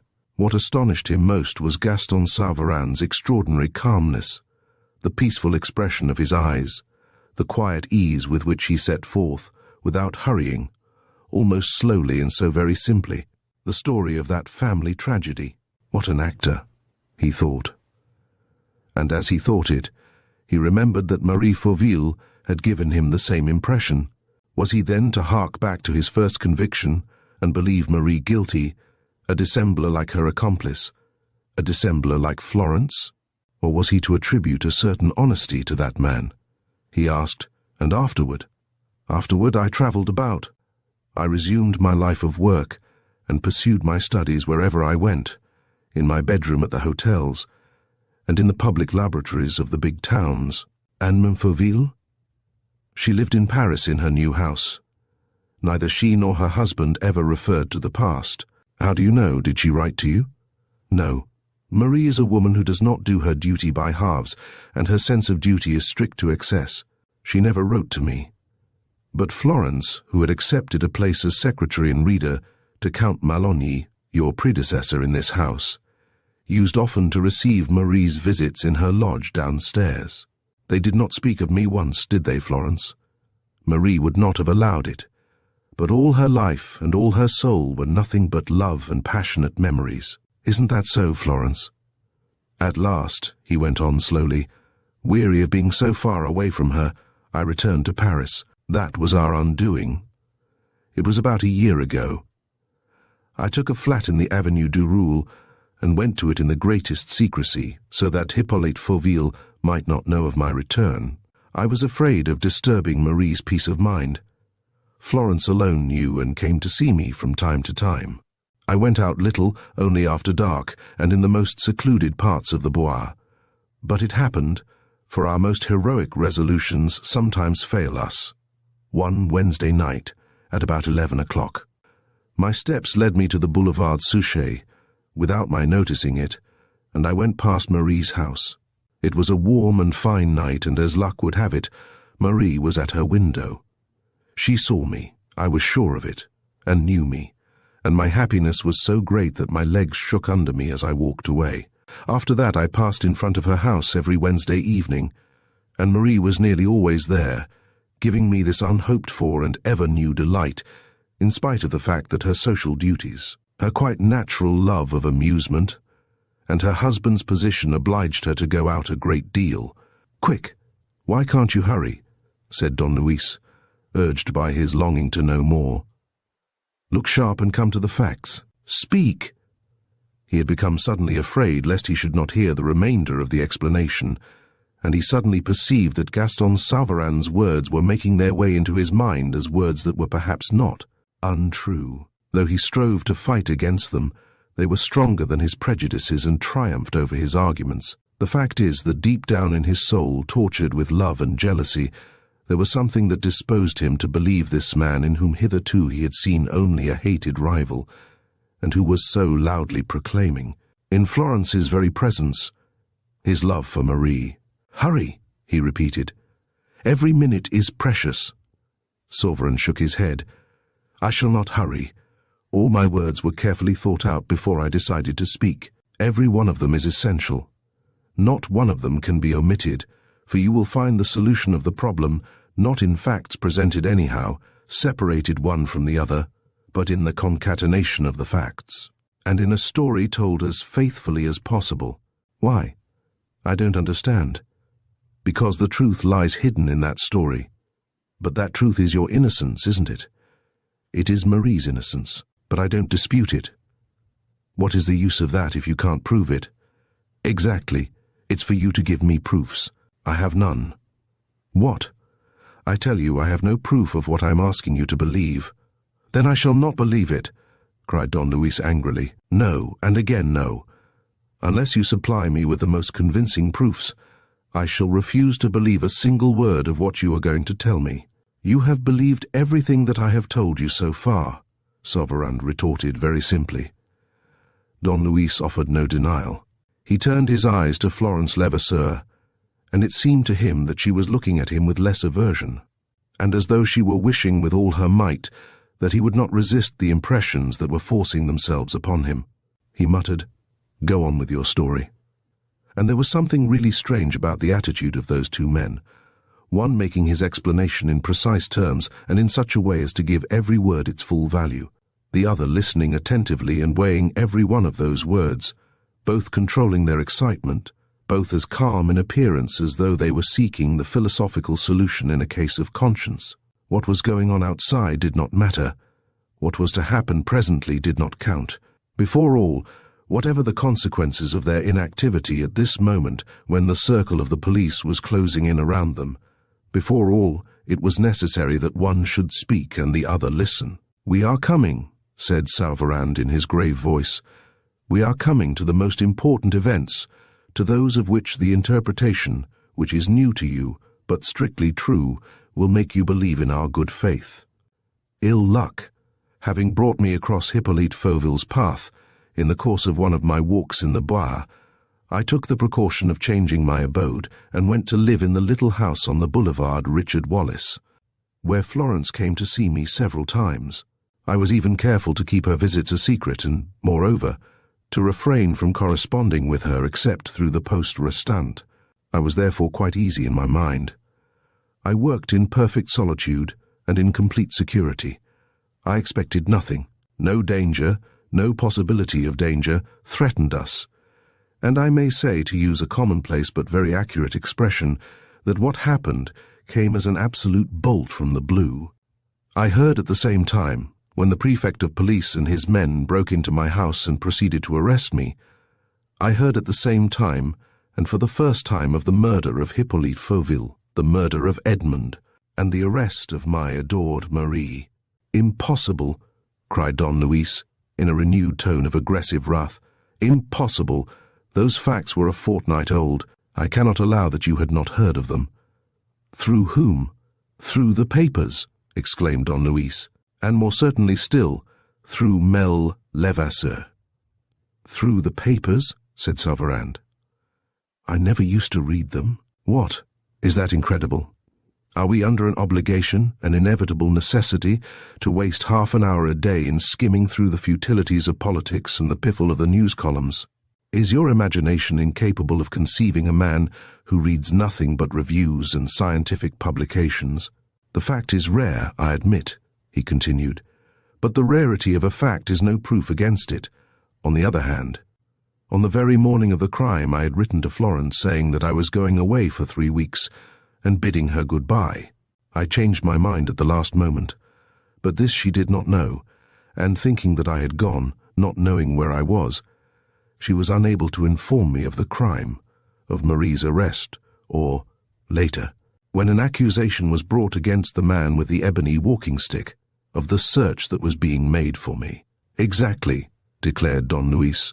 "You cannot pretend that the man with the ebony walking stick, the man who followed Inspector Vero to the Café du Pont Neuf and purloined his letter—" "I am not the man," Saran interrupted, and, when Don Luis shrugged his shoulders, he insisted in a more forcible tone of voice, "I am not that man, There is some inexplicable mistake in all this, but I have never set foot in the Café du Pont Neuf. I swear it. You must accept this statement as positively true. Besides, it agrees entirely with the retired life which I was leading from necessity and from choice, and, I repeat, I knew nothing. The thunderbolt was unexpected, and it was precisely for this reason, you must understand, that the shock produced in me an equally unexpected reaction, a state of mind diametrically opposed to my real nature, an outburst of my most savage and primitive instincts.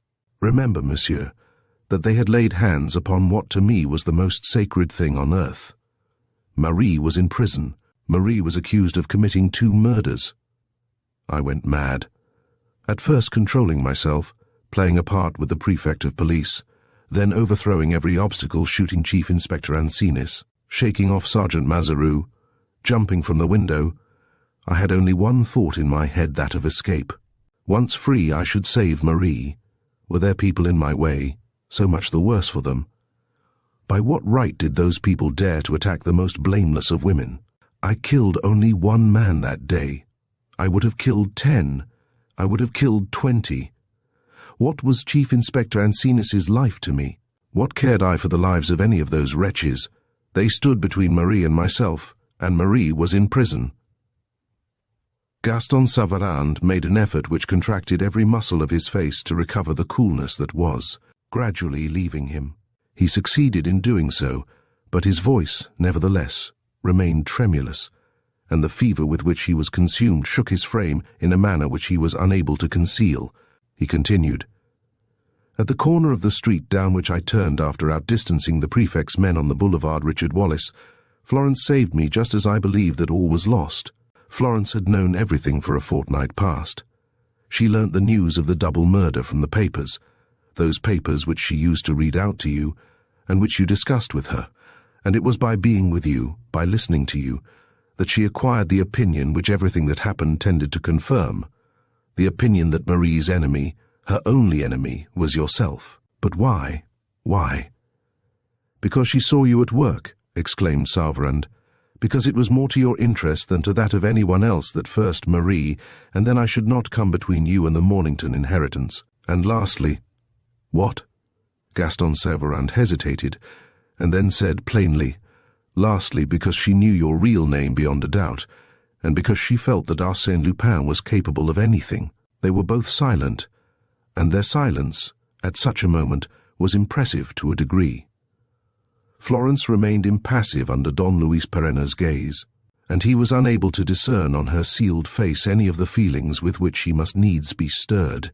Gaston Saran continued, "It was against Arsène Lupin, therefore, that Florence, Marie's terrified friend, engaged in the struggle. It was to unmask Lupin that she wrote, or rather inspired, the article of which you found the original in a ball of string. It was Lupin whom she spied upon, day by day, in this house. It was Lupin whom she heard one morning telephoning to Sergeant Mazaru and rejoicing in my imminent arrest. It was to save me from Lupin that she let down the iron curtain in front of him, at the risk of an accident, and took a taxi to the corner of the boulevard Richard Wallace, where she arrived too late to warn me, as the detectives had already entered my house, but in time to screen me from their pursuit. Her mistrust and terror-stricken hatred of you were told to me in an instant," Saran declared. "During the 20 minutes which we employed in throwing our assailants off the scent, she hurriedly sketched the main lines of the business, and described to me in a few words the leading part which you were playing in it, and we then and there prepared a counter-attack upon you, so that you might be suspected of complicity. While I was sending a message to the Prefect of Police, Florence went home and hid under the cushions of your sofa the end of the stick which I had kept in my hand without thinking. It was an ineffective parry and missed its aim. But the fight had begun, and I threw myself into it headlong. Monsieur, to understand my actions thoroughly, you must remember that I was a student, a man leading a solitary life, but also an ardent lover. I would have spent all my life in work, asking no more from fate than to see Marie at her window from time to time at night. But, once she was being persecuted, another man arose within me, a man of action, bungling, certainly, and inexperienced, but a man who was ready to stick at nothing, and who, not knowing how to save Marie Fauville, had no other object before him than to do away with that enemy of Marie's, to whom he was entitled to ascribe all the misfortunes that had befallen the woman he loved. This started the series of my attempts upon your life. Brought into your house, concealed in Florence's own rooms, I tried, unknown to her, that I swear to poison you." He paused for an instant to mark the effect of his words, then went on, "Her reproaches, her abhorrence of such an act, would perhaps have moved me, but, I repeat, I was mad, quite mad, and your death seemed to me to imply Marie's safety. And one morning, on the Boulevard Suchet, where I had followed you, I fired a revolver at you. The same evening your motor car, tampered with by myself, remember, Florence's rooms are close to the garage, carried you. I hoped to your death, together with Sergeant Mazaroux, your confederate. That time again you escaped my vengeance. But an innocent man, the chauffeur who drove you, paid for you with his life, and Florence's despair was such that I had to yield to her entreaties and lay down my arms. I myself, terrified by what I had done, shattered by the remembrance of my 2 victims, changed my plans and thought only of saving Marie by contriving her escape from prison. I am a rich man. I lavished money upon Marie's warders, without, however, revealing my intentions. I entered into relations with the prison tradesmen and the staff of the infirmary, and every day, having procured a card of admission as a law reporter, I went to the law courts, to the examining magistrate's corridor, where I hoped to meet Marie, to encourage her with a look, a gesture, perhaps to slip a few words of comfort into her hand. Saran moved closer to Don Luis. Her martyrdom continued. You struck her a most terrible blow with that mysterious business of Hippolyte Fauville's letters. What did those letters mean? Where did they come from? Were we not entitled to attribute the whole plot to you who introduced them into the horrible struggle? Florence watched you, I may say, night and day. We sought for a clue, a glimmer of light in the darkness. Well, yesterday morning, Florence saw Sergeant Mazaroux arrive. She could not overhear what he said to you, but she caught the name of a certain Langernault, and the name of Damigny, the village where Langernault lived. She remembered that old friend of Hippolyte Fauville's. Were the letters not addressed to him, and was it not in search of him that you were going off in the motor with Sergeant Mazaroux? Half an hour later we were in the train for Alencon. A carriage took us from the station to just outside Damigny, where we made our inquiries with every possible precaution. On learning what you must also know, that Langernault was dead, we resolved to visit his place, and we had succeeded in effecting an entrance when Florence saw you in the grounds. Wishing at all costs to avoid a meeting between you and myself, she dragged me across the lawn and behind the bushes. You followed us, however, and when a barn appeared in sight, she pushed one of the doors which half opened and let us through. We managed to slip quickly through the lumber in the dark, and knocked up against a ladder. This we climbed and reached a loft in which we took shelter. You entered at that moment. You know the rest, how you discovered the 2 hanging skeletons, how your attention was drawn to us by an imprudent movement of Florence, your attack, to which I replied by brandishing the first weapon with which chance provided me, lastly, our flight through the window in the roof, under the fire of your revolver. We were free, but in the evening in the train Florence fainted. While bringing her to, I perceived that one of your bullets had wounded her in the shoulder. The wound was slight and did not hurt her, but it was enough to increase the extreme tension of her nerves. When you saw us at Le Mans station, wasn't it? She was asleep, with her head on my shoulder. Don Luis had not once interrupted the latter part of this narrative, which was told in a more and more agitated voice, and quickened by an accent of profound truth. Thanks to a superhuman effort of attention, he noted Savarin's least words and actions in his mind. And as these words were uttered and these actions performed, he received the impression of another woman who rose up beside the real Florence, a woman unspotted and innocent of all the shame which he had attributed to her on the strength of events. Nevertheless, he did not yet give in. How could Florence possibly be innocent? No, the evidence of his eyes which had seen and the evidence of his reason which had judged, both rebelled against any such contention. He would not admit that Florence could suddenly be different from what she really was to him, a crafty, cunning, cruel, bloodthirsty monster.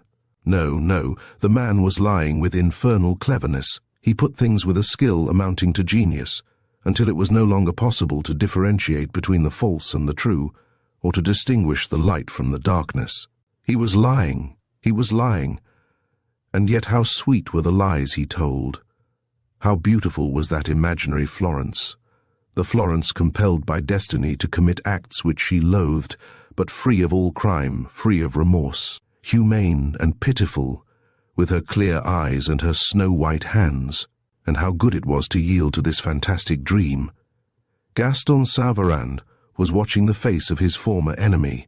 Standing close to Don Luis, his features lit up with the expression of feelings and passions which he no longer strove to check, he asked in a low voice, "You believe me, don't you?"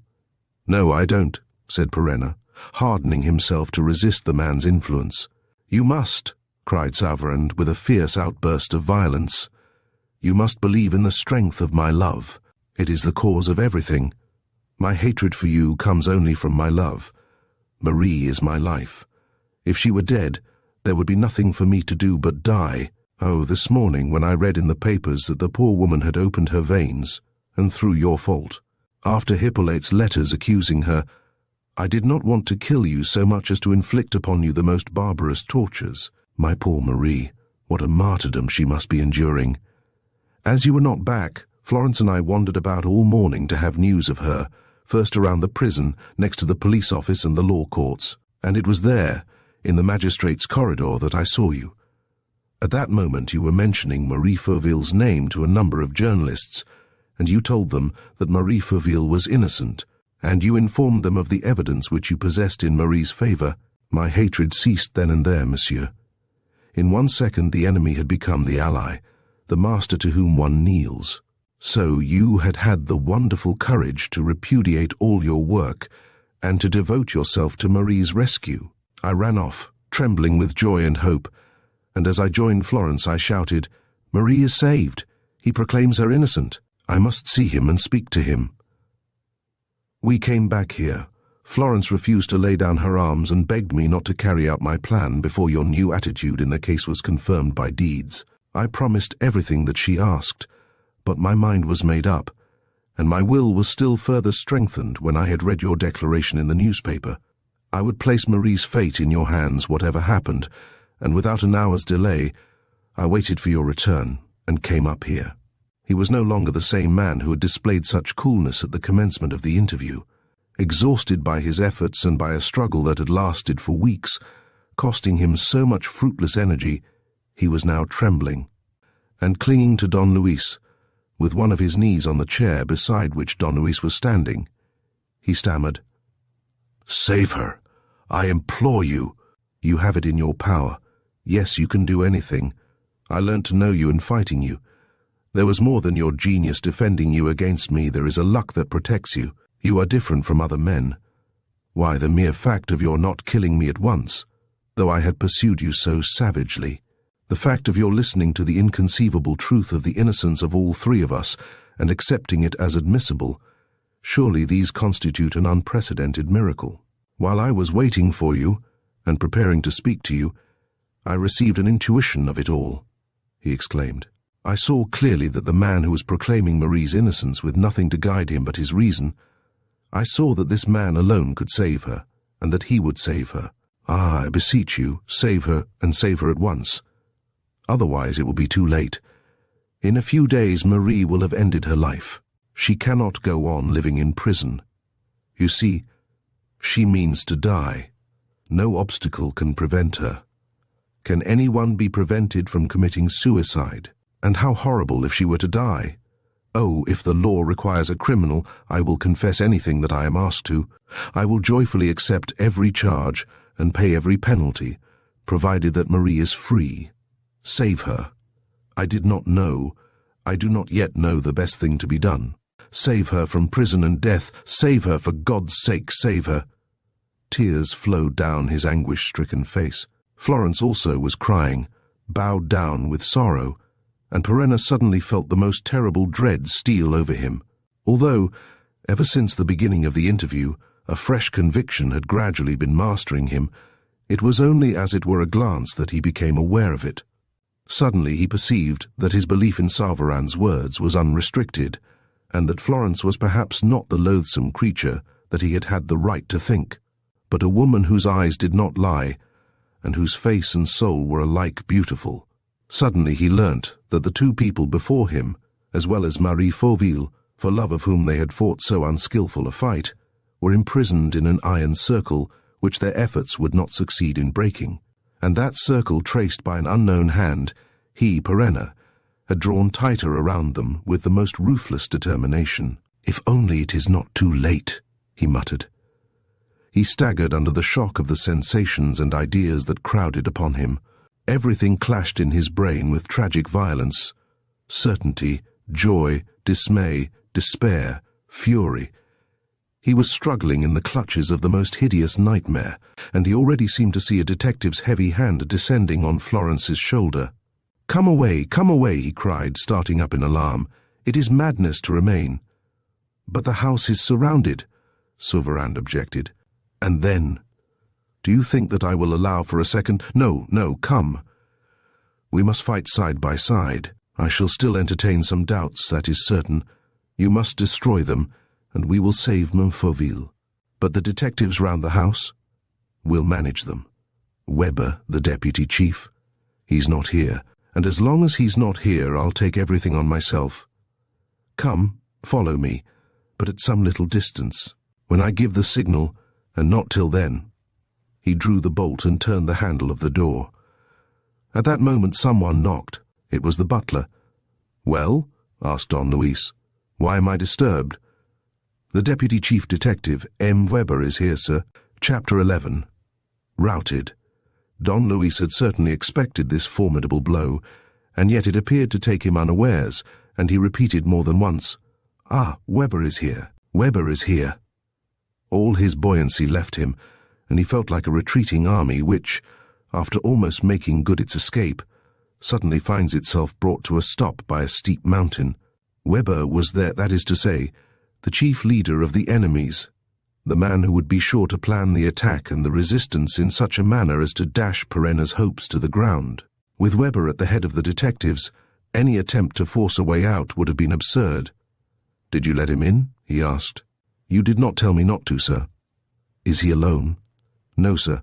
The deputy chief has 6 men with him. He has left them in the courtyard." "And where is he?" "He asked me to take him to the first floor. He expected to find you in your study, sir. Does he know now that I am with Sergeant Mazaroux and Mere Levasseur?" "Yes, sir." Perenna thought for a moment and then said, "Tell him that you have not found me, and that you are going to look for me in MLE, Levasseur's rooms. Perhaps he will go with you. All the better if he does." And he locked the door again. The struggle through which he had just passed did not show itself on his face, and now that all was lost, now that he was called upon to act, he recovered that wonderful composure which never abandoned him at decisive moments. He went up to Florence. She was very pale and was silently weeping. He said, "You must not be frightened, mademoiselle. If you obey me implicitly, you will have nothing to fear." She did not reply, and he saw that she still mistrusted him, and he almost rejoiced at the thought that he would compel her to believe in him. "Listen to me," he said to Saran. "In case I should not succeed after all, there are still several things which you must explain." "What are they?" asked Saran, who had lost none of his coolness. Then, collecting all his riotous thoughts, resolved to omit nothing, but at the same time to speak only what was essential, Don Luis asked, in a calm voice. "Where were you on the morning before the murder, when a man carrying an ebony walking stick and answering to your description entered the Café du Pont Neuf immediately after Inspector Vero? At home, are you sure that you did not go out?" "Absolutely sure, and I am also sure that I have never been to the Café du Pont Neuf, of which I had never even heard." "Good. Next question.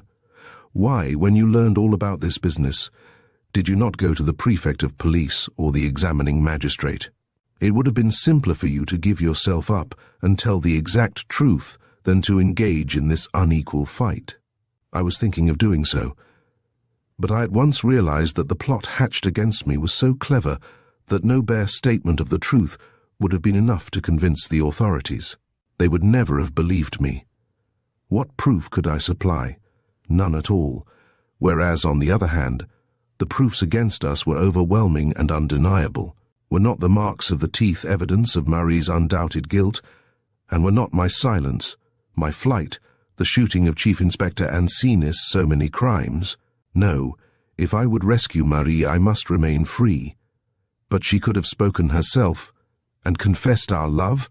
Apart from the fact that her womanly modesty would have prevented her, what good would it have done? On the contrary, it meant lending greater weight to the accusation. That was just what happened when Hippolyte Fauville's letters, appearing one by one, revealed to the police the as yet unknown motives of the crimes imputed to us. We loved each other. How do you explain the letters? I can't explain them. We did not know of Fauville's jealousy. He kept it to himself. And then again, why did he suspect us? What can have put it into his head that we meant to kill him?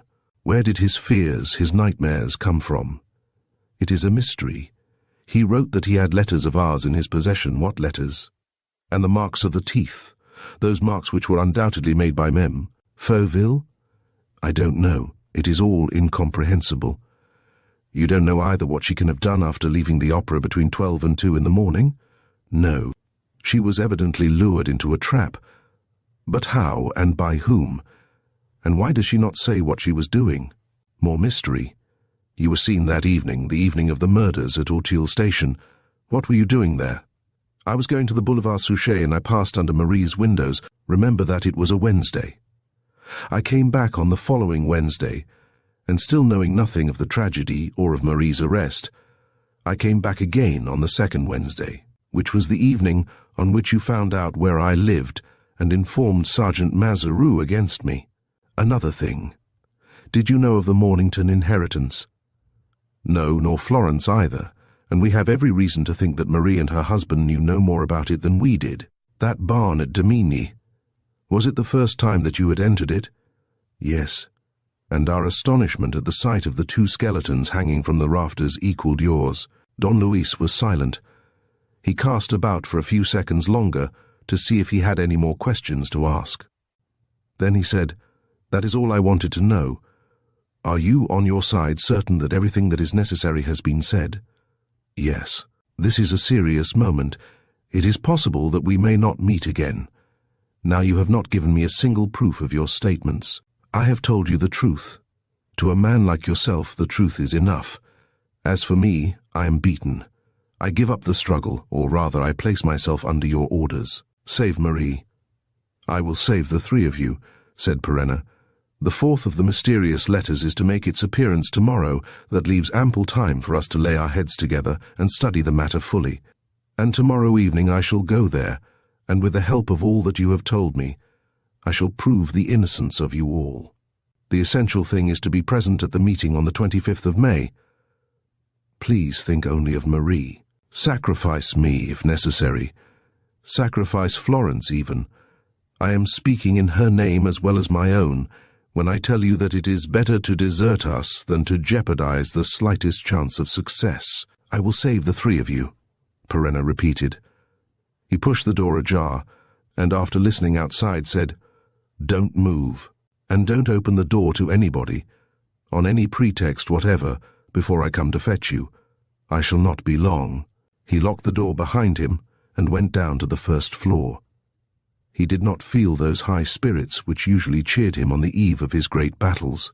This time, Florence Levasseur's life and liberty were at stake, and the consequences of a defeat seemed to him worse than death. Through the window on the landing, he saw the detectives guarding the courtyard. He counted 6 of them, and he also saw the deputy chief at one of the windows of his study, watching the courtyard and keeping in touch with his detectives. "By Jove," he thought, "he's sticking to his post. It will be a tough job. He suspects something. However, let's make a start." He went through the drawing room and entered his study. Weber saw him. The 2 enemies were face to face. There was a few seconds' silence before the duel opened, the duel which was bound to be swift and vigorous, without the least sign of weakness or distraction on either side. It could not last longer than 3 minutes. The deputy chief's face bore an expression of mingled joy and anxiety. For the first time he had permission, he had orders, to fight that accursed Don Luis, against whom he had never yet been able to satisfy his hatred. And his delight was all the greater because he held every trump, whereas Don Luis had put himself in the wrong by defending Florence Levasseur and tampering with the girl's portrait. On the other hand, Weber did not forget that Don Luis was identical with Arsène Lupin, and this consideration caused him a certain uneasiness. He was obviously thinking, the least blunder, and I'm done for. He crossed swords with a jest. I see that you were not in MLE, Levasseur's lodge, as your man pretended. My man spoke in accordance with my instructions. I was in my bedroom upstairs, but I wanted to finish the job before I came down. And is it done? It's done. Florence Levasseur and Gaston Savarand are in my room, gagged and bound. You have only to accept delivery of the goods. Gaston Savarand, cried Weber. Then it was he who was seen coming in. Yes, he was simply living with Florence Levasseur, whose lover he is. Oh ho, said the deputy chief in a bantering tone. Her lover? Yes, and when Sergeant Mazaru brought Florence Levasseur to my room, to question her out of hearing of the servants, Sauverand, foreseeing the arrest of his mistress, had the audacity to join us. He tried to rescue her from our hands. And you checkmated him? Yes. It was clear that the deputy chief did not believe one word of the story. He knew through M. Desmalions and Mazaru that Don Luis was in love with Florence, and Don Luis was not the man even through jealousy to hand over a woman whom he loved. He increased his attention. Good business, he said. Take me up to your room. Was it a hard struggle? Not very. I managed to disarm the scoundrel. All the same, Mazaru got stabbed in the thumb. Nothing serious? Oh dear no, but he has gone to have his wound dressed at the chemist's. The deputy chief stopped, greatly surprised. What? Isn't Mazaru in your room with the 2 prisoners? I never told you that he was. No, but your butler. The butler made a mistake. Mazaru went out a few minutes before you came. It's funny, said Weber, watching Don Luis closely, but my men all think he's here. They haven't seen him go out. They haven't seen him go out? Echoed Don Luis, pretending to feel anxious. But then, where can he be? He told me he wanted to have his thumb seen to. The deputy chief was growing more and more suspicious. Evidently Perenna was trying to get rid of him by sending him in search of the sergeant. I will send one of my men, he said. Is the chemist near? Just around the corner in the Rue de Bourgogne. Besides, we can telephone. Oh, we can telephone, muttered Weber. He was quite at a loss and looked like a man who does not know what is going to happen next. He moved slowly toward the instrument, while barring the way to Don Luis to prevent his escaping. Don Luis therefore retreated to the telephone box, as if forced to do so, took down the receiver with one hand, and, calling, Hello, hello, Sax 2409, with the other hand, which was resting against the wall, he cut one of the wires with a pair of pliers which he had taken off the table as he passed. Hello, are you there? Is that 2409? Are you the chemist? Hello, Sergeant Mazaru of the detective service is with you, isn't he? Eh? What? What do you say? But it's too awful. Are you sure? Do you mean to say the wound is poisoned? Without thinking what he was doing, the deputy chief pushed Don Luis aside and took hold of the receiver. The thought of the poisoned wound was too much for him. Are you there? He cried, keeping an eye on Don Luis and motioning to him not to go away. Are you there? Eh? It's Deputy Chief Weber of the detective office speaking. Hello. Are you there? I want to know about Sergeant Mazaru. Are you there? Oh, hang it. Why don't you answer? Suddenly he let go the instrument, looked at the wires, perceived that they had been cut and turned round, showing a face that clearly expressed the thought in his mind. That's done it. I've been tricked. Perenna was standing a couple of yards behind him, leaning carelessly against the woodwork of the arch, with his left hand passed between his back and the woodwork. He was smiling pleasantly, kindly, and genially. "Don't move," he said, with a gesture of his right hand. Weber, more frightened by that smile than he would have been by threats, took good care not to move. "Don't move," repeated Don Luis in a very queer voice. "And whatever you do, don't be alarmed. You shan't be hurt, I promise you. Just 5 minutes in a dark cell for a naughty little boy. Are you ready? 1, 2, 3, bang!" He stood aside and pressed the button that worked the iron curtain. The heavy panel came crashing to the floor. The deputy chief was a prisoner. "That's 100 millions gone to Jericho," grinned Don Luis. "A pretty trick, but a bit expensive. Goodbye, Mornington inheritance. Goodbye, Don Luis Perenna. And now, my dear Lupin, if you don't want Weber to take his revenge, beat a retreat, and in good order. 1, 2, left, right, left, right." As he spoke, he locked, on the inside, the folding doors between the drawing-room and the first-floor ante-room. Then, returning to his study, he locked the door between this room and the drawing-room. The deputy chief was banging at the iron curtain with all his might and shouting so loud that they were bound to hear him outside through the open window. "You're not making half enough noise, deputy," cried Don Luis. "Let's see what we can do." He took his revolver and fired off 3 bullets, one of which broke a pane. Then he quickly left his study by a small, massive door, which he carefully closed behind him. He was now in a secret passage which ran round both rooms and ended at another door leading to the ante-room. He opened this door wide and was thus able to hide behind it. Attracted by the shots and the noise, the detectives were already rushing through the hall and up the staircase. When they reached the first floor and had gone through the ante-room, as the drawing-room doors were locked, the only outlet open to them was the passage, at the end of which they could hear the deputy shouting. They all 6 darted down it.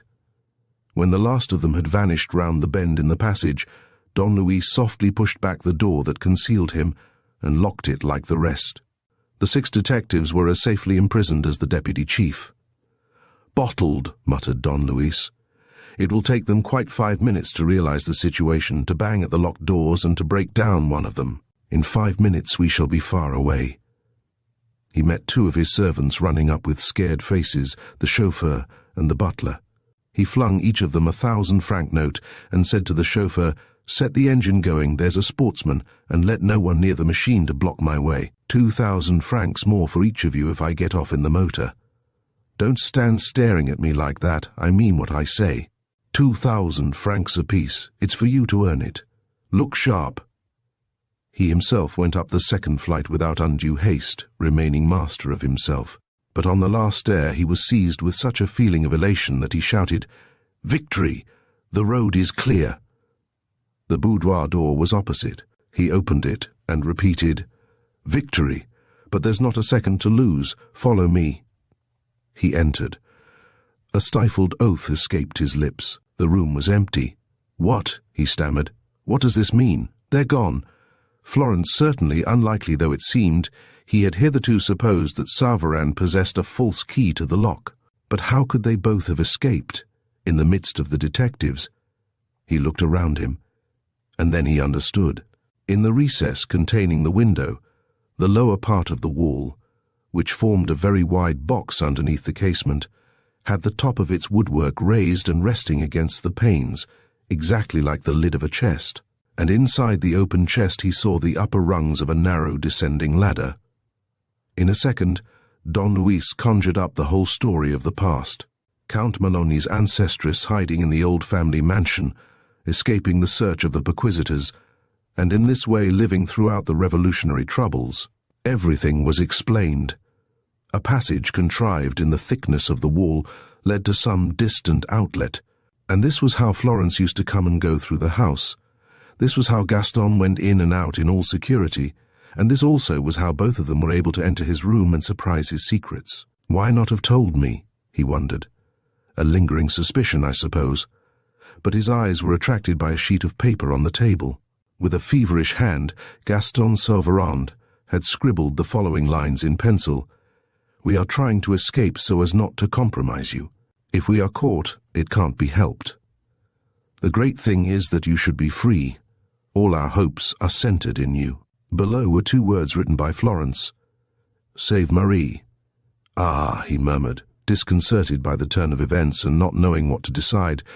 "Why, oh why did they not obey my instructions? We are separated now." Downstairs the detectives were battering at the door of the passage in which they were imprisoned. Perhaps he would still have time to reach his motor before they succeeded in breaking down the door. Nevertheless, he preferred to take the same road as Florence and Saran, which gave him the hope of saving them and of rescuing them in case of danger. He therefore stepped over the side of the chest, placed his foot on the top rung, and went down. Some 20 bars brought him to the middle of the first floor. Here, by the light of his electric lantern, he entered a sort of low-vaulted tunnel, dug, as he thought, in the wall, and so narrow that he could only walk along it sideways. 30 yards farther there was a bend, at right angles, and next, at the end of another tunnel of the same length, a trapdoor, which stood open, revealing the rungs of a second ladder. He did not doubt that the fugitives had gone this way. It was quite light at the bottom. Here he found himself in a cupboard which was also open and which, on ordinary occasions, must have been covered by curtains that were now drawn. This cupboard faced a bed that filled almost the whole space of an alcove. On passing through the alcove and reaching a room from which it was separated only by a slender partition, to his great surprise, he recognized Florence's sitting room. This time, he knew where he was.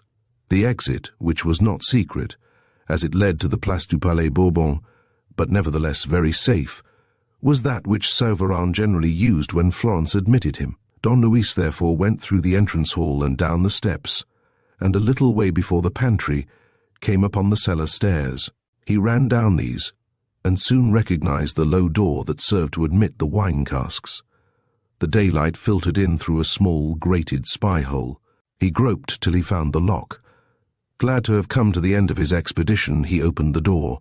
"Hang it all," he growled, leaping back and clutching at the lock, which he managed to fasten again. 2 policemen in uniform were guarding the exit. 2 policemen who had tried to seize him as he appeared. Where did those 2 men come from? Had they prevented the escape of Saran and Florence? But in that case, Don Luis would have met the 2 fugitives, as he had come by exactly the same road as they. No, he thought, they effected their flight before the exit was watched. But by Jove, it's my turn to clear out, and that's not easy. Shall I let myself be caught in my burrow like a rabbit? He went up the cellar stairs again, intending to hasten matters, to slip into the courtyard through the outhouses, to jump into his motor, and to clear a way for himself. But, when he was just reaching the yard, near the coach house, he saw 4 detectives, 4 of those whom he had imprisoned, come up waving their arms and shouting, and he also became aware of a regular uproar near the main gate and the porter's lodge. A number of men were all talking together, raising their voices in violent discussion. Perhaps he might profit by this opportunity to steal outside under cover of the disorder.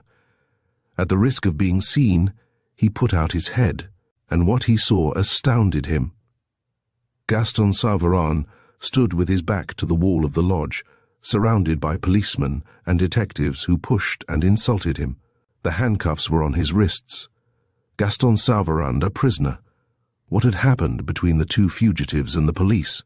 His heart wrung with anguish. He leaned out still farther, but he did not see Florence. The girl had no doubt succeeded in escaping. Weber's appearance on the steps and the deputy chief's first words confirmed his hopes. Weber was mad with rage. His recent captivity and the humiliation of his defeat exasperated him. "Ah!" he roared as he saw the prisoner. "There's one of them at any rate. Gaston Saran. Choice game, that. Where did you catch him?"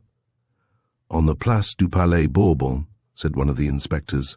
"We saw him slinking out through the cellar door." "And his accomplice, the Levasseur girl?" "We missed her, Deputy Chief. She was the first out." "And Don Luis?" "You haven't let him leave the house, I hope?" "I gave orders. He tried to get out through the cellar door 5 minutes after." "Who said so?" "One of the men in uniform posted outside the door." "Well, The beggar went back into the cellar. Weber gave a shout of delight. "We've got him, and it's a nasty business for him. Charge of resisting the police. Complicity. We shall be able to unmask him at last.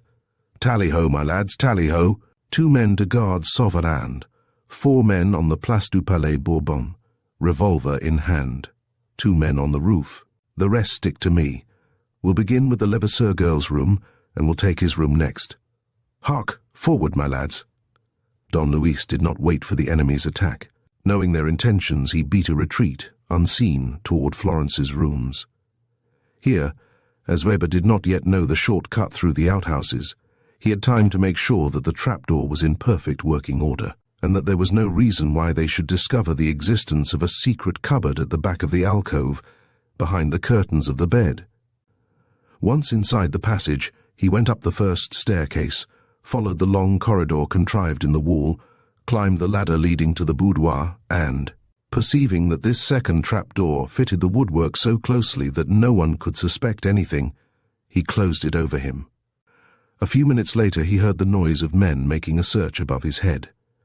And so, on the 24th of May, at 5 o'clock in the afternoon, the position was as follows: Florence Levasseur with a warrant out against her, Gaston Saran in prison, Marie Fauville in prison and refusing all food, and Don Luis, who believed in their innocence, and who alone could have saved them. Don Luis was being blockaded in his own house, and hunted down by a score of detectives. As for the Mornington inheritance, there could be no more question of that, because the legatee, in his turn, had set himself in open rebellion against society. "Capital," said Don Luis with a grin. "This is life as I understand it. The question is a simple one, and may be put in different ways. How can a wretched, unwashed beggar, with not a penny in his pocket, make a fortune in 24 hours without setting foot outside his hovel? How can a general, with no soldiers and no ammunition left, win a battle which he has lost?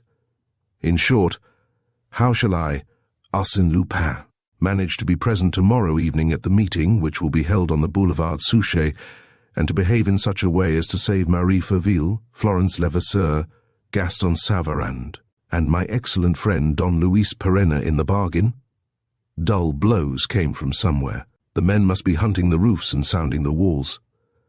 Don Luis stretched himself flat on the floor, hid his face in his folded arms, and shutting his eyes murmured, "Let's think." Chapter 12. Help!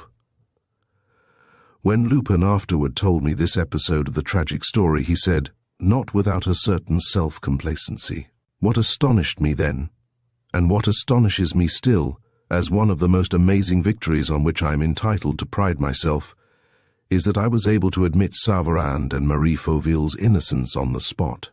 As a problem solved once and for all. It was a first-class performance, I swear, and surpassed the most famous deductions of the most famous investigators, both in psychological value and in detective merit. After all, taking everything into account, there was not the shadow of a fresh fact to enable me to alter the verdict. The charges accumulated against the 2 prisoners were the same, and were so grave that no examining magistrate would have hesitated for a second to commit them for trial, nor any jury to bring them in guilty. I will not speak of Marie Fauville. You had only to think of the marks of her teeth to be absolutely certain. But Gaston Saran, the son of Victor Saran, and consequently the heir of Cosmo Mornington Gaston Saran, the man with the ebony walking stick and the murderer of Chief Inspector Ancinis, was he not just as guilty as Marie Fauville, incriminated with her by the mysterious letters, incriminated by the very revelation of the husband whom they had killed? And yet why did that sudden change take place in me, he asked. Why did I go against the evidence? Why did I credit an incredible fact? Why did I admit the inadmissible? Why? Well, no doubt, because truth has an accent that rings in the ears in a manner all its own. On the one side, every proof, every fact, every reality, every certainty. On the other, a story told by one of the 3 criminals, and therefore, presumptively, absurd and untrue from start to finish, but a story told in a frank voice, a clear, dispassionate, closely woven story, free from complications or improbabilities, a story which supplied no positive solution, but which, by its very honesty, obliged any impartial mind to reconsider the solution arrived at. I believed the story. The explanation which Lupin gave me was not complete. I asked, "And Florence Levasseur?" "Florence? Yes, you don't tell me what you thought. What was your opinion about her?" "Everything tended to incriminate her not only in your eyes, because, logically speaking, she had taken part in all the attempts to murder you, but also in the eyes of the police. They knew that she used to pay Saran clandestine visits at his house on the boulevard Richard Wallace. They had found her photograph in Inspector Vero's memorandum book, and then all the rest, your accusations, your certainties. Was all that modified by Saran's story? To your mind, was Florence innocent or guilty?" He hesitated, seemed on the point of replying directly and frankly to my question, but could not bring himself to do so, and said, "I wished to have confidence. In order to act, I must have full and entire confidence. Whatever doubts might still assail me, whatever darkness might still enshroud this or that part of the adventure, I therefore believed, and believing, I acted according to my belief." Acting to Don Luis Perenna during those hours of forced inactivity consisted solely in perpetually repeating to himself Gaston Saveron's account of the events. He tried to reconstitute it in all its details, to remember the very least sentences, the apparently most insignificant phrases, and he examined those sentences, scrutinized those phrases one by one, in order to extract such particle of the truth as they contained. For the truth was there. Saran had said so, and Perenna did not doubt it. The whole sinister affair, all that constituted the case of the Mornington inheritance and the tragedy of the Boulevard Suchet, all that could throw light upon the plot hatched against Marie Fauville, all that could explain the undoing of Saran and Florence, all this lay in Saveran's story. Don Luis had only to understand, and the truth would appear like the moral which we draw from some obscure fable. Don Luis did not once deviate from his method. If any objection suggested itself to his mind, he at once replied, "Very well, it may be that I am wrong, and that Saveran's story will not enlighten me on any point capable of guiding me. It may be that the truth lies outside it. But am I in a position to get at the truth in any other way?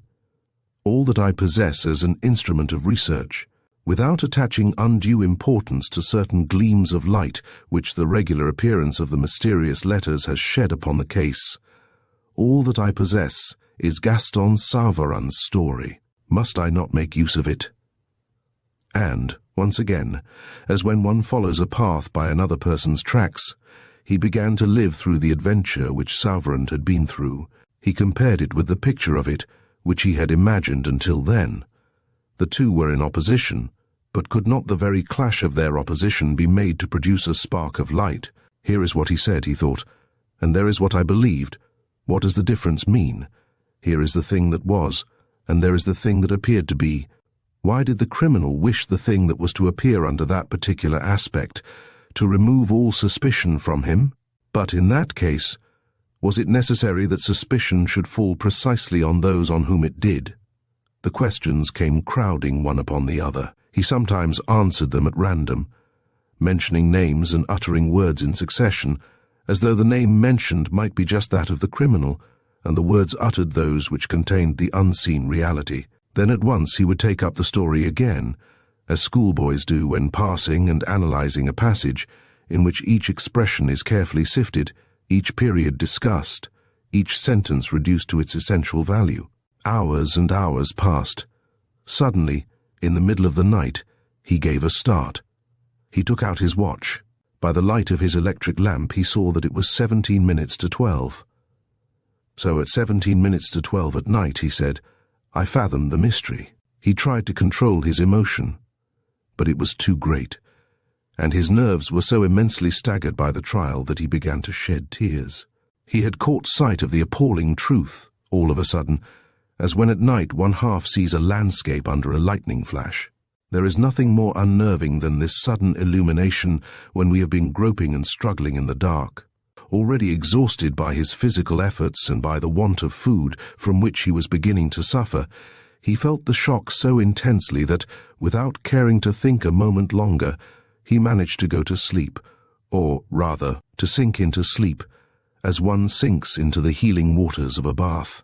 When he woke, in the small hours, alert and well despite the discomfort of his couch, he shuddered on thinking of the theory which he had accepted, and his first instinct was to doubt it. He had, so to speak, no time. All the proofs came rushing to his mind of their own accord, and at once transformed the theory into one of those certainties which it would be madness to deny. It was that and nothing else. As he had foreseen, the truth lay recorded in Saran's story, and he had not been mistaken either, in saying to Mazaru that the manner in which the mysterious letters appeared had put him on the track of the truth, and the truth was terrible. He felt at the thought of it the same fears that had maddened Inspector Vero when, already tortured by the poison, he stammered, "Oh, I don't like this, I don't like the look of this. The whole thing has been planned in such an infernal manner." Infernal was the word, and Don Luis remained stupefied at the revelation of a crime which looked as if no human brain could have conceived it. For 2 hours more he devoted all his mental powers to examining the situation from every point of view. He was not much disturbed about the result, because, being now in possession of the terrible secret, he had nothing more to do but make his escape and go that evening to the meeting on the Boulevard Suchet, where he would show them all how the murder was committed.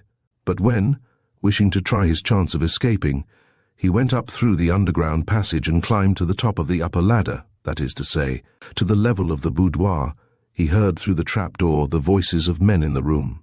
"By Jove," he said to himself, "the thing is not so simple as I thought. In order to escape the minions of the law, I must first leave my prison, and here is at least one of the exits blocked. Let's look at the other." He went down to Florence's apartments and worked the mechanism, which consisted of a counterweight. The panel of the cupboard moved in the groove. Driven by horror, and hoping to find some provisions which enable him to withstand a siege without being reduced to famine, he was about to pass through the alcove, behind the curtains, when he was stopped short by a sound of footsteps. Someone had entered the room. "Well, Mazaru, have you spent the night here? Nothing new?" Don Luis recognized the Prefect of Police by his voice, and the question put by the Prefect told him, first, that Mazaru had been released from the dark closet where he had bound him up, and secondly, that the sergeant was in the next room. Fortunately, the sliding panel had worked without the least sound, and Don Luis was able to overhear the conversation between the two men. "No, nothing new, Monsieur le Préfet," replied Mazaru. "That's funny. The confounded fellow must be somewhere, or can he have got away over the roof?" "Impossible, Monsieur le Préfet," said a third voice, which Don Luis recognized as that of Weber, the deputy chief detective. "Impossible. We made certain yesterday that unless he has wings—" "Then what do you think, Weber?" "I think, Monsieur le Préfet, that he is concealed in the house. This is an old house, and probably contains some safe hiding place." Of course," said M. Desmalions, whom Don Luis, peeping through the curtains, saw walking to and fro in front of the alcove. "You're right, and we shall catch him in his burrow. Only, is it really necessary?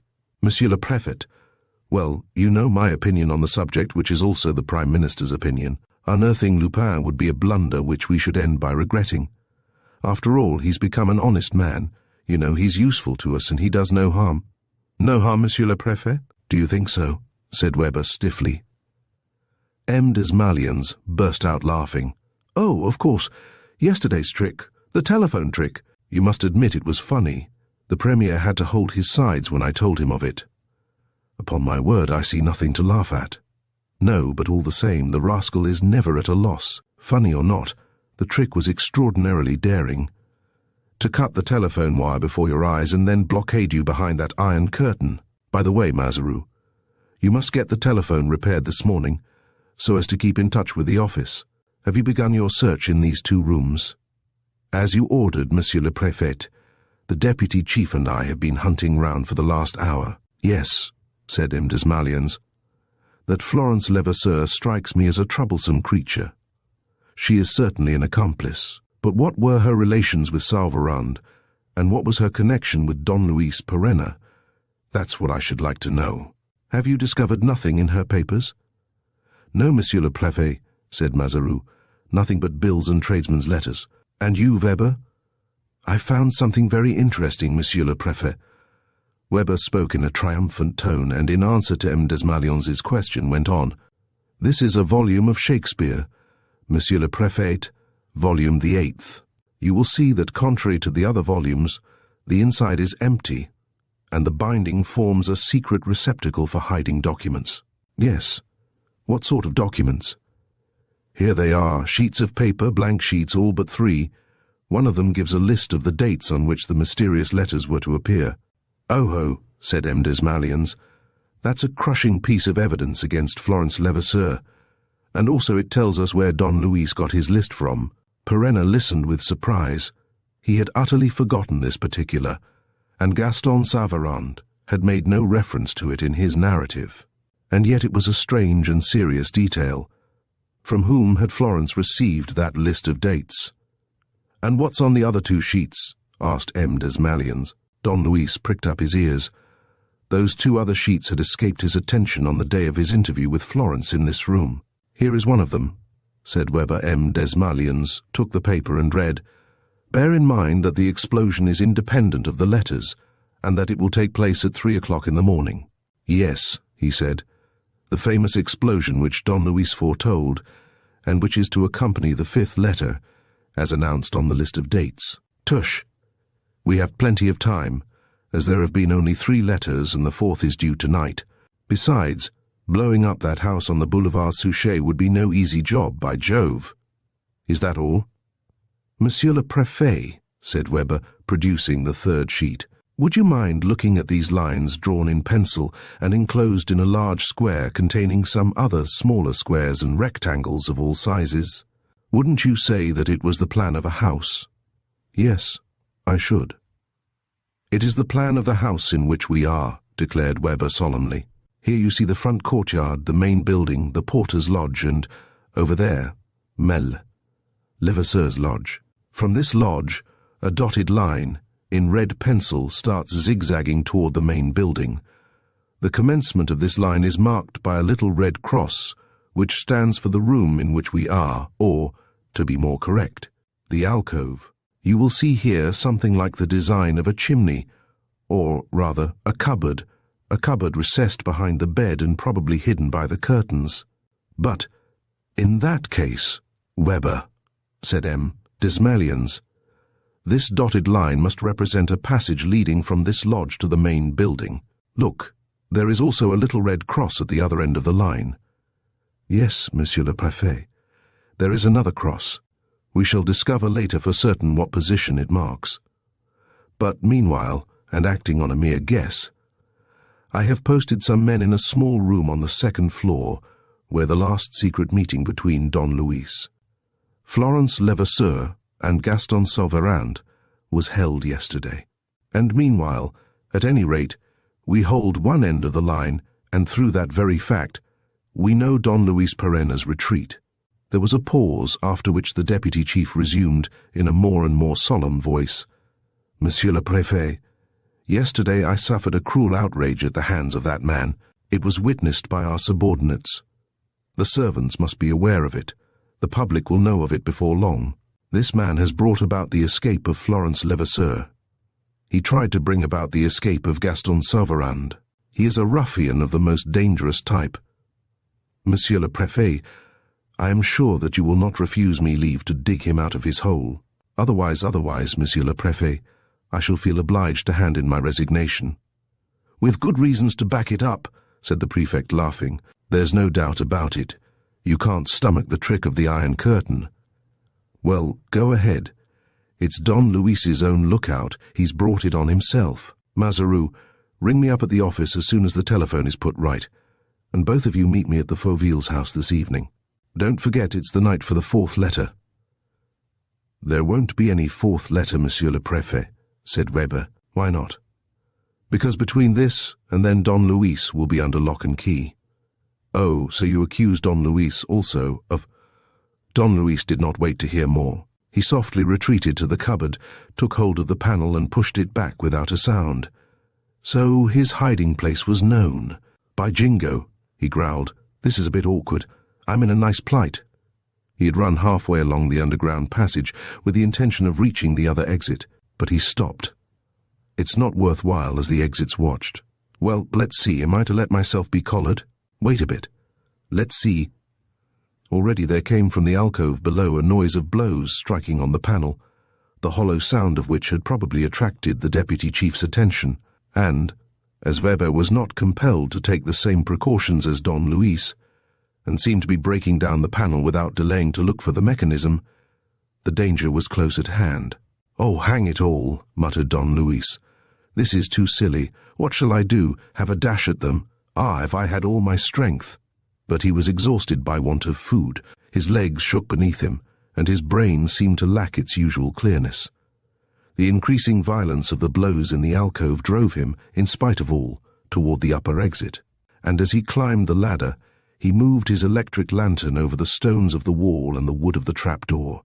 He even tried to lift the door with his shoulder, but he again heard a sound of footsteps above his head. The men were still there. Then, consumed with fury and helpless, he awaited the deputy's coming. A crash came from below, its echo spread through the tunnel, followed by a tumult of voices. "That's it," he said to himself. "The handcuffs, the lock-up, the cell. Good Lord, what luck and what nonsense. And Marie Ferville, who's sure to do away with herself. And Florence. Before extinguishing his lantern, he cast its light around him for the last time. At a couple of yards' distance from the ladder, about 3/4 of the way up and set a little way back, there was a big stone missing from the inner wall, leaving a space just large enough to crouch in. Although the recess did not form much of a hiding place, it was just possible that they might omit to inspect it. Besides, Don Luis had no choice. At all events, after putting out the light, he leaned toward the edge of the hole, reached it, and managed to scramble in by bending himself in two. Weber, Mazaru, and their men were coming along. Don Luis propped himself against the back of his hiding hole to avoid as far as possible the glare of the lanterns, of which he was beginning to see the gleams. And an amazing thing happened. The stone against which he was pushing toppled over slowly, as though moving on a pivot, and he fell backward into a second cavity situated behind it. He quickly drew his legs after him, and the stone swung back as slowly as before, not, however, without sending down a quantity of small stones, crumbling from the wall and half covering his legs. "Well, well," he chuckled. "Can Providence be siding with virtue and righteousness?" He heard Mazaru's voice saying, "Nobody, and here's the end of the passage. Unless he ran away as we came, look, through the trap-door at the top of this ladder." Weber replied, "Considering the slope by which we've come, it's certain that the trap-door is on a level with the second floor. Well, the other little cross ought to mark the boudoir on the second floor, next to Don Luis's bedroom. That's what I supposed, and why I posted 3 of our men there.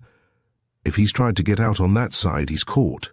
"We've only got to knock," said Mazaru. "Our men will find the trapdoor and let us out. If not, we will break it down." More blows echoed down the passage. 15 or 20 minutes after, the trapdoor gave way, and other voices now mingled with Weber's and Mazaru's. During this time, Don Luis examined his domain and perceived how extremely small it was. The most that he could do was to sit in it. It was a gallery, or rather, a sort of gut, 1.5 yards long and ending in an orifice, narrower still, heaped up with bricks. The walls, besides, were formed of bricks, some of which were lacking, and the building stones which these should have kept in place crumbled at the least touch. The ground was strewn with them. "By Jove," thought Lupin, "I must not wriggle about too much, or I shall risk being buried alive. A pleasant prospect." Not only this, but the fear of making a noise kept him motionless. As a matter of fact, he was close to 2 rooms occupied by the detectives, first the boudoir and then the study, for the boudoir, as he knew, was over that part of his study, which included the telephone box. The thought of this suggested another. On reflection, remembering that he used sometimes to wonder how Count Malonyi's ancestress, had managed to keep alive behind the curtain on the days when she had to hide there. He realized that there must have been a communication between the secret passage and what was now the telephone box, a communication too narrow to admit a person's body, but serving as a ventilating shaft.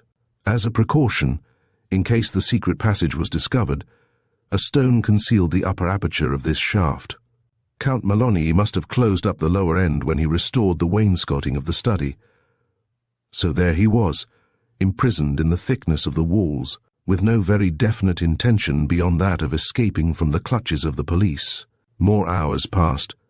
Gradually, tortured with hunger and thirst, he fell into a heavy sleep, disturbed by painful nightmares which he would have given much to be able to throw off. But he slept too deeply to recover consciousness until 8 o'clock in the evening.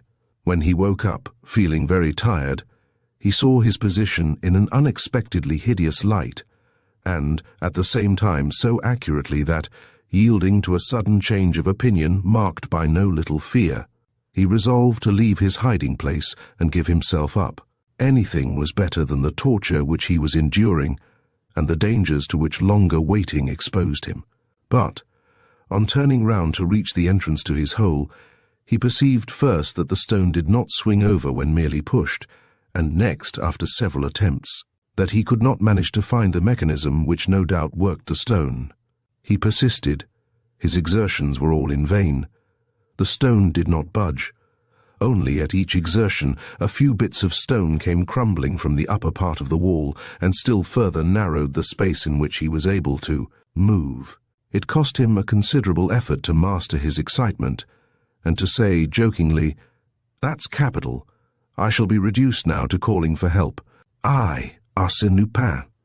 Yes, to call in the help of those gentlemen of the police. Otherwise the odds on my being buried alive will increase every minute. They're 10 to 1 as it is." He clenched his fists. "Hang it! I'll get out of this scrape by myself. Call for help? Not if I know it."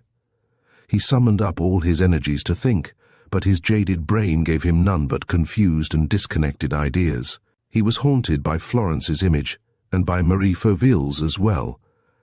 "It's tonight that I'm to save them," he said to himself, "and I certainly will save them, as they are not guilty and as I know the real criminal. But how shall I set about it to succeed?" He thought of the Prefect of Police, of the meeting that was to take place at Fauville's house on the Boulevard Suchet. The meeting had begun. The police were watching the house. And this reminded him of the sheet of paper found by Weber in the 8th volume of Shakespeare's plays, and of the sentence written on it, which the Prefect had read out. "Bear in mind that the explosion is independent of the letters, and that it will take place at 3 o'clock in the morning." Yes, thought Don Luis, accepting M. Desmalions's reasoning, yes, in 10 days' time. As there have been only 3 letters, the 4th will appear tonight, and the explosion will not take place until the 5th letter appears, that is in 10 days from now. He repeated, "In 10 days," with the 5th letter, "in 10 days," and suddenly he gave a start of fright. A horrible vision had flashed across his mind, a vision only too real. The explosion was to occur that very night. And all at once, knowing that he knew the truth, all at once, in a revival of his usual clear-sightedness, he accepted the theory as certain. No doubt only 3 letters had appeared out of the mysterious darkness, but 4 letters ought to have appeared, because one of them had appeared not on the date fixed, but 10 days later, and this for a reason which Don Luis knew. Besides, it was not a question of all this. It was not a question of seeking the truth amid this confusion of dates and letters, amid this intricate tangle in which no one could lay claim to any certainty. No, one thing alone stood out above the situation. The sentence, "Bear in mind that the explosion is independent of the letters," and, as the explosion was put down for the night of the 25th of May, it would occur that very night, at 3 o'clock in the morning. "Help! Help!" he cried. This time he did not hesitate. So far, he had had the courage to remain huddled in his prison, and to wait for the miracle that might come to his assistance. But he preferred to face every danger and undergo every penalty rather than abandon the Prefect of Police, Weber, Mazaru, and their companions to the death that threatened them. "Help! Help!"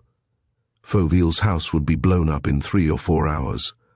That he knew with the greatest certainty, just as punctually as the mysterious letters had reached their destination in spite of all the obstacles in the way, so the explosion would occur at the hour named. The infernal artificer of the accursed work had wished it so. At 3 o'clock in the morning, there would be nothing left of the Fauville's house. "Help! Help!" He recovered enough strength to raise desperate shouts and to make his voice carry beyond the stones and beyond the wainscoting. Then, when there seemed to be no answer to his call, he stopped and listened for a long time.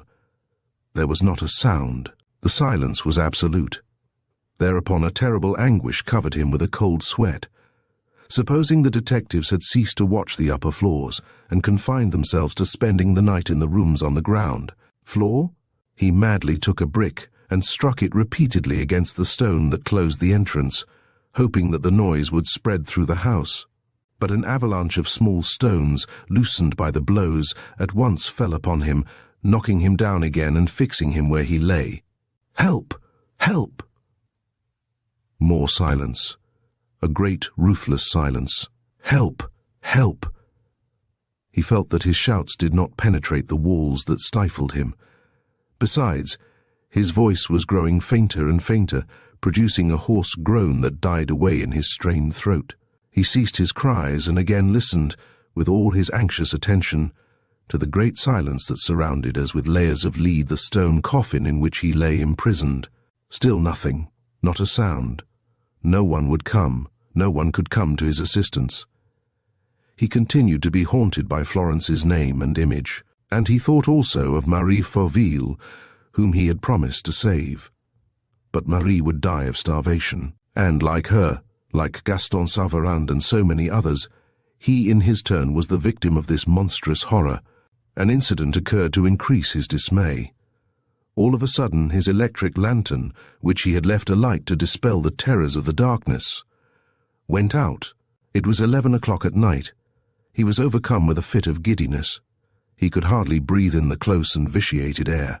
His brain suffered, as it were, a physical and exceedingly painful ailment, from the repetition of images that seemed to encrust themselves there, and it was always Florence's beautiful features or Marie's livid face. And, in his distraught brain, while Marie lay dying, he heard the explosion at the Fauville's house, and saw the prefect of police and Mazaroux lying hideously mutilated, dead. A numbness crept over him. He fell into a sort of swoon, in which he continued to stammer confused syllables. Florence Marie, Chapter 13, The Explosion. The fourth mysterious letter. The fourth of those letters, posted by the devil and delivered by the devil, as one of the newspapers expressed it. We all of us remember the really extraordinary agitation of the public as the night of the 25th of May drew near. And fresh news increased this interest to a yet higher degree.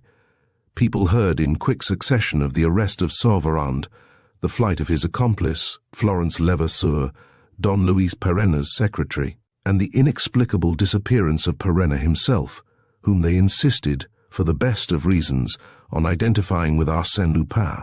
The police, assured from this moment of victory, and having nearly all the actors in the tragedy in their power, had gradually given way to indiscretion. And, thanks to the particulars revealed to this or that journalist, the public knew of Don Luis's change of attitude, suspected his passion for Florence Levasseur and the real cause of his right-about face, and thrilled with excitement as they saw that astonishing figure enter upon a fresh struggle. What was he going to do? If he wanted to save the woman he loved from prosecution, and to release Marie and Saran from prison, he would have to intervene some time that night, to take part, somehow or other, in the event at hand, and to prove the innocence of the 3 accomplices, either by arresting the invisible bearer of the fourth letter, or by suggesting some plausible explanation. In short, he would have to be there, and that was interesting indeed. And then the news of Marie Fauville was not good. With unwavering obstinacy, she persisted in her suicidal plans. She had to be artificially fed, and the doctors in the infirmary at St. Lazare did not conceal their anxiety. Would Don Luis Perenna arrive in time? Lastly, there was that one other thing, the threat of an explosion which was to blow up Hippolyte Fauville's house 10 days after the delivery of the fourth letter. A really impressive threat when it was remembered that the enemy had never announced anything that did not take place at the stated hour. And, although it was still 10 days at least, so people thought, from the date fixed for the catastrophe, the threat made the whole business look more and more sinister. That evening, therefore, a great crowd made its way through La Muette and Auteuil to the Boulevard Suchet, a crowd coming not only from Paris, but also from the suburbs and the provinces. The spectacle was exciting, and people wanted to see. They saw only from a distance, for the police had barred the approaches 100 yards from either side of the house and were driving into the ditches of the fortifications all those who managed to climb the opposite slope. The sky was stormy, with heavy clouds revealed at intervals by the light of a silver moon. There were lightning flashes and peals of distant thunder. Men sang. Street boys imitated the noises of animals. People formed themselves into groups on the benches and pavements and ate and drank while discussing the matter. A part of the night was spent in this way, and nothing happened to reward the patience of the crowd, who began to wonder, somewhat wearily, if they would not do better to go home, seeing that Saran was in prison, and that there was every chance that the fourth letter would not appear in the same mysterious way as the others. And yet they did not go. Don Luis Perenna was due to come. From 10 o'clock in the evening, the Prefect of Police and his Secretary-General, the Chief Detective and Weber, his deputy, Sergeant Mazaroux, and 2 detectives were gathered in the large room in which Fauville had been murdered. 15 more detectives occupied the remaining rooms, while some 20 others watched the roofs, the outside of the house, and the garden. Once again, a thorough search had been made during the afternoon, with no better results than before. But it was decided that all the men should keep awake. If the letter was delivered anywhere in the big room, they wanted to know, and they meant to know who brought it. The police do not recognize miracles. At 12 o'clock, M. Desmalians had coffee served to his subordinates. He himself took 2 cups and never ceased walking from one end to the other of the room, or climbing the staircase that led to the attic, or going through the passage and hall. Preferring that the watch should be maintained under the most favorable conditions, he left all the doors opened and all the electric lights on. Mazaroux objected. It has to be dark for the letter to come. You will remember, Monsieur le Préfet, that the other experiment was tried before, and the letter was not delivered. We will try it again, replied M. Desmalions, who, in spite of everything, was really afraid of Don Luis's interference, and increased his measures to make it impossible. Meanwhile, as the night wore on, the minds of all those present became impatient. Prepared for the angry struggle as they were, they longed for the opportunity to show their strength. They made desperate use of their ears and eyes. At 1 o'clock, there was an alarm that showed the pitch which the nervous tension had reached. A shot was fired on the first floor, followed by shouts. On inquiry, it was found that 2 detectives, meeting in the course of a round, had not recognized each other, and one of them had discharged his revolver in the air to inform his comrades. In the meantime, the crowd outside had diminished, as M. Desmalions perceived on opening the garden gate. The orders had been relaxed, and sightseers were allowed to come nearer, though they were still kept at a distance from the pavement. Mazaroux said, "It is a good thing that the explosion is due in 10 days' time and not tonight, Monsieur le Préfet. Otherwise, all those good people would be in danger as well as ourselves. There will be no explosion in 10 days' time, any more than there will be a letter tonight," said M. Desmalions, shrugging his shoulders. And he added, "Besides, on that day the orders will be strict." It was now 10 minutes past 2. At 25 minutes past, as the Prefect was lighting a cigar, the Chief Detective ventured to joke, "That's something you will have to do without next time, Monsieur le Préfet. It would be too risky."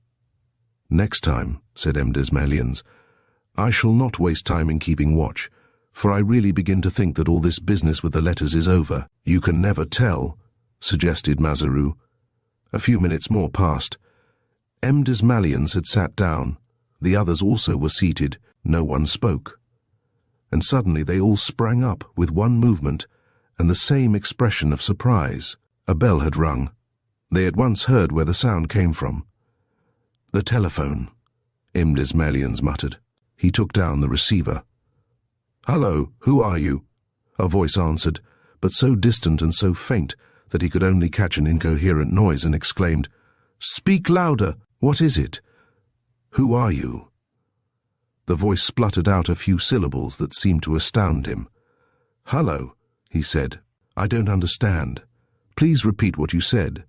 Who is it speaking?" "Don Luis Perena," was the answer, more distinctly this time. The prefect made as though to hang up the receiver, and he growled, "It's a hoax. Some rotter amusing himself at our expense." Nevertheless, in spite of himself, he went on in a gruff voice, "Look here, what is it? You say you're Don Luis Perena?" "Yes. What do you want?" "What's the time? What's the time?" The prefect made an angry gesture, not so much because of the ridiculous question, as because he had really recognized Don Luis's voice beyond mistake. "Well," he said, controlling himself, "what's all this about? Where are you?" "At my house above the iron curtain in the ceiling of my study." "In the ceiling?" repeated the prefect, not knowing what to think. "Yes, and more or less done for, I confess." "We'll send and help you out," said Desmalions, who was beginning to enjoy himself. "Later on, Monsieur le Préfet. First, answer me. Quickly. If not, I don't know that I shall have the strength. What's the time?" "Oh, look here. I beg of you, it's 20 minutes to 3. 20 minutes to 3. It was as though Don Luis found renewed strength in a sudden fit of fear.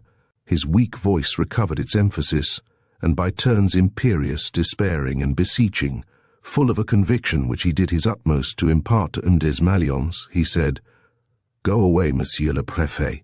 Go, all of you. Leave the house. The house will be blown up at 3 o'clock. Yes, yes, I swear it will. 10 days after the 4th letter means now, because there has been a 10 days delay in the delivery of the letters. It means now, at 3 o'clock in the morning. Remember what was written on the sheet which Deputy Chief Weber handed you this morning. The explosion is independent of the letters. It will take place at 3 o'clock in the morning. At 3 o'clock in the morning today, Monsieur le Préfet." The voice faltered and then continued, "Go away, please. Let no one remain in the house. You must believe me. I know everything about the business, and nothing can prevent the threat from being executed. Go, go, go. This is horrible. I feel that you do not believe me, and I have no strength left. Go away, every one of you." He said a few more words which Desmalions could not make out. Then the voice ceased, and though the prefect still heard cries, it seemed to him that those cries were distant, as though the instrument were no longer within the reach of the mouth that uttered them. He hung up the receiver. "Gentlemen," he said with a smile, "it is 17 to 3. In 17 minutes we shall all be blown up together. At least, that is what our good friend, Don Luis Perena, declares." In spite of the jokes with which this threat was met, there was a general feeling of uneasiness. Weber asked, "Was it really Don Luis, Monsieur le Préfet?" "Don Luis in person. He has gone to earth in some hiding-hole in his house above the study, and his fatigue and privations seem to have unsettled him a little. Mazaru, go and ferret him out, unless this is just some fresh trick on his part. You have your warrant." Sergeant Mazaru went up to Desmalions. His face was pallid. "Monsieur le Préfet, did he tell you that we were going to be blown up?" "He did. He relies on the note which Weber found in a volume of Shakespeare. The explosion is to take place tonight, at 3 o'clock in the morning." "At 3 o'clock in the morning, that is to say, in less than a quarter of an hour. And do you propose to remain, Monsieur le Préfet?" "What next, Sergeant? Do you imagine that we are going to obey that gentleman's fancies?" Mazaru staggered, hesitated, and then, despite all his natural deference, unable to contain himself, exclaimed, "Monsieur le Préfet, it's not a fancy. I have worked with Don Luis. I know the man. If he tells you that something is going to happen, it's because he has his reasons, absurd reasons."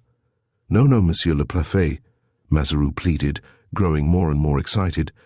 "I swear that you must listen to him. The house will be blown up, he said so at 3 o'clock. We have a few minutes left. Let us go. I entreat you, Monsieur le Préfet. In other words, you want us to run away." "But it's not running away, Monsieur le Préfet. It's a simple precaution. After all, we can't risk you yourself, Monsieur le Préfet. That will do. But, Monsieur le Préfet, as Don Luis said. That will do, I say, repeated the Prefect harshly. If you're afraid, you can take advantage of the order which I gave you, and go off after Don Luis. Mazaru clicked his heels together, and old soldier that he was, saluted. I shall stay here, Monsieur le Préfet, and he turned, and went back to his place at a distance. Silence followed. M. Desmalions began to walk up and down the room, with his hands behind his back. Then, addressing the Chief Detective and the Secretary General, You are of my opinion, I hope, he said. Why, yes, Monsieur le Préfet. Well, of course. To begin with, that supposition is based on nothing serious. And, besides, we are guarded, aren't we? Bombs don't come tumbling on one's head like that. It takes someone to throw them. Well, how are they to come? By what way? Same way as the letters, the Secretary-General ventured to suggest. What's that? Then you admit. The Secretary-General did not reply, and M. Desmalions did not complete his sentence. He himself, like the others, experienced that same feeling of uneasiness which gradually, as the seconds sped past, was becoming almost intolerably painful. 3 o'clock in the morning. The words kept on recurring to his mind. Twice he looked at his watch. There was 12 minutes left. There was 10 minutes. Was the house really going to be blown up by the mere effect of an infernal and all-powerful will? It's senseless, absolutely senseless, he cried, stamping his foot. But on looking at his companions, he was amazed to see how drawn their faces were, and he felt his courage sink in a strange way. He was certainly not afraid, and the others were no more afraid than he, but all of them, from the chiefs to the simple detectives, were under the influence of that Don Luis Perena whom they had seen accomplishing such extraordinary feats, and who had shown such wonderful ability throughout this mysterious adventure. Consciously or unconsciously, whether they wished it or no, they looked upon him as an exceptional being endowed with special faculties, a being of whom they could not think without conjuring up the image of the amazing Arsène Lupin, with his legend of daring, genius, and superhuman insight. And Lupin was telling them to fly. Pursued and hunted as he was, he voluntarily gave himself up to warn them of their danger, and the danger was immediate. 7 minutes more, 6 minutes more, and the house would be blown up. With great simplicity, Mazaru went on his knees, made the sign of the cross, and said his prayers in a low voice. The action was so impressive that the Secretary-General and the Chief Detective made a movement as though to go toward the Prefect of Police. M. Desmalions turned away his head and continued his walk up and down the room. But his anguish increased, and the words which he had heard over the telephone rang in his ears. And all Perena's authority, his ardent entreaties, his frenzied conviction, all this upset him. He had seen Perena at work. He felt it borne in upon him that he had no right in the present circumstances to neglect the man's warning. "Let's go," he said. The words were spoken in the calmest manner, and it really seemed as if those who heard them regarded them merely as the sensible conclusion of a very ordinary state of affairs. They went away without hurry or disorder, not as fugitives, but as men deliberately obeying the dictates of prudence. They stood back at the door to let the Prefect go first. "No," he said, "go on, I'll follow you." He was the last out, leaving the electric light full on. In the hall he asked the Chief Detective to blow his whistle. When all the plainclothesmen had assembled, he sent them out of the house together with the porter and shut the door behind him. Then, calling the detectives who were watching the boulevard, he said, "Let everybody stand a good distance away, push the crowd as far back as you can, and be quick about it. We shall enter the house again in half an hour." "And you, Monsieur le Préfet," whispered Mazaru, "you won't remain here, I hope?" "No, that I shan't," he said, laughing. "If I take our friend Perena's advice at all, I may as well take it thoroughly. There is only 2 minutes left. Our friend Perena spoke of 3 o'clock, not of 2 minutes to 3. So," he crossed the boulevard, accompanied by his Secretary-General, the Chief Detective, and Mazaru, and clambered up the slope of the fortifications opposite the house. "Perhaps we ought to stoop down," suggested Mazaru. "Let's stoop, by all means," said the Prefect, still in a good humor. But honestly, if there's no explosion, I shall send a bullet through my head. I could not go on living after making myself look so ridiculous. There will be an explosion, Monsieur le Préfet, declared Mazaru.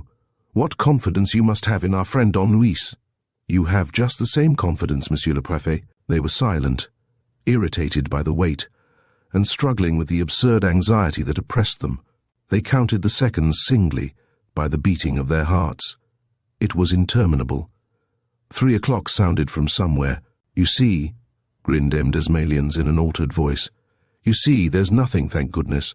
And he growled, It's idiotic, perfectly idiotic. How could anyone imagine such nonsense? Another clock struck, farther away. Then the hour also rang from the roof of a neighbouring building. Before the third stroke had sounded, they heard a kind of cracking, and the next moment came the terrible blast, complete, but so brief that they had only, so to speak, a vision of an immense sheaf of flames and smoke shooting forth enormous stones and pieces of wall, something like the grand finale of a fireworks display. And it was all over. The volcano had erupted. "Look sharp!" shouted the Prefect of Police, darting forward. "Telephone for the engines, quick, in case of fire." He caught Mazaru by the arm. "Run to my motor. You'll see her 100 yards down the boulevard. Tell the man to drive you to Don Luis, and if you find him, release him and bring him here." "Under arrest, Monsieur le Préfet?" "Under arrest? You're mad." "But if the deputy chief—" "The deputy chief will keep his mouth shut. I'll see to that.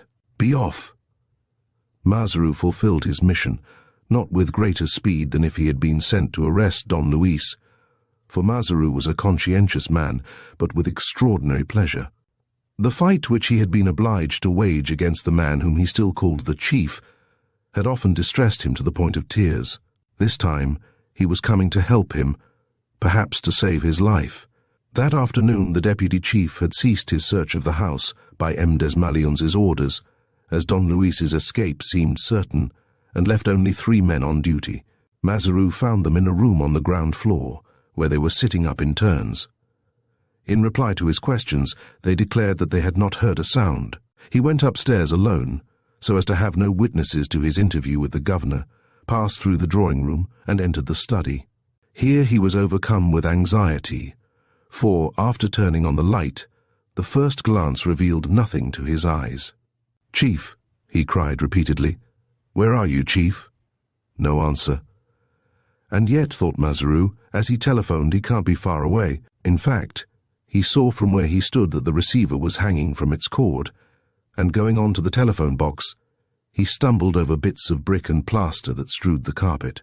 He then switched on the light in the box as well, and saw a hand and arm hanging from the ceiling above him. The ceiling was broken up all around that arm, but the shoulder had not been able to pass through, and Mazaru could not see the captive's head. He sprang onto a chair and reached the hand. He felt it, and was reassured by the warmth of its touch. "Is that you, Mazaru?" asked a voice that seemed to the sergeant to come from very far away. "Yes, it's I. You're not wounded, are you? Nothing serious?" "No, only stunned and a bit faint from hunger. Listen to me." "I'm listening." "Open the second drawer on the left in my writing desk. You'll find—" "Yes, Chief?" "An old stick of chocolate. But do as I tell you, Alexandra. I'm famished." Indeed, Don Luis recovered after a moment or two and said in a gayer voice, "That's better. I can wait now. Go to the kitchen and fetch me some bread and some water." "I'll be back at once, Chief. Not this way. Come back by Florence Levasseur's room and the secret passage to the ladder which leads to the trap door at the top." And he told him how to make the stones swing out and how to enter the hollow in which he had expected to meet with such a tragic end. The thing was done in 10 minutes. Mazaru cleared the opening, caught hold of Don Luis by the legs, and pulled him out of his hole. "Oh dear, oh dear," he moaned, in a voice full of pity. "What a position, Chief. How did you manage it all?" "Yes, I see, you must have dug down where you lay, and gone on digging for more than a yard, and it took some pluck, I expect, on an empty stomach." When Don Luis was seated in his bedroom and had swallowed a few bits of bread and drunk what he wanted, he told his story. "Yes, it took the devil's own pluck, old man. By jingo! When a chap's ideas are whirling in his head and he can't use his brain, upon my word, all he asks is to die. And then there was no air, you see. I couldn't breathe. I went on digging, however, as you saw, went on digging while I was half asleep, in a sort of nightmare. Just look. My fingers are in a jelly. But there, I was thinking of that confounded business of the explosion, and I wanted to warn you at all costs, and I dug away at my tunnel. What a job. And then, oof, I felt space at last. I got my hand through and next my arm. Where was I? Why, over the telephone, of course. I knew that at once by feeling the wall and finding the wires. Then it took me quite half an hour to get hold of the instrument. I couldn't reach it with my arm. I managed at last with a piece of string and a slip knot to fish up the receiver and hold it near my mouth, or say, at 10 inches from my mouth, and then I shouted and roared to make my voice carry, and all the time I was in pain. And then, at last, my string broke, and then, I hadn't an ounce of strength left in my body. Besides, you fellows had been warned, and it was for you to get yourselves out of the mess. He looked at Mazaru and asked him, as though certain of the reply, "The explosion took place, didn't it?" "Yes, Chief. At 3 o'clock exactly." "Yes. And of course M. Desmalions had the house cleared." "Yes." "At the last minute?" "At the last minute." Don Luis laughed and said, "I knew he would wait about and not give way until the crucial moment. You must have had a bad time of it, my poor Mazaru, for of course you agreed with me from the start." He kept on eating while he talked, and each mouthful seemed to bring back a little of his usual animation. "Funny thing, hunger," he said. "Makes you feel so light-headed. I must practice getting used to it, however. At any rate, Chief, no one would believe that you have been fasting for nearly 48 hours. Ah, that comes of having a sound constitution, with something to fall back upon. I shall be a different man in half an hour. Just give me time to shave and have a bath." When he had finished dressing, he sat down to the breakfast of eggs and cold meat which Mazaru had prepared for him, and then, getting up, said, "Now let's be off. But there's no hurry, Chief. Why don't you lie down for a few hours? The Prefect can wait." "You're mad. What about Marie Fauville?" "Marie Fauville? Why, of course. Do you think I'm going to leave her in prison or Saran either? There's not a second to lose, old chap." Mazaru thought to himself that the chief had not quite recovered his wits yet. What? Release Marie Fauville and Saran? 1, 2, 3, just like that? No, it was going a bit too far. However, he took down to the Prefect's car a new Perenna, merry, brisk, and as fresh as though he had just got out of bed. "Very flattering to my pride," said Don Luis to Mazaru. "Most flattering, that hesitation of the Prefect's, after I had warned him over the telephone, followed by his submission at the decisive moment. What a hold I must have on all those jokers to make them sit up at a sign from little me. Beware, gentlemen. I telephoned to them from the bottomless pit. Beware, at 3 o'clock a bomb. Nonsense, say they. Not a bit of it, say I. How do you know? Because I do. But what proof have you? What proof? That I say so. Oh, well, of course, if you say so. And at 5 minutes to 3, out they march. Ah, if I wasn't built up of modesty. They came to the Boulevard Suchet, where the crowd was so dense that they had to alight from the car. Mazaru passed through the cordon of police protecting the approaches to the house and took Don Luis to the slope across the road. "Wait for me here, Chief.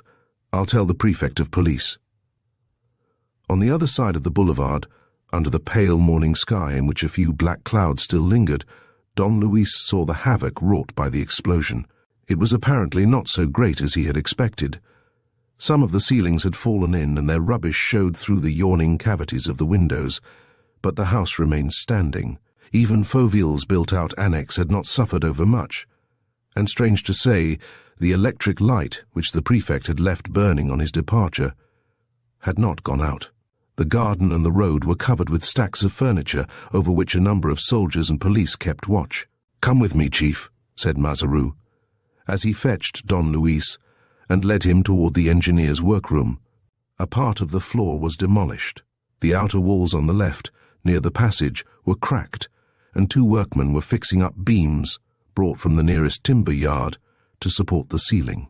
But on the whole, the explosion had not had the results which the man who prepared it must have anticipated.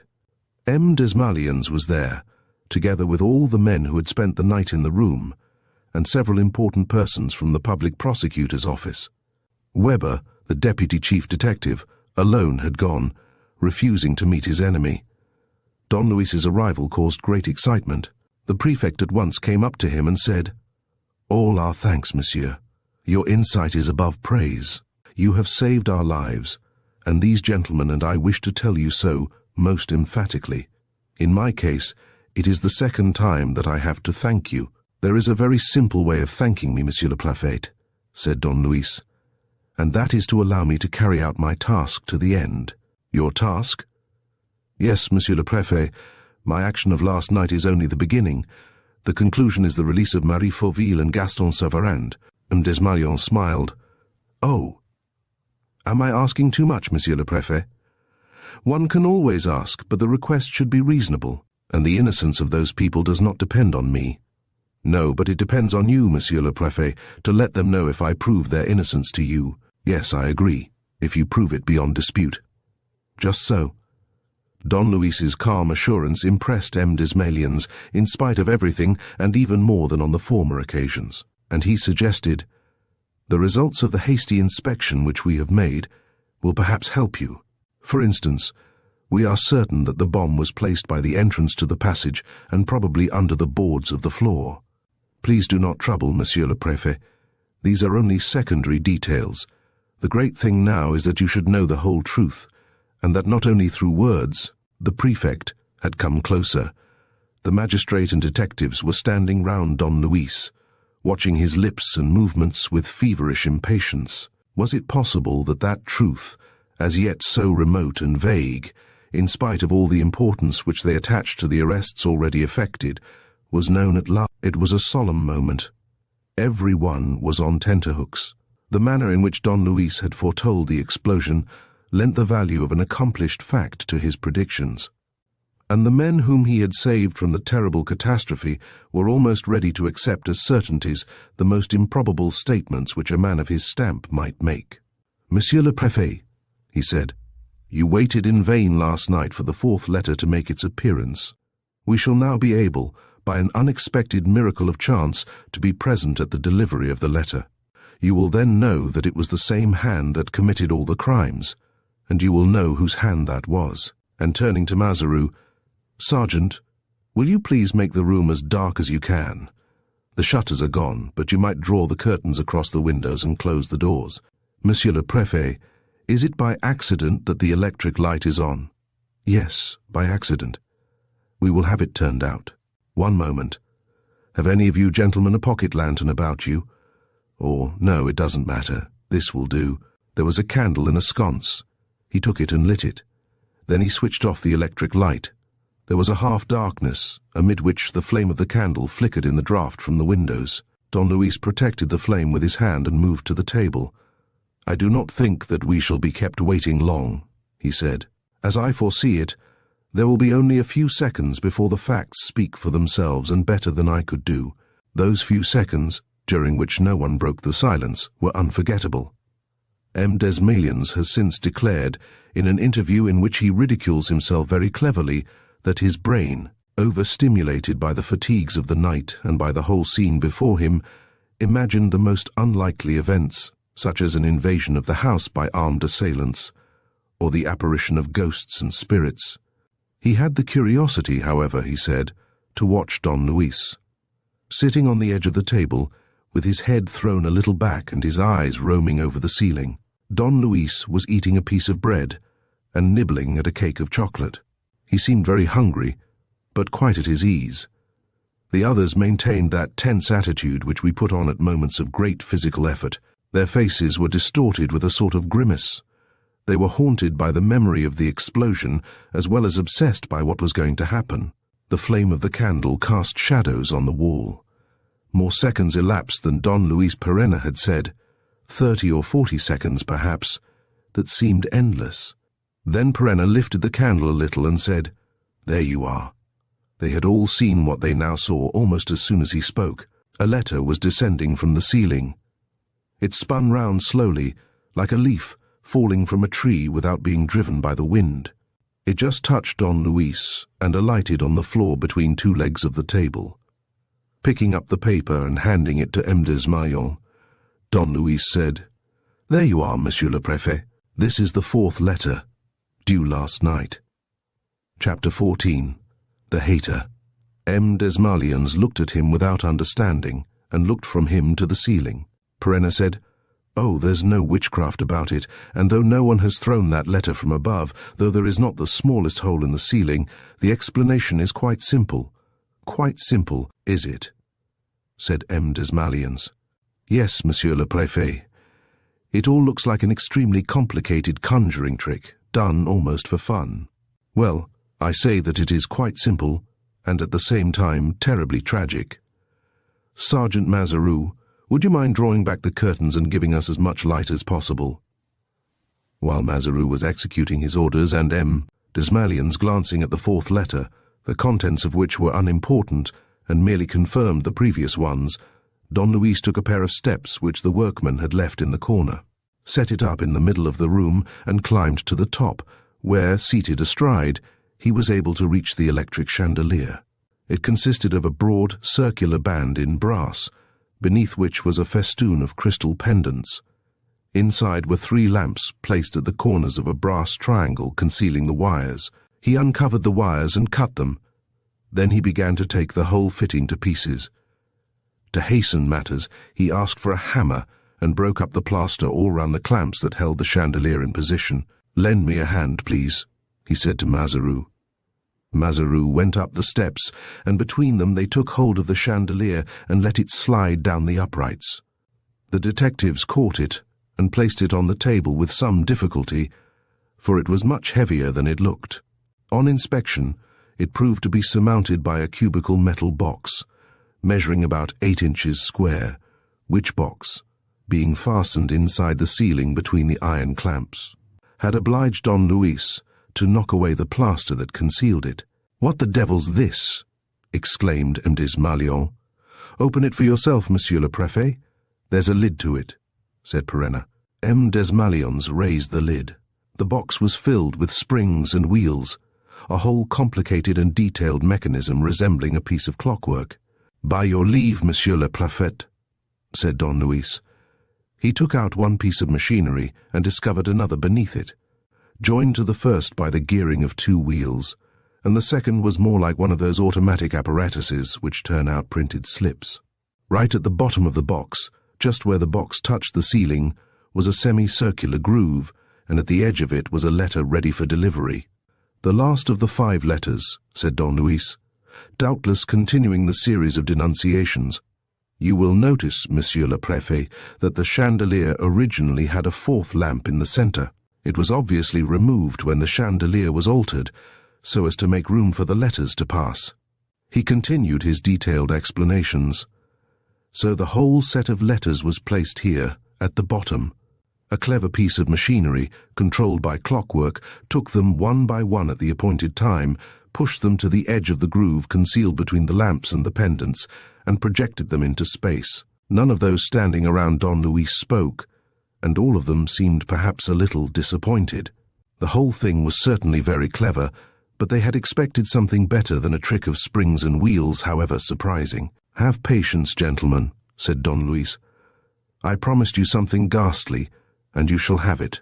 "Well, I agree," said the Prefect of Police, "that this is where the letters started from, but a good many points remain obscure, and apart from this, there is one fact in particular which it seems impossible to understand. How were the criminals able to adapt the chandelier in this way? And in a house guarded by the police, in a room watched night and day, how were they able to carry out such a piece of work without being seen or heard? The answer is quite easy, Monsieur le Préfet. The work was done before the house was guarded by the police, before the murder was committed, therefore. Before the murder was committed. And what is to prove to me that that is so? You have said so yourself, Monsieur le Préfet, because it could not have been otherwise. But do explain yourself, Monsieur, cried M. Desmalions, with a gesture of irritation. If you have important things to tell us, why delay? It is better, Monsieur le Préfet, that you should arrive at the truth in the same way as I did. When you know the secret of the letters, the truth is much nearer than you think, and you would have already named the criminal if the horror of his crime had not been so great as to divert all suspicion from him. M. Desmalions looked at him attentively. He felt the importance of Perenna's every word, and he was really anxious. Then, according to you, he said, those letters accusing Madame Fauville and Gaston Saran were placed there with the sole object of ruining both of them? Yes, Monsieur le Préfet. And, as they were placed there before the crime, the plot must have been schemed before the murder. Yes, Monsieur le Préfet, before the murder. From the moment that we admit the innocence of Mamie Fauville and Gaston Saran, we are obliged to conclude that, as everything accuses them, this is due to a series of deliberate acts. Mame Fauville was out on the night of the murder. A plot. She was unable to say how she spent her time while the murder was being committed. A plot. Her inexplicable drive in the direction of La Muette, and her cousin Saran's walk in the neighborhood of the house. Plots. The marks left in the apple by those teeth, by Mame Fauville's own teeth. A plot. And the most infernal of all. I tell you, everything is plotted beforehand. Everything is, so to speak, prepared, measured out, labeled and numbered. Everything takes place at the appointed time. Nothing is left to chance. It is a work very nicely pieced together, worthy of the most skillful artisan, so solidly constructed that outside happenings have not been able to throw it out of gear, and that the scheme works exactly, precisely, imperturbably, like the clockwork in this box, which is a perfect symbol of the whole business and, at the same time, gives a most accurate explanation of it, because the letters denouncing the murderers were duly posted before the crime and delivered after the crime on the dates and at the hours foreseen. M. Desmalions remained thinking for a time, and then objected, still, in the letters which he wrote, M. Fauville accuses his wife. He does. We must therefore admit either that he was right in accusing her, or that the letters are forged. They are not forged. All the experts have recognized M. Fauville's handwriting. Then Don Luis did not finish his sentence, and M. Desmalions felt the breath of the truth fluttering still near around him. The others, one and all as anxious as himself, were silent. He muttered, I do not understand. Yes, Monsieur le Préfet, you do. You understand that. If the sending of those letters forms an integrate part of the plot hatched against Meme Fauville and Gaston Saran, it is because their contents were prepared in such a way as to be the undoing of the victims. What? What are you saying? I am saying what I said before. Once they are innocent, everything that tells against them is part of the plot. Again there was a long silence. The Prefect of Police did not conceal his agitation. Speaking very slowly, with his eyes fixed on Don Luis's eyes, he said, Whoever the culprit may be, I know nothing more terrible than this work of hatred. It is an even more improbable work than you can imagine, Monsieur le Préfet, said Perenna with growing animation, and it is a hatred of which you, who do not know Sauveran's confession, cannot yet estimate the violence.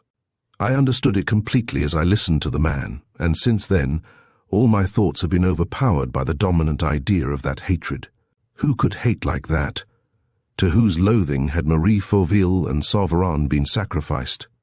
Who was the inconceivable person whose perverted genius had surrounded his two victims with chains so powerfully forged? And another idea came to my mind, an earlier idea which had already struck me several times and to which I have already referred in Sergeant Mazarou's presence. I mean the really mathematical character of the appearance of the letters. I said to myself that such grave documents could not be introduced into the case at fixed dates unless some primary reason demanded that those dates should absolutely be fixed. What reason? If a human agency had been at work each time, there would surely have been some irregularity dependent on this, especially after the police had become cognizant of the matter and were present at the delivery of the letters. Well, Perenna continued, in spite of every obstacle, the letters continued to come, as though they could not help it, and thus the reason of their coming gradually dawned upon me. They came mechanically, by some invisible process set going once and for all and working with the blind certainty of a physical law. This was a case not of a conscious intelligence and will, but just of material necessity. It was the clash of these two ideas. The idea of the hatred pursuing the innocent, and the idea of that machinery serving the schemes. Of the hatred was their clash that gave birth to the little spark of light. When brought into contact, the two ideas combined in my mind, and suggested the recollection that Hippolyte Fauville was an engineer by profession. The others listened to him with a sort of uneasy oppression. What was gradually being revealed of the tragedy, instead of relieving the anxiety, increased it until it became absolutely painful. M. Desmalions objected. Granting that the letters arrived on the dates named, you will nevertheless have noted that the hour varied on each occasion. That is to say, it varied according as we watched in the dark or not, and that is just the detail which supplied me with the key to the riddle. If the letters, and this was an indispensable precaution, which we are now able to understand, were delivered only under cover of the darkness, it must be because a contrivance of some kind prevented them from appearing when the electric light was on, and because that contrivance was controlled by a switch inside the room. There is no other explanation possible. We have to do with an automatic distributor that delivers the incriminating letters which it contains by clockwork, releasing them only between this hour and that on such and such a night, fixed in advance, and only at times when the electric light is off. You have the apparatus before you. No doubt the experts will admire its ingenuity and confirm my assertions. But, given the fact that it was found in the ceiling of this room, given the fact that it contained letters written by M. Fauville, am I not entitled to say that it was constructed by M. Fauville, the electrical engineer? Once more the name of M. Fauville returned, like an obsession, and each time the name stood more clearly defined. It was first M. Fauville, then M. Fauville, the engineer, then M. Fauville, the electrical engineer. And thus the picture of the hater, as Don Luis said, appeared in its accurate outlines, giving those men, used though they were to the strangest criminal monstrosities, a thrill of terror. The truth was now no longer prowling around them. They were already fighting with it, as you fight with an adversary whom you do not see but who clutches you by the throat and brings you to the ground. And the prefect of police, summing up all his impressions, said in a strained voice, "So Fauville wrote those letters in order to ruin his wife and the man who was in love with her." Yes, in that case, what? Knowing at the same time that he was threatened with death, he wished, if ever the threat was realized, that his death should be laid to the charge of his wife and her friend. Yes, and in order to avenge himself on their love for each other and to gratify his hatred of them both, he wanted the whole set of facts to point to them as guilty of the murder of which he would be the victim. Yes, so that M. Fauville, in one part of his accursed work, was, what shall I say, the accomplice of his own murder. He dreaded death. He struggled against it. But he arranged that his hatred should gain by it. That's it, isn't it? That's how it is? Almost, Monsieur le Prefect. You are following the same stages by which I travelled, and like myself, you are hesitating before the last truth, before the truth which gives the tragedy its sinister character and deprives it of all human proportions. The prefect struck the table with his two fists and, in a sudden fit of revolt, cried, "It's ridiculous! It's a perfectly preposterous theory. M. Fauville threatened with death and contriving his wife's ruin with that Machiavellian perseverance? Absurd. The man who came to my office, the man whom you saw, was thinking of only one thing: how to escape dying. He was obsessed by one dread alone, the dread of death. It is not at such moments, the prefect emphasized, that a man fits up clockwork and lays traps, especially when those traps cannot take effect unless he dies by foul play. Can you see M. Fauville working at his automatic machine, putting in with his own hands letters, which he has taken the pains to write to a friend 3 months before and intercept, arranging events so that his wife shall appear guilty and saying, 'There, if I die murdered, I'm easy in my mind, the person to be arrested will be Marie.'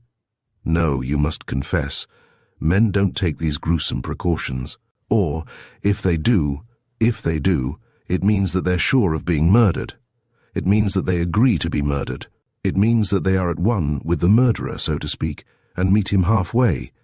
In short, it means—" He interrupted himself, as if the sentences which he had spoken had surprised him, and the others seemed equally disconcerted, and all of them unconsciously drew from those sentences the conclusions which they implied, and which they themselves did not yet fully perceive. Don Luis did not remove his eyes from the Prefect, and awaited the inevitable words.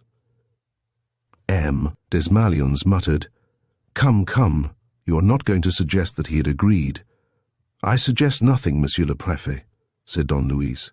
"So far you have followed the logical and natural trend of your thoughts, and that brings you to your present position. Yes, yes, I know, but I am showing you the absurdity of your theory.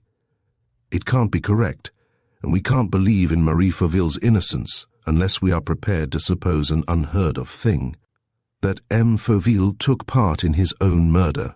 Why, it's laughable." And he gave a laugh, but it was a forced laugh and did not ring true. "For after all," he added, "you can't deny that that is where we stand." "I don't deny it." "Well?" "Well, Fauville, as you say, took part in his own murder." This was said in the quietest possible fashion, but with an air of such certainty that no one dreamed of protesting.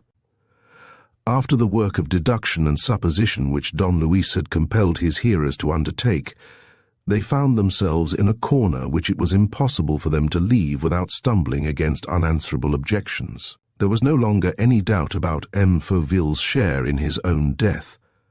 But of what did that share consist? What part had he played in the tragedy of hatred and murder? Had he played that part, which ended in the sacrifice of his life, voluntarily or under compulsion? Who, when all was said and done, had served as his accomplice or his executioner? All these questions came crowding upon the minds of M. Desmalions and the others. They thought of nothing but of how to solve them, and Don Luis could feel certain that his solution was accepted beforehand. From that moment he had but to tell his story of what had happened without fear of contradiction. He did so briefly, after the manner of a succinct report limited to essentials. 3 months before the crime, M. Fauville wrote a series of letters to one of his friends, M. Langerneau, who, as Sergeant Mazaroux will have told you, Monsieur le Préfet, had been dead for several years, a fact of which M. Fauville cannot have been ignorant. These letters were posted, but were intercepted by some means which it is not necessary that we should know for the moment. M. Fauville erased the postmarks and the addresses and inserted the letters in a machine constructed for the purpose, of which he regulated the works, so that the first letter should be delivered a fortnight after his death, and the others at intervals of 10 days. At this moment, it is certain that his plan was concerted down to the smallest detail. Knowing that Saran was in love with his wife, watching Saran's movements, he must obviously have noticed that his detested rival used to pass under the windows of the house every Wednesday, and that Marie Fauville would go to her window. This is a fact of the first importance, one which was exceedingly valuable to me, and it will impress you as being equal to a material proof. Every Wednesday evening, I repeat, Saran used to wander round the house. Now note this. First, the crime prepared by M. Fauville was committed on a Wednesday evening. Secondly, it was at her husband's express request that Mamie Fauville went out that evening to go to the opera and to Mme. Dersinger's. Don Luis stopped for a few seconds and then continued. Consequently, on the morning of that Wednesday, everything was ready. The fatal clock was wound up, the incriminating machinery was working to perfection, and the proofs to come would confirm the immediate proofs which M. Fauville held in reserve. Better still, Monsieur le Préfet, you had received from him a letter in which he told you of the plot hatched against him, and he implored your assistance for the morning of the next day, that is to say, after his death. Everything, in short, led him to think that things would go according to the hater's wishes, when something occurred that nearly upset his schemes. The appearance of Inspector Vero, who had been sent by you, Monsieur le Préfet, to collect particulars about the Mornington heirs. What happened between the two men? Probably no one will ever know. Both are dead, and their secret will not come to life again.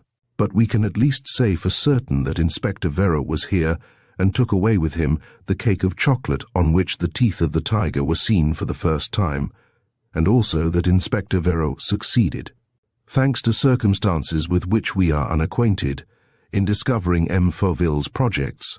This we know, explained Don Luis, because Inspector Vero said so in his own agonizing words, because it was through him that we learned that the crime was to take place on the following night, and because he had set down his discoveries in a letter which was stolen from him.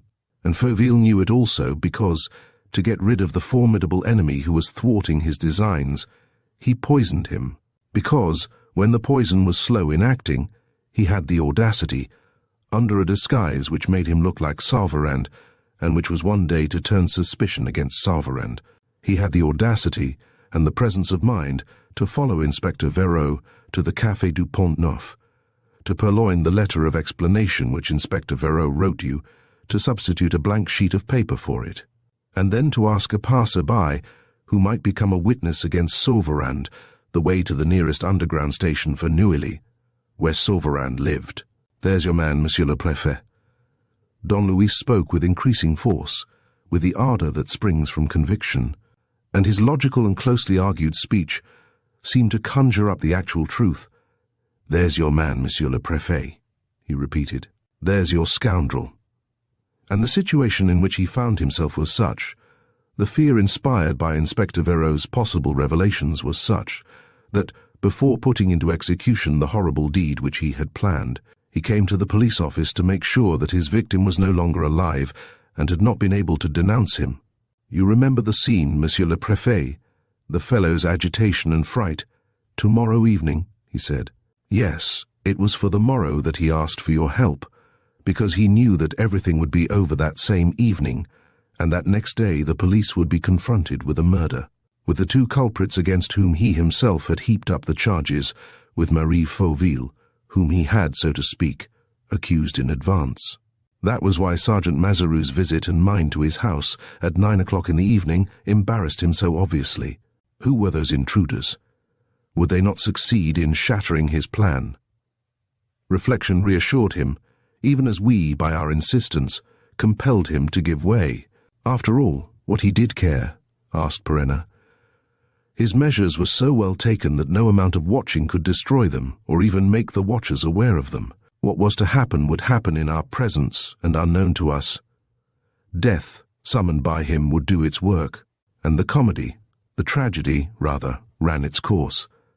Meme Fauville, whom he was sending to the opera, came to say good night. Then his servant brought him something to eat, including a dish of apples. Then followed a fit of rage, the agony of the man who is about to die, and who fears death, and a whole scene of deceit, in which he showed us his safe and the drab cloth diary which was supposed to contain the story of the plot. That ended matters. Mazarou and I retired to the hall passage, closing the door after us, and M. Fauville remained alone and free to act. Nothing now could prevent the fulfillment of his wishes. At 11 o'clock in the evening, M. Fauville, to whom no doubt, in the course of the day, imitating Saveron's handwriting, he had sent a letter, one of those letters which are always torn up at once, in which Saran entreated the poor woman to grant him an interview at the Ranelagh May. Fauville would leave the opera, and before going to Mme. Dersinger's party, would spend an hour not far from the house. On the other hand, Saran would be performing his usual Wednesday pilgrimage less than half a mile away, in the opposite direction. During this time the crime would be committed. Both of them would come under the notice of the police, either by M. Fauville's allusions or by the incident at the Café du Pont Neuf. Both of them, moreover, would be incapable either of providing an alibi or of explaining their presence so near the house. Were not both of them bound to be accused and convicted of the crime? In the most unlikely event that some chance should protect them, there was an undeniable proof lying ready to hand in the shape of the apple containing the very marks of Marie Fauville's teeth. And then, a few weeks later, the last and decisive trick, the mysterious arrival at intervals of 10 days, of the letters denouncing the pair. So everything was settled. The smallest details were foreseen with infernal clearness. You remember, Monsieur le Préfet, that turquoise which dropped out of my ring and was found in the safe. There were only 4 persons who could have seen it and picked it up. M. Fauville was one of them.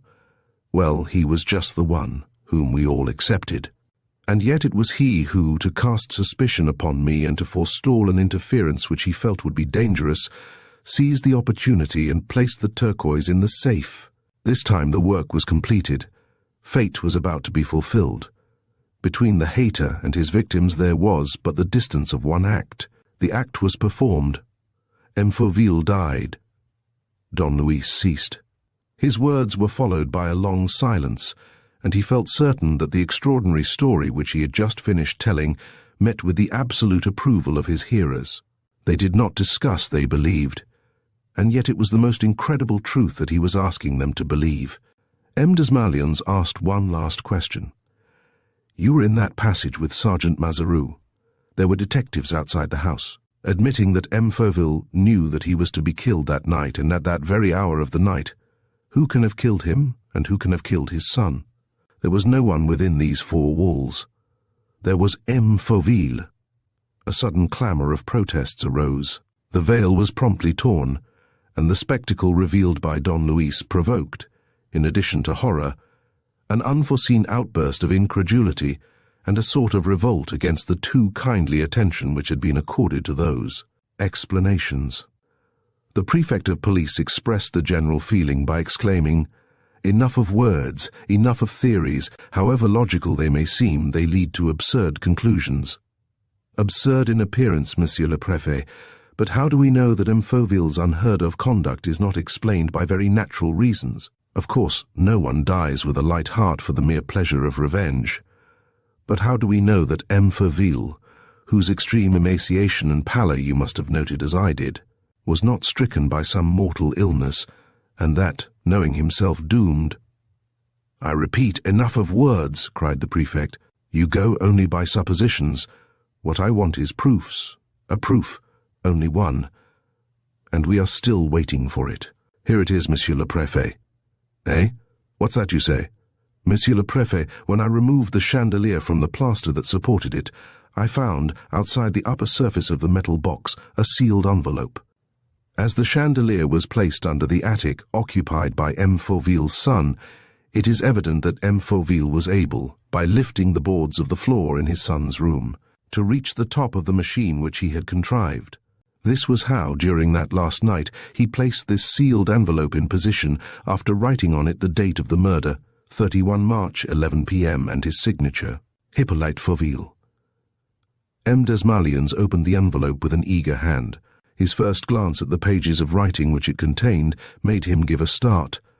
"Oh, the villain," he said. "How was it possible for such a monster to exist? What a loathsome brute!" In a jerky voice, which became almost inaudible at times owing to his amazement, he read, "The end is reached. My hour is striking. Put to sleep by me, Edmund is dead without having been roused from his unconsciousness by the fire of the poison.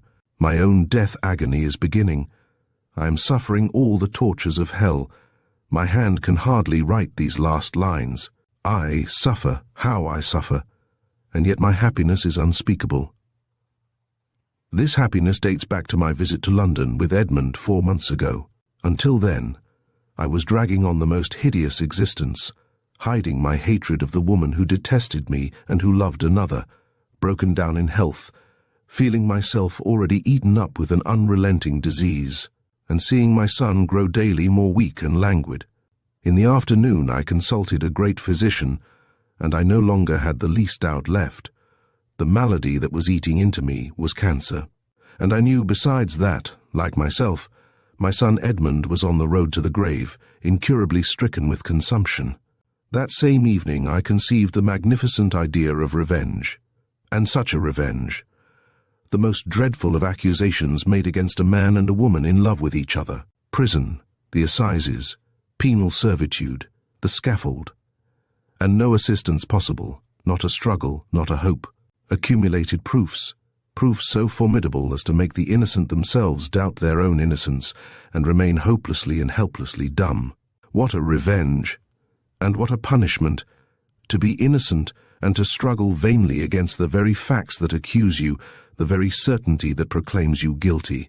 And I prepared everything with a glad heart. Each happy thought, each invention made me shout with laughter. Lord, how merry I was! You would think that cancer hurts, not a bit of it. How can you suffer physical pain when your soul is quivering with delight? Do you think I feel the hideous burning of the poison at this moment? I am happy. The death which I've inflicted on myself is the beginning of their torment. Then why live and wait for a natural death, which to them would mean the beginning of their happiness? And as Edmund had to die, why not save him a lingering illness, and give him a death which would double the crime of Marie and Sauverand? The end is coming. I had to break off. The pain was too much for me. Now to pull myself together. How silent everything is. Outside the house and in the house are emissaries of the police watching over my crime. At no great distance, Marie, in obedience to my letter, is hurrying to the trysting place, where her beloved will not come. And the beloved is roaming under the windows where his darling will not appear. Oh, the dear little puppets whose string I pull, dance, jump, skip. Lord, what fun they are! A rope round your neck, sir, and madam, a rope round yours. Was it not you, sir, who poisoned Inspector Vero this morning and followed him to the Café du Pont Neuf with your grand ebony walking stick? Why, of course it was. And at night the pretty lady poisons me and poisons her stepson. Prove it. Well, what about this apple, madam? This apple which you did not bite into, and which all the same will be found to bear the marks of your teeth? What fun! Dance, jump, skip, and the letters. The trick of my letters to the late lamented Langernault. That was my crowning triumph. Oh, the joy of it, when I invented and constructed my little mechanical toy. Wasn't it nicely thought out? Isn't it wonderfully neat and accurate? On the appointed day, click, the first letter. And 10 days after, click, the second letter. Come, there's no hope for you, my poor friends. You're nicely done for. Dance, jump, skip. And what amuses me, for I'm laughing now, is to think that nobody will know what to make of it. Marie and Sauverand guilty, of that there is not the least doubt. But outside that, absolute mystery. Nobody will know, nor ever will know anything. In a few weeks' time, when the two criminals are irrevocably doomed, when the letters are in the hands of the police, on the 25th, or rather, at 3 o'clock on the morning of the 26th of May, an explosion will destroy every trace of my work. The bomb is in its place. A movement entirely independent of the chandelier will explode it at the hour aforesaid. I have just laid beside it the drab-cloth manuscript book in which I pretended that I wrote my diary, the files containing the poison, the needles which I used, an ebony walking stick, 2 letters from Inspector Vero. In short, anything that might save the culprits. Then how can anyone know? No, nobody will know, nor ever will know anything. Unless some miracle happens, unless the bomb leaves the walls standing and the ceiling intact, unless, by some marvel of intelligence and intuition, a man of genius, unraveling the threads which I have tangled, should penetrate to the very heart of the riddle and succeed, after a search lasting for months and months, in discovering this final letter. It is for this man that I write, well knowing that he cannot exist. But after all, what do I care? Marie and Sauverand will be at the bottom of the abyss by then, dead no doubt, or in any case separated forever. And I risk nothing by leaving this evidence of my hatred in the hands of chance. There, that's finished. I have only to sign.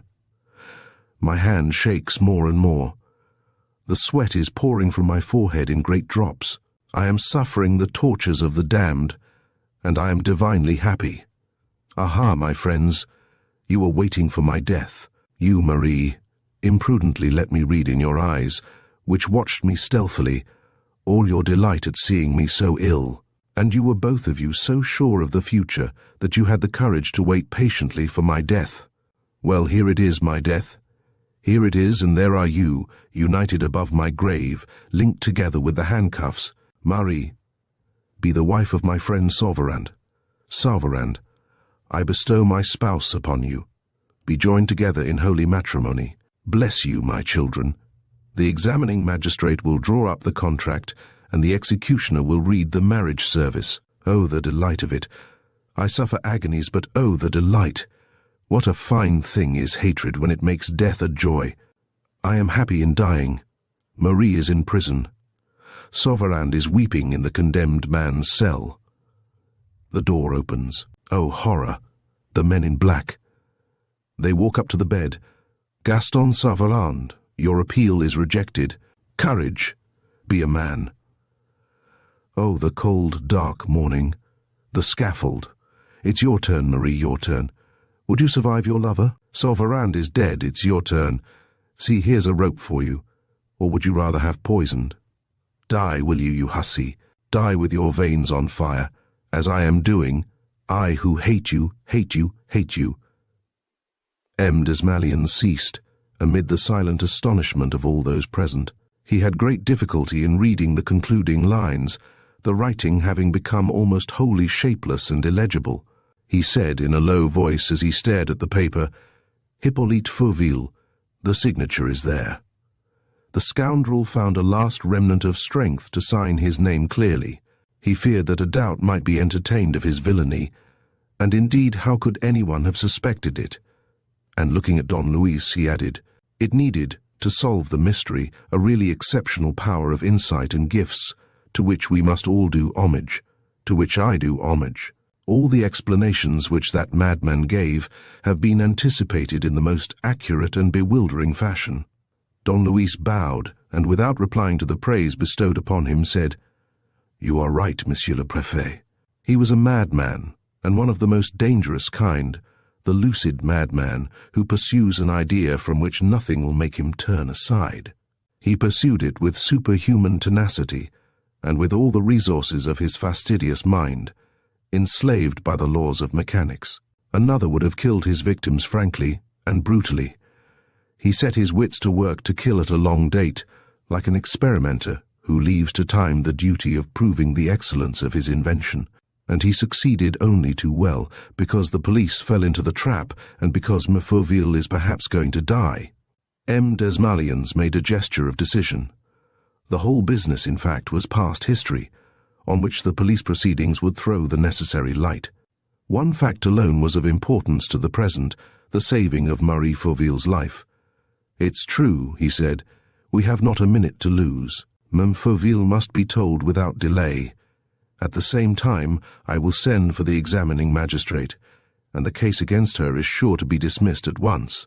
He swiftly gave orders for continuing the investigations and verifying Don Luis's theories. Then, turning to Perenna, "Come, monsieur," he said. "It is right that Fauville should thank her rescuer. Mazaru, you come too."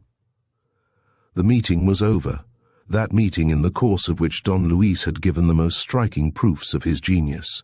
Waging war, so to speak, upon the powers beyond the grave, he had forced the dead man to reveal his secret. He disclosed, as though he had been present throughout, the hateful vengeance conceived in the darkness and carried out in the tomb.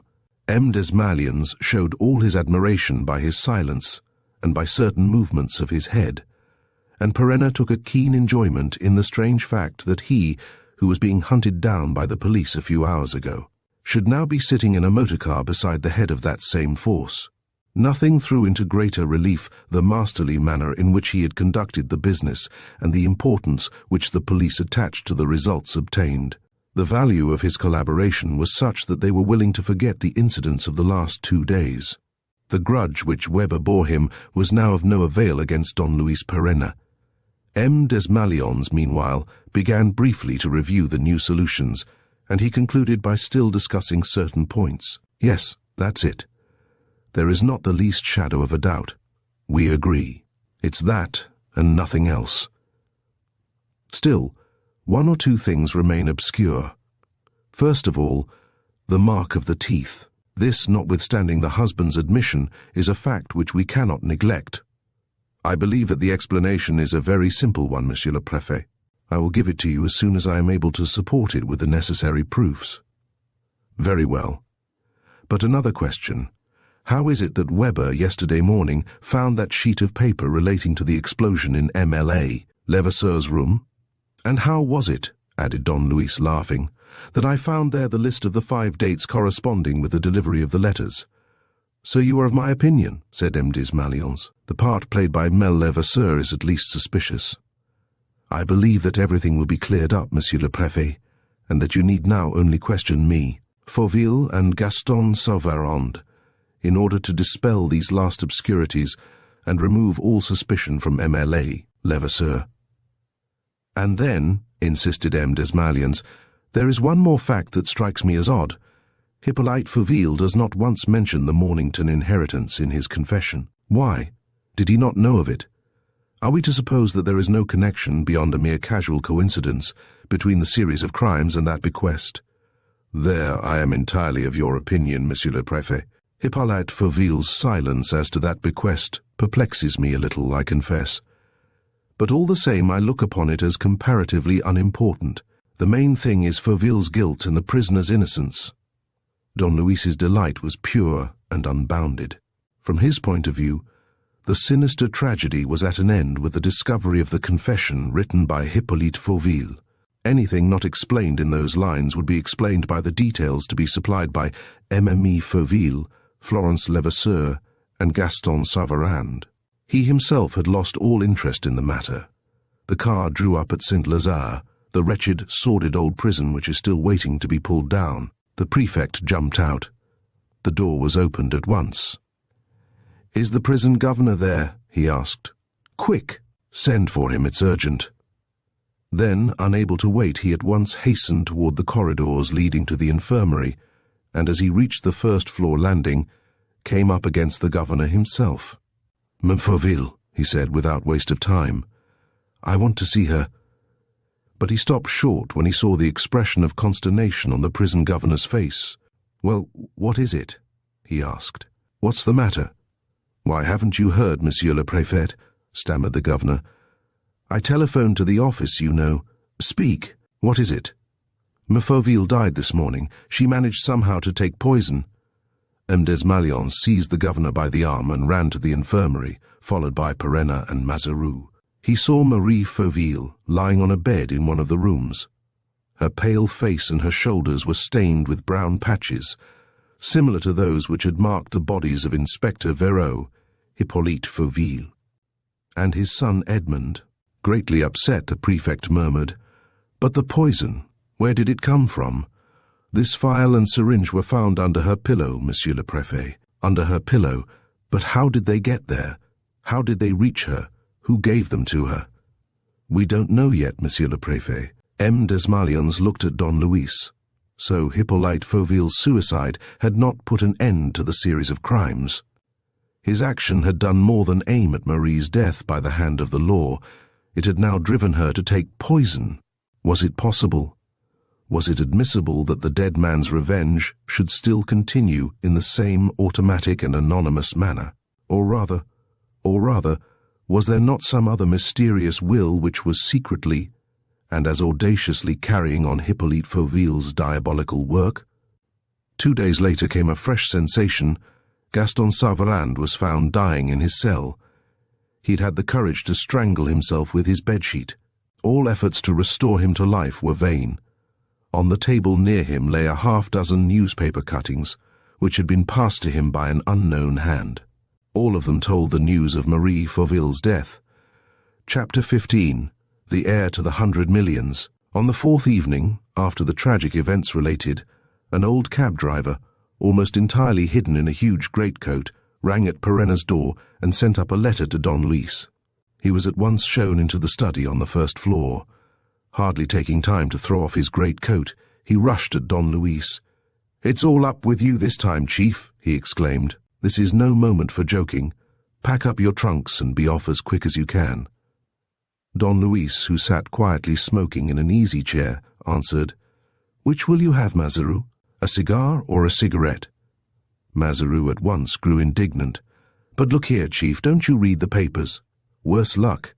In that case, the situation must appear as clear to you as it does to me and everybody else. During the last 3 days, since the double suicide, or rather, the double murder of Marie Fauville and her cousin Gaston Sauvarand, there hasn't been a newspaper but has said this kind of thing. And now that M. Fauville, his son, his wife, and his cousin Gaston Sauvarand are dead, There's nothing standing between Don Luis Perenna and the Mornington inheritance. Do you understand what that means? Of course, people speak of the explosion on the Boulevard Suchet and of Fauville's posthumous revelations, and they are disgusted with that dirty brute of a Fauville, and they don't know how to praise your cleverness enough. But there is one fact that forms the main subject of every conversation and every discussion. Now that the three branches of the Roussel family are extinct, who remains? Don Luis Perenna. In default of the natural heirs, who inherits the property? Don Luis Perenna. Lucky dog. That's what people are saying, Chief. They say that this series of murders and atrocities cannot be the effort of chance coincidences, but, on the contrary, points to the existence of an all-powerful will which began with the murder of Cosmo Mornington and ended with the capture of the 100 millions.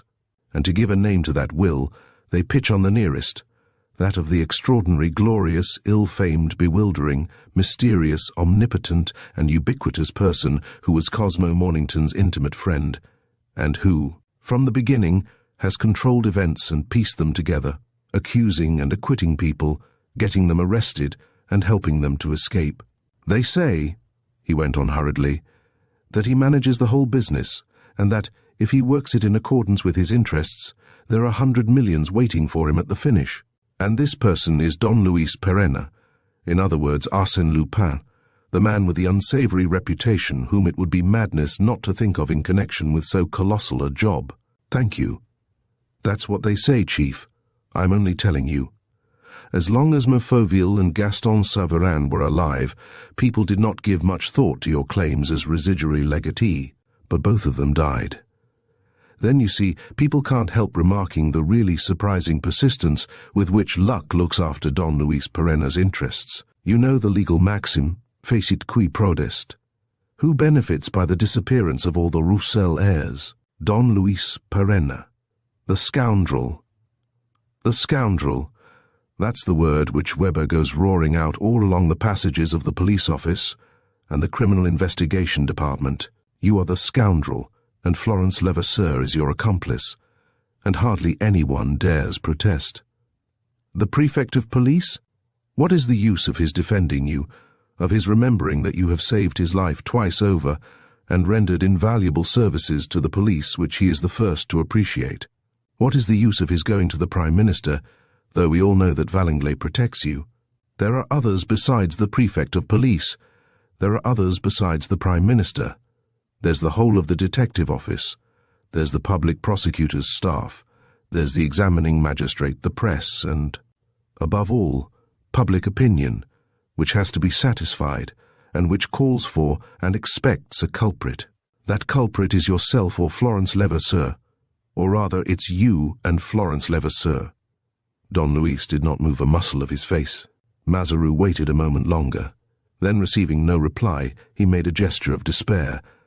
Chief, do you know what you are compelling me to do, to betray my duty? Well, let me tell you this.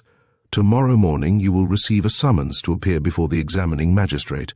At the end of your examination, whatever questions may have been put to you, and whatever you may have answered, you will be taken straight to the lockup. The warrant is signed. That is what your enemies have done.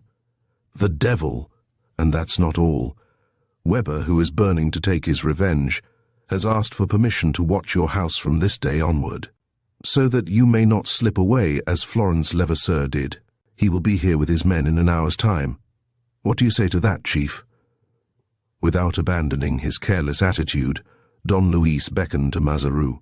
Sergeant, just look under that sofa between the windows. Don Luis was serious. Mazaru instinctively obeyed. Under the sofa was a portmanteau.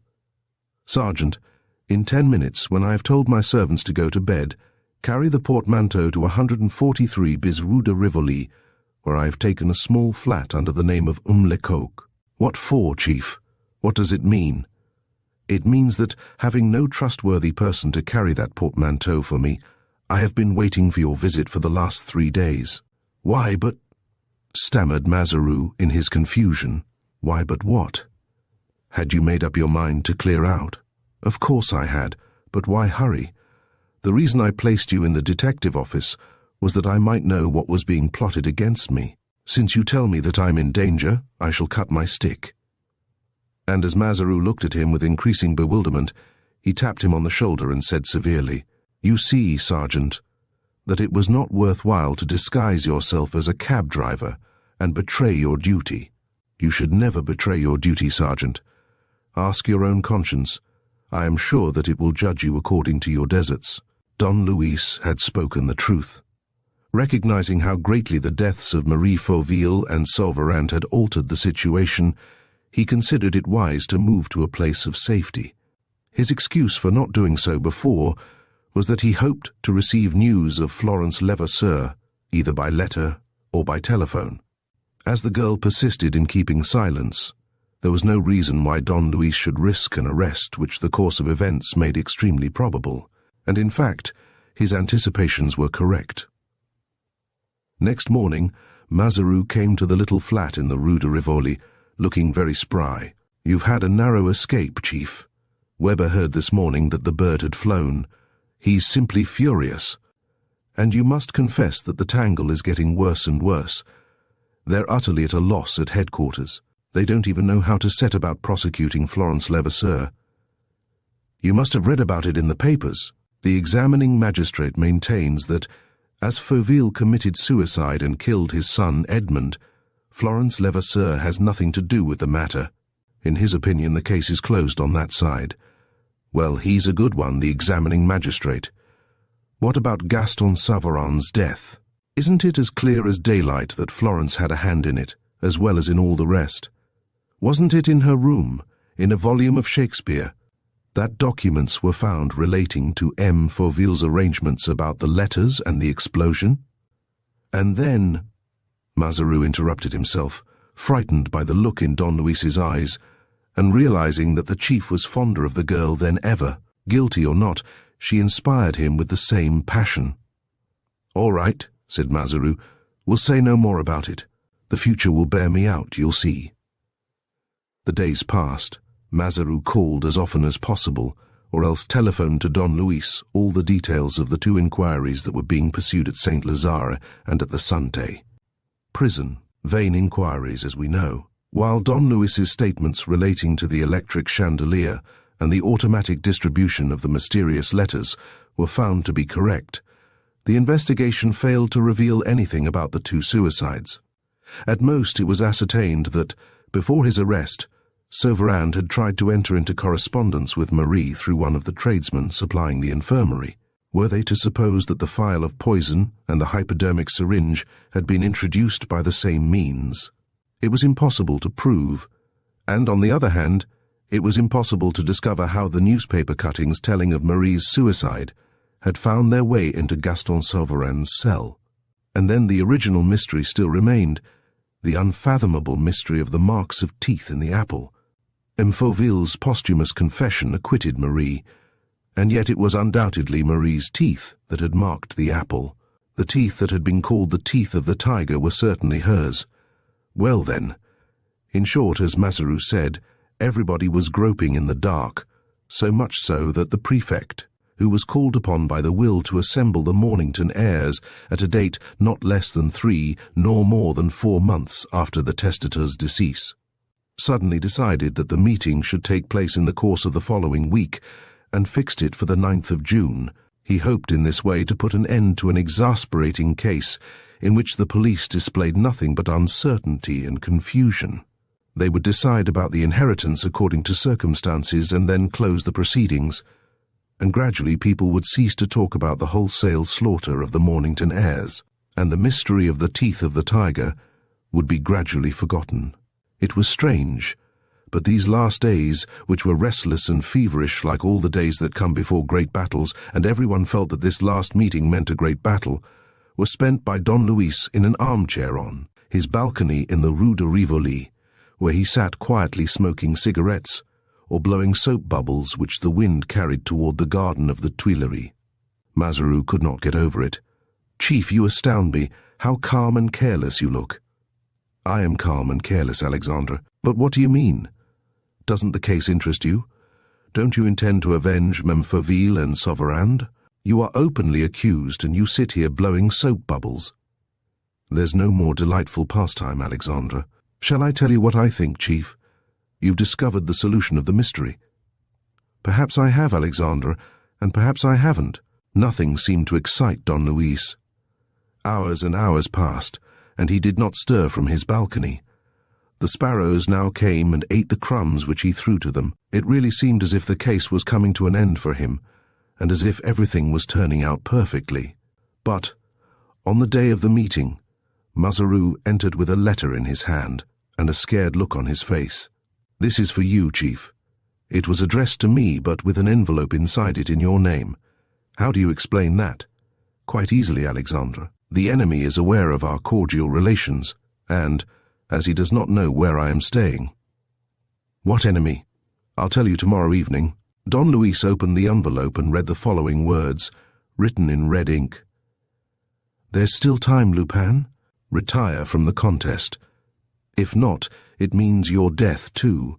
When you think that your object is attained, when your hand is raised against me and you utter words of triumph, at that same moment the ground will open beneath your feet.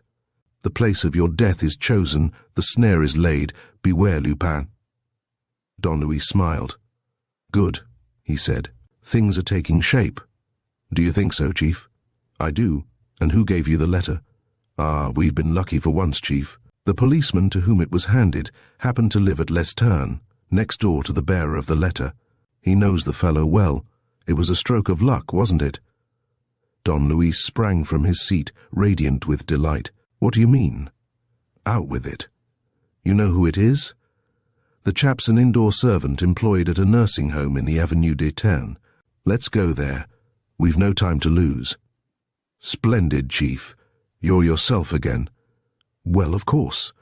As long as there was nothing to do, I was waiting for this evening and resting, for I can see that the fight will be tremendous. But as the enemy has blundered at last, as he's given me a trail to go upon, there's no need to wait, and I'll get ahead of him. Have at the tiger, Mazaru." It was 1 o'clock in the afternoon when Don Luis and Mazaru arrived at the nursing home in the Avenue des Ternes. A manservant opened the door. Mazaru nudged Don Luis. The man was doubtless the bearer of the letter, and in reply to the sergeant's questions, he made no difficulty about saying that he had been to the police office that morning. "By whose orders?" asked Mazaru. "The Mother Superior's. The Mother Superior." "Yes, the home includes a private hospital, which is managed by nuns. Could we speak to the Superior?" "Certainly, but not now. She has gone out." "When will she be in?" "Oh, she may be back at any time." The man showed them into the waiting room where they spent over an hour. They were greatly puzzled. What did the intervention of that nun mean? What part was she playing in the case? People came in and were taken to the patients whom they had called to see. Others went out. There were also sisters moving silently to and fro, and nurses dressed in their long white overalls belted at the waist. "We're not doing any good here, Chief," whispered Mazaru. "What's your hurry? Is your sweetheart waiting for you?" "We're wasting our time." "I'm not wasting mine. The meeting at the Prefect's is not till 5. "What did you say?" "You're joking, Chief. You surely don't intend to go to it." "Why not?" "Why not? Well, the warrant." "The warrant, a scrap of paper. A scrap of paper which will become a serious matter if you force the police to act. Your presence will be looked upon as a provocation, and my absence as a confession. A gentleman who comes into 100 millions does not lie low on the day of the windfall, so I must attend that meeting, lest I should forfeit my claim, and attend it I will." "Chief!" a stifled cry was heard in front of them, and a woman, a nurse, who was passing through the room, at once started running, lifted a curtain, and disappeared. Don Luis rose, hesitating, not knowing what to do. Then, after 4 or 5 seconds of indecision, he suddenly rushed to the curtain and down a corridor, came up against a large leather-padded door which had just closed, and wasted more time in stupidly fumbling at it with shaking hands. When he had opened it, he found himself at the foot of a back staircase. Should he go up it? On the right, the same staircase ran down to the basement. He went down it, entered a kitchen, and seizing hold of the cook, said to her in an angry voice, "Has a nurse just gone out this way?" "Do you mean Nurse Gertrude, the new one?" "Yes, yes, quick." She's wanted upstairs. Who wants her? Oh, hang it all, can't you tell me which way she went? Through that door over there. Don Luis darted away, crossed a little hall, and rushed out onto the Avenue des Ternes. Well, here's a pretty race, cried Mazaru, joining him. Don Luis stood scanning the avenue. A motor bus was starting on the little square hard by, the place St. Ferdinand. She's inside it, he declared. This time I shan't let her go. He hailed a taxi. Follow that motor bus, driver, at 50 yards distance. Is it Florence Levasseur? Asked Mazaru. Yes. A nice thing, growled the sergeant, and yielding to a sudden outburst, but look here, Chief, don't you see? Surely you're not as blind as all that. Don Luis made no reply. But, Chief, Florence Levasseur's presence in the nursing home proves as clearly as a BC that it was she who told the manservant to bring me that threatening. Letter for you. There's not a doubt about it. Florence Levasseur is managing the whole business. You know it as well as I do. Confess. It's possible that, during the last 10 days, you've brought yourself, for love of that woman, to look upon her as innocent in spite of the overwhelming proofs against her. But today the truth hits you in the eye. I feel it, I'm sure of it. Isn't it so, Chief? I'm right, am I not? You see it for yourself? This time Don Luis did not protest. With a drawn face and set eyes he watched the motor bus, which at that moment was standing still at the corner of the Boulevard Haussmann. Stop! He shouted to the driver. The girl alighted. It was easy to recognize Florence Levasseur under her nurse's uniform. She cast round her eyes, as if to make sure that she was not being followed, and then took a cab and drove down the boulevard and the Rue de la Pépinière to the Gare Saint-Lazare. Don Luis saw her from a distance, climbing the steps that run up from the Cour de Rome, and, on following her, caught sight of her again at the ticket office at the end of the waiting hall. "Quick, Mazaru," he said. "Get out your detective card and ask the clerk what ticket she's taken. Run before another passenger comes." Mazaru hurried and questioned the ticket clerk and returned. "Second class for Rouen. Take one for yourself." Mazaru did so. They found that there was an express due to start in a minute. When they reached the platform, Florence was stepping into a compartment in the middle of the train. The engine whistled. "Get in," said Don Luis, hiding himself as best he could. "Telegraph to me from Rouen, and I'll join you this evening. Above all, keep your eyes on her. Don't let her slip between your fingers. She's very clever, you know, but why don't you come yourself, Chief? It would be much better." "Out of the question. The train doesn't stop before Rouen, and I couldn't be back till this evening. The meeting at the Prefect's is at 5 o'clock, and you insist on going." "More than ever. There, jump in." He pushed him into one of the end carriages. The train started and soon disappeared in the tunnel. Then Don Luis flung himself on a bench in a waiting room and remained there for 2 hours, pretending to read the newspapers. But his eyes wandered, and his mind was haunted by the agonizing question that once more forced itself upon him: was Florence guilty or not? It was 5 o'clock exactly when Major Comte d'Astrignac, Maître Lepertuis, and the Secretary of the American Embassy were shown into M. Desmalions's office. At the same moment someone entered the messenger's room and handed in his card. The messenger on duty glanced at the pasteboard, turned his head quickly toward a group of men talking in a corner, and then asked the newcomer, "Have you an appointment, sir?" "It's not necessary. Just say that I'm here, Don Luis Pereira." A kind of electric shock ran through the little group in the corner, and one of the persons forming it came forward. It was Weber, the deputy chief detective. The two men looked each other straight in the eyes. Don Luis smiled amiably. Weber was livid. He shook in every limb and was plainly striving to contain himself. Near him stood a couple of journalists and 4 detectives. By Jove, the beggars are there for me, thought Don Luis. But their confusion shows that they did not believe that I should have the cheek to come. Are they going to arrest me? Weber did not move, but in the end his face expressed a certain satisfaction, as though he was saying, "I've got you this time, my fine fellow, and you shan't escape me." The office messenger returned, and, without a word, led the way for Don Luis. Perenna passed in front of Weber with the politest of bows, bestowed a friendly little nod on the detectives and entered. The Comte d'Astrignac hurried up to him at once, with hands outstretched, thus showing that all the tittle-tattle in no way affected the esteem in which he continued to hold Private Perenna of the Foreign Legion. But the Prefect of Police maintained an attitude of reserve which was very significant. He went on turning over the papers which he was examining and conversed in a low voice with the solicitor and the American secretary of Embassy. Don Luis thought to himself, "My dear Lupin, there's someone going to leave this room with the bracelets on his wrists. If it's not the real culprit, it'll be you, my poor old chap."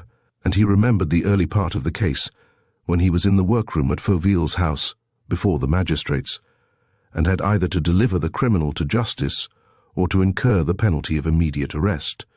In the same way, from the start to the finish of the struggle, he had been obliged, while fighting the invisible enemy, to expose himself to the attacks of the law with no means of defending himself except by indispensable victories. Harassed by constant onslaughts, never out of danger, he had successively hurried to their deaths Marie Fauville and Gaston Sauverand, two innocent people sacrificed to the cruel laws of war. Was he at last about to fight the real enemy, or would he himself succumb at the decisive moment? He rubbed his hands with such a cheerful gesture that M. Desmalions could not help looking at him. Don Luis wore the radiant air of a man who is experiencing a pure joy and who is preparing to taste others even greater. The Prefect of Police remained silent for a moment, as though asking himself what that devil of a fellow could be so pleased with. Then he fumbled through his papers once more, and in the end said, "We have met again, gentlemen, as we did 2 months ago, to come to a definite conclusion about the Mornington inheritance. Señor Caceres, the attaché of the Peruvian legation, will not be here. I have received a telegram from Italy to tell me that Señor Caceres is seriously ill. However, his presence was not indispensable. There is no one lacking, therefore, except those, alas, whose claims this meeting would gladly have sanctioned, that is to say, Cosmo Mornington's heirs. There is one other person absent, Monsieur le Prefect." M. Desmalions looked up. The speaker was Don Luis. The Prefect hesitated, and then decided to ask him to explain. "Whom do you mean? What person?"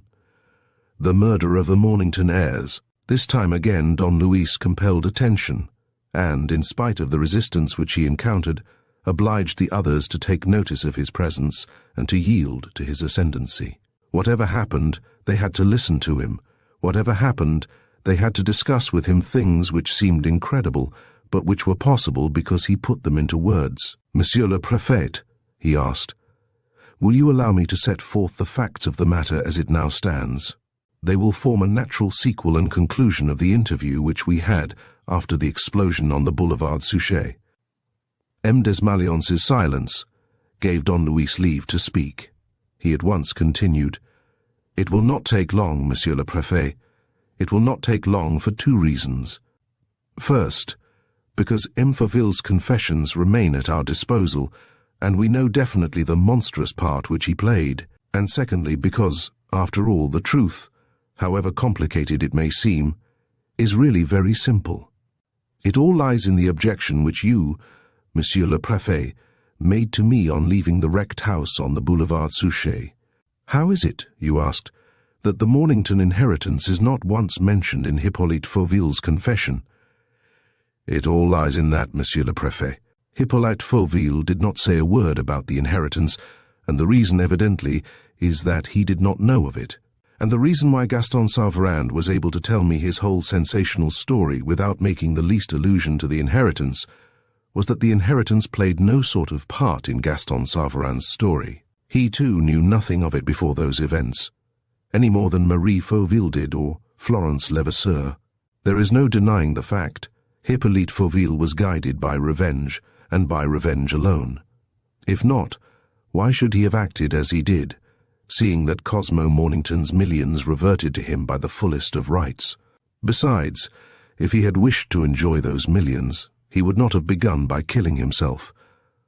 One thing, therefore, is certain: the inheritance in no way affected Hippolyte Fauville's resolves or actions, and, nevertheless, one after the other, with inflexible regularity, as if they had been struck down in the very order called for by the terms of the Mornington inheritance, they all disappeared. Cosmo Mornington, then Hippolyte Fauville, then Edmond Fauville, then Marie Fauville, then Gaston Savarand. First the possessor of the fortune, next all those whom he had appointed his legatees, and I repeat, in the very order in which the will enabled them to lay claim to the fortune. "Is it not strange?" asked Perenna. "And are we not bound to suppose that there was a controlling mind at the back of it all? Are we not bound to admit that the formidable contest was influenced by that inheritance, and that, above the hatred and jealousy of the loathsome Fauville, there loomed a being endowed with even more tremendous energy, pursuing a tangible aim and driving to their deaths, one by one, like so many numbered victims, all the unconscious actors in the tragedy of which he tied, and of which he is now untying the threads?"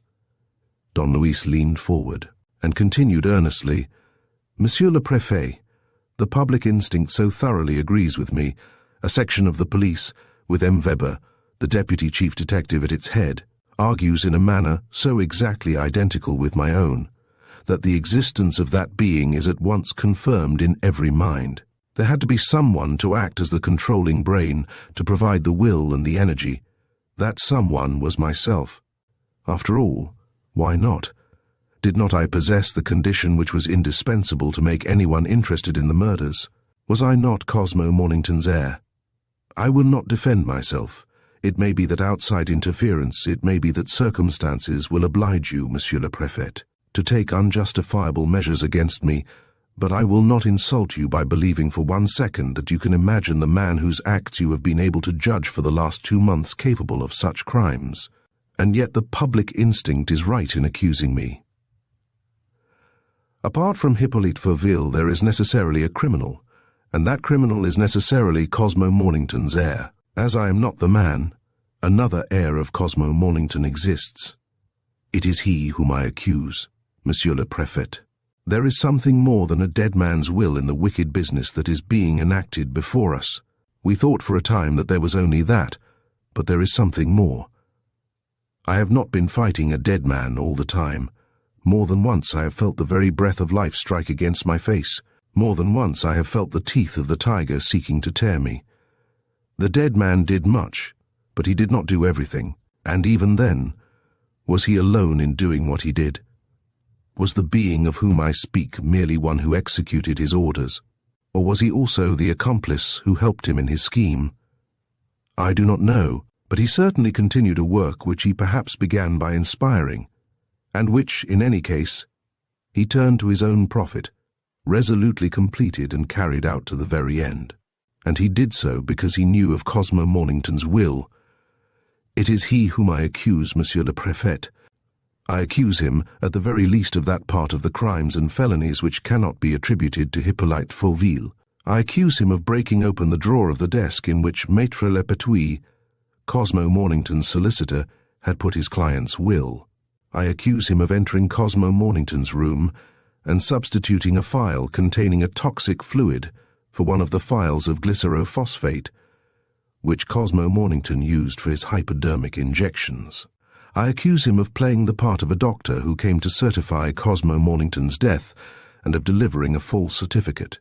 I accuse him of supplying Hippolyte Fauville with the poison which killed successively Inspector Vero, Edmond Fauville, and Hippolyte Fauville himself.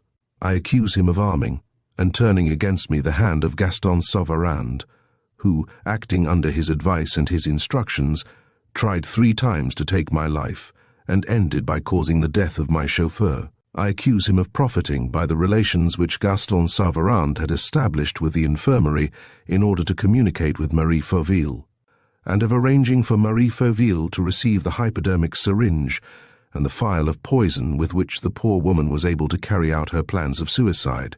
Perenna paused to note the effect of these charges. Then he went on. I accuse him of conveying to Gaston Savarand, by some unknown means, the newspaper cuttings about Marie Fauville's death and at the same time foreseeing the inevitable results of his act. To sum up, therefore, without mentioning his share in the other crimes, the death of Inspector Vero, the death of my chauffeur, I accuse him of killing Cosmo Mornington, Edmond Fauville, Hippolyte Fauville, Marie Fauville, and Gaston Saran, in plain words, of killing all those who stood between the millions and himself. These last words, Monsieur le Préfet, will tell you clearly what I have in my mind. When a man does away with 5 of his fellow creatures in order to secure a certain number of millions, it means that he is convinced that this proceeding will positively and mathematically ensure his entering into possession of the millions. In short, when a man does away with a millionaire and his 4 successive heirs, it means that he himself is the millionaire's 5th heir. The man will be here in a moment. What? It was a spontaneous exclamation on the part of the Prefect of Police, who was forgetting the whole of Don Luis Perenna's powerful and closely reasoned argument, and thinking only of the stupefying apparition which Don Luis announced. Don Luis replied, "Monsieur le Préfet, his visit is the logical outcome of my accusations. Remember that Cosmo Mornington's will explicitly states that no heir's claim will be valid unless he is present at today's meeting." "And suppose he does not come?" asked the Prefect, thus showing that Don Luis's conviction had gradually got the better of his doubts.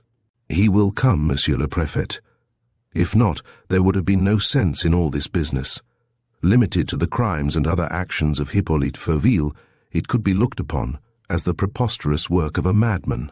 Continued to the deaths of Marie Fauville and Gaston Saran, it demands as its inevitable outcome the appearance of a person who, as the last descendant of the Roussels of Saint-Étienne, and consequently as Cosmo Mornington's absolute heir, taking precedence of myself, will come to claim the 100 millions which he has won by means of his incredible audacity. And suppose he does not come?" Desmalions once more exclaimed in a more vehement tone. "Then, Monsieur le Préfet, you may take it that I am the culprit, and you have only to arrest me. This day, between 5 and 6 o'clock, you will see before you, in this room, the person who killed the Mornington heirs. It is, humanly speaking, impossible that this should not be so. Consequently, the law will be satisfied in any circumstances. He or I, the position is quite simple." M. Desmalions was silent. He gnawed his moustache thoughtfully and walked round and round the table within the narrow circle formed by the others. It was obvious that objections to the supposition were springing up in his mind. "In the end," he muttered, as though speaking to himself, "no, no. For after all, how are we to explain that the man should have waited until now to claim his rights? An accident, perhaps, Monsieur le Préfet, an obstacle of some kind, or else one can never tell the perverse longing for a more striking sensation. And remember, Monsieur le Préfet, how minutely and subtly the whole business was worked. Each event took place at the very moment fixed by Hippolyte Fauville. Cannot we take it that his accomplice is pursuing this method to the end, and that he will not reveal himself until the last minute?" Desmalions exclaimed with a sort of anger, "No, no, and again no, it is not possible. If a creature monstrous enough to commit such a series of murders exists, he will not be such a fool as to deliver himself into our hands. Monsieur le Préfet, he does not know the danger that threatens him if he comes here, because no one has even contemplated the theory of his existence. Besides, what risk does he run?" "What risk? Why, if he has really committed those murders—" "He has committed them, Monsieur le Préfet. He has caused them to be committed, which is a different thing. And you now see where the man's unsuspected strength lies. He does not act in person. From the day when the truth appeared to me, I have succeeded in gradually discovering his means of action, in laying bare the machinery which he controls, the tricks which he employs. He does not act in person. There you have his method. You will find that it is the same throughout the series of murders. In appearance, Cosmo Mornington died of the results of a carelessly administered injection. In reality, it was this man who caused the injection to prove fatal. In appearance, Inspector Vero was killed by Hippolyte Fauville. In reality, it must have been this man who contrived the murder by pointing out the necessity to Fauville and, so to speak, guiding his hand. And, in the same way, in appearance, Fauville killed his son and committed suicide. Marie Fauville committed suicide. Gaston Saran committed suicide. In reality, it was this man who wanted them dead, who prompted them to commit suicide, and who supplied them with the means of death. There you have the method, and there, Monsieur le Prefect, you have the man. And in a lower voice that contained a sort of apprehension, he added, I confess that never before, in the course of a life that has been full of strange meetings, have I encountered a more terrifying person, acting with more devilish ability or greater psychological insight. His words created an ever-increasing sensation among his hearers. They really saw that invisible being. He took shape in their imaginations. They waited for him to arrive. Twice Don Luis had turned to the door and listened, and his action did more than anything else to conjure up the image of the man who was coming. Desmalions said, whether he acted in person or caused others to act, the law, once it has hold of him, will know how to. The law will find it no easy matter, Monsieur le Prefect. A man of his powers and resource must have foreseen everything, even his arrest, even the accusation of which he would be the subject, and there is little to be brought against him but moral charges without proofs. Then you think, I think, Monsieur le Prefect, that the thing will be to accept his explanations as quite natural and not to show any distrust. What you want is to know who he is. Later on, before long, you will be able to unmask him. The Prefect of Police continued to walk round the table. Major d'Astrignac kept his eyes fixed on Perenna, whose coolness amazed him. The solicitor and the Secretary of Embassy seemed greatly excited. In fact, nothing could be more sensational than the thought that filled all their minds. Was the abominable murderer about to appear before them? Silence, said the Prefect, stopping his walk. Someone had crossed the anteroom. There was a knock at the door. Come in. The office messenger entered, carrying a card tray. On the tray was a letter, and in addition there was one of those printed slips on which callers write their name and the object of their visit. Desmalions hastened toward the messenger. He hesitated a moment before taking up the slip. He was very pale. Then he glanced at it quickly. Oh, he said with a start. He looked toward Don Luis, reflected, and then taking the letter he said to the messenger, Is the bearer outside? In the anteroom, Monsieur le Prefect. Show the person in when I ring. The messenger left the room. Desmalions stood in front of his desk without moving. For the second time, Don Luis met his eyes, and a feeling of perturbation came over him. What was happening? With a sharp movement, the Prefect of Police opened the envelope which he held in his hand, unfolded the letter, and began to read it. The others watched his every gesture, watched the least change of expression on his face. Were Perenna's predictions about to be fulfilled? Was a fifth heir putting in his claim? The moment he had read the first lines, Desmalions looked up, and addressing Don Luis, murmured, You were right, monsieur. This is a claim. On whose part, Monsieur le Préfet? Don Luis could not help asking. Desmalions did not reply. He finished reading the letter. Then he read it again, with the attention of a man weighing every word. Lastly, he read aloud, Monsieur le Préfet, a chance correspondence has revealed to me the existence of an unknown heir of the Roussel family. It was only today that I was able to procure the documents necessary for identifying this heir, and owing to unforeseen obstacles. It is only at the last moment that I am able to send them to you by the person whom they concern. Respecting a secret which is not mine and wishing, as a woman, to remain outside a business in which I have been only accidentally involved, I beg you, Monsieur le Préfet, to excuse me if I do not feel called upon to sign my name to this letter. So Perenna had seen rightly, and events were justifying his forecast. Someone was putting in an appearance within the period indicated. The claim was made in good time, and the very way in which things were happening at the exact moment was curiously suggestive of the mechanical exactness that had governed the whole business. The last question still remained. Who was this unknown person, the possible heir, and therefore the 5- or 6-fold murderer? He was waiting in the next room. There was nothing but a wall between him and the others. He was coming in. They would see him. They would know who he was. The Prefect suddenly rang the bell. A few tense seconds elapsed. Oddly enough, Desmalions did not remove his eyes from Perenna. Don Luis remained quite master of himself, but restless and uneasy at heart. The door opened. The messenger showed someone in. It was Florence Levasseur, Chapter 16. Weber takes his revenge. Don Luis was for one moment amazed. Florence Levasseur here. Florence, whom he had left in the train under Mazarou's supervision, and for whom it was physically impossible to be back in Paris before 8 o'clock in the evening. Then, despite his bewilderment, he at once understood. Florence, knowing that she was being followed, had drawn them after her to the Gare Saint-Lazare and simply walked through the railway carriage, getting out on the other platform, while the worthy Mazarou went on in the train to keep his eye on the traveller who was not there. But suddenly the full horror of the situation struck him. Florence was here to claim the inheritance, and her claim, as he himself had said, was a proof of the most terrible guilt. Acting on an irresistible impulse, Don Luis leaped to the girl's side, seized her by the arm and said with almost malevolent force, "What are you doing here? What have you come for? Why did you not let me know?"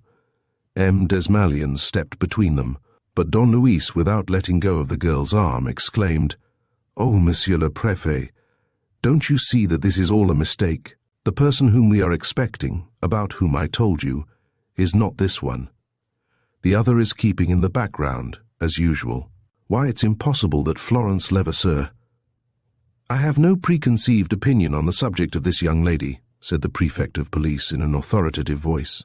"But it is my duty to question her about the circumstances that brought her here, and I shall certainly do so." He released the girl from Don Luis's grasp and made her take a seat. He himself sat down at his desk, and it was easy to see how great an impression the girl's presence made upon him. It afforded, so to speak, an illustration of Don Luis's argument. The appearance on the scene of a new person laying claim to the inheritance was undeniably, to any logical mind, the appearance on the scene of a criminal who herself brought with her the proofs of her crimes. Don Luis felt this clearly and, from that moment, did not take his eyes off the Prefect of Police. Florence looked at them by turns as though the whole thing was the most insoluble mystery to her. Her beautiful dark eyes retained their customary serenity. She no longer wore her nurse's uniform, and her grey gown, very simply cut and devoid of ornaments, showed her graceful figure. She was grave and unemotional as usual. M. Desmalions said, "Explain yourself, mademoiselle." She answered, "I have nothing to explain, Monsieur le Préfet. I have come to you on an errand which I am fulfilling without knowing exactly what it is about." "What do you mean, without knowing what it is about?" "I will tell you, Monsieur le Préfet. Someone in whom I have every confidence, and for whom I entertain the greatest respect, asked me to hand you certain papers. They appear to concern the question which is the object of your meeting today."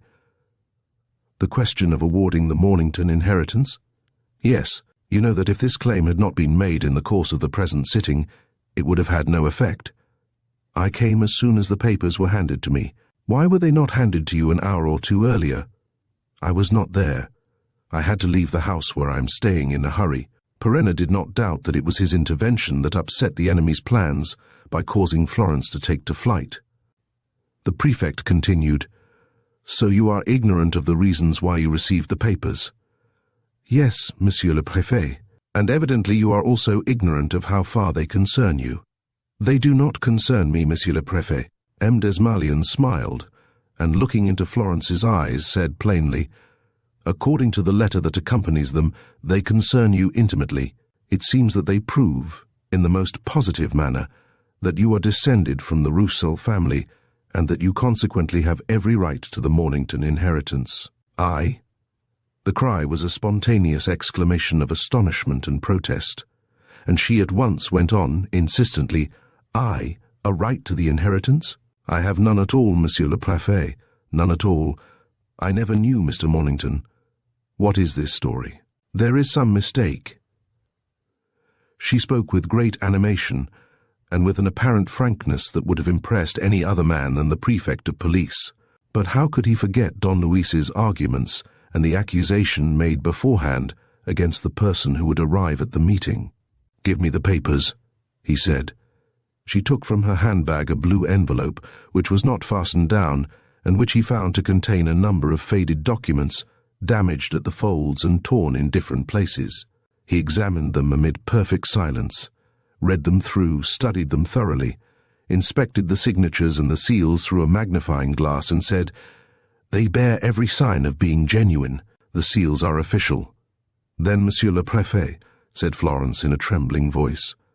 "Then, mademoiselle, let me tell you that your ignorance strikes me as most incredible." And turning to the solicitor, he said, "Listen briefly to what these documents contain and prove. Gaston Saran, Cosmo Mornington's heir in the fourth line, had, as you know, an elder brother called Raoul, who lived in the Argentine Republic. This brother, before his death, sent to Europe, in the charge of an old nurse, a child of 5 who was none other than his daughter, a natural but legally recognized daughter whom he had had by MLE Levasseur, a French teacher at Buenos Aires. Here is the birth certificate. Here is the signed declaration written entirely in the father's hand. Here is the affidavit signed by the old nurse. Here are the depositions of 3 friends, merchants or solicitors at Buenos Aires. And here are the death certificates of the father and mother. All these documents have been legalized and bear the seals of the French consulate. For the present, I have no reason to doubt them, and I am bound to look upon Florence Levasseur as Raoul Sauveran's daughter and Gaston Sauveran's niece." "Gaston Sauveran's niece? His niece?" stammered Florence. The mention of a father whom she had, so to speak, never known, left her unmoved. But she began to weep at the recollection of Gaston Sauveran, whom she loved so fondly and to whom she found herself linked by such a close relationship. Were her tears sincere, or were they the tears of an actress able to play her part down to the slightest details? Were those facts really revealed to her for the first time? Or was she acting the emotions which the revelation of those facts would produce in her under natural conditions? Don Luis observed M. Desmalions even more narrowly than he did the girl, and tried to read the secret thoughts of the man with whom the decision lay. And suddenly he became certain that Florence's arrest was a matter resolved upon as definitely as the arrest of the most monstrous criminal. Then he went up to her and said, "Florence." She looked at him with her tear-dimmed eyes and made no reply.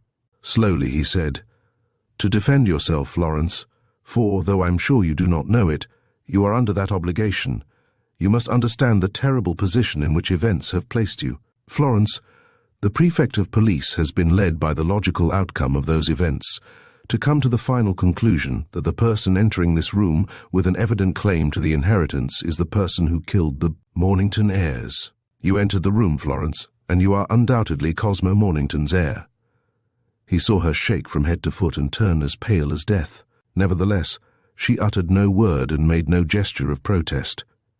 He went on, "It is a formal accusation. Do you say nothing in reply?" She waited some time and then declared, "I have nothing to say. The whole thing is a mystery. What would you have me reply? I do not understand."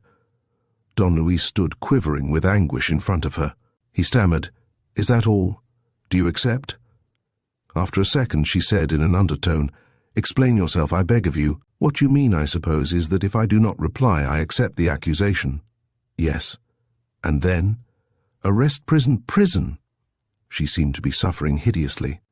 Her beautiful features were distorted with fear. To her mind, prison evidently represented the torments undergone by Marie and Sauveran. It must mean despair, shame, death, all those horrors which Marie and Sauveran had been unable to avoid, and of which she, in her turn, would become the victim. An awful sense of hopelessness overcame her, and she moaned, "How tired I am! I feel that there is nothing to be done. I am stifled by the mystery around me. Oh, if I could only see and understand." There was another long pause. Leaning over her, M. Desmalions studied her face with concentrated attention. Then, as she did not speak, he put his hand to the bell on his table and struck it 3 times. Don Luis did not stir from where he stood, with his eyes despairingly fixed on Florence. A battle was raging within him between his love and generosity, which led him to believe the girl, and his reason, which obliged him to suspect her. Was she innocent or guilty? He did not know. Everything was against her, and yet why had he never ceased to love her? Weber entered, followed by his men. M. Desmalions spoke to him and pointed to Florence. Weber went up to her. "Florence," said Don Luis. She looked at him and looked at Weber and his men, and suddenly, realizing what was coming, she retreated, staggered for a moment, bewildered and fainting, and fell back in Don Luis's arms. "Oh, save me, do save me." The action was so natural and unconstrained, the cry of distress so clearly denoted the alarm which only the innocent can feel, that Don Luis was promptly convinced. A fervent belief in her lightened his heart. His doubts, his caution, his hesitation, his anguish, all these vanished before a certainty that dashed upon him like an irresistible wave. And he cried, "No, no, that must not be, Monsieur le Préfet, there are things that cannot be permitted." He stooped over Florence, whom he was holding so firmly in his arms that nobody could have taken her from him. Their eyes met. His face was close to the girl's. He quivered with emotion at feeling her throbbing, so weak, so utterly helpless. And he said to her passionately, in a voice too low for any but her to hear, "I love you. I love you. Ah, Florence, if you only knew what I feel, how I suffer, and how happy I am. Oh, Florence, I love you, I love you." Weber had stood aside, at a sign from the Prefect, who wanted to witness the unexpected conflict between those two mysterious beings, Don Luis Pereira and Florence Levasseur. Don Luis unloosed his arms and placed the girl in a chair. Then, putting his two hands on her shoulders, face to face with her, he said, "Though you do not understand, Florence, I am beginning to understand a good deal, and I can already almost see my way in the mystery that terrifies you. Florence, listen to me. It is not you who are doing all this, is it? There is somebody else behind you, above you, somebody who gives you your instructions, isn't there? While you yourself don't know where he is leading you. Nobody is instructing me. What do you mean? Explain. Yes, you are not alone in your life. There are many things which you do because you are told to do them, and because you think them right, and because you do not know their consequences, or even that. They can have any consequences. Answer my question. Are you absolutely free? Are you not yielding to some influence?" The girl seemed to have come to herself, and her face recovered some of its usual calmness. Nevertheless, it seemed as if Don Luis's question made an impression on her. "No," she said. "There is no influence, none at all, I'm sure of it." He insisted with growing eagerness, "No, you are not sure. Don't say that. Someone is dominating you without your knowing it. Think for a moment. You are Cosmo Mornington's heir to a fortune which you don't care about, I know, I swear. Well, if you don't want that fortune, to whom will it belong? Answer me. Is there anyone who is interested or believes himself interested in seeing you rich? The whole question lies in that. Is your life linked with that of someone else? Is he a friend of yours? Are you engaged to him?" She gave a start of revolt. "Oh, never. The man of whom you speak is incapable." "Ah," he cried, overcome with jealousy, "you confess it. So the man of whom I speak exists. I swear that the villain—" He turned toward M. Dismalions, his face convulsed with hatred. He made no further effort to contain himself. "Monsieur le Préfet, we are in sight of the goal. I know the road that will lead us to it. The wild beast shall be hunted down tonight, or tomorrow at least. Monsieur le Préfet, the letter that accompanied those documents, the unsigned letter which this young lady handed you, was written by the Mother Superior who manages a nursing home in the Avenue d'Éterne. By making immediate inquiries at that nursing home, by questioning the Superior and confronting her with MLE, Levasseur, we shall discover the identity of the criminal himself. But we must not lose a minute, or we shall be too late and the wild beast will have fled." His outburst was irresistible. There was no fighting against the violence of his conviction. Still, M. Desmalions objected. Levasseur could tell us, "She will not speak, or at least not till later, when the man has been unmasked in her presence.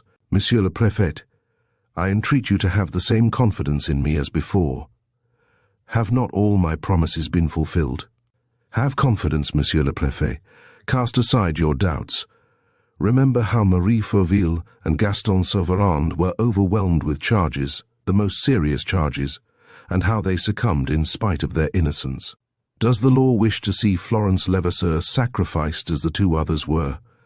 And besides, what I ask for is not her release, but the means to defend her, that is to say, an hour or two's delay. Let Deputy Chief Weber be responsible for her safe custody. Let your detectives go with us, these and more as well, for we cannot have too many to capture the loathsome brute in his lair. M. Desmalions did not reply. After a brief moment, he took Weber aside and talked to him for some minutes. M. Desmalions did not seem very favorably disposed toward Don Luis's request, but Weber was heard to say, "You need have no fear, Monsieur le Préfet. We run no risk." And M. Desmalions yielded. A few moments later, Don Luis Perenna and Florence Levasseur took their seats in a motor car with Weber and two inspectors. Another car, filled with detectives, followed. The hospital was literally invested by the police force, and Weber neglected none of the precautions of a regular siege. The prefect of police, who arrived in his own car, was shown by the manservant into the waiting room, and then into the parlor, where the Mother Superior came to him at once. Without delay or preamble of any sort, he put his questions to her, in the presence of Don Luis, Weber, and Florence. "Reverend Mother," he said, "I have a letter here which was brought to me at headquarters, and which tells me of the existence of certain documents concerning a legacy. According to my information, this letter, which is unsigned, and which is in a disguised hand, was written by you. Is that so?" The Mother Superior, a woman with a powerful face and a determined air, replied without embarrassment, "That is so, Monsieur le Préfet.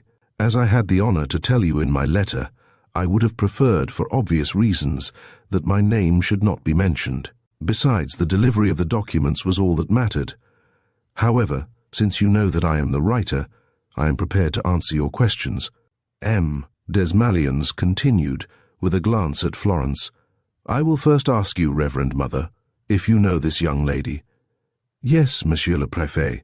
Florence was with us for 6 months as a nurse a few years ago. She gave such satisfaction that I was glad to take her back this day fortnight. As I had read her story in the papers, I simply asked her to change her name. We had a new staff at the hospital, and it was therefore a safe refuge for her.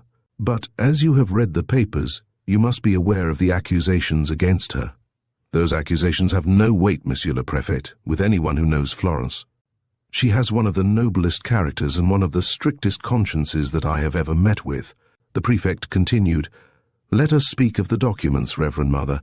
Where do they come from?"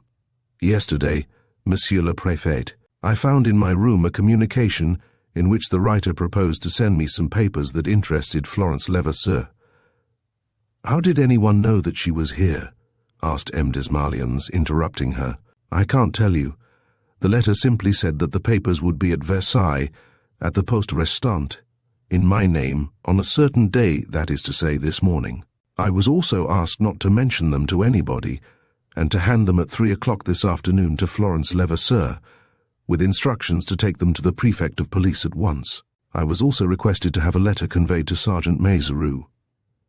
"To Sergeant Mazeroux? That's odd. That letter appeared to have to do with the same business. Now, I am very fond of Florence, so I sent the letter, and this morning went to Versailles and found the papers there, as stated. When I got back, Florence was out. I was not able to hand them to her until her return, at about 4 o'clock. Where were the papers posted?" "In Paris. The postmark on the envelope was that of the Avenue Niel, which happens to be the nearest office to this. And did not the fact of finding that letter in your room strike you as strange?" "Certainly, Monsieur le Préfet, but no stranger than all the other incidents in the matter. Nevertheless," continued M. Desmalions, who was watching Florence's pale face, "nevertheless, when you saw that the instructions which you received came from this house, and that they concerned a person living in this house, did you not entertain the idea that the idea that Florence had entered the room unknown to me for such a purpose?" cried the Superior. "Oh, Monsieur le Préfet, Florence is incapable of doing such a thing." The girl was silent, but her drawn features betrayed the feelings of alarm that upset her. Don Luis went up to her and said, "The mystery is clearing, Florence, isn't it? And you are suffering in consequence. Who put the letter in Mother Superior's room? You know, don't you? And you know who is conducting all this plot?" She did not answer. Then, turning to the deputy chief, the prefect said, "Weber, please go and search the room which Levasseur occupied." And, in reply to the nun's protest, "It is indispensable," he declared, "that we should know the reasons why Levasseur preserves such an obstinate silence." Florence herself led the way, but as Weber was leaving the room, Don Luis exclaimed, "Take care, Deputy Chief." "Take care? Why?" "I don't know," said Don Luis, who really could not have said why Florence's behavior was making him uneasy. "I don't know. Still, I warn you." Weber shrugged his shoulders and, accompanied by the superior, moved away. In the hall he took 2 men with him. Florence walked ahead. She went up a flight of stairs and turned down a long corridor, with rooms on either side of it, which, after turning a corner, led to a short and very narrow passage ending in a door. This was her room. The door opened not inward, into the room, but outward, into the passage. Florence therefore drew it to her, stepping back as she did so, which obliged Weber to do likewise. She took advantage of this to rush in and close the door behind her so quickly that the deputy chief, when he tried to grasp the handle, merely struck the air. He made an angry gesture. "The baggage! She means to burn some papers." And turning to the superior, "Is there another exit to the room?" "No, monsieur." He tried to open the door, but she had locked and bolted it. Then he stood aside to make way for one of his men, a giant, who with one blow of his fist smashed a panel. Weber pushed by him, put his arm through the opening, drew the bolt, turned the key, pulled open the door and entered. Florence was no longer in her room. A little open window opposite showed the way she had taken. "Oh, curse my luck," he shouted. "She's cut off." And hurrying back to the staircase, he roared over the balusters, "Watch all the doors. She's got away. Collar her." Desmalions came hurrying up.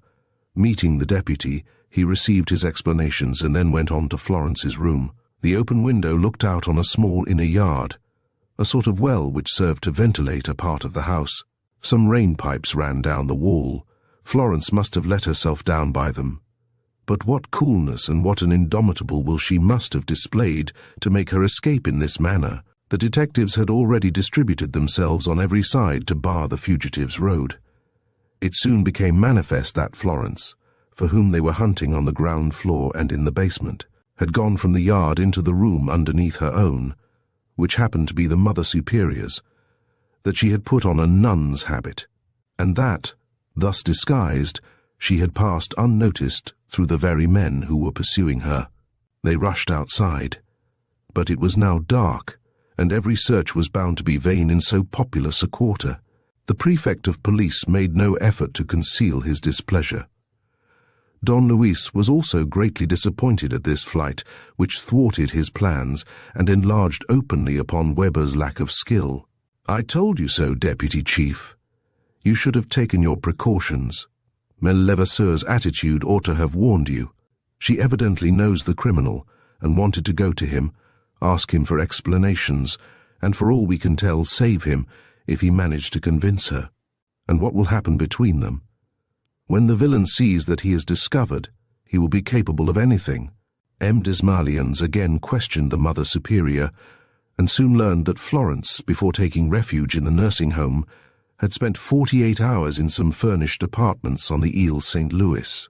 The clue was not worth much, but they could not neglect it. The prefect of police, who retained all his doubts with regard to Florence and attached extreme importance to the girl's capture, ordered Weber and his men to follow up this trail without delay. Don Luis accompanied the deputy chief. Events at once showed that the prefect of police was right. Florence had taken refuge in the lodging house on the Ile St. Louis, where she had engaged a room under an assumed name.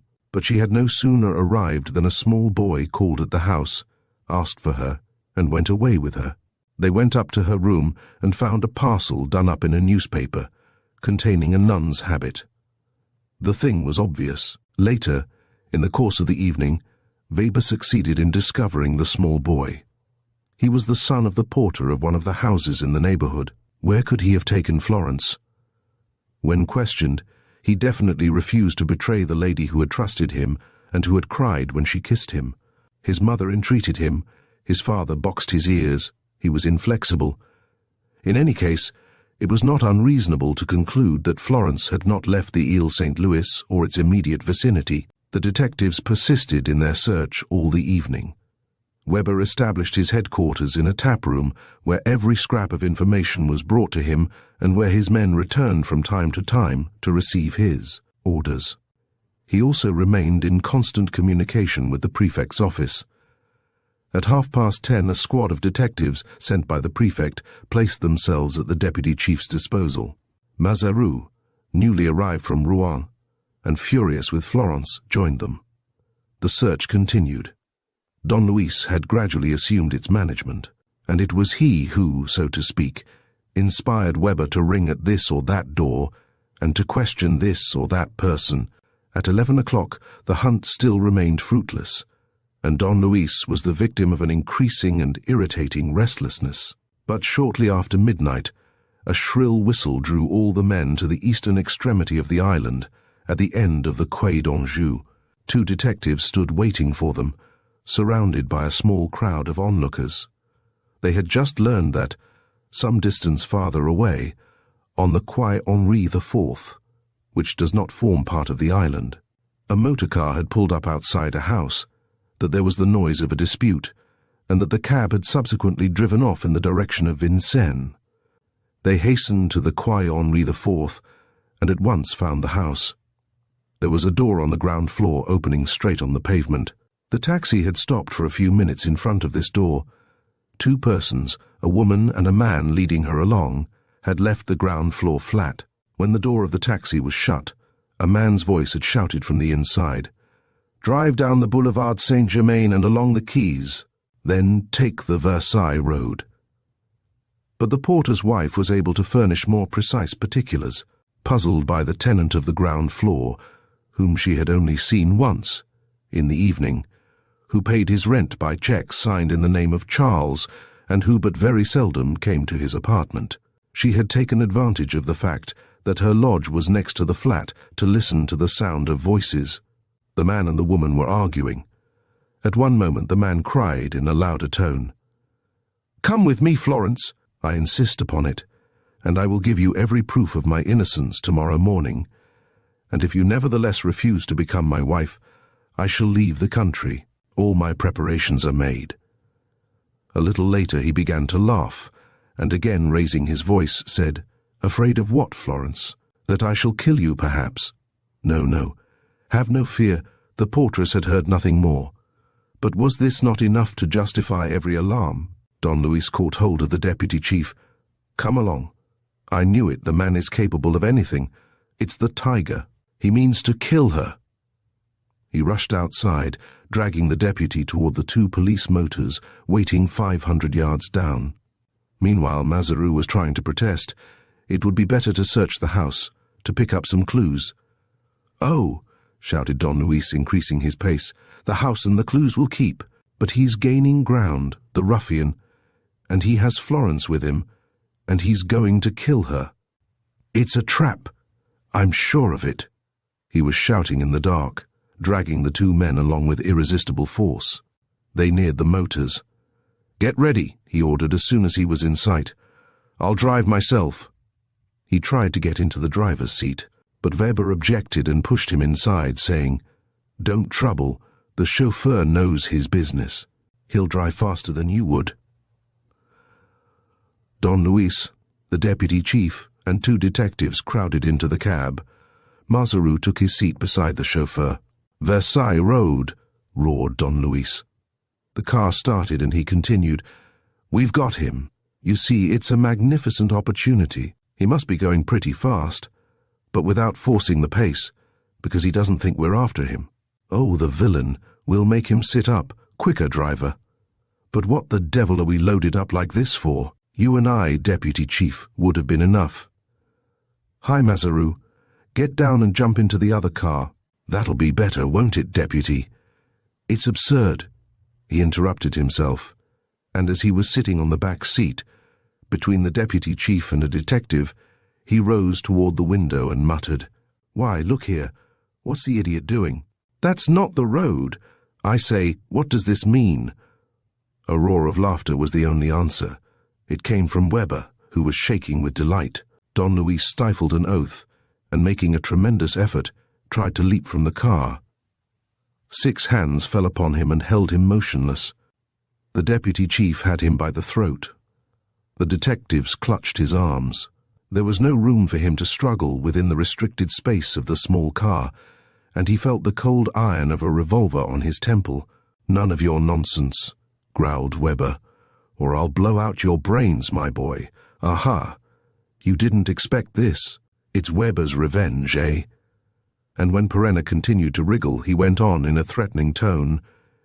"You'll have only yourself to blame, mind. I'm going to count 3. 1, 2. "But what's it all about?" bellowed Don Luis. "Prefect's orders received just now." "What orders?" "To take you to the lockup if the Florence girl escaped us again." "Have you a warrant?"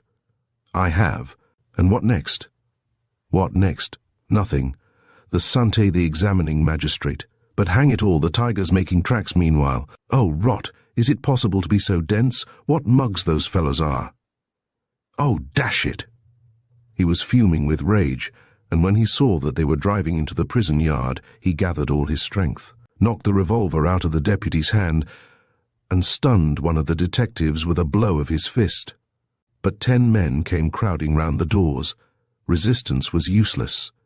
He understood this, and his rage increased. "The idiots!" he shouted, while they surrounded him and searched him at the door of the office. "The rotters, the bunglers, to go mucking up a job like that. They can lay hands on the villain if they want to, and they lock up the honest man, while the villain makes himself scarce, and he'll do more murder yet. Florence! Florence!" Under the lamplight, in the midst of the detectives holding him, he was magnificent in his helpless violence. They dragged him away. With an unparalleled display of strength, he drew himself up, shook off the men who were hanging on to him like a pack of hounds worrying some animal at bay, got rid of Weber, and accosted Mazaru in familiar tones. He was gloriously masterful, almost calm, so wholly did he appear to control his seething rage. He gave his orders in breathless little sentences, curt as words of command. "Mazaru, run around to the prefect's. Ask him to ring up Valenglay. Yes, the Prime Minister.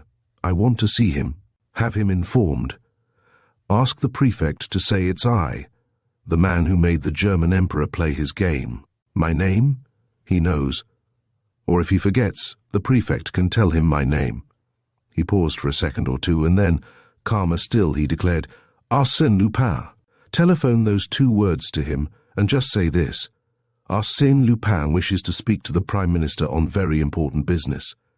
Get that through to him at once. The Prime Minister would be very angry if he heard afterward that they had neglected to communicate my request. Go, Mazaru, and then find the villain's tracks again." The governor of the prison had opened the jail book. "You can enter my name, Monsieur le Directeur," said Don Luis. "Put down Arsène Lupin." The governor smiled and said, "I should find a difficulty in putting down any other. It's on the warrant.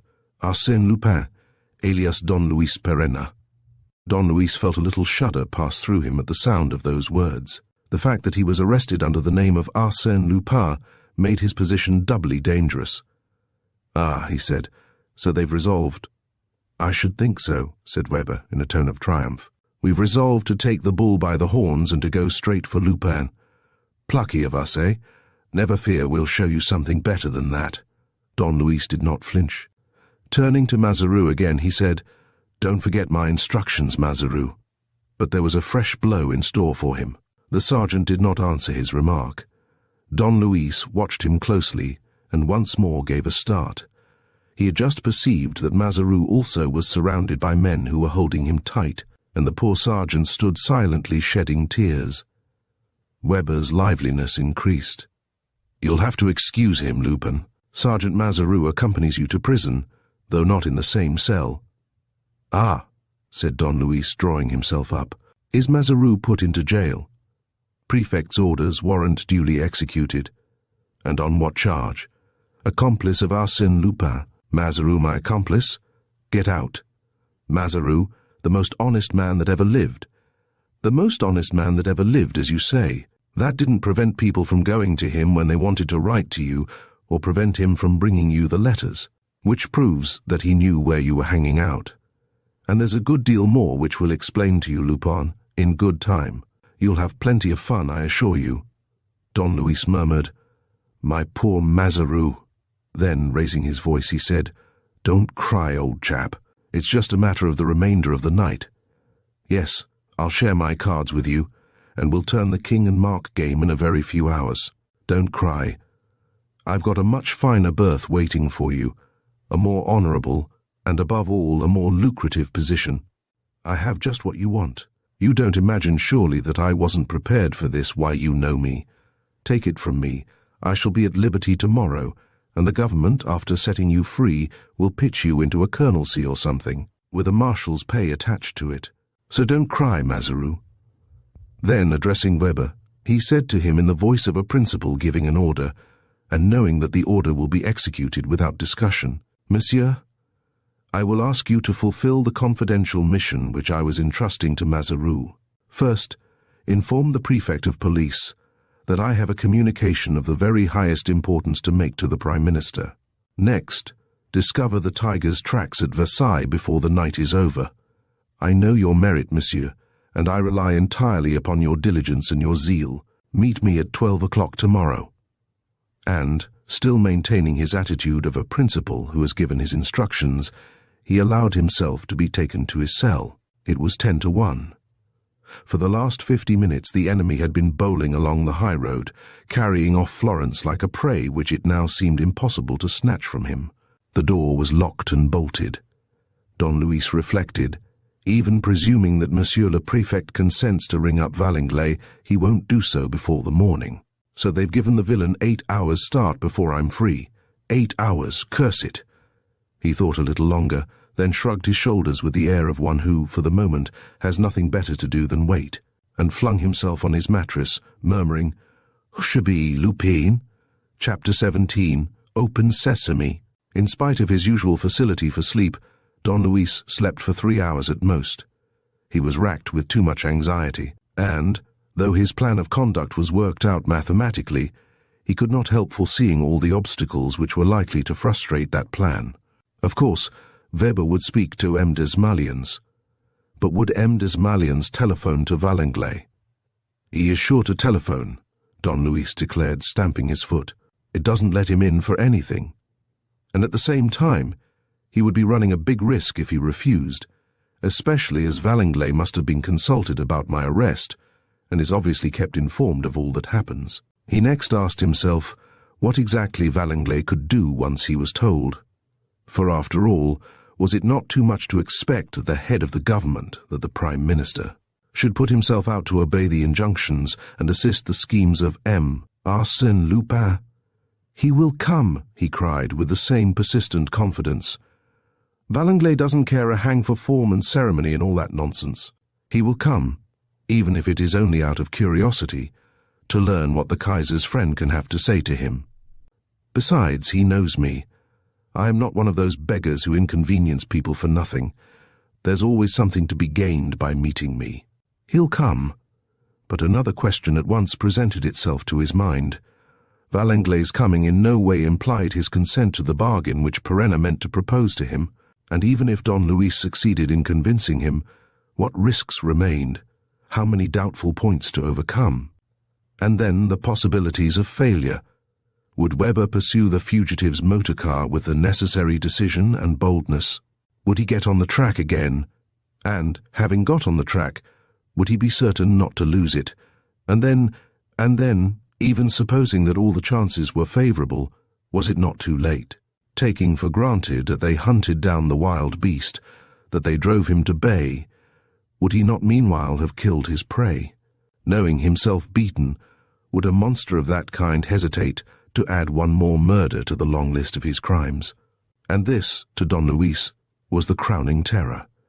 After all the difficulties which, in his stubbornly confident imagination, he had managed to surmount, he was brought face to face with the horrible vision of Florence being sacrificed, of Florence dead. Oh, the torture of it, he stammered. I alone could have succeeded, and they shut me up. He hardly put himself out to inquire into the reasons for which M. Dismalion, suddenly changing his mind, had consented to his arrest, thus bringing back to life that troublesome Arsène Lupin, with whom the police had not hitherto cared to hamper themselves. No, that did not interest him. Florence alone mattered, and the minutes passed, and each minute wasted brought Florence nearer to her doom. He remembered a similar occasion when, some years before, he waited in the same way for the door of his cell to open and the German emperor to appear. But how much greater was the solemnity of the present moment? Before, it was at the very most his liberty that was at stake. This time it was Florence's life which fate was about to offer or refuse him. "Florence! Florence!" he kept repeating in his despair. He no longer had a doubt of her innocence, nor did he doubt that the other loved her and had carried her off not so much for the hostage of a coveted fortune as for a love spoil, which a man destroys if he cannot keep it. "Florence! Florence!" He was suffering from an extraordinary fit of depression. His defeat seemed irretrievable. There was no question of hastening after Florence, of catching the murderer. Don Luis was in prison under his own name of Arsène Lupin, and the whole problem lay in knowing how long he would remain there, for months or for years. It was then that he fully realized what his love for Florence meant. He perceived that it took the place in his life of his former passions, his craving for luxury, his desire for mastery, his pleasure in fighting, his ambition, his revenge. For 2 months he had been struggling to win her, and for nothing else. The search after the truth and the punishment of the criminal were to him no more than means of saving Florence from the dangers that threatened her. If Florence had to die, if it was too late to snatch her from the enemy, in that case he might as well remain in prison. Arsène Lupin, spending the rest of his days in a convict settlement, was a fitting end to the spoilt life of a man who had not even been able to win the love of the only woman he had really loved. It was a passing mood, and being totally opposed to Don Luis's nature, finished abruptly in a state of utter confidence which no longer admitted the least particle of anxiety or doubt. The sun had risen, the cell gradually became filled with daylight, and Don Luis remembered that Valanglay reached his office on the Place Beauvau at 7 o'clock in the morning. From this moment he felt absolutely calm. Coming events presented an entirely different aspect to him, as though they had, so to speak, turned right round. The contest seemed to him easy, the facts free from complications. He understood as clearly as if the actions had been performed that his will could not but be obeyed. The deputy chief must inevitably have made a faithful report to the prefect of police. The prefect of police must inevitably that morning have transmitted Arsène Lupin's request to Valanglay. Valanglay would inevitably give himself the pleasure of an interview with Arsène Lupin. Arsène Lupin would inevitably, in the course of that interview, obtain Valanglay's consent. These were not suppositions, but certainties, not problems awaiting solution, but problems already solved. Starting from A and continuing along B and C, you arrive, whether you wish it or not, at D. Don Luis began to laugh. Come, come, Arsène, old chap. Remember that you brought Mr. Hohenzollern all the way from his Brandenburg marches. Valanglay does not live as far as that, by Jove. And if necessary, you can put yourself out a little. That's it. I'll consent to take the first step. I will go and call on them de Beauvau. Valanglay, it is a pleasure to see you. He went gaily to the door, pretending that it was open, and that he had only to walk through to be received when his turn came. He repeated this child's play 3 times, bowing low and long, as though holding a plumed hat in his hand and murmuring, "Open sesame." At the 4th time the door opened and a warder appeared. Don Luis said in a ceremonious tone, "I hope I have not kept the Prime Minister waiting." There were 4 inspectors in the corridor. "Are these gentlemen my escort?" he asked. "That's right. Announce Arsène Lupin, Grandee of Spain, His Most Catholic Majesty's cousin. My lords, I follow you. Turnkey, here are 20 crowns for your pains, my friend." He stopped in the corridor. "By Jupiter, no gloves, and I haven't shaved since yesterday."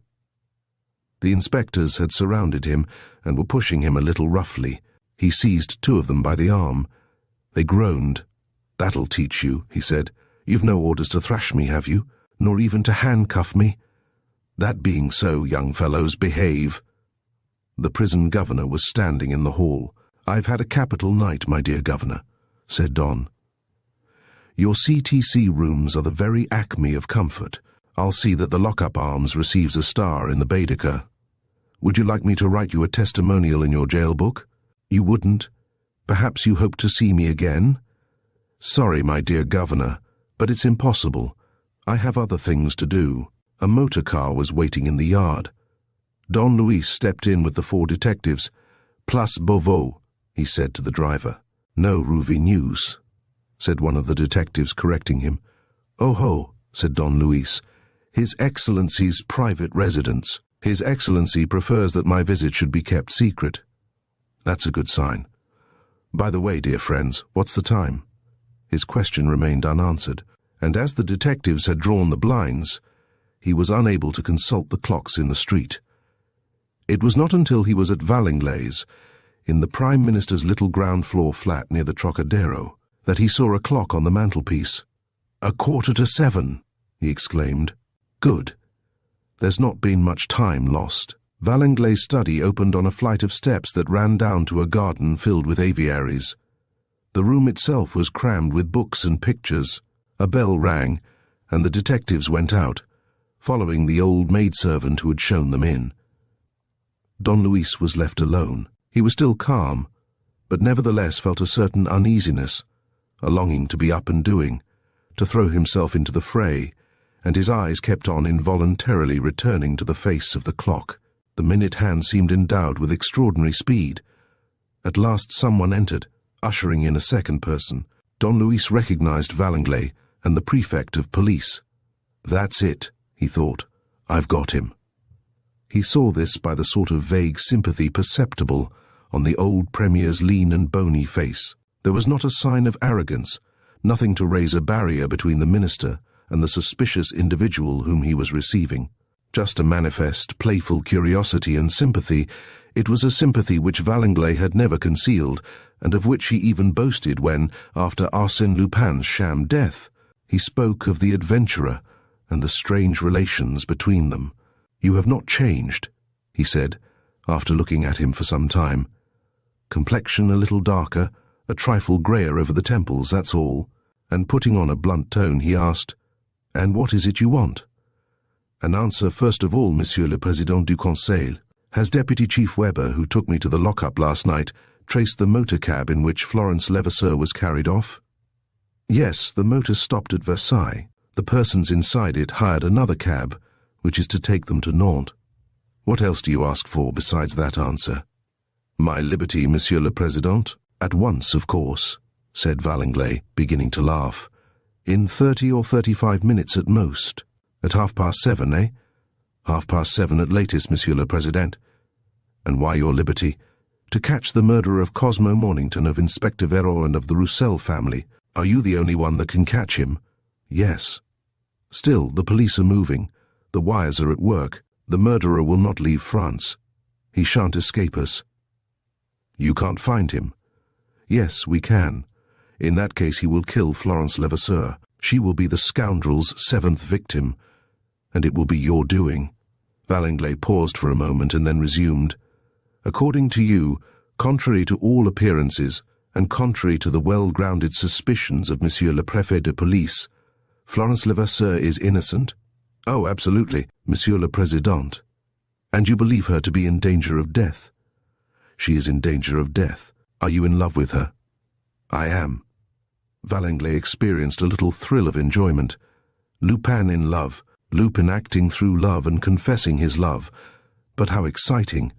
He said, "I have followed the Mornington case from day to day, and I know every detail of it. You have done wonders, monsieur. It is evident that, but for you, the case would never have emerged from the mystery that surrounded it at the start. But I cannot help noticing that there are certain flaws in it. These flaws, which astonished me on your part, are more easy to understand when we know that love was the primary motive and the object of your actions. On the other hand, and in spite of what you say, Florence Levasseur's conduct, her claims as the heiress, her unexpected escape from the hospital, leave little doubt in our minds as to the part which she is playing." Don Luis pointed to the clock. "Monsieur le Ministre, it is getting late." Valenglay burst out laughing. "I never met anyone like you. Don Luis Perenna, I am sorry that I am not some absolute monarch. I should make you the head of my secret police, a post which the German Emperor has already offered me." "Oh, nonsense! And I refused it." Valenglay laughed heartily, but the clock struck 7. Don Luis began to grow anxious. Valenglay sat down and, coming straight to the point, said in a serious voice, "Don Luis Perenna, on the first day of your reappearance, that is to say, at the very moment of the murders on the Boulevard Suchet, Monsieur le Prefect de Police and I made up our minds as to your identity. Perenna was Lupin. I have no doubt that you understood the reason why we did not wish to bring back to life the dead man that you were, and why we granted you a sort of protection. Monsieur le Prefect de Police was entirely of my opinion. The work which you were pursuing was a salutary work of justice, and your assistance was so valuable to us that we strove to spare you any sort of annoyance.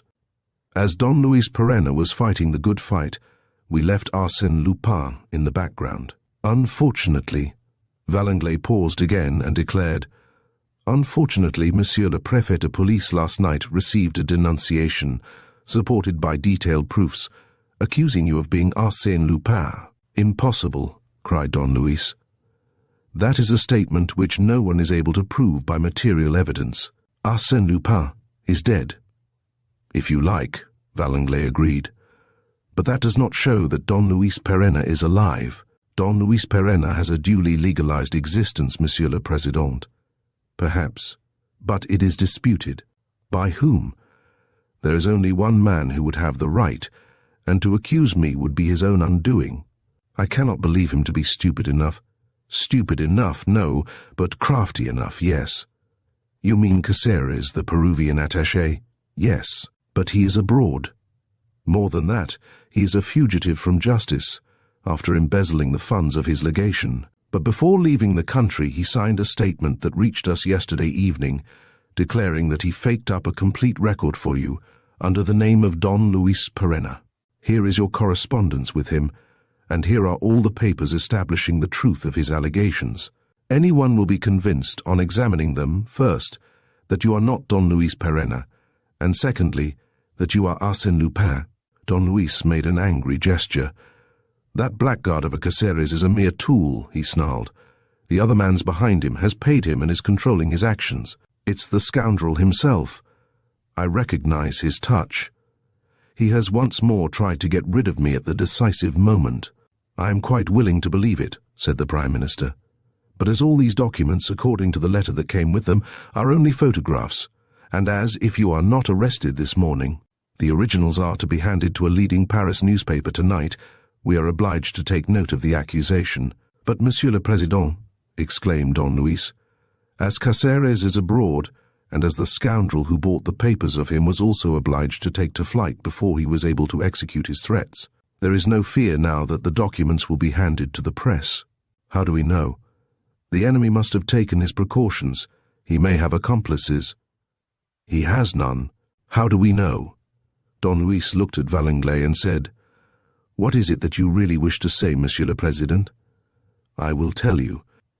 Although pressure was brought to bear upon us by Caceres' threats, Monsieur le Préfet de Police, anxious to see all possible light shed on the plot played by Florence Levasseur, did not interfere with your last night's expedition. As that expedition led to nothing, he determined, at any rate, to profit by the fact that Don Luis had placed himself at our disposal and to arrest Arsène Lupin. If we now let him go, the documents will certainly be published, and you can see the absurd and ridiculous position in which that will place us in the eyes of the public. Well, at this very moment, you ask for the release of Arsène Lupin, a release which would be illegal, uncalled for, and inexcusable. I am obliged, therefore, to refuse it, and I do refuse it." He ceased, and then after a few seconds he added, "Unless—" "Unless?" asked Don Luis. "Unless, and this is what I wanted to say, unless you offer me in exchange something so extraordinary and so tremendous that I could consent to risk the annoyance which the absurd release of Arsène Lupin would bring down upon my head." "But, Monsieur le Président," Surely, if I bring you the real criminal, the murderer of... I don't need your assistance for that. And if I give you my word of honor, Monsieur le Président, to return the moment my task is done and give myself up? Valanglay struck the table with his fist, and raising his voice, addressed Don Luis with a certain genial familiarity. Come, Arsène Lupin, he said, play the game. If you really want to have your way, pay for it. Hang it all, remember that after all this business, and especially after the incidents of last night, you and Florence Levasseur will be to the public what you already are, the responsible actors in the tragedy, nay, more, the real and only criminals. And it is now, when Florence Levasseur has taken to her heels, that you come and ask me for your liberty. Very well, but damn it, set a price to it and don't haggle with me. I am not haggling, Monsieur le Président, declared Don Luis, in a very straightforward manner and tone. What I have to offer you is certainly much more extraordinary and tremendous than you imagine.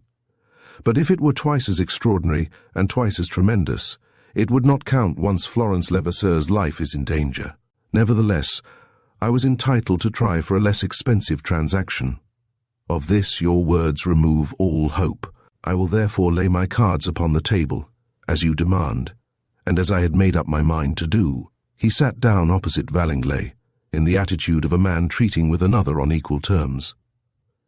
I shall not be long. A single sentence, Monsieur le Président, will express the bargain which I am proposing to the Prime Minister of my country, and looking Valanglay straight in the eyes, he said slowly, syllable by syllable, in exchange for 24 hours' liberty and no more, undertaking on my honor to return here tomorrow morning, and to return here either with Florence, to give you every proof of her innocence, or without her, to constitute myself a prisoner. I offer you...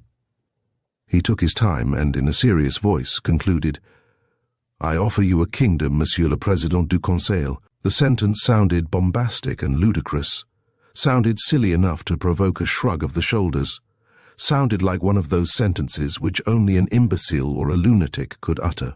And yet Valanglay remained impassive.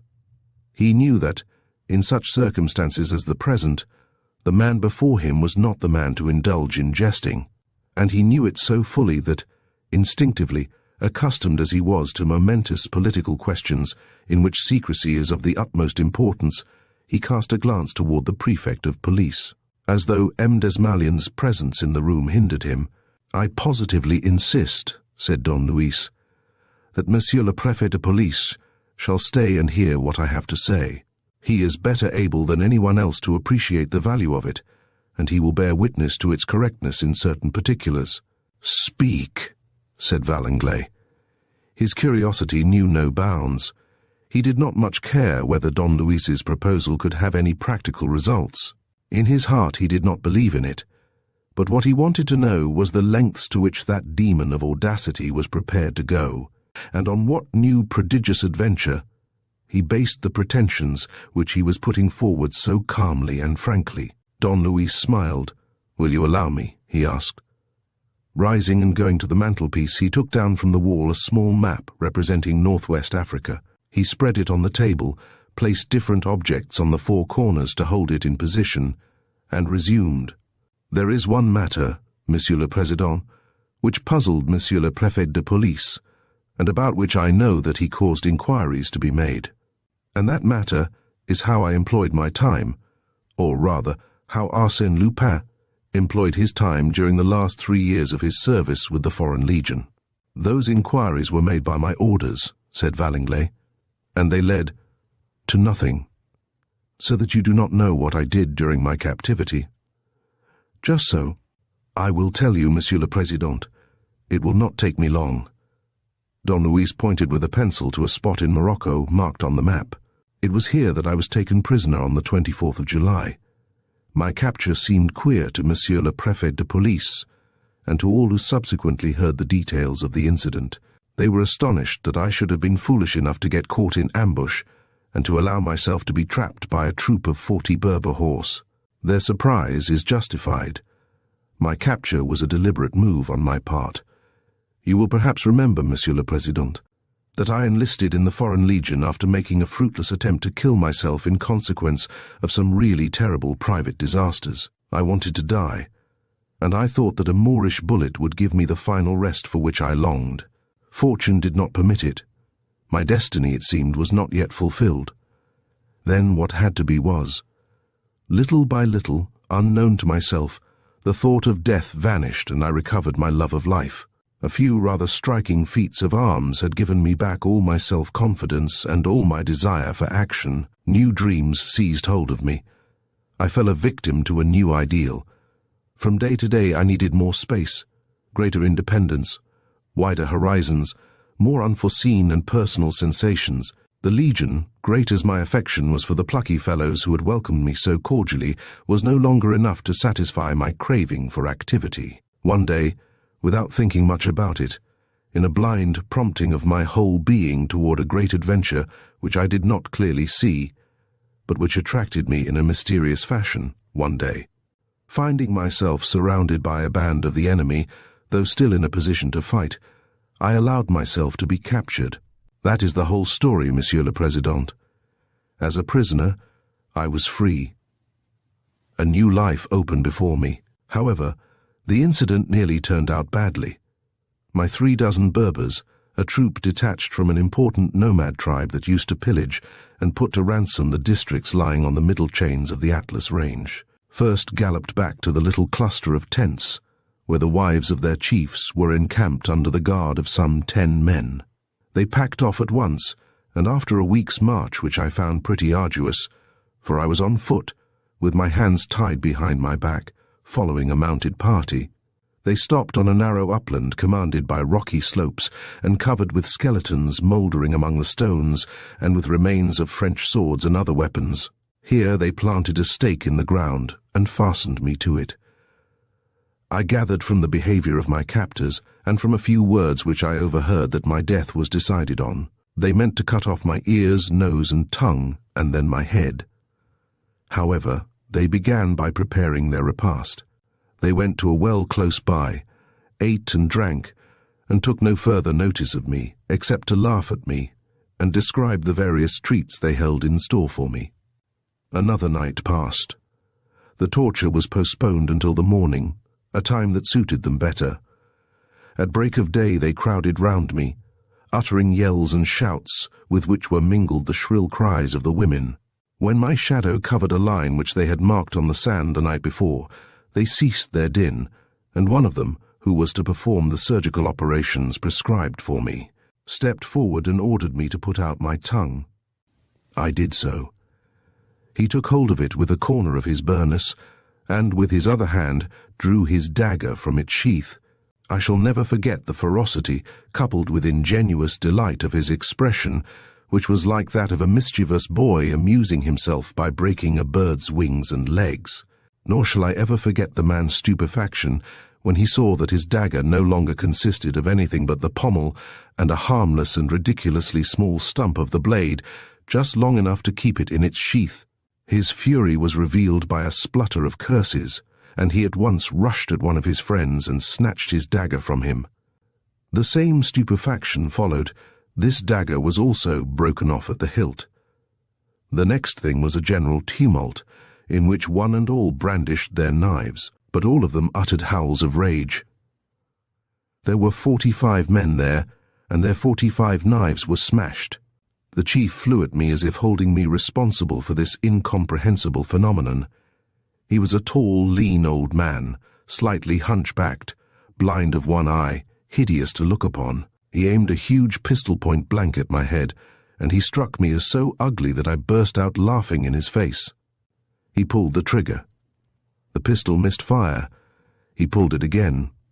The pistol again missed fire. All of them at once began to dance around the stake to which I was fastened. Gesticulating wildly, hustling one another and roaring like thunder, they levelled their various firearms at me. Muskets, pistols, carbines, old Spanish blunderbusses. The hammers clicked, but the muskets, pistols, carbines, and blunderbusses did not go off. It was a regular miracle. You should have seen their faces. I never laughed so much in my life, and this completed their bewilderment. Some ran to the tents for more powder. Others hurriedly reloaded their arms, only to meet with fresh failure, while I did nothing but laugh and laugh. The thing could not go on indefinitely. There were plenty of other means of doing away with me. They had their hands to strangle me with, the butt ends of their muskets to smash my head with, pebbles to stone me with. And there were over 40 of them. The old chief picked up a bulky stone and stepped toward me, his features distorted with hatred. He raised himself to his full height, lifted the huge block, with the assistance of 2 of his men, above my head and dropped it in front of me. On the stake! It was a staggering sight for the poor old man. I had in 1 second unfastened my bonds and sprung backward, and I was standing at 3 paces from him, with my hands outstretched before me, and holding in those outstretched hands the 2 revolvers which had been taken from me on the day of my capture. What followed was the business of a few seconds. The chief now began to laugh as I had laughed, sarcastically. To his mind, in the disorder of his brain, those 2 revolvers with which I threatened him could have no more effect than the useless weapons which had spared my life. He took up a large pebble and raised his hand to hurl it at my face. His 2 assistants did the same, and all the others were prepared to follow his example. "Hands down," I cried, "or I fire."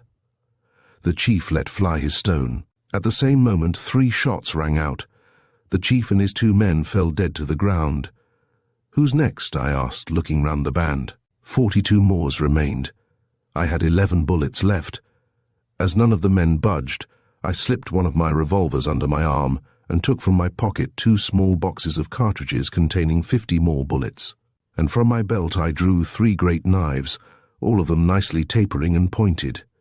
Half of the troop made signs of submission and drew up in line behind me. The other half capitulated a moment after. The battle was over. It had not lasted 4 minutes. Chapter 18. Arsène Lupin, Emperor of Mauritania. Don Luis ceased. A smile of amusement played round his lips. The recollection of those 4 minutes seemed to divert him immensely. Valanglais and the Prefect of Police, who were neither of them men to be unduly surprised at courage and coolness, had listened to him, nevertheless, and were now looking at him in bewildered silence. Was it possible for a human being to carry heroism to such unlikely lengths? Meanwhile, he went up to the other side of the chimney and pointed to a larger map representing the French roads. "You told me, Monsieur le Président, that the scoundrel's motor car had left Versailles and was going toward Nantes?" "Yes, and all our arrangements are made to arrest him either on the way, or else at Nantes, or at Saint-Nazaire, where he may intend to take ship." Don Luis Perenna followed with his forefinger the road across France, stopping here and there, marking successive stages, and nothing could have been more impressive than this dumb show.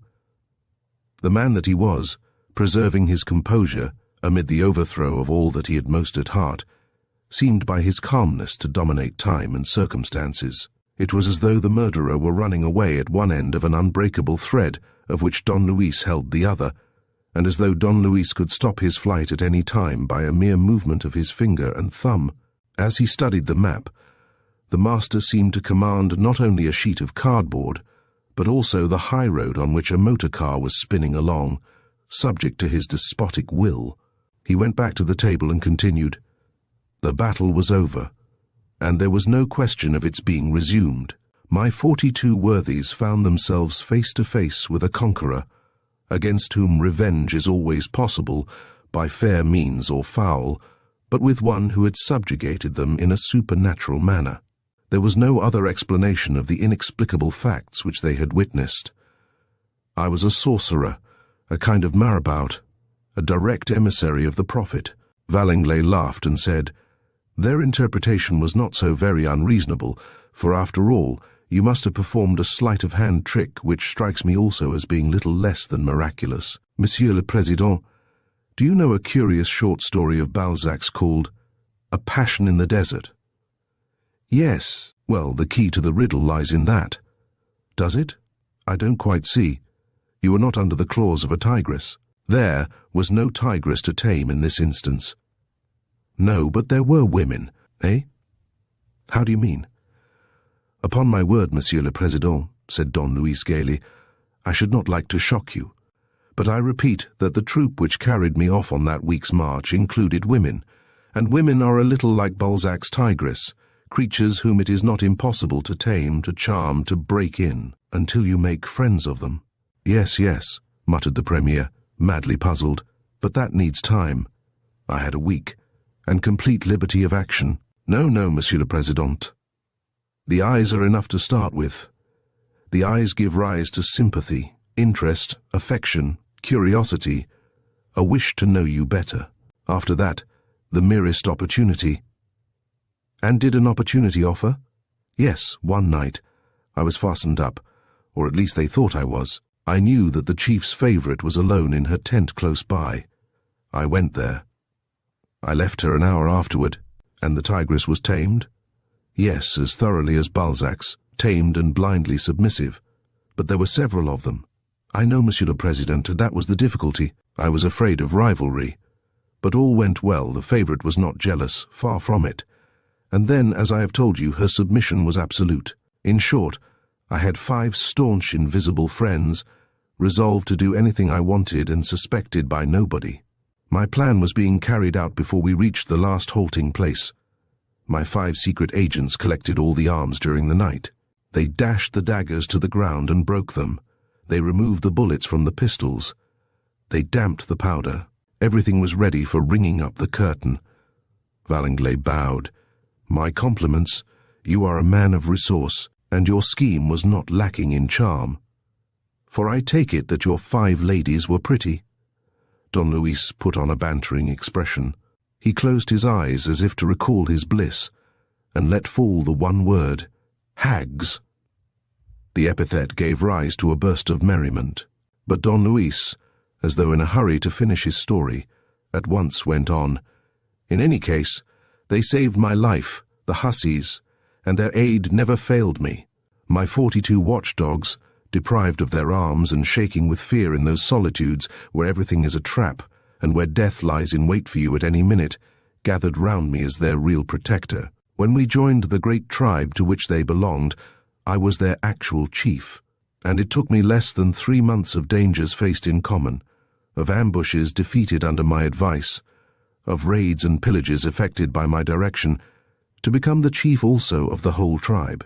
I spoke their language, I practiced their religion, I wore their dress, I conformed to their customs. Alas, had I not 5 wives?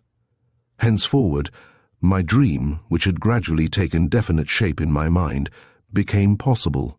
I sent one of my most faithful adherents to France, with 60 letters to hand to 60 men whose names and addresses he learned by heart. Those 60 men were 60 associates, whom Arsène Lupin had disbanded before he threw himself from the Capri cliffs. All had retired from business, with 100,000 francs apiece in ready money and a small trade or public post to keep them occupied. I had provided one with a tobacconist's shop, another with a job as a park keeper, others with sinecures in the government offices. In short, they were respectable citizens.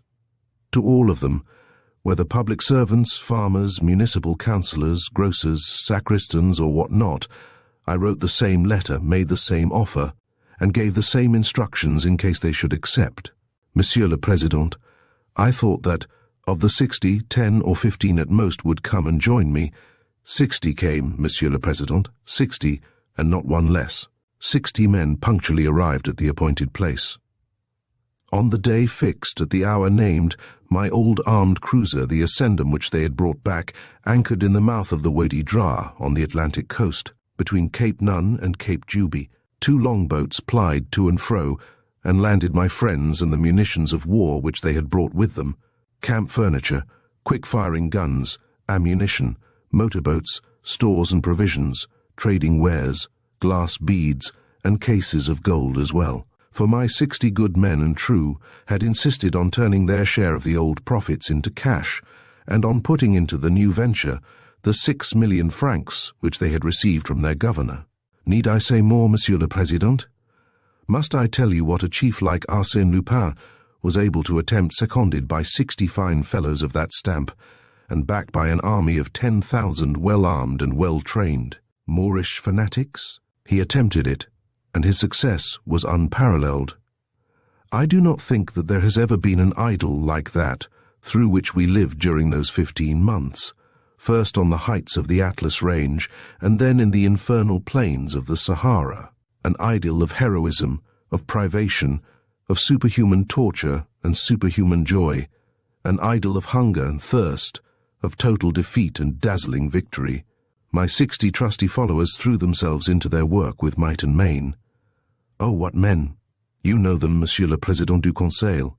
You've had them to deal with, Monsieur le Préfet de Police. The beggars. Tears come to my eyes when I think of some of them. There were Charolais and his son, who distinguished themselves in the case of the Princesse de Lamballe's tiara. There were Marco, who owed his fame to the Kesselbach case, and Auguste, who was your chief messenger, Monsieur le Président. There were the Growler and the Masher, who achieved such glory in the hunt for the crystal stopper. There were the brothers Buseville, whom I used to call the 2 Ajaxes. There were Philippe d'Antrac, who was better born than any Bourbon, and Pierre Legrand and Tristan Leroux and Joseph Lejeune.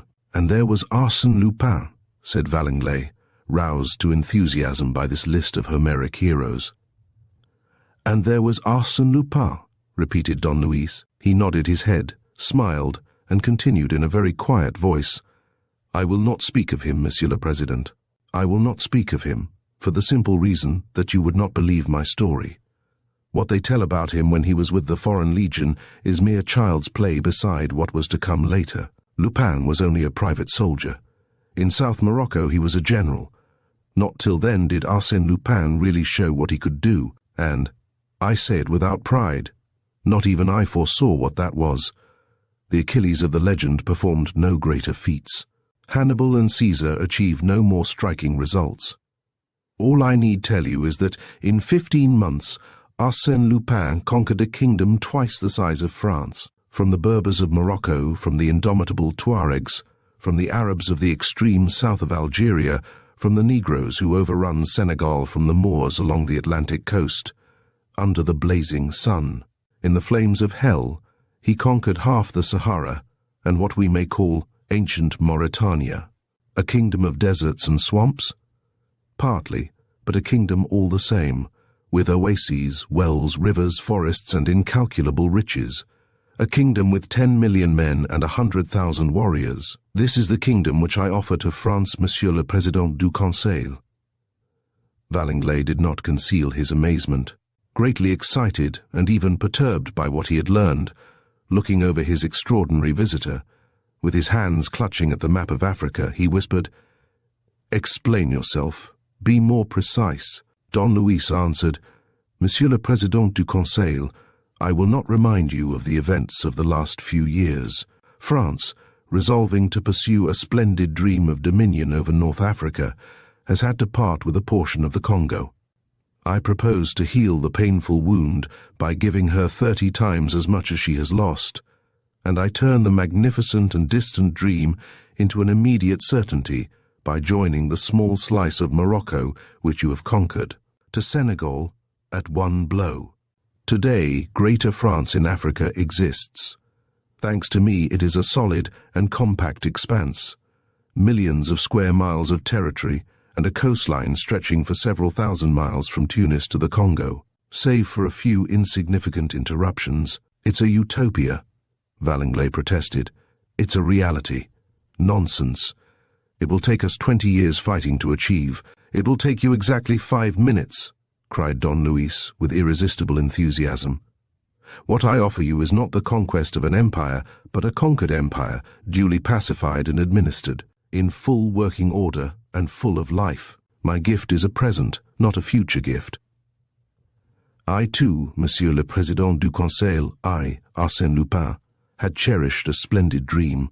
After toiling and moiling all my life, after knowing all the ups and downs of existence, richer than Croesus, because all the wealth of the world was mine, and poorer than Job, because I had distributed all my treasures, surfeited with everything, tired of unhappiness, and more tired still of happiness, sick of pleasure, of passion, of excitement, I wanted to do something that is incredible in the present day, to reign, and a still more incredible phenomenon, When this thing was accomplished, when the dead Arsène Lupin had come to life again as a sultan out of the Arabian Nights, as a reigning, governing, law-giving Arsène Lupin, head of the state and head of the church, I determined in a few years at one stroke to tear down the screen of rebel tribes against which you were waging a desultory and tiresome war in the north of Morocco, while I was quietly and silently building up my kingdom at the back of it.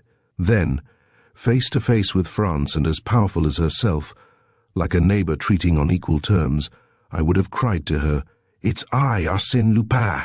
Behold the former swindler and gentleman burglar, the Sultan of Adrar, the Sultan of Iguidi, the Sultan of El Jouf, the Sultan of the Tuaregs, the Sultan of Obata, the Sultan of Brakna and Frezon. All these am I. The Sultan of Sultans, grandson of Mahomet, son of Allah, I, Arsène Lupin, and before taking the little grain of poison that sets one free, for a man like Arsène Lupin has no right to grow old, I should have signed. The treaty of peace, the deed of gift in which I bestowed a kingdom on France, signed it. Below the flourishes of my grand dignitaries, Cades, Pashas and Marabouts, with my lawful signature, the signature to which I am fully entitled, which I conquered at the point of my sword and by my all-powerful will. Arsène I, Emperor of Mauritania. Don Luis uttered all these words in a strong voice, but without emphasis, with the very simple emotion and pride of a man who has done much and who knows the value of what he has done. There were but two ways of replying to him, by a shrug of the shoulders as one replies to a madman, or by the silence that expresses reflection and approval. The Prime Minister and the Prefect of Police said nothing, but their looks betrayed their secret thoughts. And deep down within themselves they felt that they were in the presence of an absolutely exceptional specimen of mankind, created to perform immoderate actions and fashioned by his own hand for a superhuman destiny. Don Luis continued, "It was a fine curtain, was it not, Monsieur le Président du Conseil? And the end was worthy of the work. I should have been happy to have had it so.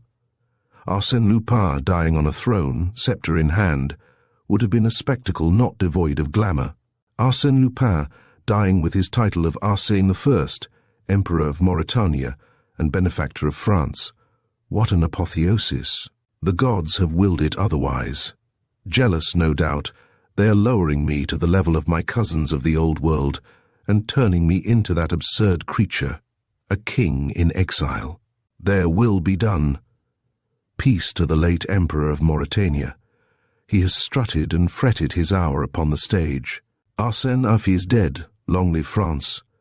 Monsieur le Président du Conseil, I repeat my offer. Florence Levasseur is in danger. I alone can rescue her from the monster who is carrying her away. It will take me 24 hours. In return for 24 hours' liberty, I will give you the Mauritanian Empire. Do you accept, Monsieur le Président du Conseil?" "Well, certainly I accept," said Valanglay, laughing. "What do you say, my dear Dismalians? The whole thing may not be very orthodox, but, hang it, Paris is worth a mass and the kingdom of Mauritania is a tempting morsel. We'll risk the experiment." Don Luis's face expressed so sincere a joy that one might have thought that he had just achieved the most brilliant victory, instead of sacrificing a crown and flinging into the gutter the most fantastic dream that mortal man had ever conceived and realized. He asked, "What guarantees do you require, Monsieur le Président?" "None. I can show you treaties, documents to prove. Don't trouble. We'll talk about all that tomorrow. Meanwhile, go ahead. You are free." The essential word, the incredible word, was spoken. Don Luis took a few steps toward the door. "One word more, Monsieur le Président," he said, stopping. "Among my former companions is one for whom I procured a post suited to his inclinations and his deserts. This man I did not send for to come to Africa, thinking that some day or other he might be of use to me through the position which he occupied. I am speaking of Mazaroux, a sergeant in the detective service. Sergeant Mazaroux, whom Caceres denounced with corroborating evidence as an accomplice of Arsène Lupin, is in prison. Sergeant Mazaroux is a model of professional honor, Monsieur le Président. I owed his assistance only to the fact that I was helping the police. I was accepted as an auxiliary and more or less patronized by Monsieur le Préfet. Mazaru thwarted me in anything I tried to do that was at all illegal, and he would have been the first to take me by the collar if he had been so instructed. I ask for his release. Oh ho, Monsieur le Président, your consent will be an act of justice and I beg you to grant it. Sergeant Mazaru shall leave France. He can be charged by the government with a secret mission in the south of Morocco with the rank of colonial inspector. Agreed, said Valanglais, laughing heartily, and he added, My dear Prefect, once we depart from the strictly lawful path, there's no saying where we come to, but the end justifies the means, and the end which we have in view is to have done with this loathsome Mornington case. This evening everything will be settled, said Don Luis. I hope so. Our men are on the track. They are on the track, but they have to check that track at every town, at every village, by inquiries made of every peasant they meet. They have to find out if the motor has not branched off somewhere, and they are wasting time. I shall go straight for the scoundrel. By what miracle? That must be my secret for the present, Monsieur le Président. Very well. Is there anything you want? This map of France. Take it. And a couple of revolvers. Monsieur le Prefect will be good enough to ask his inspectors for 2 revolvers and to give them to you. Is that all? Any money? No, thank you, Monsieur le Président. I always carry a useful 50,000 francs in my pocketbook, in case of need. In that case, said the Prefect of Police, I shall have to send someone with you to the lockup. I presume your pocketbook was among the things taken from you. Don Luis smiled. Monsieur le Préfet, the things that people can take from me are never of the least importance. My pocketbook is at the lockup, as you say. But the money... He raised his left leg, took his boot in his hands and gave a slight twist to the heel. There was a little click, and a sort of double drawer shot out of the front of the sole. It contained 2 sheafs of banknotes and a number of diminutive articles, such as a gimlet, a watch spring, and some pills. The wherewithal to escape, he said, to live, and to die. Goodbye, Monsieur le Président. In the hall, M. Desmalions told the inspectors to let their prisoner go free. Don Luis asked, Monsieur le Préfet, did Deputy Chief Weber give you any particulars about the brute's car? Yes, he telephoned from Versailles. It's a deep yellow car, belonging to the Compagnie des Comètes. The driver's seat is on the left. He's wearing a grey cloth cap with a black leather peak. Thank you, Monsieur le Préfet. And he left the house. An inconceivable thing had happened. Don Luis was free. Half an hour's conversation had given him the power of acting and of fighting the decisive battle. He went off at a run. At the Trocadero he jumped into a taxi. Go to Issy-les-Moulineaux, he cried. Full speed, 40 francs. The cab flew through Passy, crossed the Seine and reached the Issy-les-Moulineaux aviation ground in 10 minutes. None of the aeroplanes was out, for there was a stiff breeze blowing. Don Luis ran to the sheds. The owners' names were written over the doors. Devan, he muttered. That's the man I want. The door of the shed was open. A short, stoutish man, with a long red face, was smoking a cigarette and watching some mechanics working at a monoplane. The little man was Devan himself, the famous airman. Don Luis took him aside, and knowing from the papers the sort of man that he was, opened the conversation so as to surprise him from the start. Monsieur, he said, unfolding his map of France, I want to catch up someone who has carried off the woman I love and is making for Nantes by motor. The abduction took place at midnight. It is now about 8 o'clock. Suppose that the motor, which is just a hired taxi with a driver who has no inducement to break his neck, does an average of 20 miles an hour, including stoppages, in 12 hours' time, that is to say, at 12 o'clock, our man will have covered 240 miles and reached a spot between Angers and Nantes, at this point on the map. Le Pont de Drive, agreed Devan, who was quietly listening. Very well. Suppose, on the other hand, that an aeroplane were to start from Issy-les-Moulineaux at 8 o'clock in the morning and travel at the rate of 60 miles an hour, without stopping in 4 hours' time, that is to say. At 12 o'clock, it would reach Le Pont de Drive at the exact same moment as the motor. Am I right? Perfectly. In that case, if we agree, all is well. Does your machine carry a passenger? Sometimes she does. We'll start at once. What are your terms? It depends. Who are you? Arsène Lupin. The devil you are! Exclaimed Devan, a little taken aback. I am Arsène Lupin. You must know the best part of what has happened from reading about it in the papers. Well, Florence Levasseur was kidnapped last night. I want to save her. What's your price? Nothing. That's too much. Perhaps, but the adventure amuses me. It will be an advertisement. Very well, but your silence is necessary until tomorrow. I'll buy it. Here's 20,000 francs.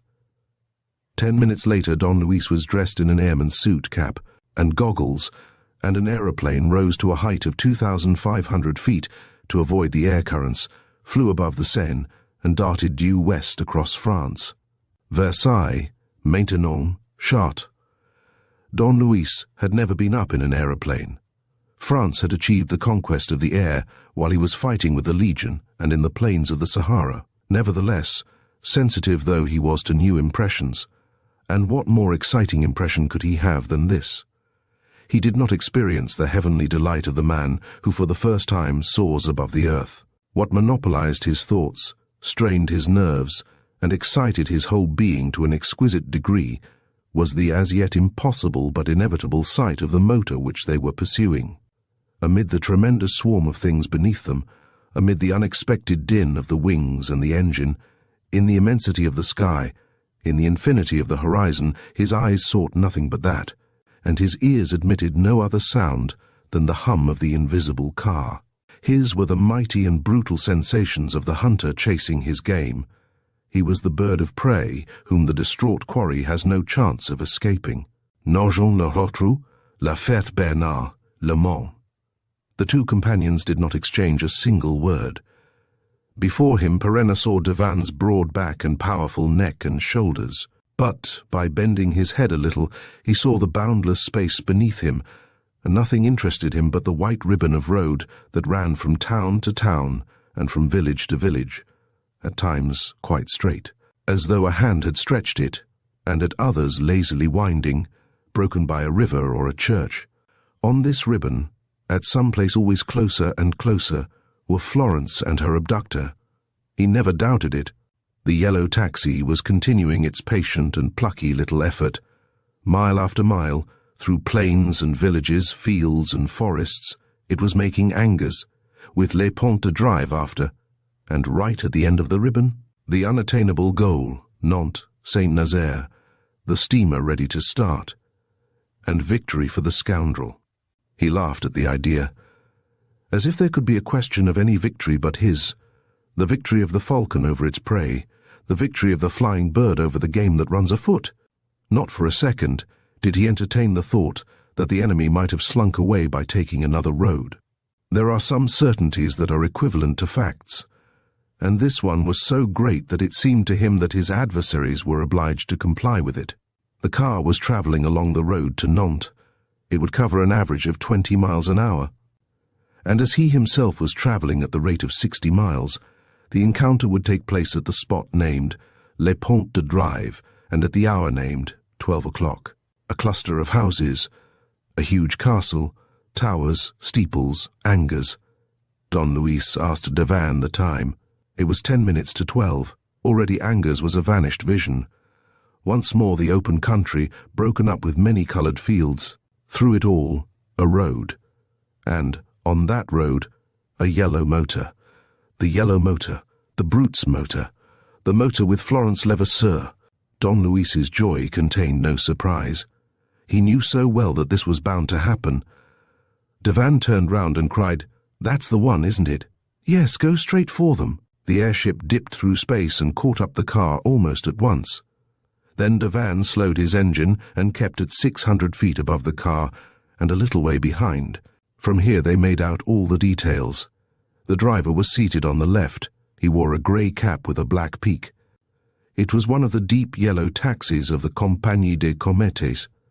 It was the taxi which they were pursuing, and Florence was inside with her abductor. At last, thought Don Luis, I have them. They flew for some time, keeping the same distance. Devan waited for a signal which Don Luis was in no hurry to give. He was revelling in the sensation of his power. with a force made up of mingled pride, hatred, and cruelty. He was indeed the eagle hovering overhead with its talons itching to rend live flesh, escaped from the cage in which he had been imprisoned, released from the bonds that fastened him. He had come all the way at full flight, and was ready to swoop upon the helpless prey. He lifted himself in his seat and gave Devan his instructions. "Be careful," he said, "not to brush too close by them. They might put a bullet into us." Another minute passed. Suddenly they saw that 1/2 mile ahead, the road divided into 3, thus forming a very wide open space, which was still further extended by 2 triangular patches of grass, where the 3 roads met. "Now?" asked Devan, turning to Don Luis. The surrounding country was deserted. "Off you go!" cried Don Luis. The aeroplane seemed to shoot down suddenly, as though driven by an irresistible force, which sent it flying like an arrow toward the mark. It passed at 300 feet above the car, and then, all at once, checking its career, choosing the spot at which it meant to hit the target, calmly, silently, like a night bird, steering clear of the trees and signposts. It alighted softly on the grass of the crossroads. Don Luis sprang out and ran toward the motor, which was coming along at a rapid pace. He stood in the middle of the road, leveled his 2 revolvers and shouted, "Stop, or I fire!" The terrified driver put on both brakes. The car pulled up. Don Luis rushed to one of the doors. "Thunder!" he roared, discharging one of his revolvers for no reason and smashing a window pane. There was no one in the car. Chapter 19. The snare is laid. Beware, Lupin. The power that had impelled Don Luis to battle and victory was so intense that it suffered, so to speak, no cheek. Disappointment, rage, humiliation, torture were all swallowed up in an immediate desire for action and information, together with a longing to continue the chase.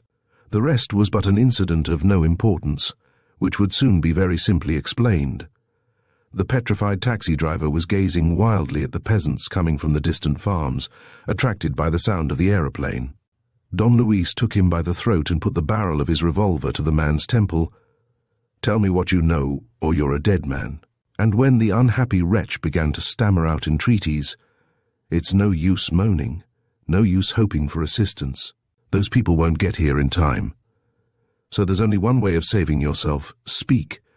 Last night a gentleman came to Versailles from Paris in a taxi, left it and took yours, is that it?" "Yes." "The gentleman had a lady with him?" "Yes." "And he engaged you to take him to Nantes?" "Yes." "But he changed his mind on the way and told you to put him down?" "Yes." "Where?" "Before we got to Mans, in a little road on the right, with a sort of coach house, looking like a shed, 100 yards down it. They both got out there." "And you went on?" "He paid me to." "How much?" 500 francs, and there was another fare waiting at Nantes that I was to pick up and bring back to Paris for 1,000 francs more.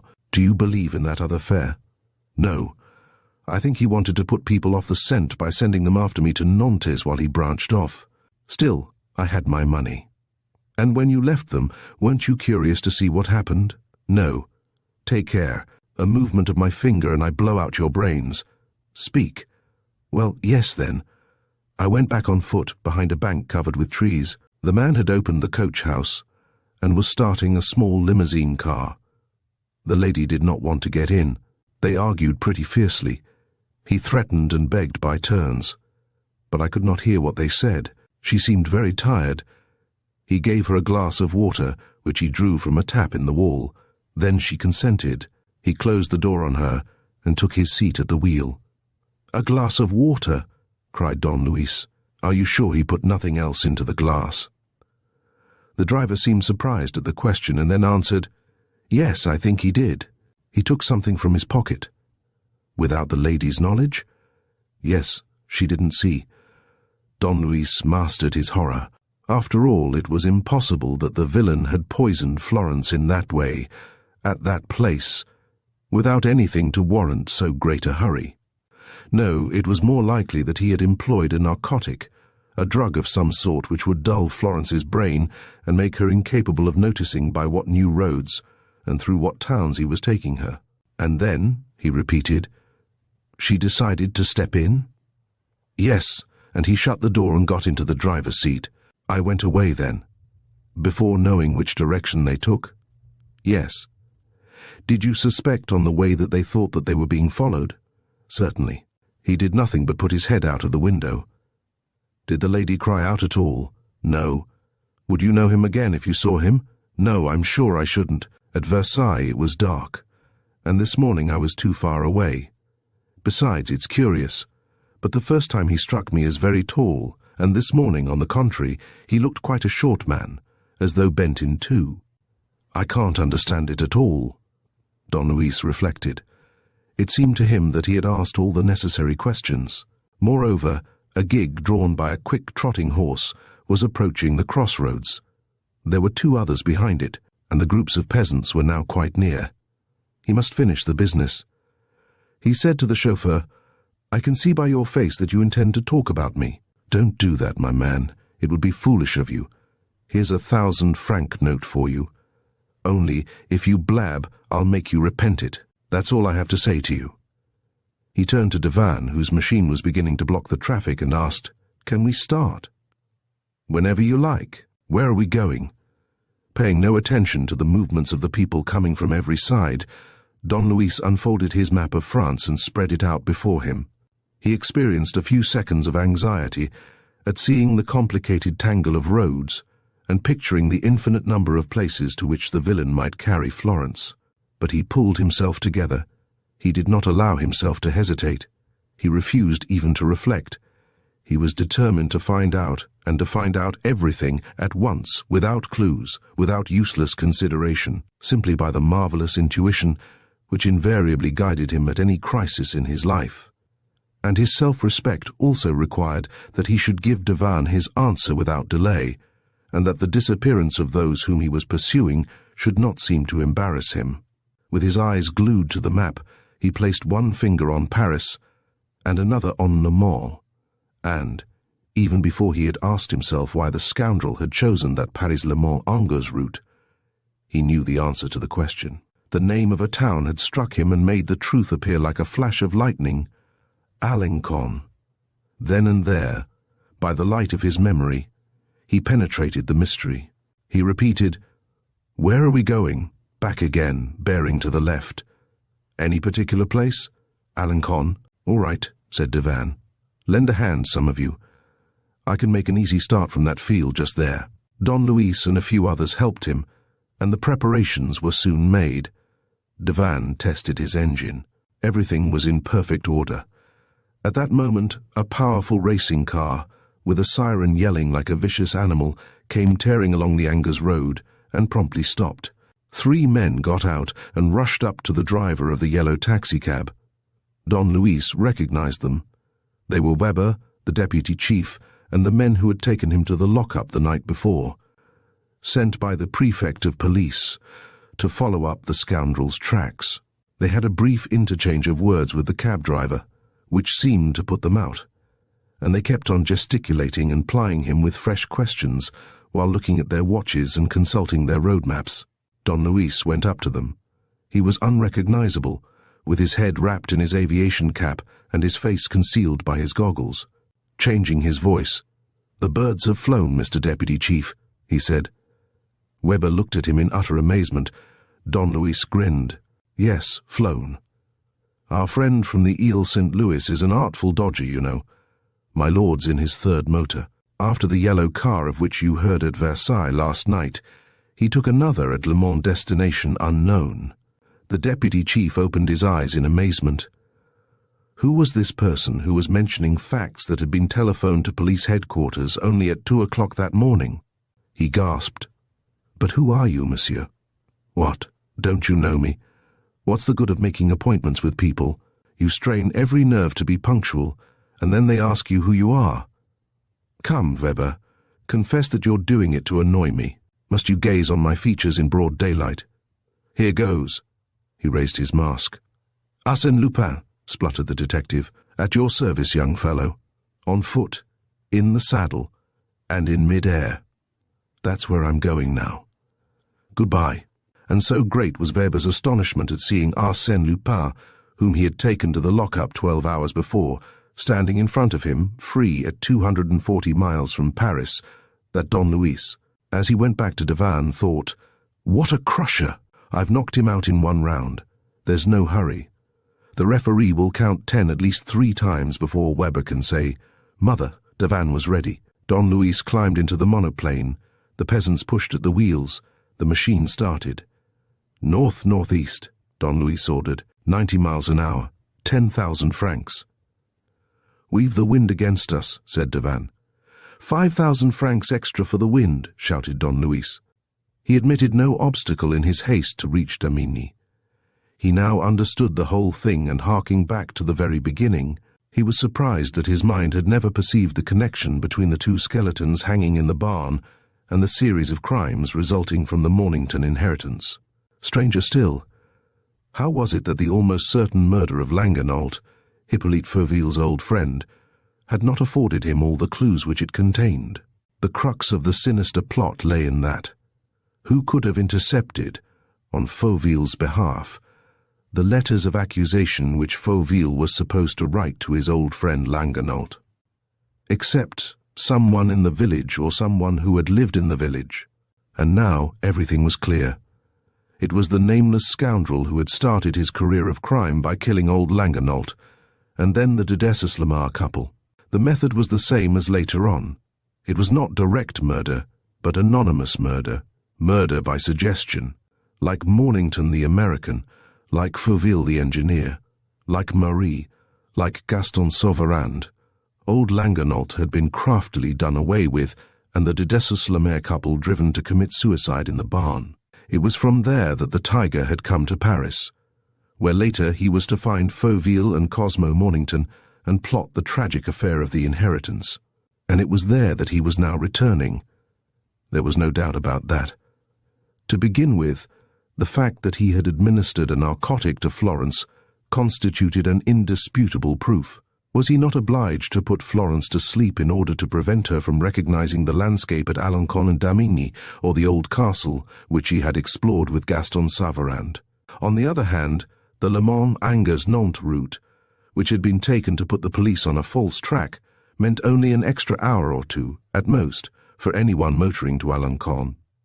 Lastly, that coach house near a big town, that limousine waiting, ready charged with petrol, showed that the villain, when he intended to visit his retreat, took the precaution of stopping at Le Mans, in order to go from there, in his limousine, to Langernault's deserted estate. He would therefore reach his lair at 10 o'clock that morning, and he would arrive there with Florence Levasseur, dead asleep. The question forced itself upon him, the terrible, persistent question. What did he mean to do with Florence Levasseur? "Faster, faster," cried Don Luis. Now that he knew the scoundrel's haunt, the man's scheme became hideously evident to him. Feeling himself hunted down, lost, an object of hatred and terror to Florence, whose eyes were now open to the true state of things, what plan could he have in mind except his invariable plan of murder? "Faster," cried Don Luis. "We're making no headway. Go faster, can't you? Florence murdered. Perhaps the crime was not yet accomplished. No, it could not be. Killing takes time. It is preceded by words, by the offer of a bargain, by threats, by entreaties, by a wholly unspeakable scene. But the thing was being prepared. Florence was going to die. Florence was going to die by the hand of the brute who loved her. For he loved her. Don Luis had an intuition of that monstrous love, and he was bound to believe that such a love could only end in torture and bloodshed. Sable, Cille-le-Guillaume. The earth sped beneath them. The trees and houses glided by like shadows, and then Alencon. It was hardly more than 1:45 when they landed in a meadow between the town and Damigny. Don Luis made inquiries. A number of motor cars had passed along the road to Damigny, including a small limousine driven by a gentleman who had turned down a crossroad. And this crossroad led to the woods at the back of Langernault's estate, the old castle. Don Luis's conviction was so firm that, after taking leave of Divan, he helped him to start on his homeward flight. He had no further need of him. He needed nobody. The final duel was at hand. He ran along, guided by the tracks of the tires in the dust, and followed the crossroad. To his great surprise, this road went nowhere near the wall behind the barn from which he had jumped a few weeks before. After clearing the woods, Don Luis came out into a large untilled space where the road turned back toward the estate and ended at an old two-winged gate protected with iron sheets and bars. The limousine had gone in that way. And I must get in this way too, thought Don Luis. I must get in at all costs and immediately without wasting time in looking for an opening or a handy tree. Now the wall was 13 feet high at this spot. Don Luis got in. How he managed it, by what superhuman effort, he himself could not have said after he had done it. Somehow or other, by hanging on to invisible projections, by digging a knife which he had borrowed from Devan into the interstices between the stones, he managed it. And when he was on the other side, he discovered the tracks of the tires running to the left, toward a part of the grounds which he did not know, more undulating than the other, and broken up with little hills and ruined buildings covered with thick curtains of ivy. Deserted though the rest of the park was, this portion seemed much more uncivilized, in spite of the ragged remains of box and laurel hedges that stood here and there amidst the nettles and brambles, and the luxuriant swarm of tall wild flowers, valerian, mullein, hemlock, foxglove, and angelica. Suddenly, on turning the corner of an old hedge of clipped yews, Don Luis saw the limousine, which had been left, or rather hidden there in a hollow. The door was open. The disorder of the inside of the car, the rug hanging over the footboard, a broken window, a cushion on the floor, all bore witness to a struggle. The scoundrel had no doubt taken advantage of the fact that Florence was asleep to tie her up, and on arriving, when he tried to take her out of the car, Florence must have clutched at everything that offered. Don Luis at once verified the correctness of his theory. As he went along the very narrow, grass-grown path that led up the slope, he saw that the grass was uniformly pressed down. Oh, the villain, he thought. The villain. He doesn't carry his victim, he drags her. If he had listened only to his instinct, he would have rushed to Florence's rescue. But his profound sense of what to do and what to avoid saved him from committing any such imprudence. At the first alarm, at the least sound, the tiger would have throttled his prey. To escape this hideous catastrophe, Don Luis must take him by surprise, and then and there deprive him of his power of action. He controlled himself, therefore, and slowly and cautiously mounted the incline. The path ran upward between heaps of stones and fallen buildings, and among clumps of shrubs overtopped by beeches and oaks. The place was evidently the site of the old feudal castle which had given the estate its name, and it was here, near the top, that the scoundrel had selected one of his retreats. The trail continued over the trampled herbage, and Don Luis even caught sight of something shining on the ground, in a tuft of grass. It was a ring, a tiny and very simple ring, consisting of a gold circlet and 2 small pearls, which he had often noticed on Florence's finger. And the fact that caught his attention was that a blade of grass passed and repassed and passed a third time through the inside of the ring, like a ribbon that had been rolled round it deliberately. "It's a clear signal," said Perenna to himself. "The villain probably stopped here to rest, and Florence, bound up but with her fingers free, was able to leave this evidence of her passage. So the girl still hoped. She expected assistance. And Don Luis reflected with emotion that it was perhaps to him that this last desperate appeal was addressed. 50 steps farther, and this detail pointed to the rather curious fatigue experienced by the scoundrel. There was a second halt and a second clue, a flower, a field sage, which the poor little hand had picked and plucked of its petals. Next came the print of the 5 fingers dug into the ground, and next a cross drawn with a pebble. And in this way he was able to follow, minute by minute, all the successive stages of the horrible journey. The last stopping place was near. The climb became steeper and rougher. The fallen stones occasioned more frequent obstacles. On the right, the Gothic arches, the remains of a chapel, stood out against the blue sky. On the left was a strip of wall with a mantelpiece still clinging to it. 20 steps farther, Don Luis stopped. He seemed to hear something. He listened. He was not mistaken. The sound was repeated, and it was the sound of laughter. But such an awful laugh. A strident laugh, evil as the laughter of a devil, and so shrill. It was more like the laugh of a woman, of a madwoman. Again silence. Then another noise, the noise of an implement striking the ground. Then silence again, and this was happening at a distance which Don Luis estimated at 100 yards. The path ended in 3 steps cut in the earth. At the top was a fairly large plateau, also encumbered with rubbish and ruins. In the center, opposite Don Luis, stood a screen of immense laurels planted in a semicircle. The marks of trodden grass led up to it. Don Luis was a little surprised, for the screen presented an impenetrable outline. He walked on and found that there had once been a cutting, and that the branches had ended by meeting again. They were easy to push aside, and it was through here that the scoundrel must have passed. To all appearances he was there now, at the end of his journey, not far away, occupied in some sinister task.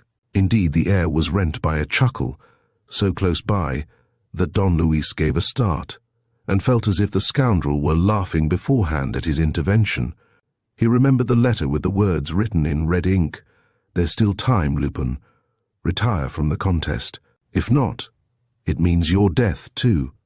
When you think that your object is attained, when your hand is raised against me and you utter words of triumph, at the same moment the ground will open beneath your feet. The place of your death is chosen. The snare is laid. Beware, Lupin." The whole letter passed through his brain, with its formidable threat, and he felt a shiver of fear. But no fear could stay the man that he was. He had already taken hold of the branches with his hands and was clearing a way for himself. He stopped. A last bulwark of leaves hid him from sight. He pulled some of them aside at the level of his eyes, and he saw. First of all, he saw Florence, alone at this moment, lying on the ground, bound at 30 yards in front of him.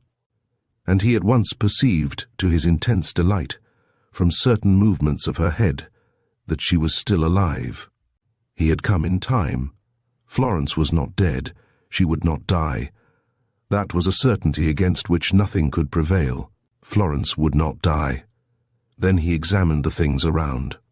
To the right and left of where he stood, the screen of laurels curved and embraced a sort of arena in which, among yews that had once been clipped into cones, lay capitals, columns, broken pieces of arches and vaults, obviously placed there to adorn the formal garden that had been laid out on the ruins of the ancient donjon keep. In the middle was a small circular space reached by 2 narrow paths, one of which presented the same traces of trodden grass, and was a continuation of that by which Don Luis had come, while the other intersected the first at right angles and joined the 2 ends of the screen of shrubs. Opposite was a confused heap of broken stones and natural rocks, cemented with clay, bound together by the roots of gnarled trees, the whole forming at the back of the picture a small shallow grotto, full of crevices that admitted the light. The floor, which Don Luis could easily distinguish, consisted of 3 or 4 flagstones. Florence Levasseur lay inside this grotto, bound hand and foot, looking like the victim of some mysterious sacrifice about to be performed on the altar of the grotto, in the amphitheatre of this old garden closed by the wall of tall laurels and overlooked by a pile of ancestral ruins. In spite of the distance, Don Luis was able to make out every detail of her pale face. Though convulsed with anguish, it still retained a certain serenity, an expression of waiting and even of expectancy, as if Florence, believing, until the last moment, in the possibility of a miracle, had not yet relinquished all hope of life. Nevertheless, though she was not gagged, she did not call for help. Perhaps she thought that it was useless, and that the road which she had strewn with the marks of her passing was more likely to bring assistance to her side than cries, which the villain would soon have stifled. Strange to say, it seemed to Don Luis as if the girl's eyes were obstinately fixed on the very spot where he was hiding. Possibly she suspected his presence. Possibly she foresaw his help. Suddenly Don Luis clutched one of his revolvers and half raised his arm, ready to take aim. The sacrificer, the butcher, had just appeared, not far from the altar on which the victim lay. He came from between 2 rocks, of which a bush marked the intervening space, which apparently afforded but a very low outlet, for he still walked as though bent double, with his head bowed and his long arms swinging so low as to touch the ground. He went to the grotto and gave his horrible chuckle. "You're still there, I see," he said. "No sign of the rescuer? Perseus is a little late, I fear. He'd better hurry." The tone of his voice was so shrill that Don Luis heard every word, and so odd, so unhuman, that it gave him a feeling of physical discomfort. He gripped his revolver tightly, prepared to shoot at the first suspicious movement. "He'd better hurry," repeated the scoundrel with a laugh. "If not, all will be over in 5 minutes. You see that I'm a man of method, eh, Florence, my darling?" He picked up something from the ground. It was a stick shaped like a crutch. He put it under his left arm, and still bent in two, began to walk like a man who has not the strength to stand erect. Then suddenly, and with no apparent cause to explain his change of attitude, he drew himself up and used his crutch as he would a cane. He then walked round the outside of the grotto, making a careful inspection, the meaning of which escaped Don Luis for the time. He was of a good height in this position, and Don Luis easily understood why the driver of the yellow taxi, who had seen him under 2 such different aspects, was unable to say whether he was very tall or very short. But his legs, slack and unsteady, gave way beneath him, as if any prolonged exertion were beyond his power. He relapsed into his first attitude. The man was a cripple, smitten with some disease that affected his powers of locomotion. He was excessively thin. Don Luis also saw his pallid face, his cavernous cheeks, his hollow temples, his skin the color of parchment, the face of a sufferer from consumption, a bloodless face. When he had finished his inspection, he came up to Florence and said, "Though you've been very good, baby, and haven't screamed so far, we'd better take our precautions and remove any possibility of a surprise by giving you a nice little gag to wear, don't you think?" He stooped over her and wound a large handkerchief round the lower part of her face. Then, bending still farther down, he began to speak to her in a very low voice, talking almost into her ear. But wild bursts of laughter, horrible to hear, interrupted this whispering. Feeling the imminence of the danger, dreading some movement on the wretch's part, a sudden murderous attack, the prompt prick of a poisoned needle, Don Luis had levelled his revolver and, confident of his skill, waited events. What was happening over there? What were the words spoken?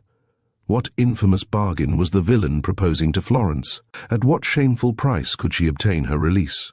The cripple stepped back angrily, shouting in furious accents, "But don't you understand that you are done for? Now that I have nothing more to fear, now that you have been silly enough to come with me and place yourself in my power, what hope have you left? To move me, perhaps, is that it?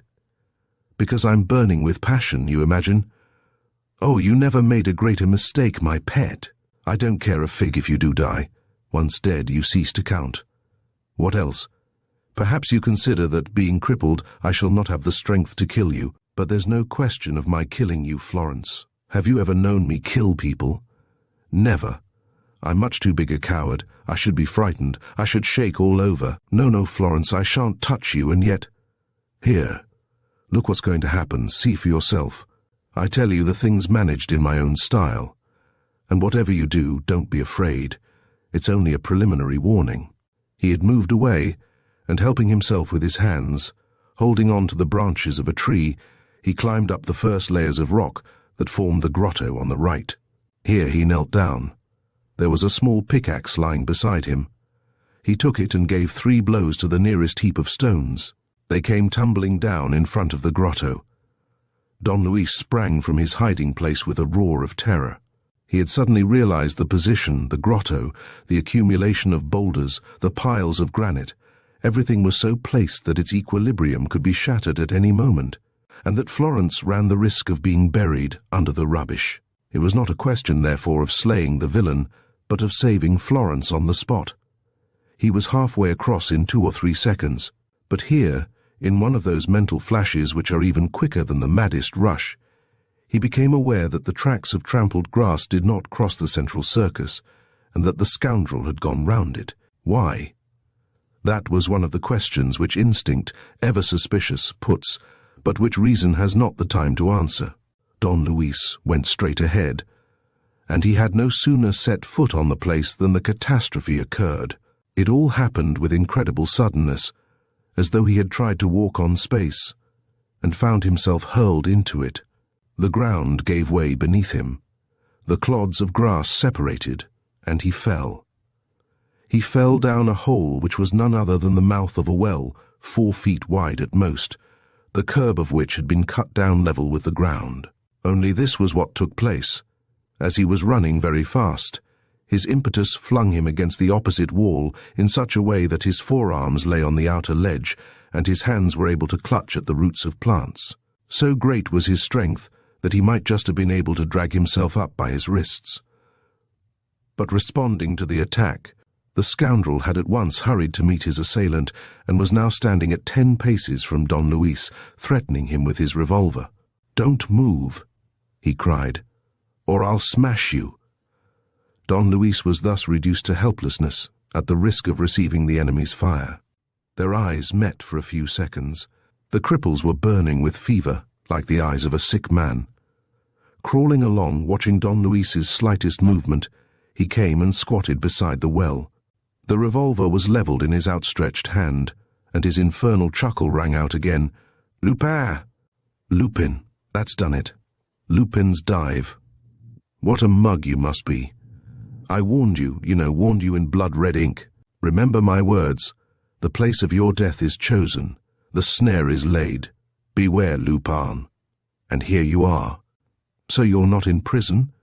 You warded off that stroke, you rogue, you. Fortunately, I foresaw events and took my precautions. What do you say to it? What do you think of my little scheme? I said to myself, all the police will come rushing at my heels, but there's only one who's capable of catching me, and that's Lupin. So we'll show him the way. We'll lead him on the leash all along a little path scraped clean by the victim's body. And then a few landmarks, scattered here and there. First, the fair damsel's ring, with a blade of grass twisted round it, farther on a flower without its petals, farther on the marks of 5 fingers in the ground, next, the sign of the cross. No mistaking them, was there? Once you thought me fool enough to give Florence time to play hopper-my-thumbs game, it was bound to lead you straight to the mouth of the well, to the clods of turf which I dabbed across it, last month, in anticipation of this windfall. Remember, the snare is laid, and a snare after my own style, Lupin, one of the best. Oh, I love getting rid of people with their kind assistance. We work together like friends and partners. You've caught the notion, haven't you? I don't do my own job. The others do it for me, hanging themselves or giving themselves careless injections, unless they prefer the mouth of a well, as you seem to do, Lupin. My poor old chap, what a sticky mess you're in. I never saw such a face, never, on my word. Florence, do look at the expression on your swain's mobile features. He broke off, seized with a fit of laughter that shook his outstretched arm, imparted the most savage look to his face, and set his legs jerking under his body like the legs of a dancing doll. His enemy was growing weaker before his eyes. Don Luis's fingers, which had first gripped the roots of the grass, were now vainly clutching the stones of the wall, and his shoulders were sinking lower and lower into the well. "We've done it!" spluttered the villain, in the midst of his convulsions of merriment. Lord, how good it is to laugh, especially when one so seldom does. Yes, I'm a wet blanket, I am. A first-rate man at a funeral. You've never seen me laugh, Florence, have you? But this time it's really too amusing. Lupin in his hole and Florence in her grotto, one dancing a jig above the abyss and the other at her last gasp under her mountain. What a sight! Come, Lupin, don't tire yourself. What's the use of those grimaces? You're not afraid of eternity, are you? A good man like you, the Don Quixote of modern times. Come, let yourself go. There's not even any water in the well to splash about in. No, it's just a nice little slide into infinity. You can't so much as hear the sound of a pebble when you drop it in, and just now I threw a piece of lighted paper down and lost sight of it in the dark. Brr! It sent a cold shiver down my back. Come, be a man. It'll only take a moment, and you've been through worse than that. Good, you nearly did it then. You're making up your mind to it. I say, Lupin, Lupin. Aren't you going to say goodbye? Not a smile, not a word of thanks? Au revoir, Lupin, and revoir. He ceased.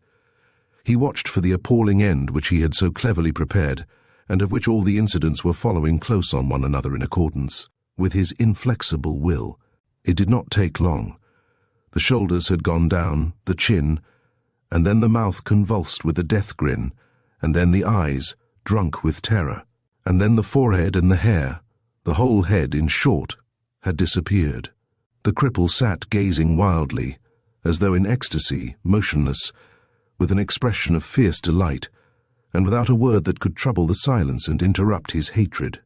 At the edge of the abyss nothing remained but the hands, the obstinate, stubborn, desperate, heroic hands, the poor, helpless hands which alone still lived, and which, gradually, retreating toward death, yielded and fell back and let go. The hands had slipped. For a moment the fingers held on like claws.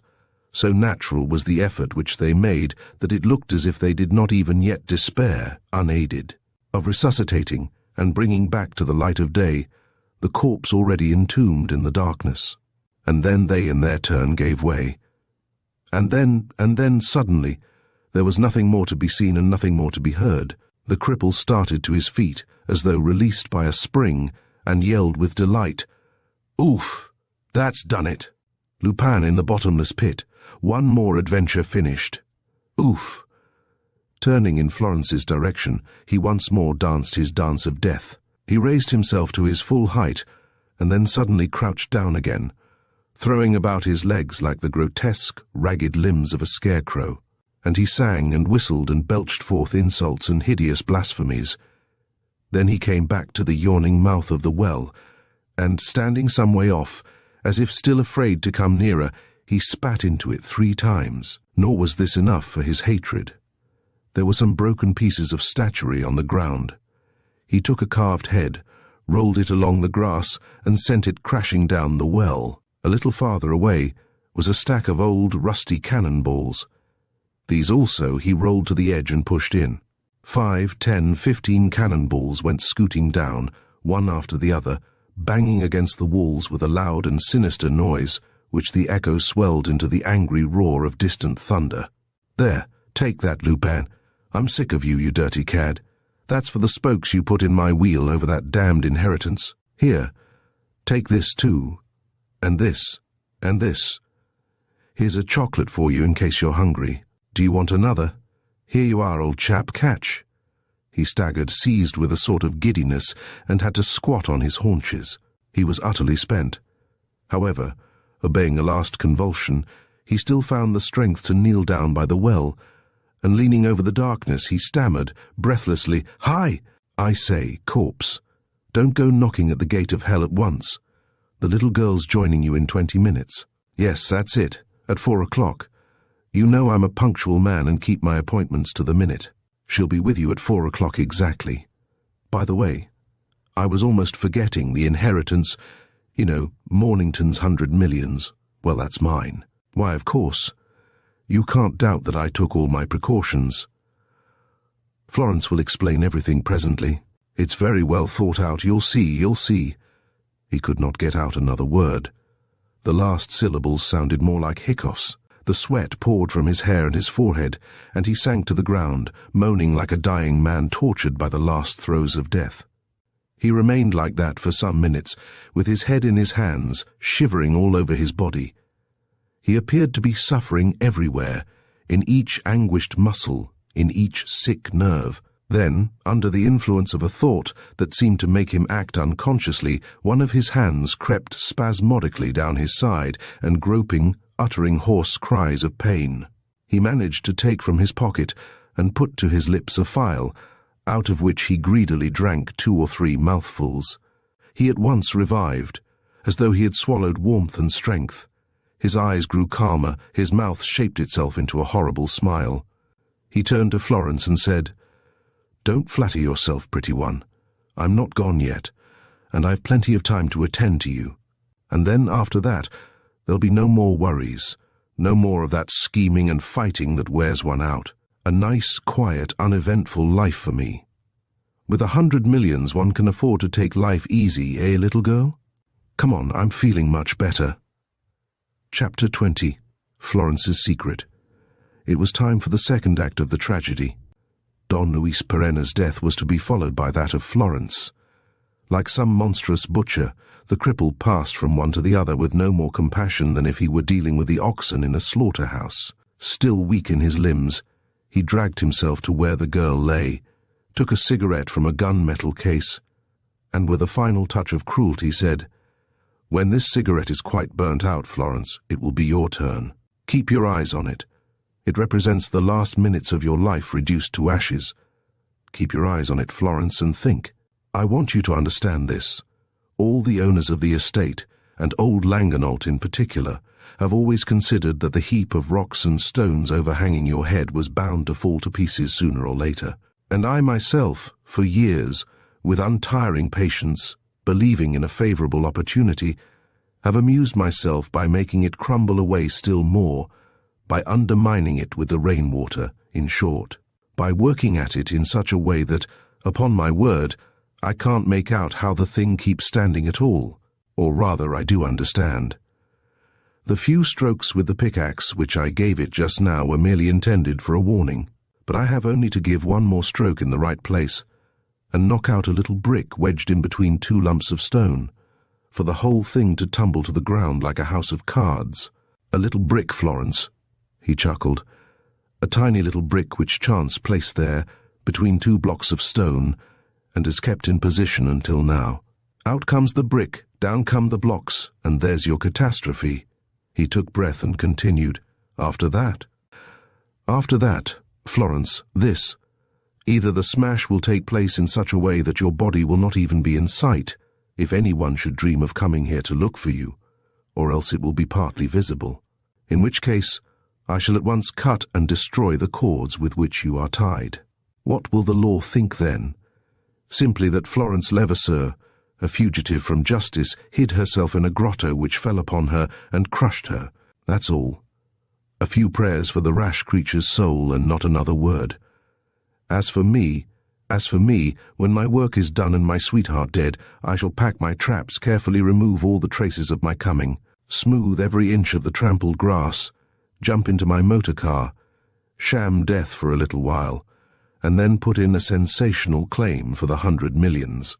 He gave a little chuckle, took 2 or 3 puffs at his cigarette, and added calmly, "I shall claim the 100 millions and I shall get them. That's the prettiest part of it. I shall claim them because I'm entitled to them, and I explained to you just now before Master Lupin came interfering, how from the moment that you were dead, I had the most undeniable legal right to them, and I shall get them, because it is physically impossible to bring up the least sort of proof against me." He moved closer. "There's not a charge that can hurt me. Suspicions, yes, moral presumptions, clues, anything you like, but not a scrap of material evidence. Nobody knows me. One person has seen me as a tall man, another as a short man. My very name is unknown. All my murders have been committed anonymously. All my murders are more like suicides, or can be explained as suicides. I tell you, the law is powerless. With Lupin dead, and Florence Levasseur dead, there's no one to bear witness against me.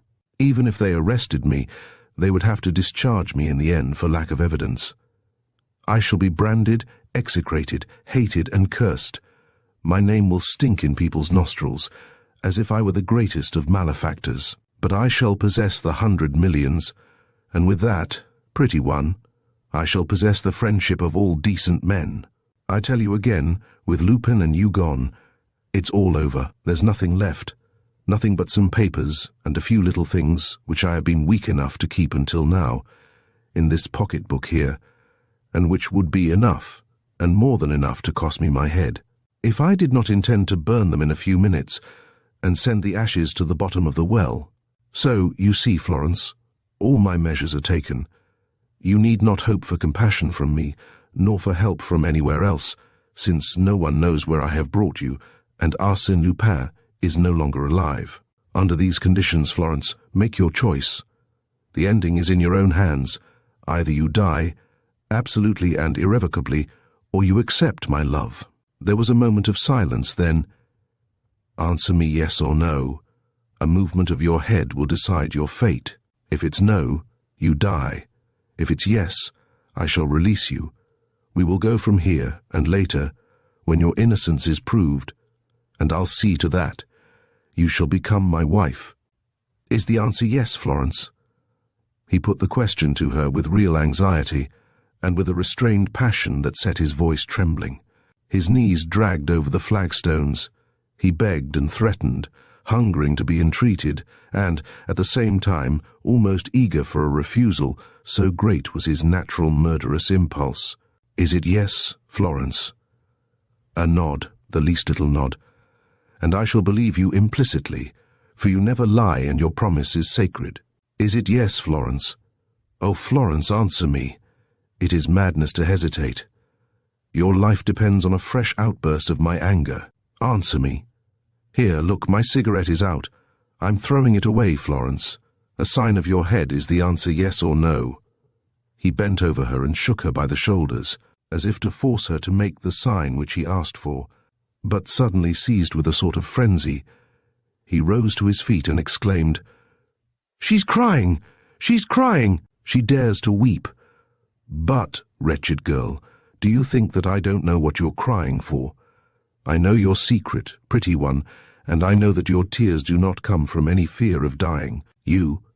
Why, you fear nothing. No, it's something else. Shall I tell you your secret?" "Oh, I can't, though the words scorch my lips. Oh, cursed woman, you've brought it on yourself. You yourself want to die, Florence, as you're crying.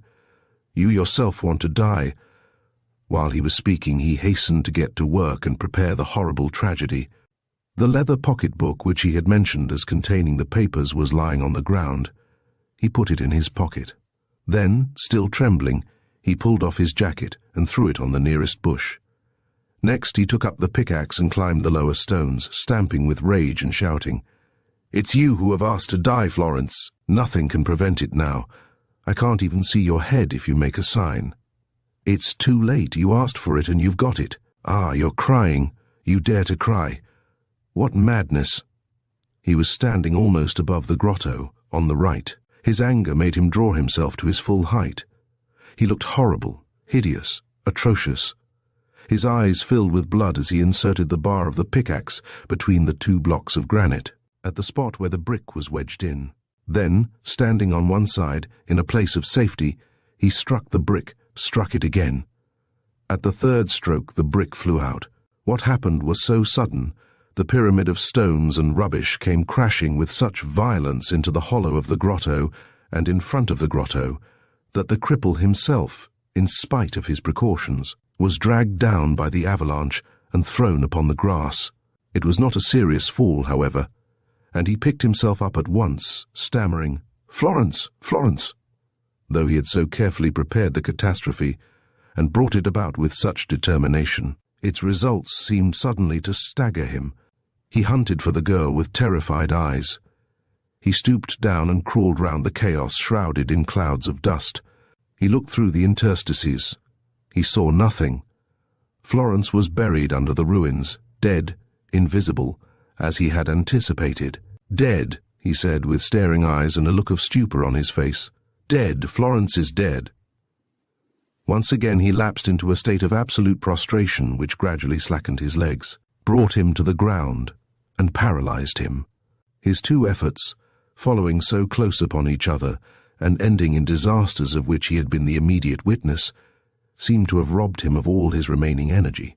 With no hatred in him, since Arsène Lupin no longer lived, with no love, since Florence was no more, he looked like a man who has lost his last motive for existence. Twice his lips uttered the name of Florence. Was he regretting his friend? Having reached the last of that appalling series of crimes, was he imagining the several stages, each marked with a corpse? Was something like a conscience making itself felt deep down in that brute? Or was it not rather the sort of physical torpor that numbs the sated beast of prey, glutted with flesh, drunk with blood, a torpor that is almost voluptuousness?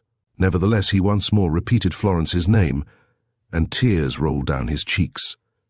He lay long in this condition, gloomy and motionless, and when, after again taking a few sips of his medicine, he went back to his work, he did so mechanically, with none of that gaiety which had made him hop on his legs and set about his murder as though he were going to a pleasure party. He began by returning to the bush from which Lupin had seen him emerge. Behind this bush, between two trees, was a shelter containing tools and arms, spades, rakes, guns, and rolls of wire and rope. Making several journeys, he carried them to the well, intending to throw them down it before he went away. He next examined every particle of the little mound up which he had climbed, in order to make sure that he was not leaving the least trace of his passage. He made a similar examination of those parts of the lawn on which he had stepped, except the path leading to the well, the inspection of which he kept for the last. He brushed up the trodden grass and carefully smoothed the trampled earth. He was obviously anxious, and seemed to be thinking of other things, while at the same time mechanically doing those things which a murderer knows by force of habit that it is wise to do. One little incident seemed to wake him up. A wounded swallow fell to the ground close by where he stood. He stooped, caught it, and crushed it in his hands, kneading it like a scrap of crumpled paper. And his eyes shone with a savage delight as he gazed at the blood that trickled from the poor bird and reddened his hands. But when he flung the shapeless little body into a furze bush, he saw on the spikes in the bush a hare, a long, fair hare, and all his depression returned at the memory of Florence. He knelt in front of the ruined grotto. Then, breaking 2 sticks of wood, he placed the pieces in the form of a cross under one of the stones. As he was bending over, a little looking-glass slipped from his waistcoat pocket, and striking a pebble, broke. This sign of ill luck made a great impression on him. He cast a suspicious look around him, and shivering with nervousness, as though he felt threatened by the invisible powers, he muttered, "I'm afraid, I'm afraid. Let's go away." His watch now marked 4:30. He took his jacket from the shrub on which he had hung it, slipped his arms into the sleeves, and put his hand in the right-hand outside pocket, where he had placed the pocket-book containing his papers. "Hullo," he said, in great surprise. "I was sure I had—" He felt in the left outside pocket, then in the handkerchief pocket, then, with feverish excitement, in both the inside pockets. The pocket-book was not there, and to his extreme amazement, all the other things which he was absolutely certain that he had left in the pockets of his jacket were gone. His cigarette case, his box of matches, his notebook. He was flabbergasted. His features became distorted. He spluttered incomprehensible words, while the most terrible thought took hold of his mind so forcibly as to become a reality. There was someone within the precincts of the old castle. There was someone within the precincts of the old castle, and this someone was now hiding near the ruins, in the ruins perhaps, and this someone had seen him. And this someone had witnessed the death of Arsène Lupin and the death of Florence Levasseur. And this someone, taking advantage of his heedlessness and knowing from his words that the papers existed, had searched his jacket and rifled the pockets. His eyes expressed the alarm of a man accustomed to work in the darkness unperceived, and who suddenly becomes aware that another's eyes have surprised him at his hateful task, and that he is being watched in every movement, for the first time in his life. Whence did that look come that troubled him as the daylight troubles a bird of the night? Was it an intruder hiding there by accident, or an enemy bent upon his destruction? Was it an accomplice of Arsène Lupin, a friend of Florence, one of the police? And was this adversary satisfied with his stolen booty, or was he preparing to attack him? The cripple dared not stir. He was there, exposed to assault, on open ground, with nothing to protect him against the blows that might come before he even knew where the adversary was. At last, however, the imminence of the danger gave him back some of his strength. Still motionless, he inspected his surroundings with an attention so keen that it seemed as if no detail could escape him. He would have sighted the most indistinct shape among the stones of the ruined pile, or in the bushes, or behind the tall laurel screen. Seeing nobody, he came along, supporting himself on his crutch. He walked without the least sound of his feet or of the crutch, which probably had a rubber shoe at the end of it. His raised right hand held a revolver. His finger was on the trigger. The least effort of his will, or even less than that, a spontaneous injunction of his instinct, was enough to put a bullet into the enemy. He turned to the left. On this side, between the extreme end of the laurels and the first fallen rocks, there was a little brick path which was more likely the top of a buried wall. The cripple followed this path, by which the enemy might have reached the shrub on which the jacket hung without leaving any traces. The last branches of the laurels were in his way, and he pushed them aside. There was a tangled mass of bushes. To avoid this, he skirted the foot of the mound, after which he took a few more steps, going round a huge rock, and then, suddenly, he started back and almost lost his balance, while his crutch fell to the ground and his revolver slipped from his hand. What he had seen, what he saw, was certainly the most terrifying sight that he could possibly have beheld. Opposite him, at 10 paces distance, with his hands in his pockets, his feet crossed, and one shoulder resting lightly against the rocky wall, stood not a man. It was not a man, and could not be a man, for this man, as the cripple knew, was dead, had died the death from which there is no recovery. It was therefore a ghost, and this apparition from the tomb raised the cripple's terror to its highest pitch. He shivered, seized with a fresh attack of fever and weakness. His dilated pupils stared at the extraordinary phenomenon. His whole being, filled with demoniacal superstition and dread, crumpled up under the vision to which each second lent an added horror. Incapable of flight, incapable of defense, he dropped upon his knees, and he could not take his eyes from that dead man, whom hardly an hour before he had buried in the depths of a well, under a shroud of iron and granite. Arsène Lupin's ghost, a man you take aim at, you fire at, you kill, but a ghost, a thing which no longer exists and which nevertheless disposes of all the supernatural powers. What was the use of struggling against the infernal machinations of that which is no more? What was the use of picking up the fallen revolver and leveling it at the intangible spirit of Arsène Lupin? And he saw an incomprehensible thing occur. The ghost took its hands out of its pockets. One of them held a cigarette case, and the cripple recognized the same gunmetal case for which he had hunted in vain. There was therefore not a doubt left that the creature who had ransacked the jacket was the very same who now opened the case, picked out a cigarette, and struck a match taken from a box which also belonged to the cripple. Oh, miracle! A real flame came from the match. Oh, incomparable marvel! Clouds of smoke rose from the cigarette, real smoke, of which the cripple at once knew the particular smell. He hid his head in his hands. He refused to see more. Whether ghost or optical illusion, an emanation from another world, or an image born of his remorse and proceeding from himself, it should torture his eyes no longer. But he heard the sound of a step approaching him, growing more and more distinct as it came closer. He felt a strange presence moving near him. An arm was stretched out. A hand fell on his shoulder. That hand clutched his flesh with an irresistible grip, and he heard words spoken by a voice which, beyond mistake, was the human and living voice of Arsène Lupin. Why, my dear sir, what a state we're getting ourselves into! Of course, I understand that my sudden return seems an unusual and even an inconvenient proceeding, but still it does not do to be so uncontrollably impressed. Men have seen much more extraordinary things than that, such as Joshua staying the sun, and more sensational disasters, such as the Lisbon earthquake of 1755. The wise man reduces events to their proper proportions and judges them, not by their action upon his own destiny, but by the way in which they influence the fortunes of the world. Now confess that your little mishap is purely individual, and does not affect the equilibrium of the solar system. You know what Marcus Aurelius says, on page 84, of Charpentier's edition.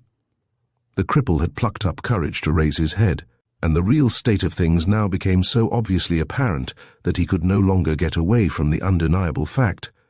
Arsène Lupin was not dead.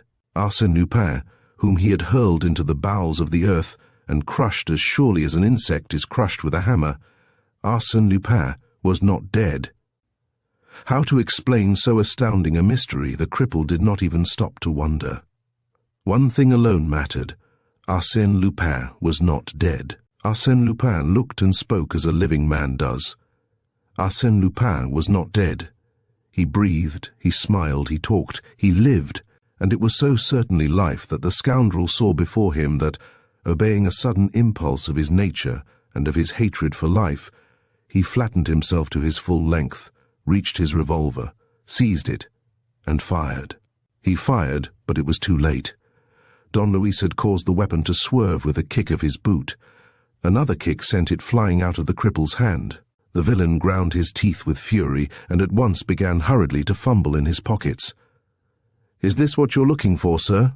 asked Don Luis, holding up a hypodermic syringe filled with a yellow fluid. "Excuse me, but I was afraid lest you should prick yourself by mistake." That would have been a fatal prick, would it not? And I should never have forgiven myself. The cripple was disarmed. He hesitated for a moment, surprised that the enemy did not attack him more violently, and sought to profit by the delay. His small, blinking eyes wandered around him, looking for something to throw. But an idea seemed to strike him and to restore his confidence little by little, and, in a new and really unexpected fit of delight, he indulged in one of his loudest chuckles. "And what about Florence?" he shouted. "Don't forget Florence. For I've got you there. I can miss you with my revolver and you can steal my poison, but I have another means of hitting you, right in the heart. You can't live without Florence, can you? Florence's death means your own sentence, doesn't it? If Florence is dead, you'll put the rope round your own neck, won't you, won't you, won't you? Yes, if Florence were to die, I could not survive her." "She is dead," cried the scoundrel, with a renewed burst of merriment, hopping about on his knees. "She's dead. Quite dead. What am I saying? She's more than dead. A dead person retains the appearance of a live one for a time, but this is much better. There's no corpse here, Lupin. Just a mess of flesh and bone. The whole scaffolding of rocks has come down on top of her. You can picture it, eh? What a sight. Come, quick, it's your turn to kick the bucket. Would you like a length of rope?" "Ha, ha, ha. It's enough to make one die with laughing. Didn't I say that you'd meet at the gates of hell? Quick, your sweetheart's waiting for you. Do you hesitate? Where's your old French politeness? You can't keep a lady waiting, you know. Hurry up, Lupin. Florence is dead."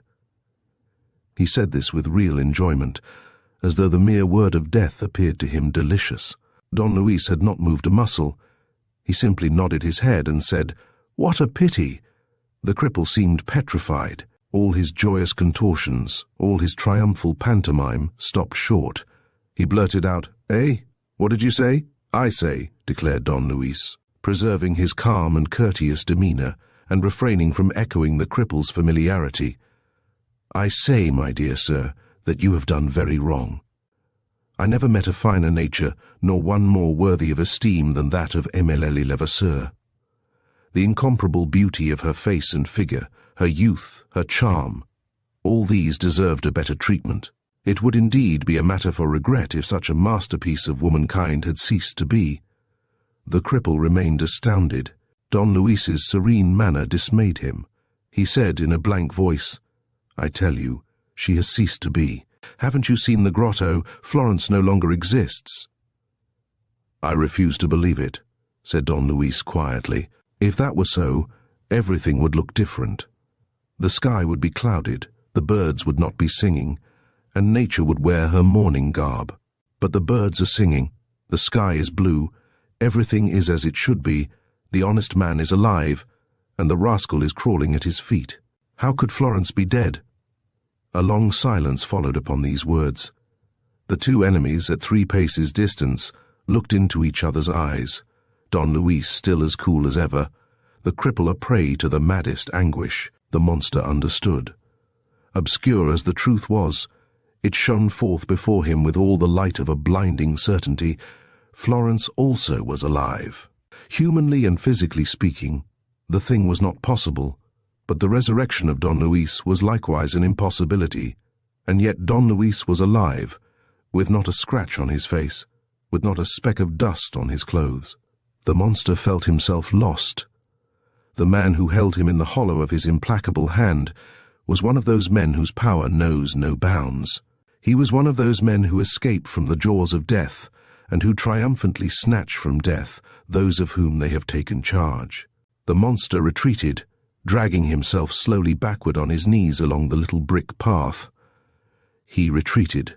He passed by the confused heap of stones that covered the place where the grotto had been, and did not turn his eyes in that direction. as if he were definitely convinced that Florence had come forth safe and sound from the appalling sepulchre. He retreated. Don Luis, who no longer had his eyes fixed on him, was busy unwinding a coil of rope which he had picked up, and seemed to pay no further attention to him. He retreated, and suddenly, after a glance at his enemy, he spun round, drew himself up on his slack legs with an effort, and started running toward the well. He was 20 paces from it. He covered 1/2, 3/4 of the distance. Already the mouth opened before him. He put out his arms, with the movement of a man about to dive, and shot forward. His rush was stopped. He rolled over on the ground, dragged back violently, with his arms fixed so firmly to his body that he was unable to stir. It was Don Luis, who had never wholly lost sight of him, who had made a slip-knot to his rope, and who had lassoed the cripple at the moment when he was going to fling himself down the abyss.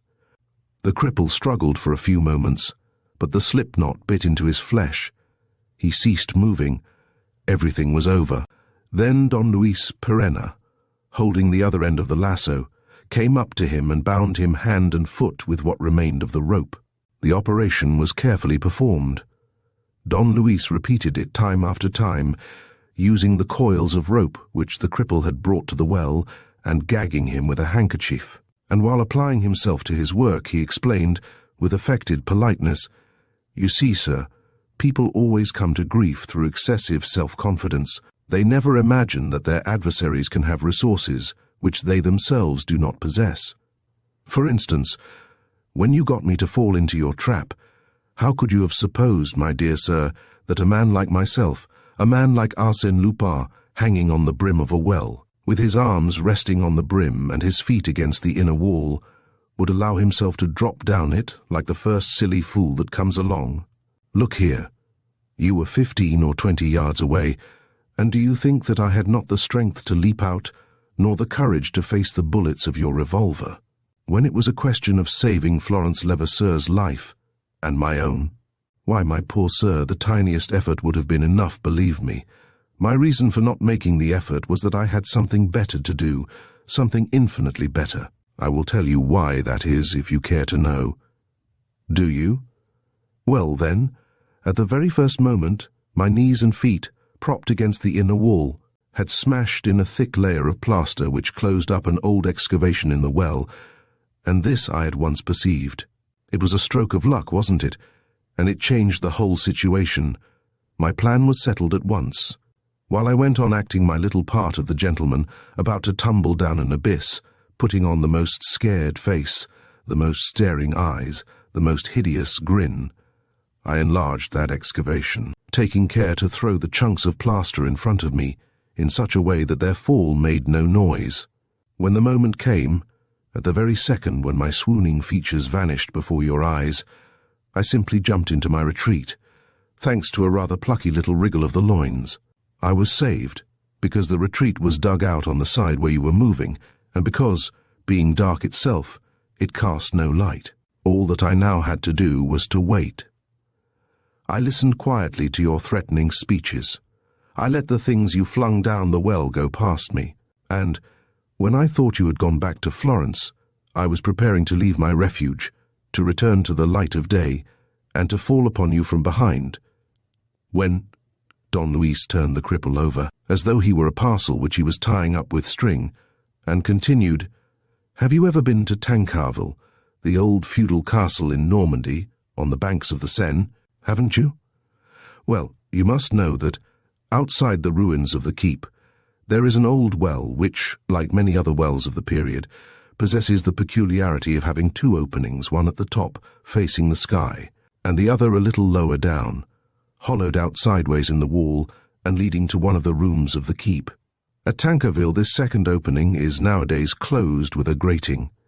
Here it was walled up with a layer of small stones and plaster, and it was just the recollection of Tancarville that made me stay, all the more as there was no hurry, since you had had the kindness to inform me that Florence would not join me in the next world until 4 o'clock.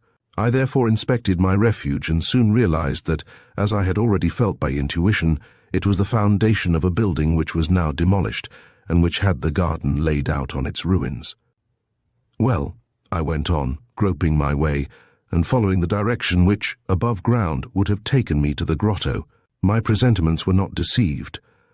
A gleam of daylight made its way at the top of a staircase of which I had struck the bottom step.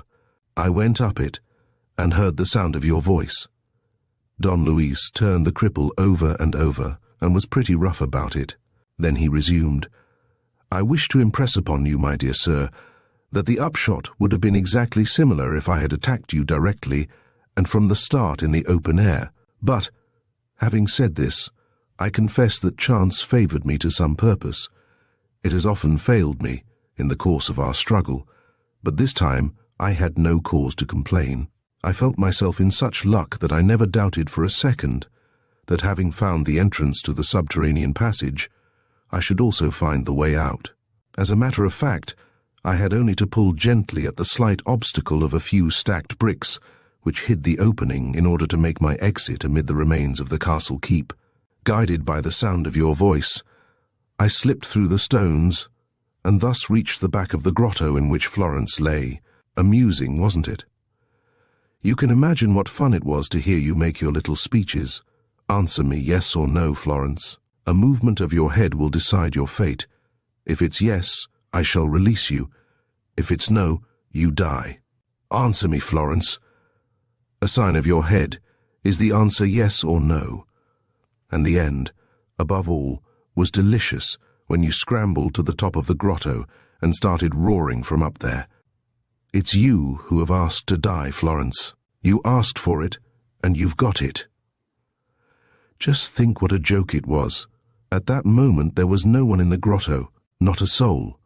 With one effort I had drawn Florence toward me and put her under shelter, and all that you were able to crush with your avalanche of rocks was one or two spiders, perhaps, and a few flies dozing on the flagstones.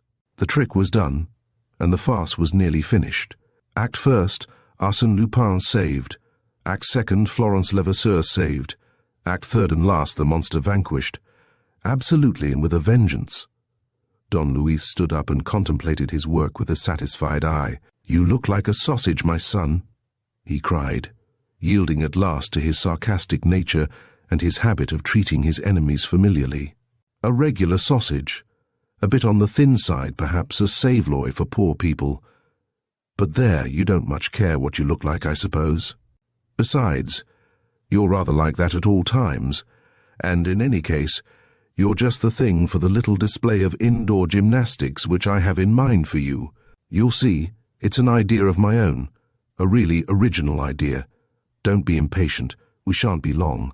He took one of the guns which the cripple had brought to the well and tied to the middle of the gun the end of a 12 or 15 yards length of rope, fastening the other end to the cords with which the cripple was bound.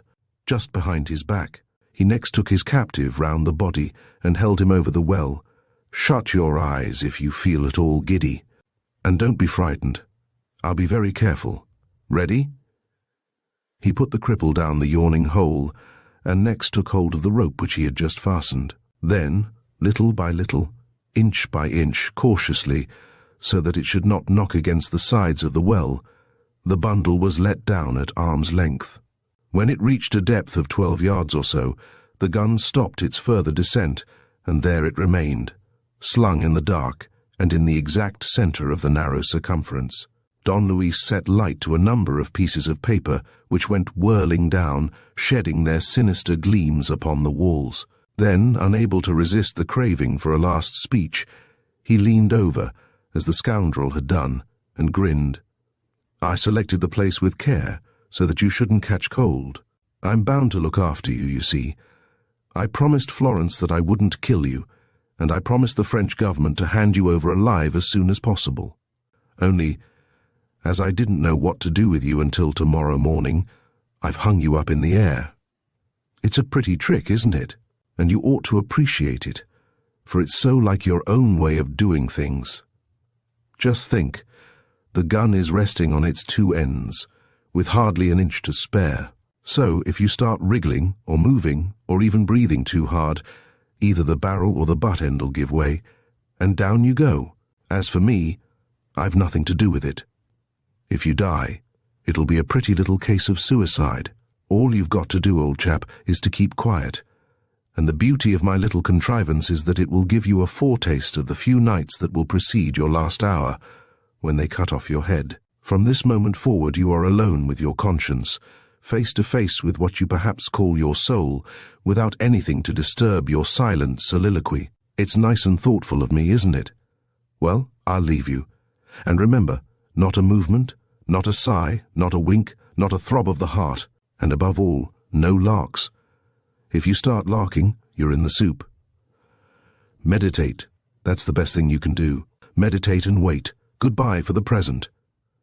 And Don Luis, satisfied with his homily, went off, muttering, "That's all right.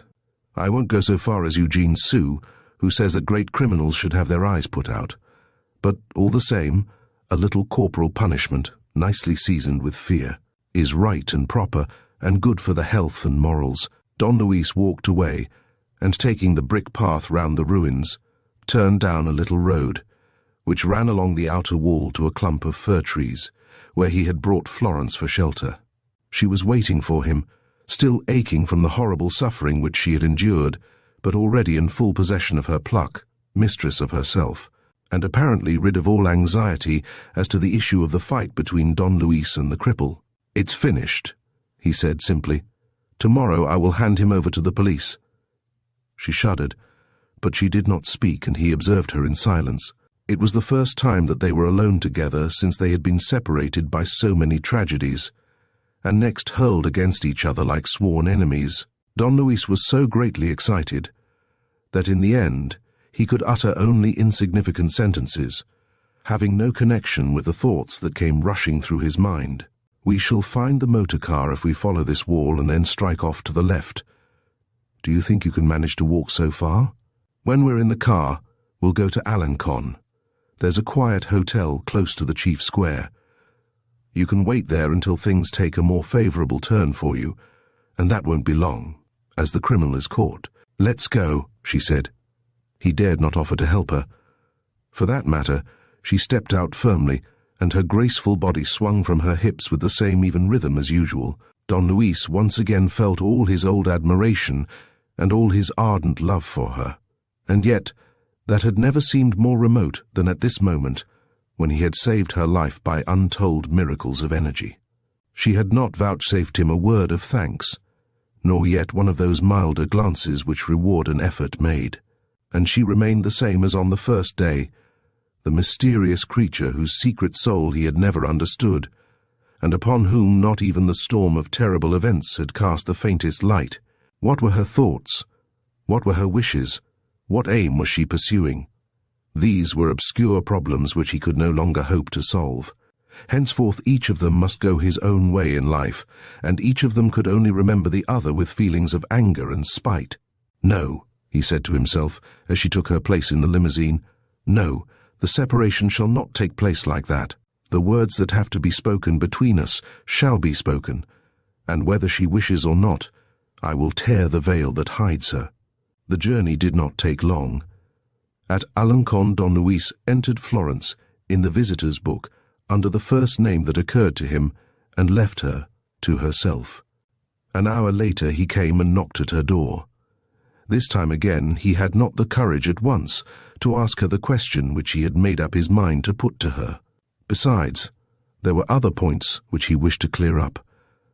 "Florence," he said, "before I hand over that man, I should like to know what he was to you. A friend, an unhappy friend, for whom I felt pity," she declared. "I find it difficult today to understand my compassion for such a monster, but some years ago, when I first met him, I became attached to him because of his wretchedness, his physical weakness, and all the symptoms of death which he bore upon him even then. He had the opportunity of doing me a few services, and, though he led a hidden life, which worried me in certain respects, he gradually, and without my knowing it, acquired a considerable influence over me. I believed in his insight, in his will, in his absolute devotion, and when the Mornington case started, it was he, as I now realize, who guided my actions and, later, those of Gaston Sauverand. It was he who compelled me to practice lying and deceit, persuading me that he was working for Marie Fauville's safety. It was he who inspired us with such suspicion of yourself, and who taught us to be so silent, where he and his affairs were concerned, that Gaston Saran did not even dare mention him in his interview with you. I don't know how I can have been so blind, but it was so. Nothing opened my eyes. Nothing made me suspect for a moment that harmless, ailing creature who spent half his life in hospitals or nursing homes, who underwent every possible sort of operation, and who, if he did sometimes speak to me of his love, must have known that he could not hope to— Florence did not finish her sentence. Her eyes had encountered Don Luis's eyes, and she received a deep impression that he was not listening to what she said. He was looking at her, and that was all. The words she uttered passed unheard. To Don Luis any explanation concerning the tragedy itself mattered nothing, so long as he was not enlightened on the one point that interested him, on Florence's private thoughts about himself, thoughts of aversion, of contempt. Outside that, anything that she could say was vain and tedious. He went up to her and, in a low voice, said, "Florence, you know what I feel for you, do you not?" She blushed, taken aback, as though the question was the very last that she expected to hear. Nevertheless, she did not lower her eyes, and she answered frankly, "Yes, I know. But perhaps," he continued more eagerly, "you do not know how deeply I feel it. Perhaps you do not know that my life has no other aim but you." "I know that also," she said. "Then, if you know it," he said, "I must conclude that it was just that which caused your hostility to me. From the beginning, I tried to be your friend, and I tried only to defend you. And yet from the beginning, I felt that for you I was the object of an aversion that was both instinctive and deliberate. Never did I see in your eyes anything but coldness, dislike, contempt, and even repulsion. At moments of danger, when your life or your liberty was at stake, you risked committing any imprudence rather than accept my assistance. I was the enemy, the man to be distrusted, the man capable of every infamy, the man to be avoided, and to be thought of only with a sort of dread. Isn't that hatred? Is there anything but hatred to explain such an attitude?" Florence did not answer at once. She seemed to be putting off the moment at which to speak the words that rose to her lips. Her face, thin and drawn with weariness and pain, was gentler than usual. "Yes," she said, "there are other things than hatred to explain that attitude." Don Luis was dumbfounded. He did not quite understand the meaning of the reply, but Florence's tone of voice disconcerted him beyond measure. And he also saw that Florence's eyes no longer wore their usual scornful expression, and that they were filled with smiling charm. And it was the first time that Florence had smiled in his presence. "Speak, speak, I entreat you," he stammered. "I mean to say that there is another feeling which explains coldness, mistrust, fear, and hostility. It is not always those whom we detest that we avoid with the greatest fear, and, if we avoid them, it is often because we are afraid of ourselves, because we are ashamed, because we rebel, and want to resist, and want to forget, and cannot." She stopped, and when he wildly stretched out his arms to her, as if beseeching her to say more and still more, she nodded her head, thus telling him that she need not go on speaking for him to read to the very bottom of her soul and discover the secret of love which she kept hidden there. Don Luis staggered on his feet. He was intoxicated with happiness, almost suffered physical pain from that unexpected happiness. After the horrible minutes through which he had passed amid the impressive surroundings of the old castle, it appeared to him madness to admit that such extraordinary bliss could suddenly blossom forth in the commonplace setting of that room at a hotel. He could have longed for space around him, forest, mountains, moonlight, a radiant sunset, all the beauty and all the poetry of the earth. With one rush, he had reached the very acme of happiness. Florence's very life came before him, from the instant of their meeting to the tragic moment when the cripple, bending over her and seeing her eyes filled with tears, had shouted, "She's crying! She's crying! What madness! But I know your secret, Florence. And you're crying. Florence, Florence, you yourself want to die." It was a secret of love, a passionate impulse which, from the first day, had driven her all trembling toward Don Luis. Then it had bewildered her, filled her with fear, appeared to her as a betrayal of Marie and Sauverand and, by turns, urging her toward and drawing her away from the man whom she loved and whom she admired for his heroism and loyalty, rending her with remorse and overwhelming her as though it were a crime, had ended by delivering her, feeble and disabled, to the diabolical influence of the villain who coveted her.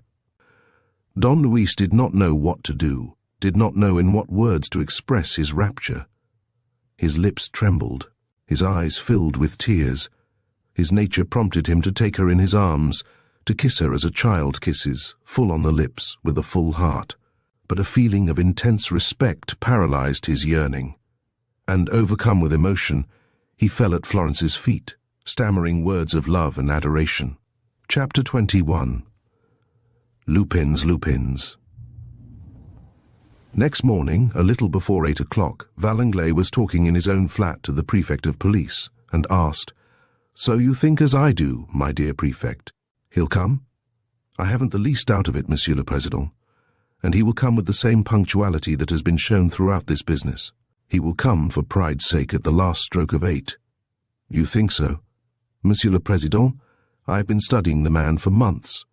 As things now stand, with Florence Levasseur's life in the balance, if he has not smashed the villain whom he is hunting down, if he does not bring him back bound hand and foot, it will mean that Florence Levasseur is dead, and that he, Arsène Lupin, is dead. Whereas Lupin is immortal," said Valanglais, laughing. "You're right.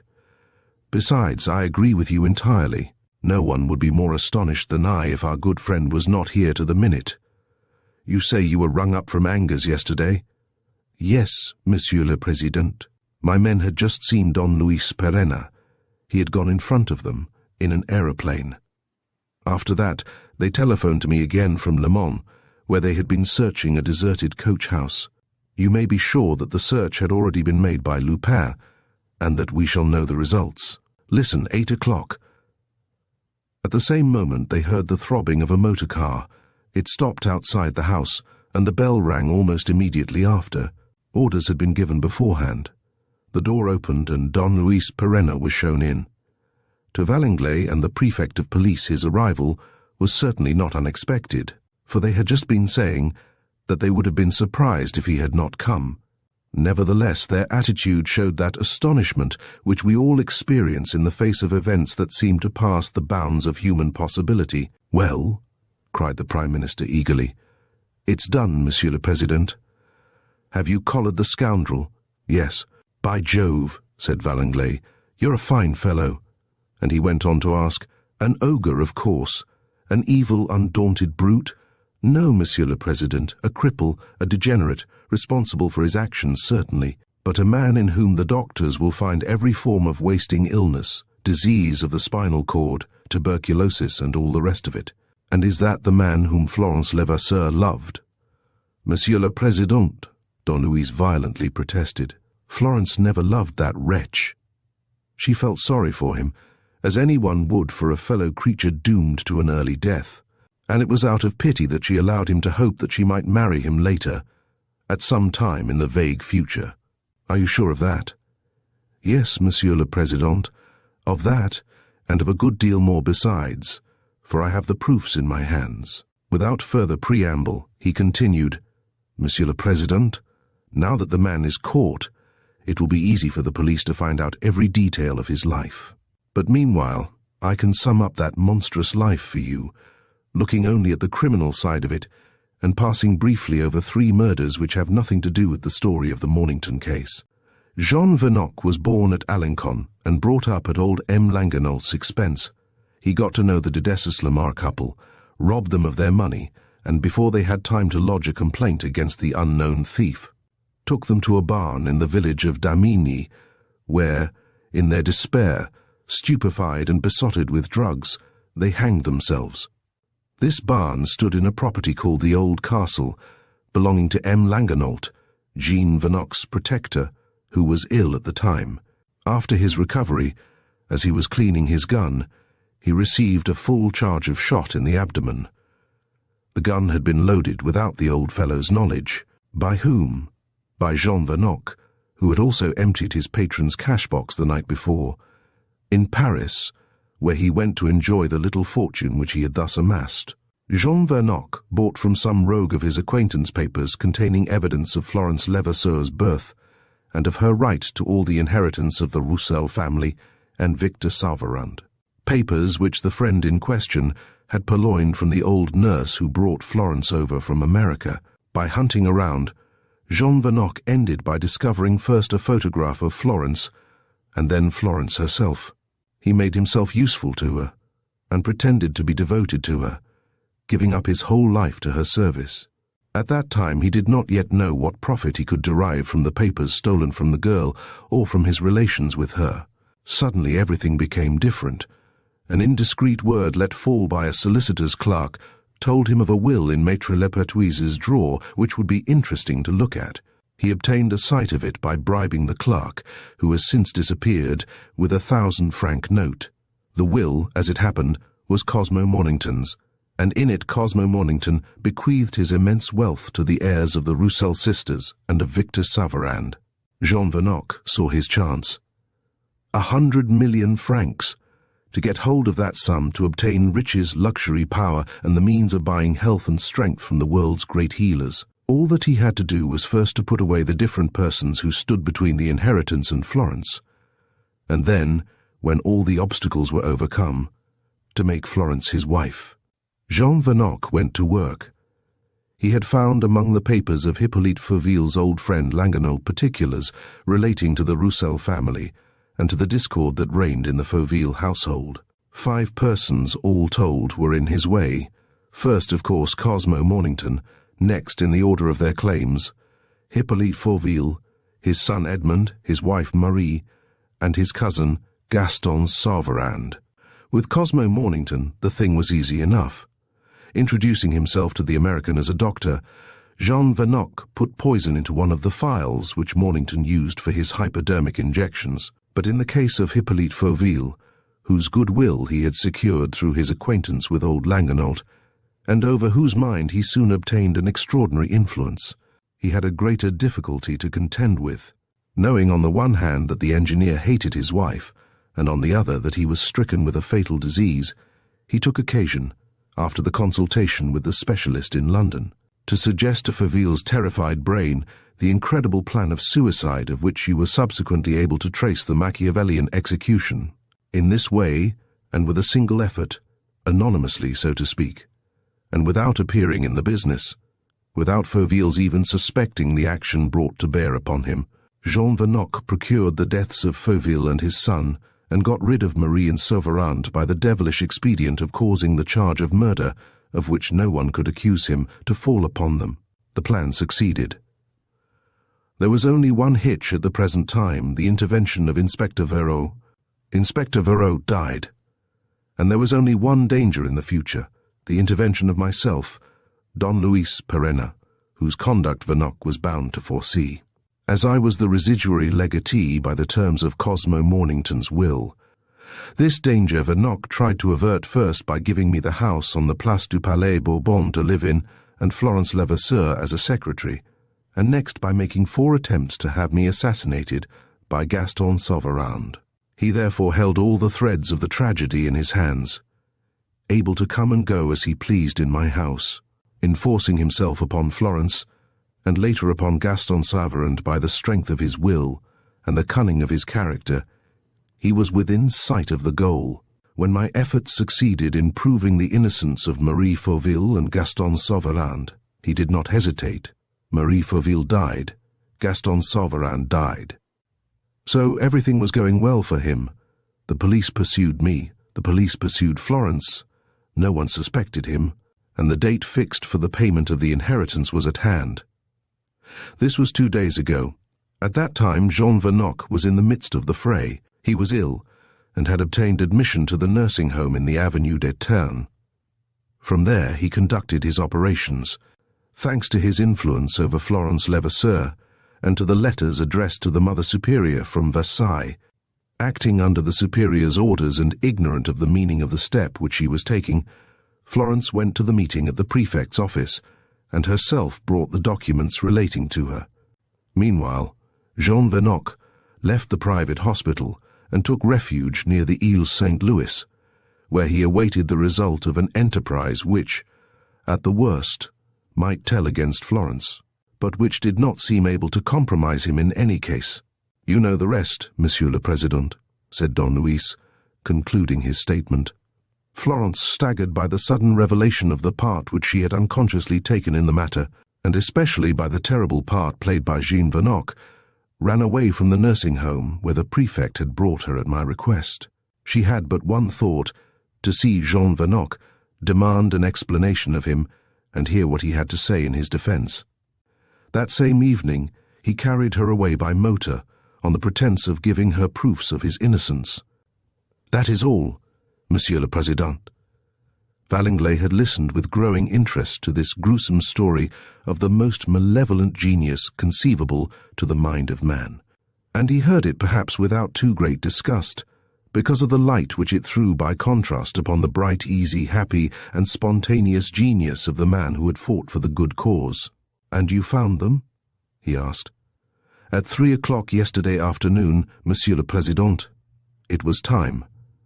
I might even say that it was too late, for Jean Venoc began by sending me to the bottom of a well, and by crushing Florence under a block of stone."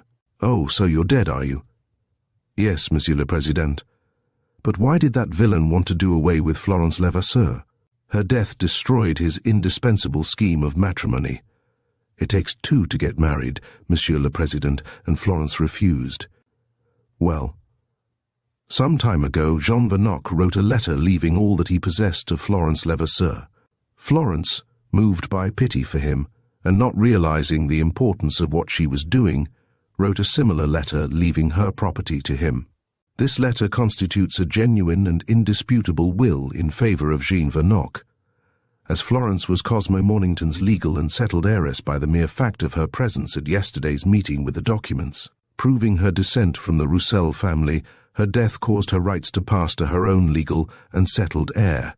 Jean Venoc would have come into the money without the possibility of any litigation, and, as you would have been obliged to discharge him after his arrest, for lack of evidence against him, he would have led a quiet life. With 14 murders on his conscience, I have added them up, but with 100 million francs in his pocket, to a monster of his stamp, the one made up for the other. "But do you possess all the proofs?" asked Valanglay eagerly. "Here they are," said Perenna, producing the pocketbook which he had taken out of the cripple's jacket. "Here are letters and documents which the villain preserved, owing to a mental aberration common to all great criminals. Here, by good luck, is his correspondence with Hippolyte Fauville.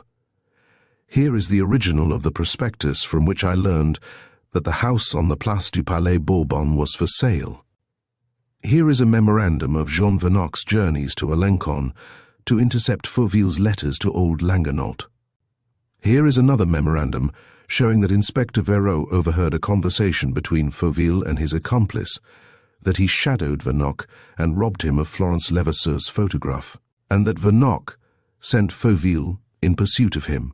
Here is a third memorandum, which is just a copy of the two found in the 8th volume of Shakespeare, and which proves that Jean Venoc, to whom that set of Shakespeare belonged, knew all about Fauville's machination. Here are his correspondence with Caceres, the Peruvian attaché, and the letters denouncing myself and Sergeant Mazaroux, which he intended to send to the press.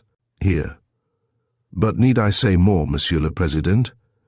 You have the complete evidence in your hands. The magistrates will find that all the accusations which I made yesterday before the Prefect of Police were strictly true. And he, cried Valanglay, the criminal, where is he? Outside, in a motor car, in his motor car, rather. Have you told my men? Asked Desmalions anxiously. Yes, Monsieur le Préfet. Besides, the fellow is carefully tied up. Don't be alarmed. He won't escape. Well, you've foreseen every contingency, said Valanglay, and the business seems to me to be finished. But there's one problem that remains unexplained. The one, perhaps, that interested the public most. I mean the marks of the teeth in the apple, the teeth of the tiger, as they have been called, which were certainly Fauville's teeth, innocent though she was. Monsieur le Préfet declares that you have solved this problem. Yes, Monsieur le Président, and Jean Vernocq's papers prove that I was right. Besides, the problem is quite simple. The apple was marked with Montferville's teeth, but Montferville never bit the apple. Come, come, Monsieur le Président. Hippolyte Fauville very nearly said as much when he mentioned this mystery in his posthumous confession. Hippolyte Fauville was a madman. Yes, but a lucid madman, and capable of reasoning with the most appalling logic. Some years ago at Palermo, Fauville had a very bad fall, hitting her mouth against the marble top of a table, with the result that a number of her teeth, in both the upper and the lower jaw, were loosened. To repair the damage, and to make the gold plate intended to strengthen the teeth, a plate which Fauville wore for several months, the dentist as usual took an impression of her mouth. Fauville happened to have kept the mold, and he used it to print the marks of his wife's teeth in the cake of chocolate shortly before his death, and in the apple on the night of his death. When this was done, he put the mold with the other things which the explosion was meant to, and did, destroy. Don Luis's explanation was followed by a silence. The thing was so simple that the Prime Minister was quite astonished. The whole tragedy, the whole charge, everything that had caused Marie's despair and death, and the death of Gaston Salvarand. All this rested on an infinitely small detail which had occurred to none of the millions and millions of people who had interested themselves so enthusiastically in the mystery of the teeth of the tiger. The teeth of the tiger. Everybody had clung stubbornly to an apparently invincible argument. As the marks on the apple and the print of Fauville's teeth were identical, and as no two persons in the world were able, in theory or practice, to produce the same print with their teeth, Fauville must needs be guilty. Nay more, the argument seemed so absolute that, from the day on which Fauville's innocence became known, the problem had remained unsolved, while no one seemed capable of conceiving the one paltry idea, that it was possible to obtain the print of a tooth in another way than by a live bite of that same tooth. It's like the egg of Columbus, said Valanglais, laughing. It had to be thought of. You are right, Monsieur le Président. People don't think of those things. Here is another instance. May I remind you that during the period when Arsène Lupin was known at the same time as Emmeline Ormond and as Prince Paul Sernine, no one noticed that the name Paul Sernine was merely an anagram of Arsène Lupin. Well, it's just the same today. Louis Perrenna also is an anagram of Arsène Lupin. The two names are composed of the same 11 letters, neither more nor less. And yet, although it was the second time, nobody thought of making that little comparison. The egg of Columbus again. It had to be thought of. Valanglais was a little surprised at the revelation. It seemed as if that devil of a man had sworn to puzzle him up to the last moment, and to bewilder him by the most unexpected sensational news.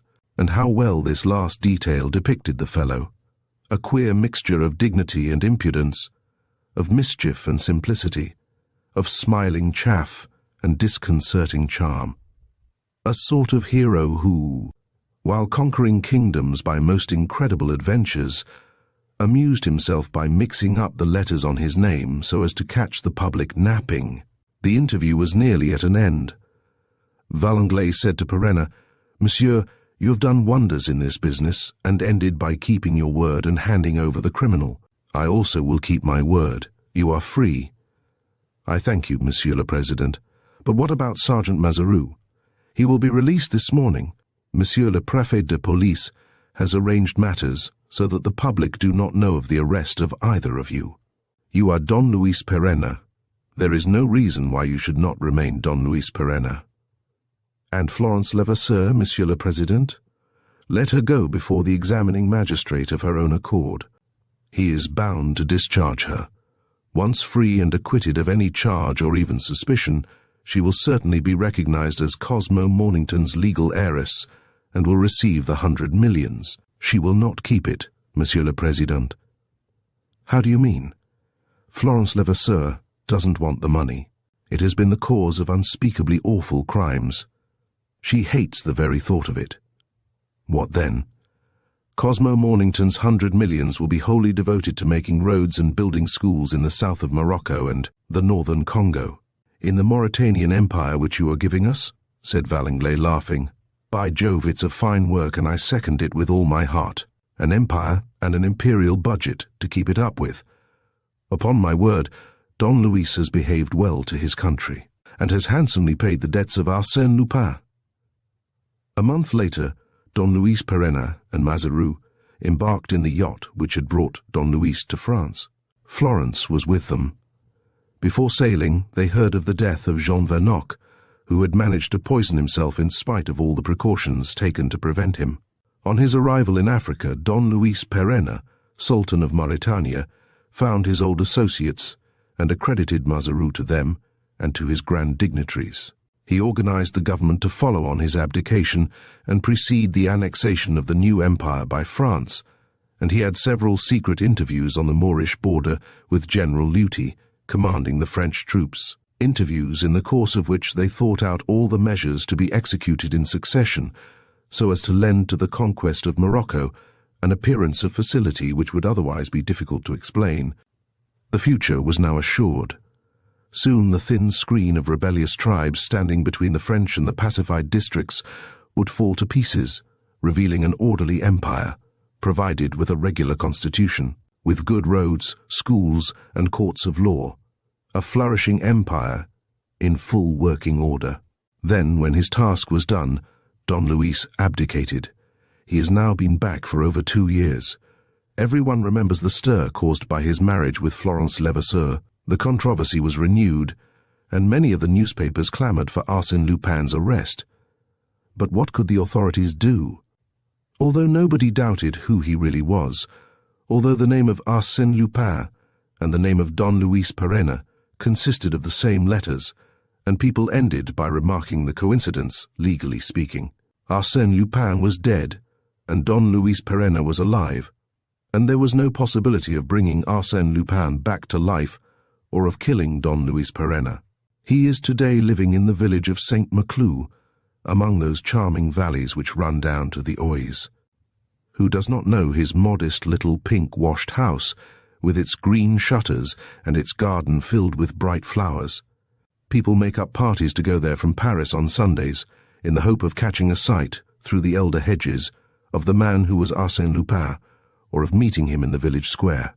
He is there, with his hair just touched with grey, his still youthful features, and a young man's bearing. And Florence is there too, with her pretty figure and the halo of fair hair around her happy face, unclouded by even the shadow of an unpleasant recollection. Very often visitors come and knock at the little wooden gate.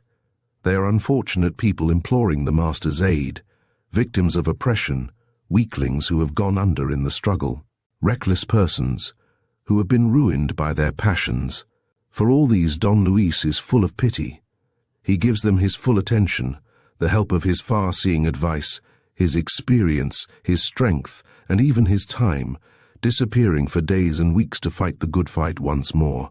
And sometimes also it is an emissary from the Prefect's office, or some subordinate of the police, who comes to submit a complex case to his judgment.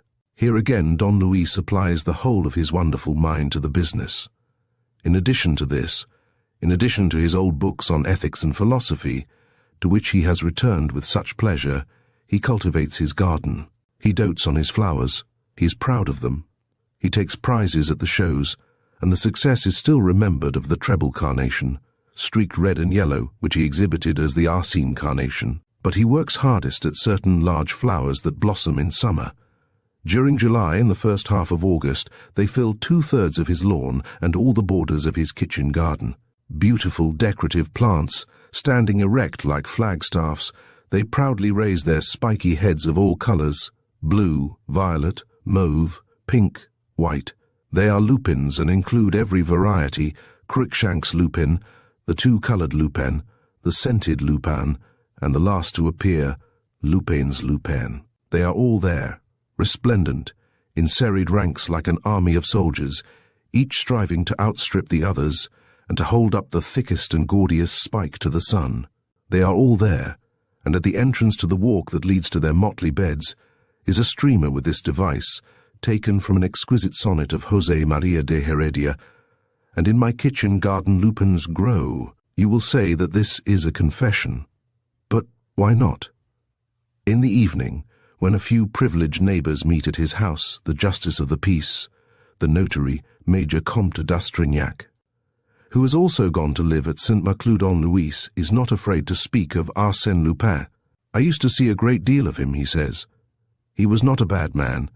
I will not go so far as to compare him with the Seven Sages, or even to hold him up as an example to future generations. But still we must judge him with a certain indulgence. He did a vast amount of good, and a moderate amount of harm. Those who suffered through him deserved what they got, and fate would have punished them sooner or later if he had not forestalled her. Between a Lupin who selected his victims among the ruck of wicked rich men, and some big company promoter who deliberately ruins numbers of poor people, would you hesitate for a moment? Does not Lupin come out best? And on the other hand, what a host of good actions, what countless proofs of disinterested generosity. A burglar? I admit it. A swindler? I don't deny it. He was all that. But he was something more than that. And while he amused the gallery with his skill and ingenuity, he roused the general enthusiasm in other ways. People laughed at his practical jokes, but they loved his pluck, his courage, his adventurous spirit, his contempt for danger, his shrewd insight, his unfailing good humor, his reckless energy, all qualities that stood out at a period when the most active virtues of our race had reached their zenith, the period of the motor car and the aeroplane. One day, he said as a joke, I should like my epitaph to read, "Here lies Arsène Lupin, adventurer." That was quite correct. He was a master of adventure. And if the spirit of adventure led him too often to put his hand in other people's pockets, it also led him to battlefields where it gives those who are worthy opportunity to fight and win titles of distinction which are not within reach of all. It was there that he gained his. It is there that you should see him at work, spending his strength braving death and defying destiny. And it is because of this that you must forgive him, even if he did sometimes get the better of a commissary of police, or steal the watch of an examining magistrate. Let us show some indulgence to our professors of energy. And nodding his head, Don Luis concludes, Then you see he had another virtue which is not to be despised. It is a virtue for which we should be grateful to him in these grey days of ours. He knew how to smile. As the teeth of the tiger comes to a close, we reflect on the cunning strategies and unexpected twists that define Arsène Lupin's adventures. Maurice Leblanc masterfully blends mystery and excitement, leaving us eager for more. The story's resolution showcases the complexities of human nature and the fine line between hero and villain. Lupin's escapades remind us of the timeless allure of adventure and the thrill of the chase. Thank you for joining us on this journey through intrigue and deception, and we hope to see you next time for more captivating tales.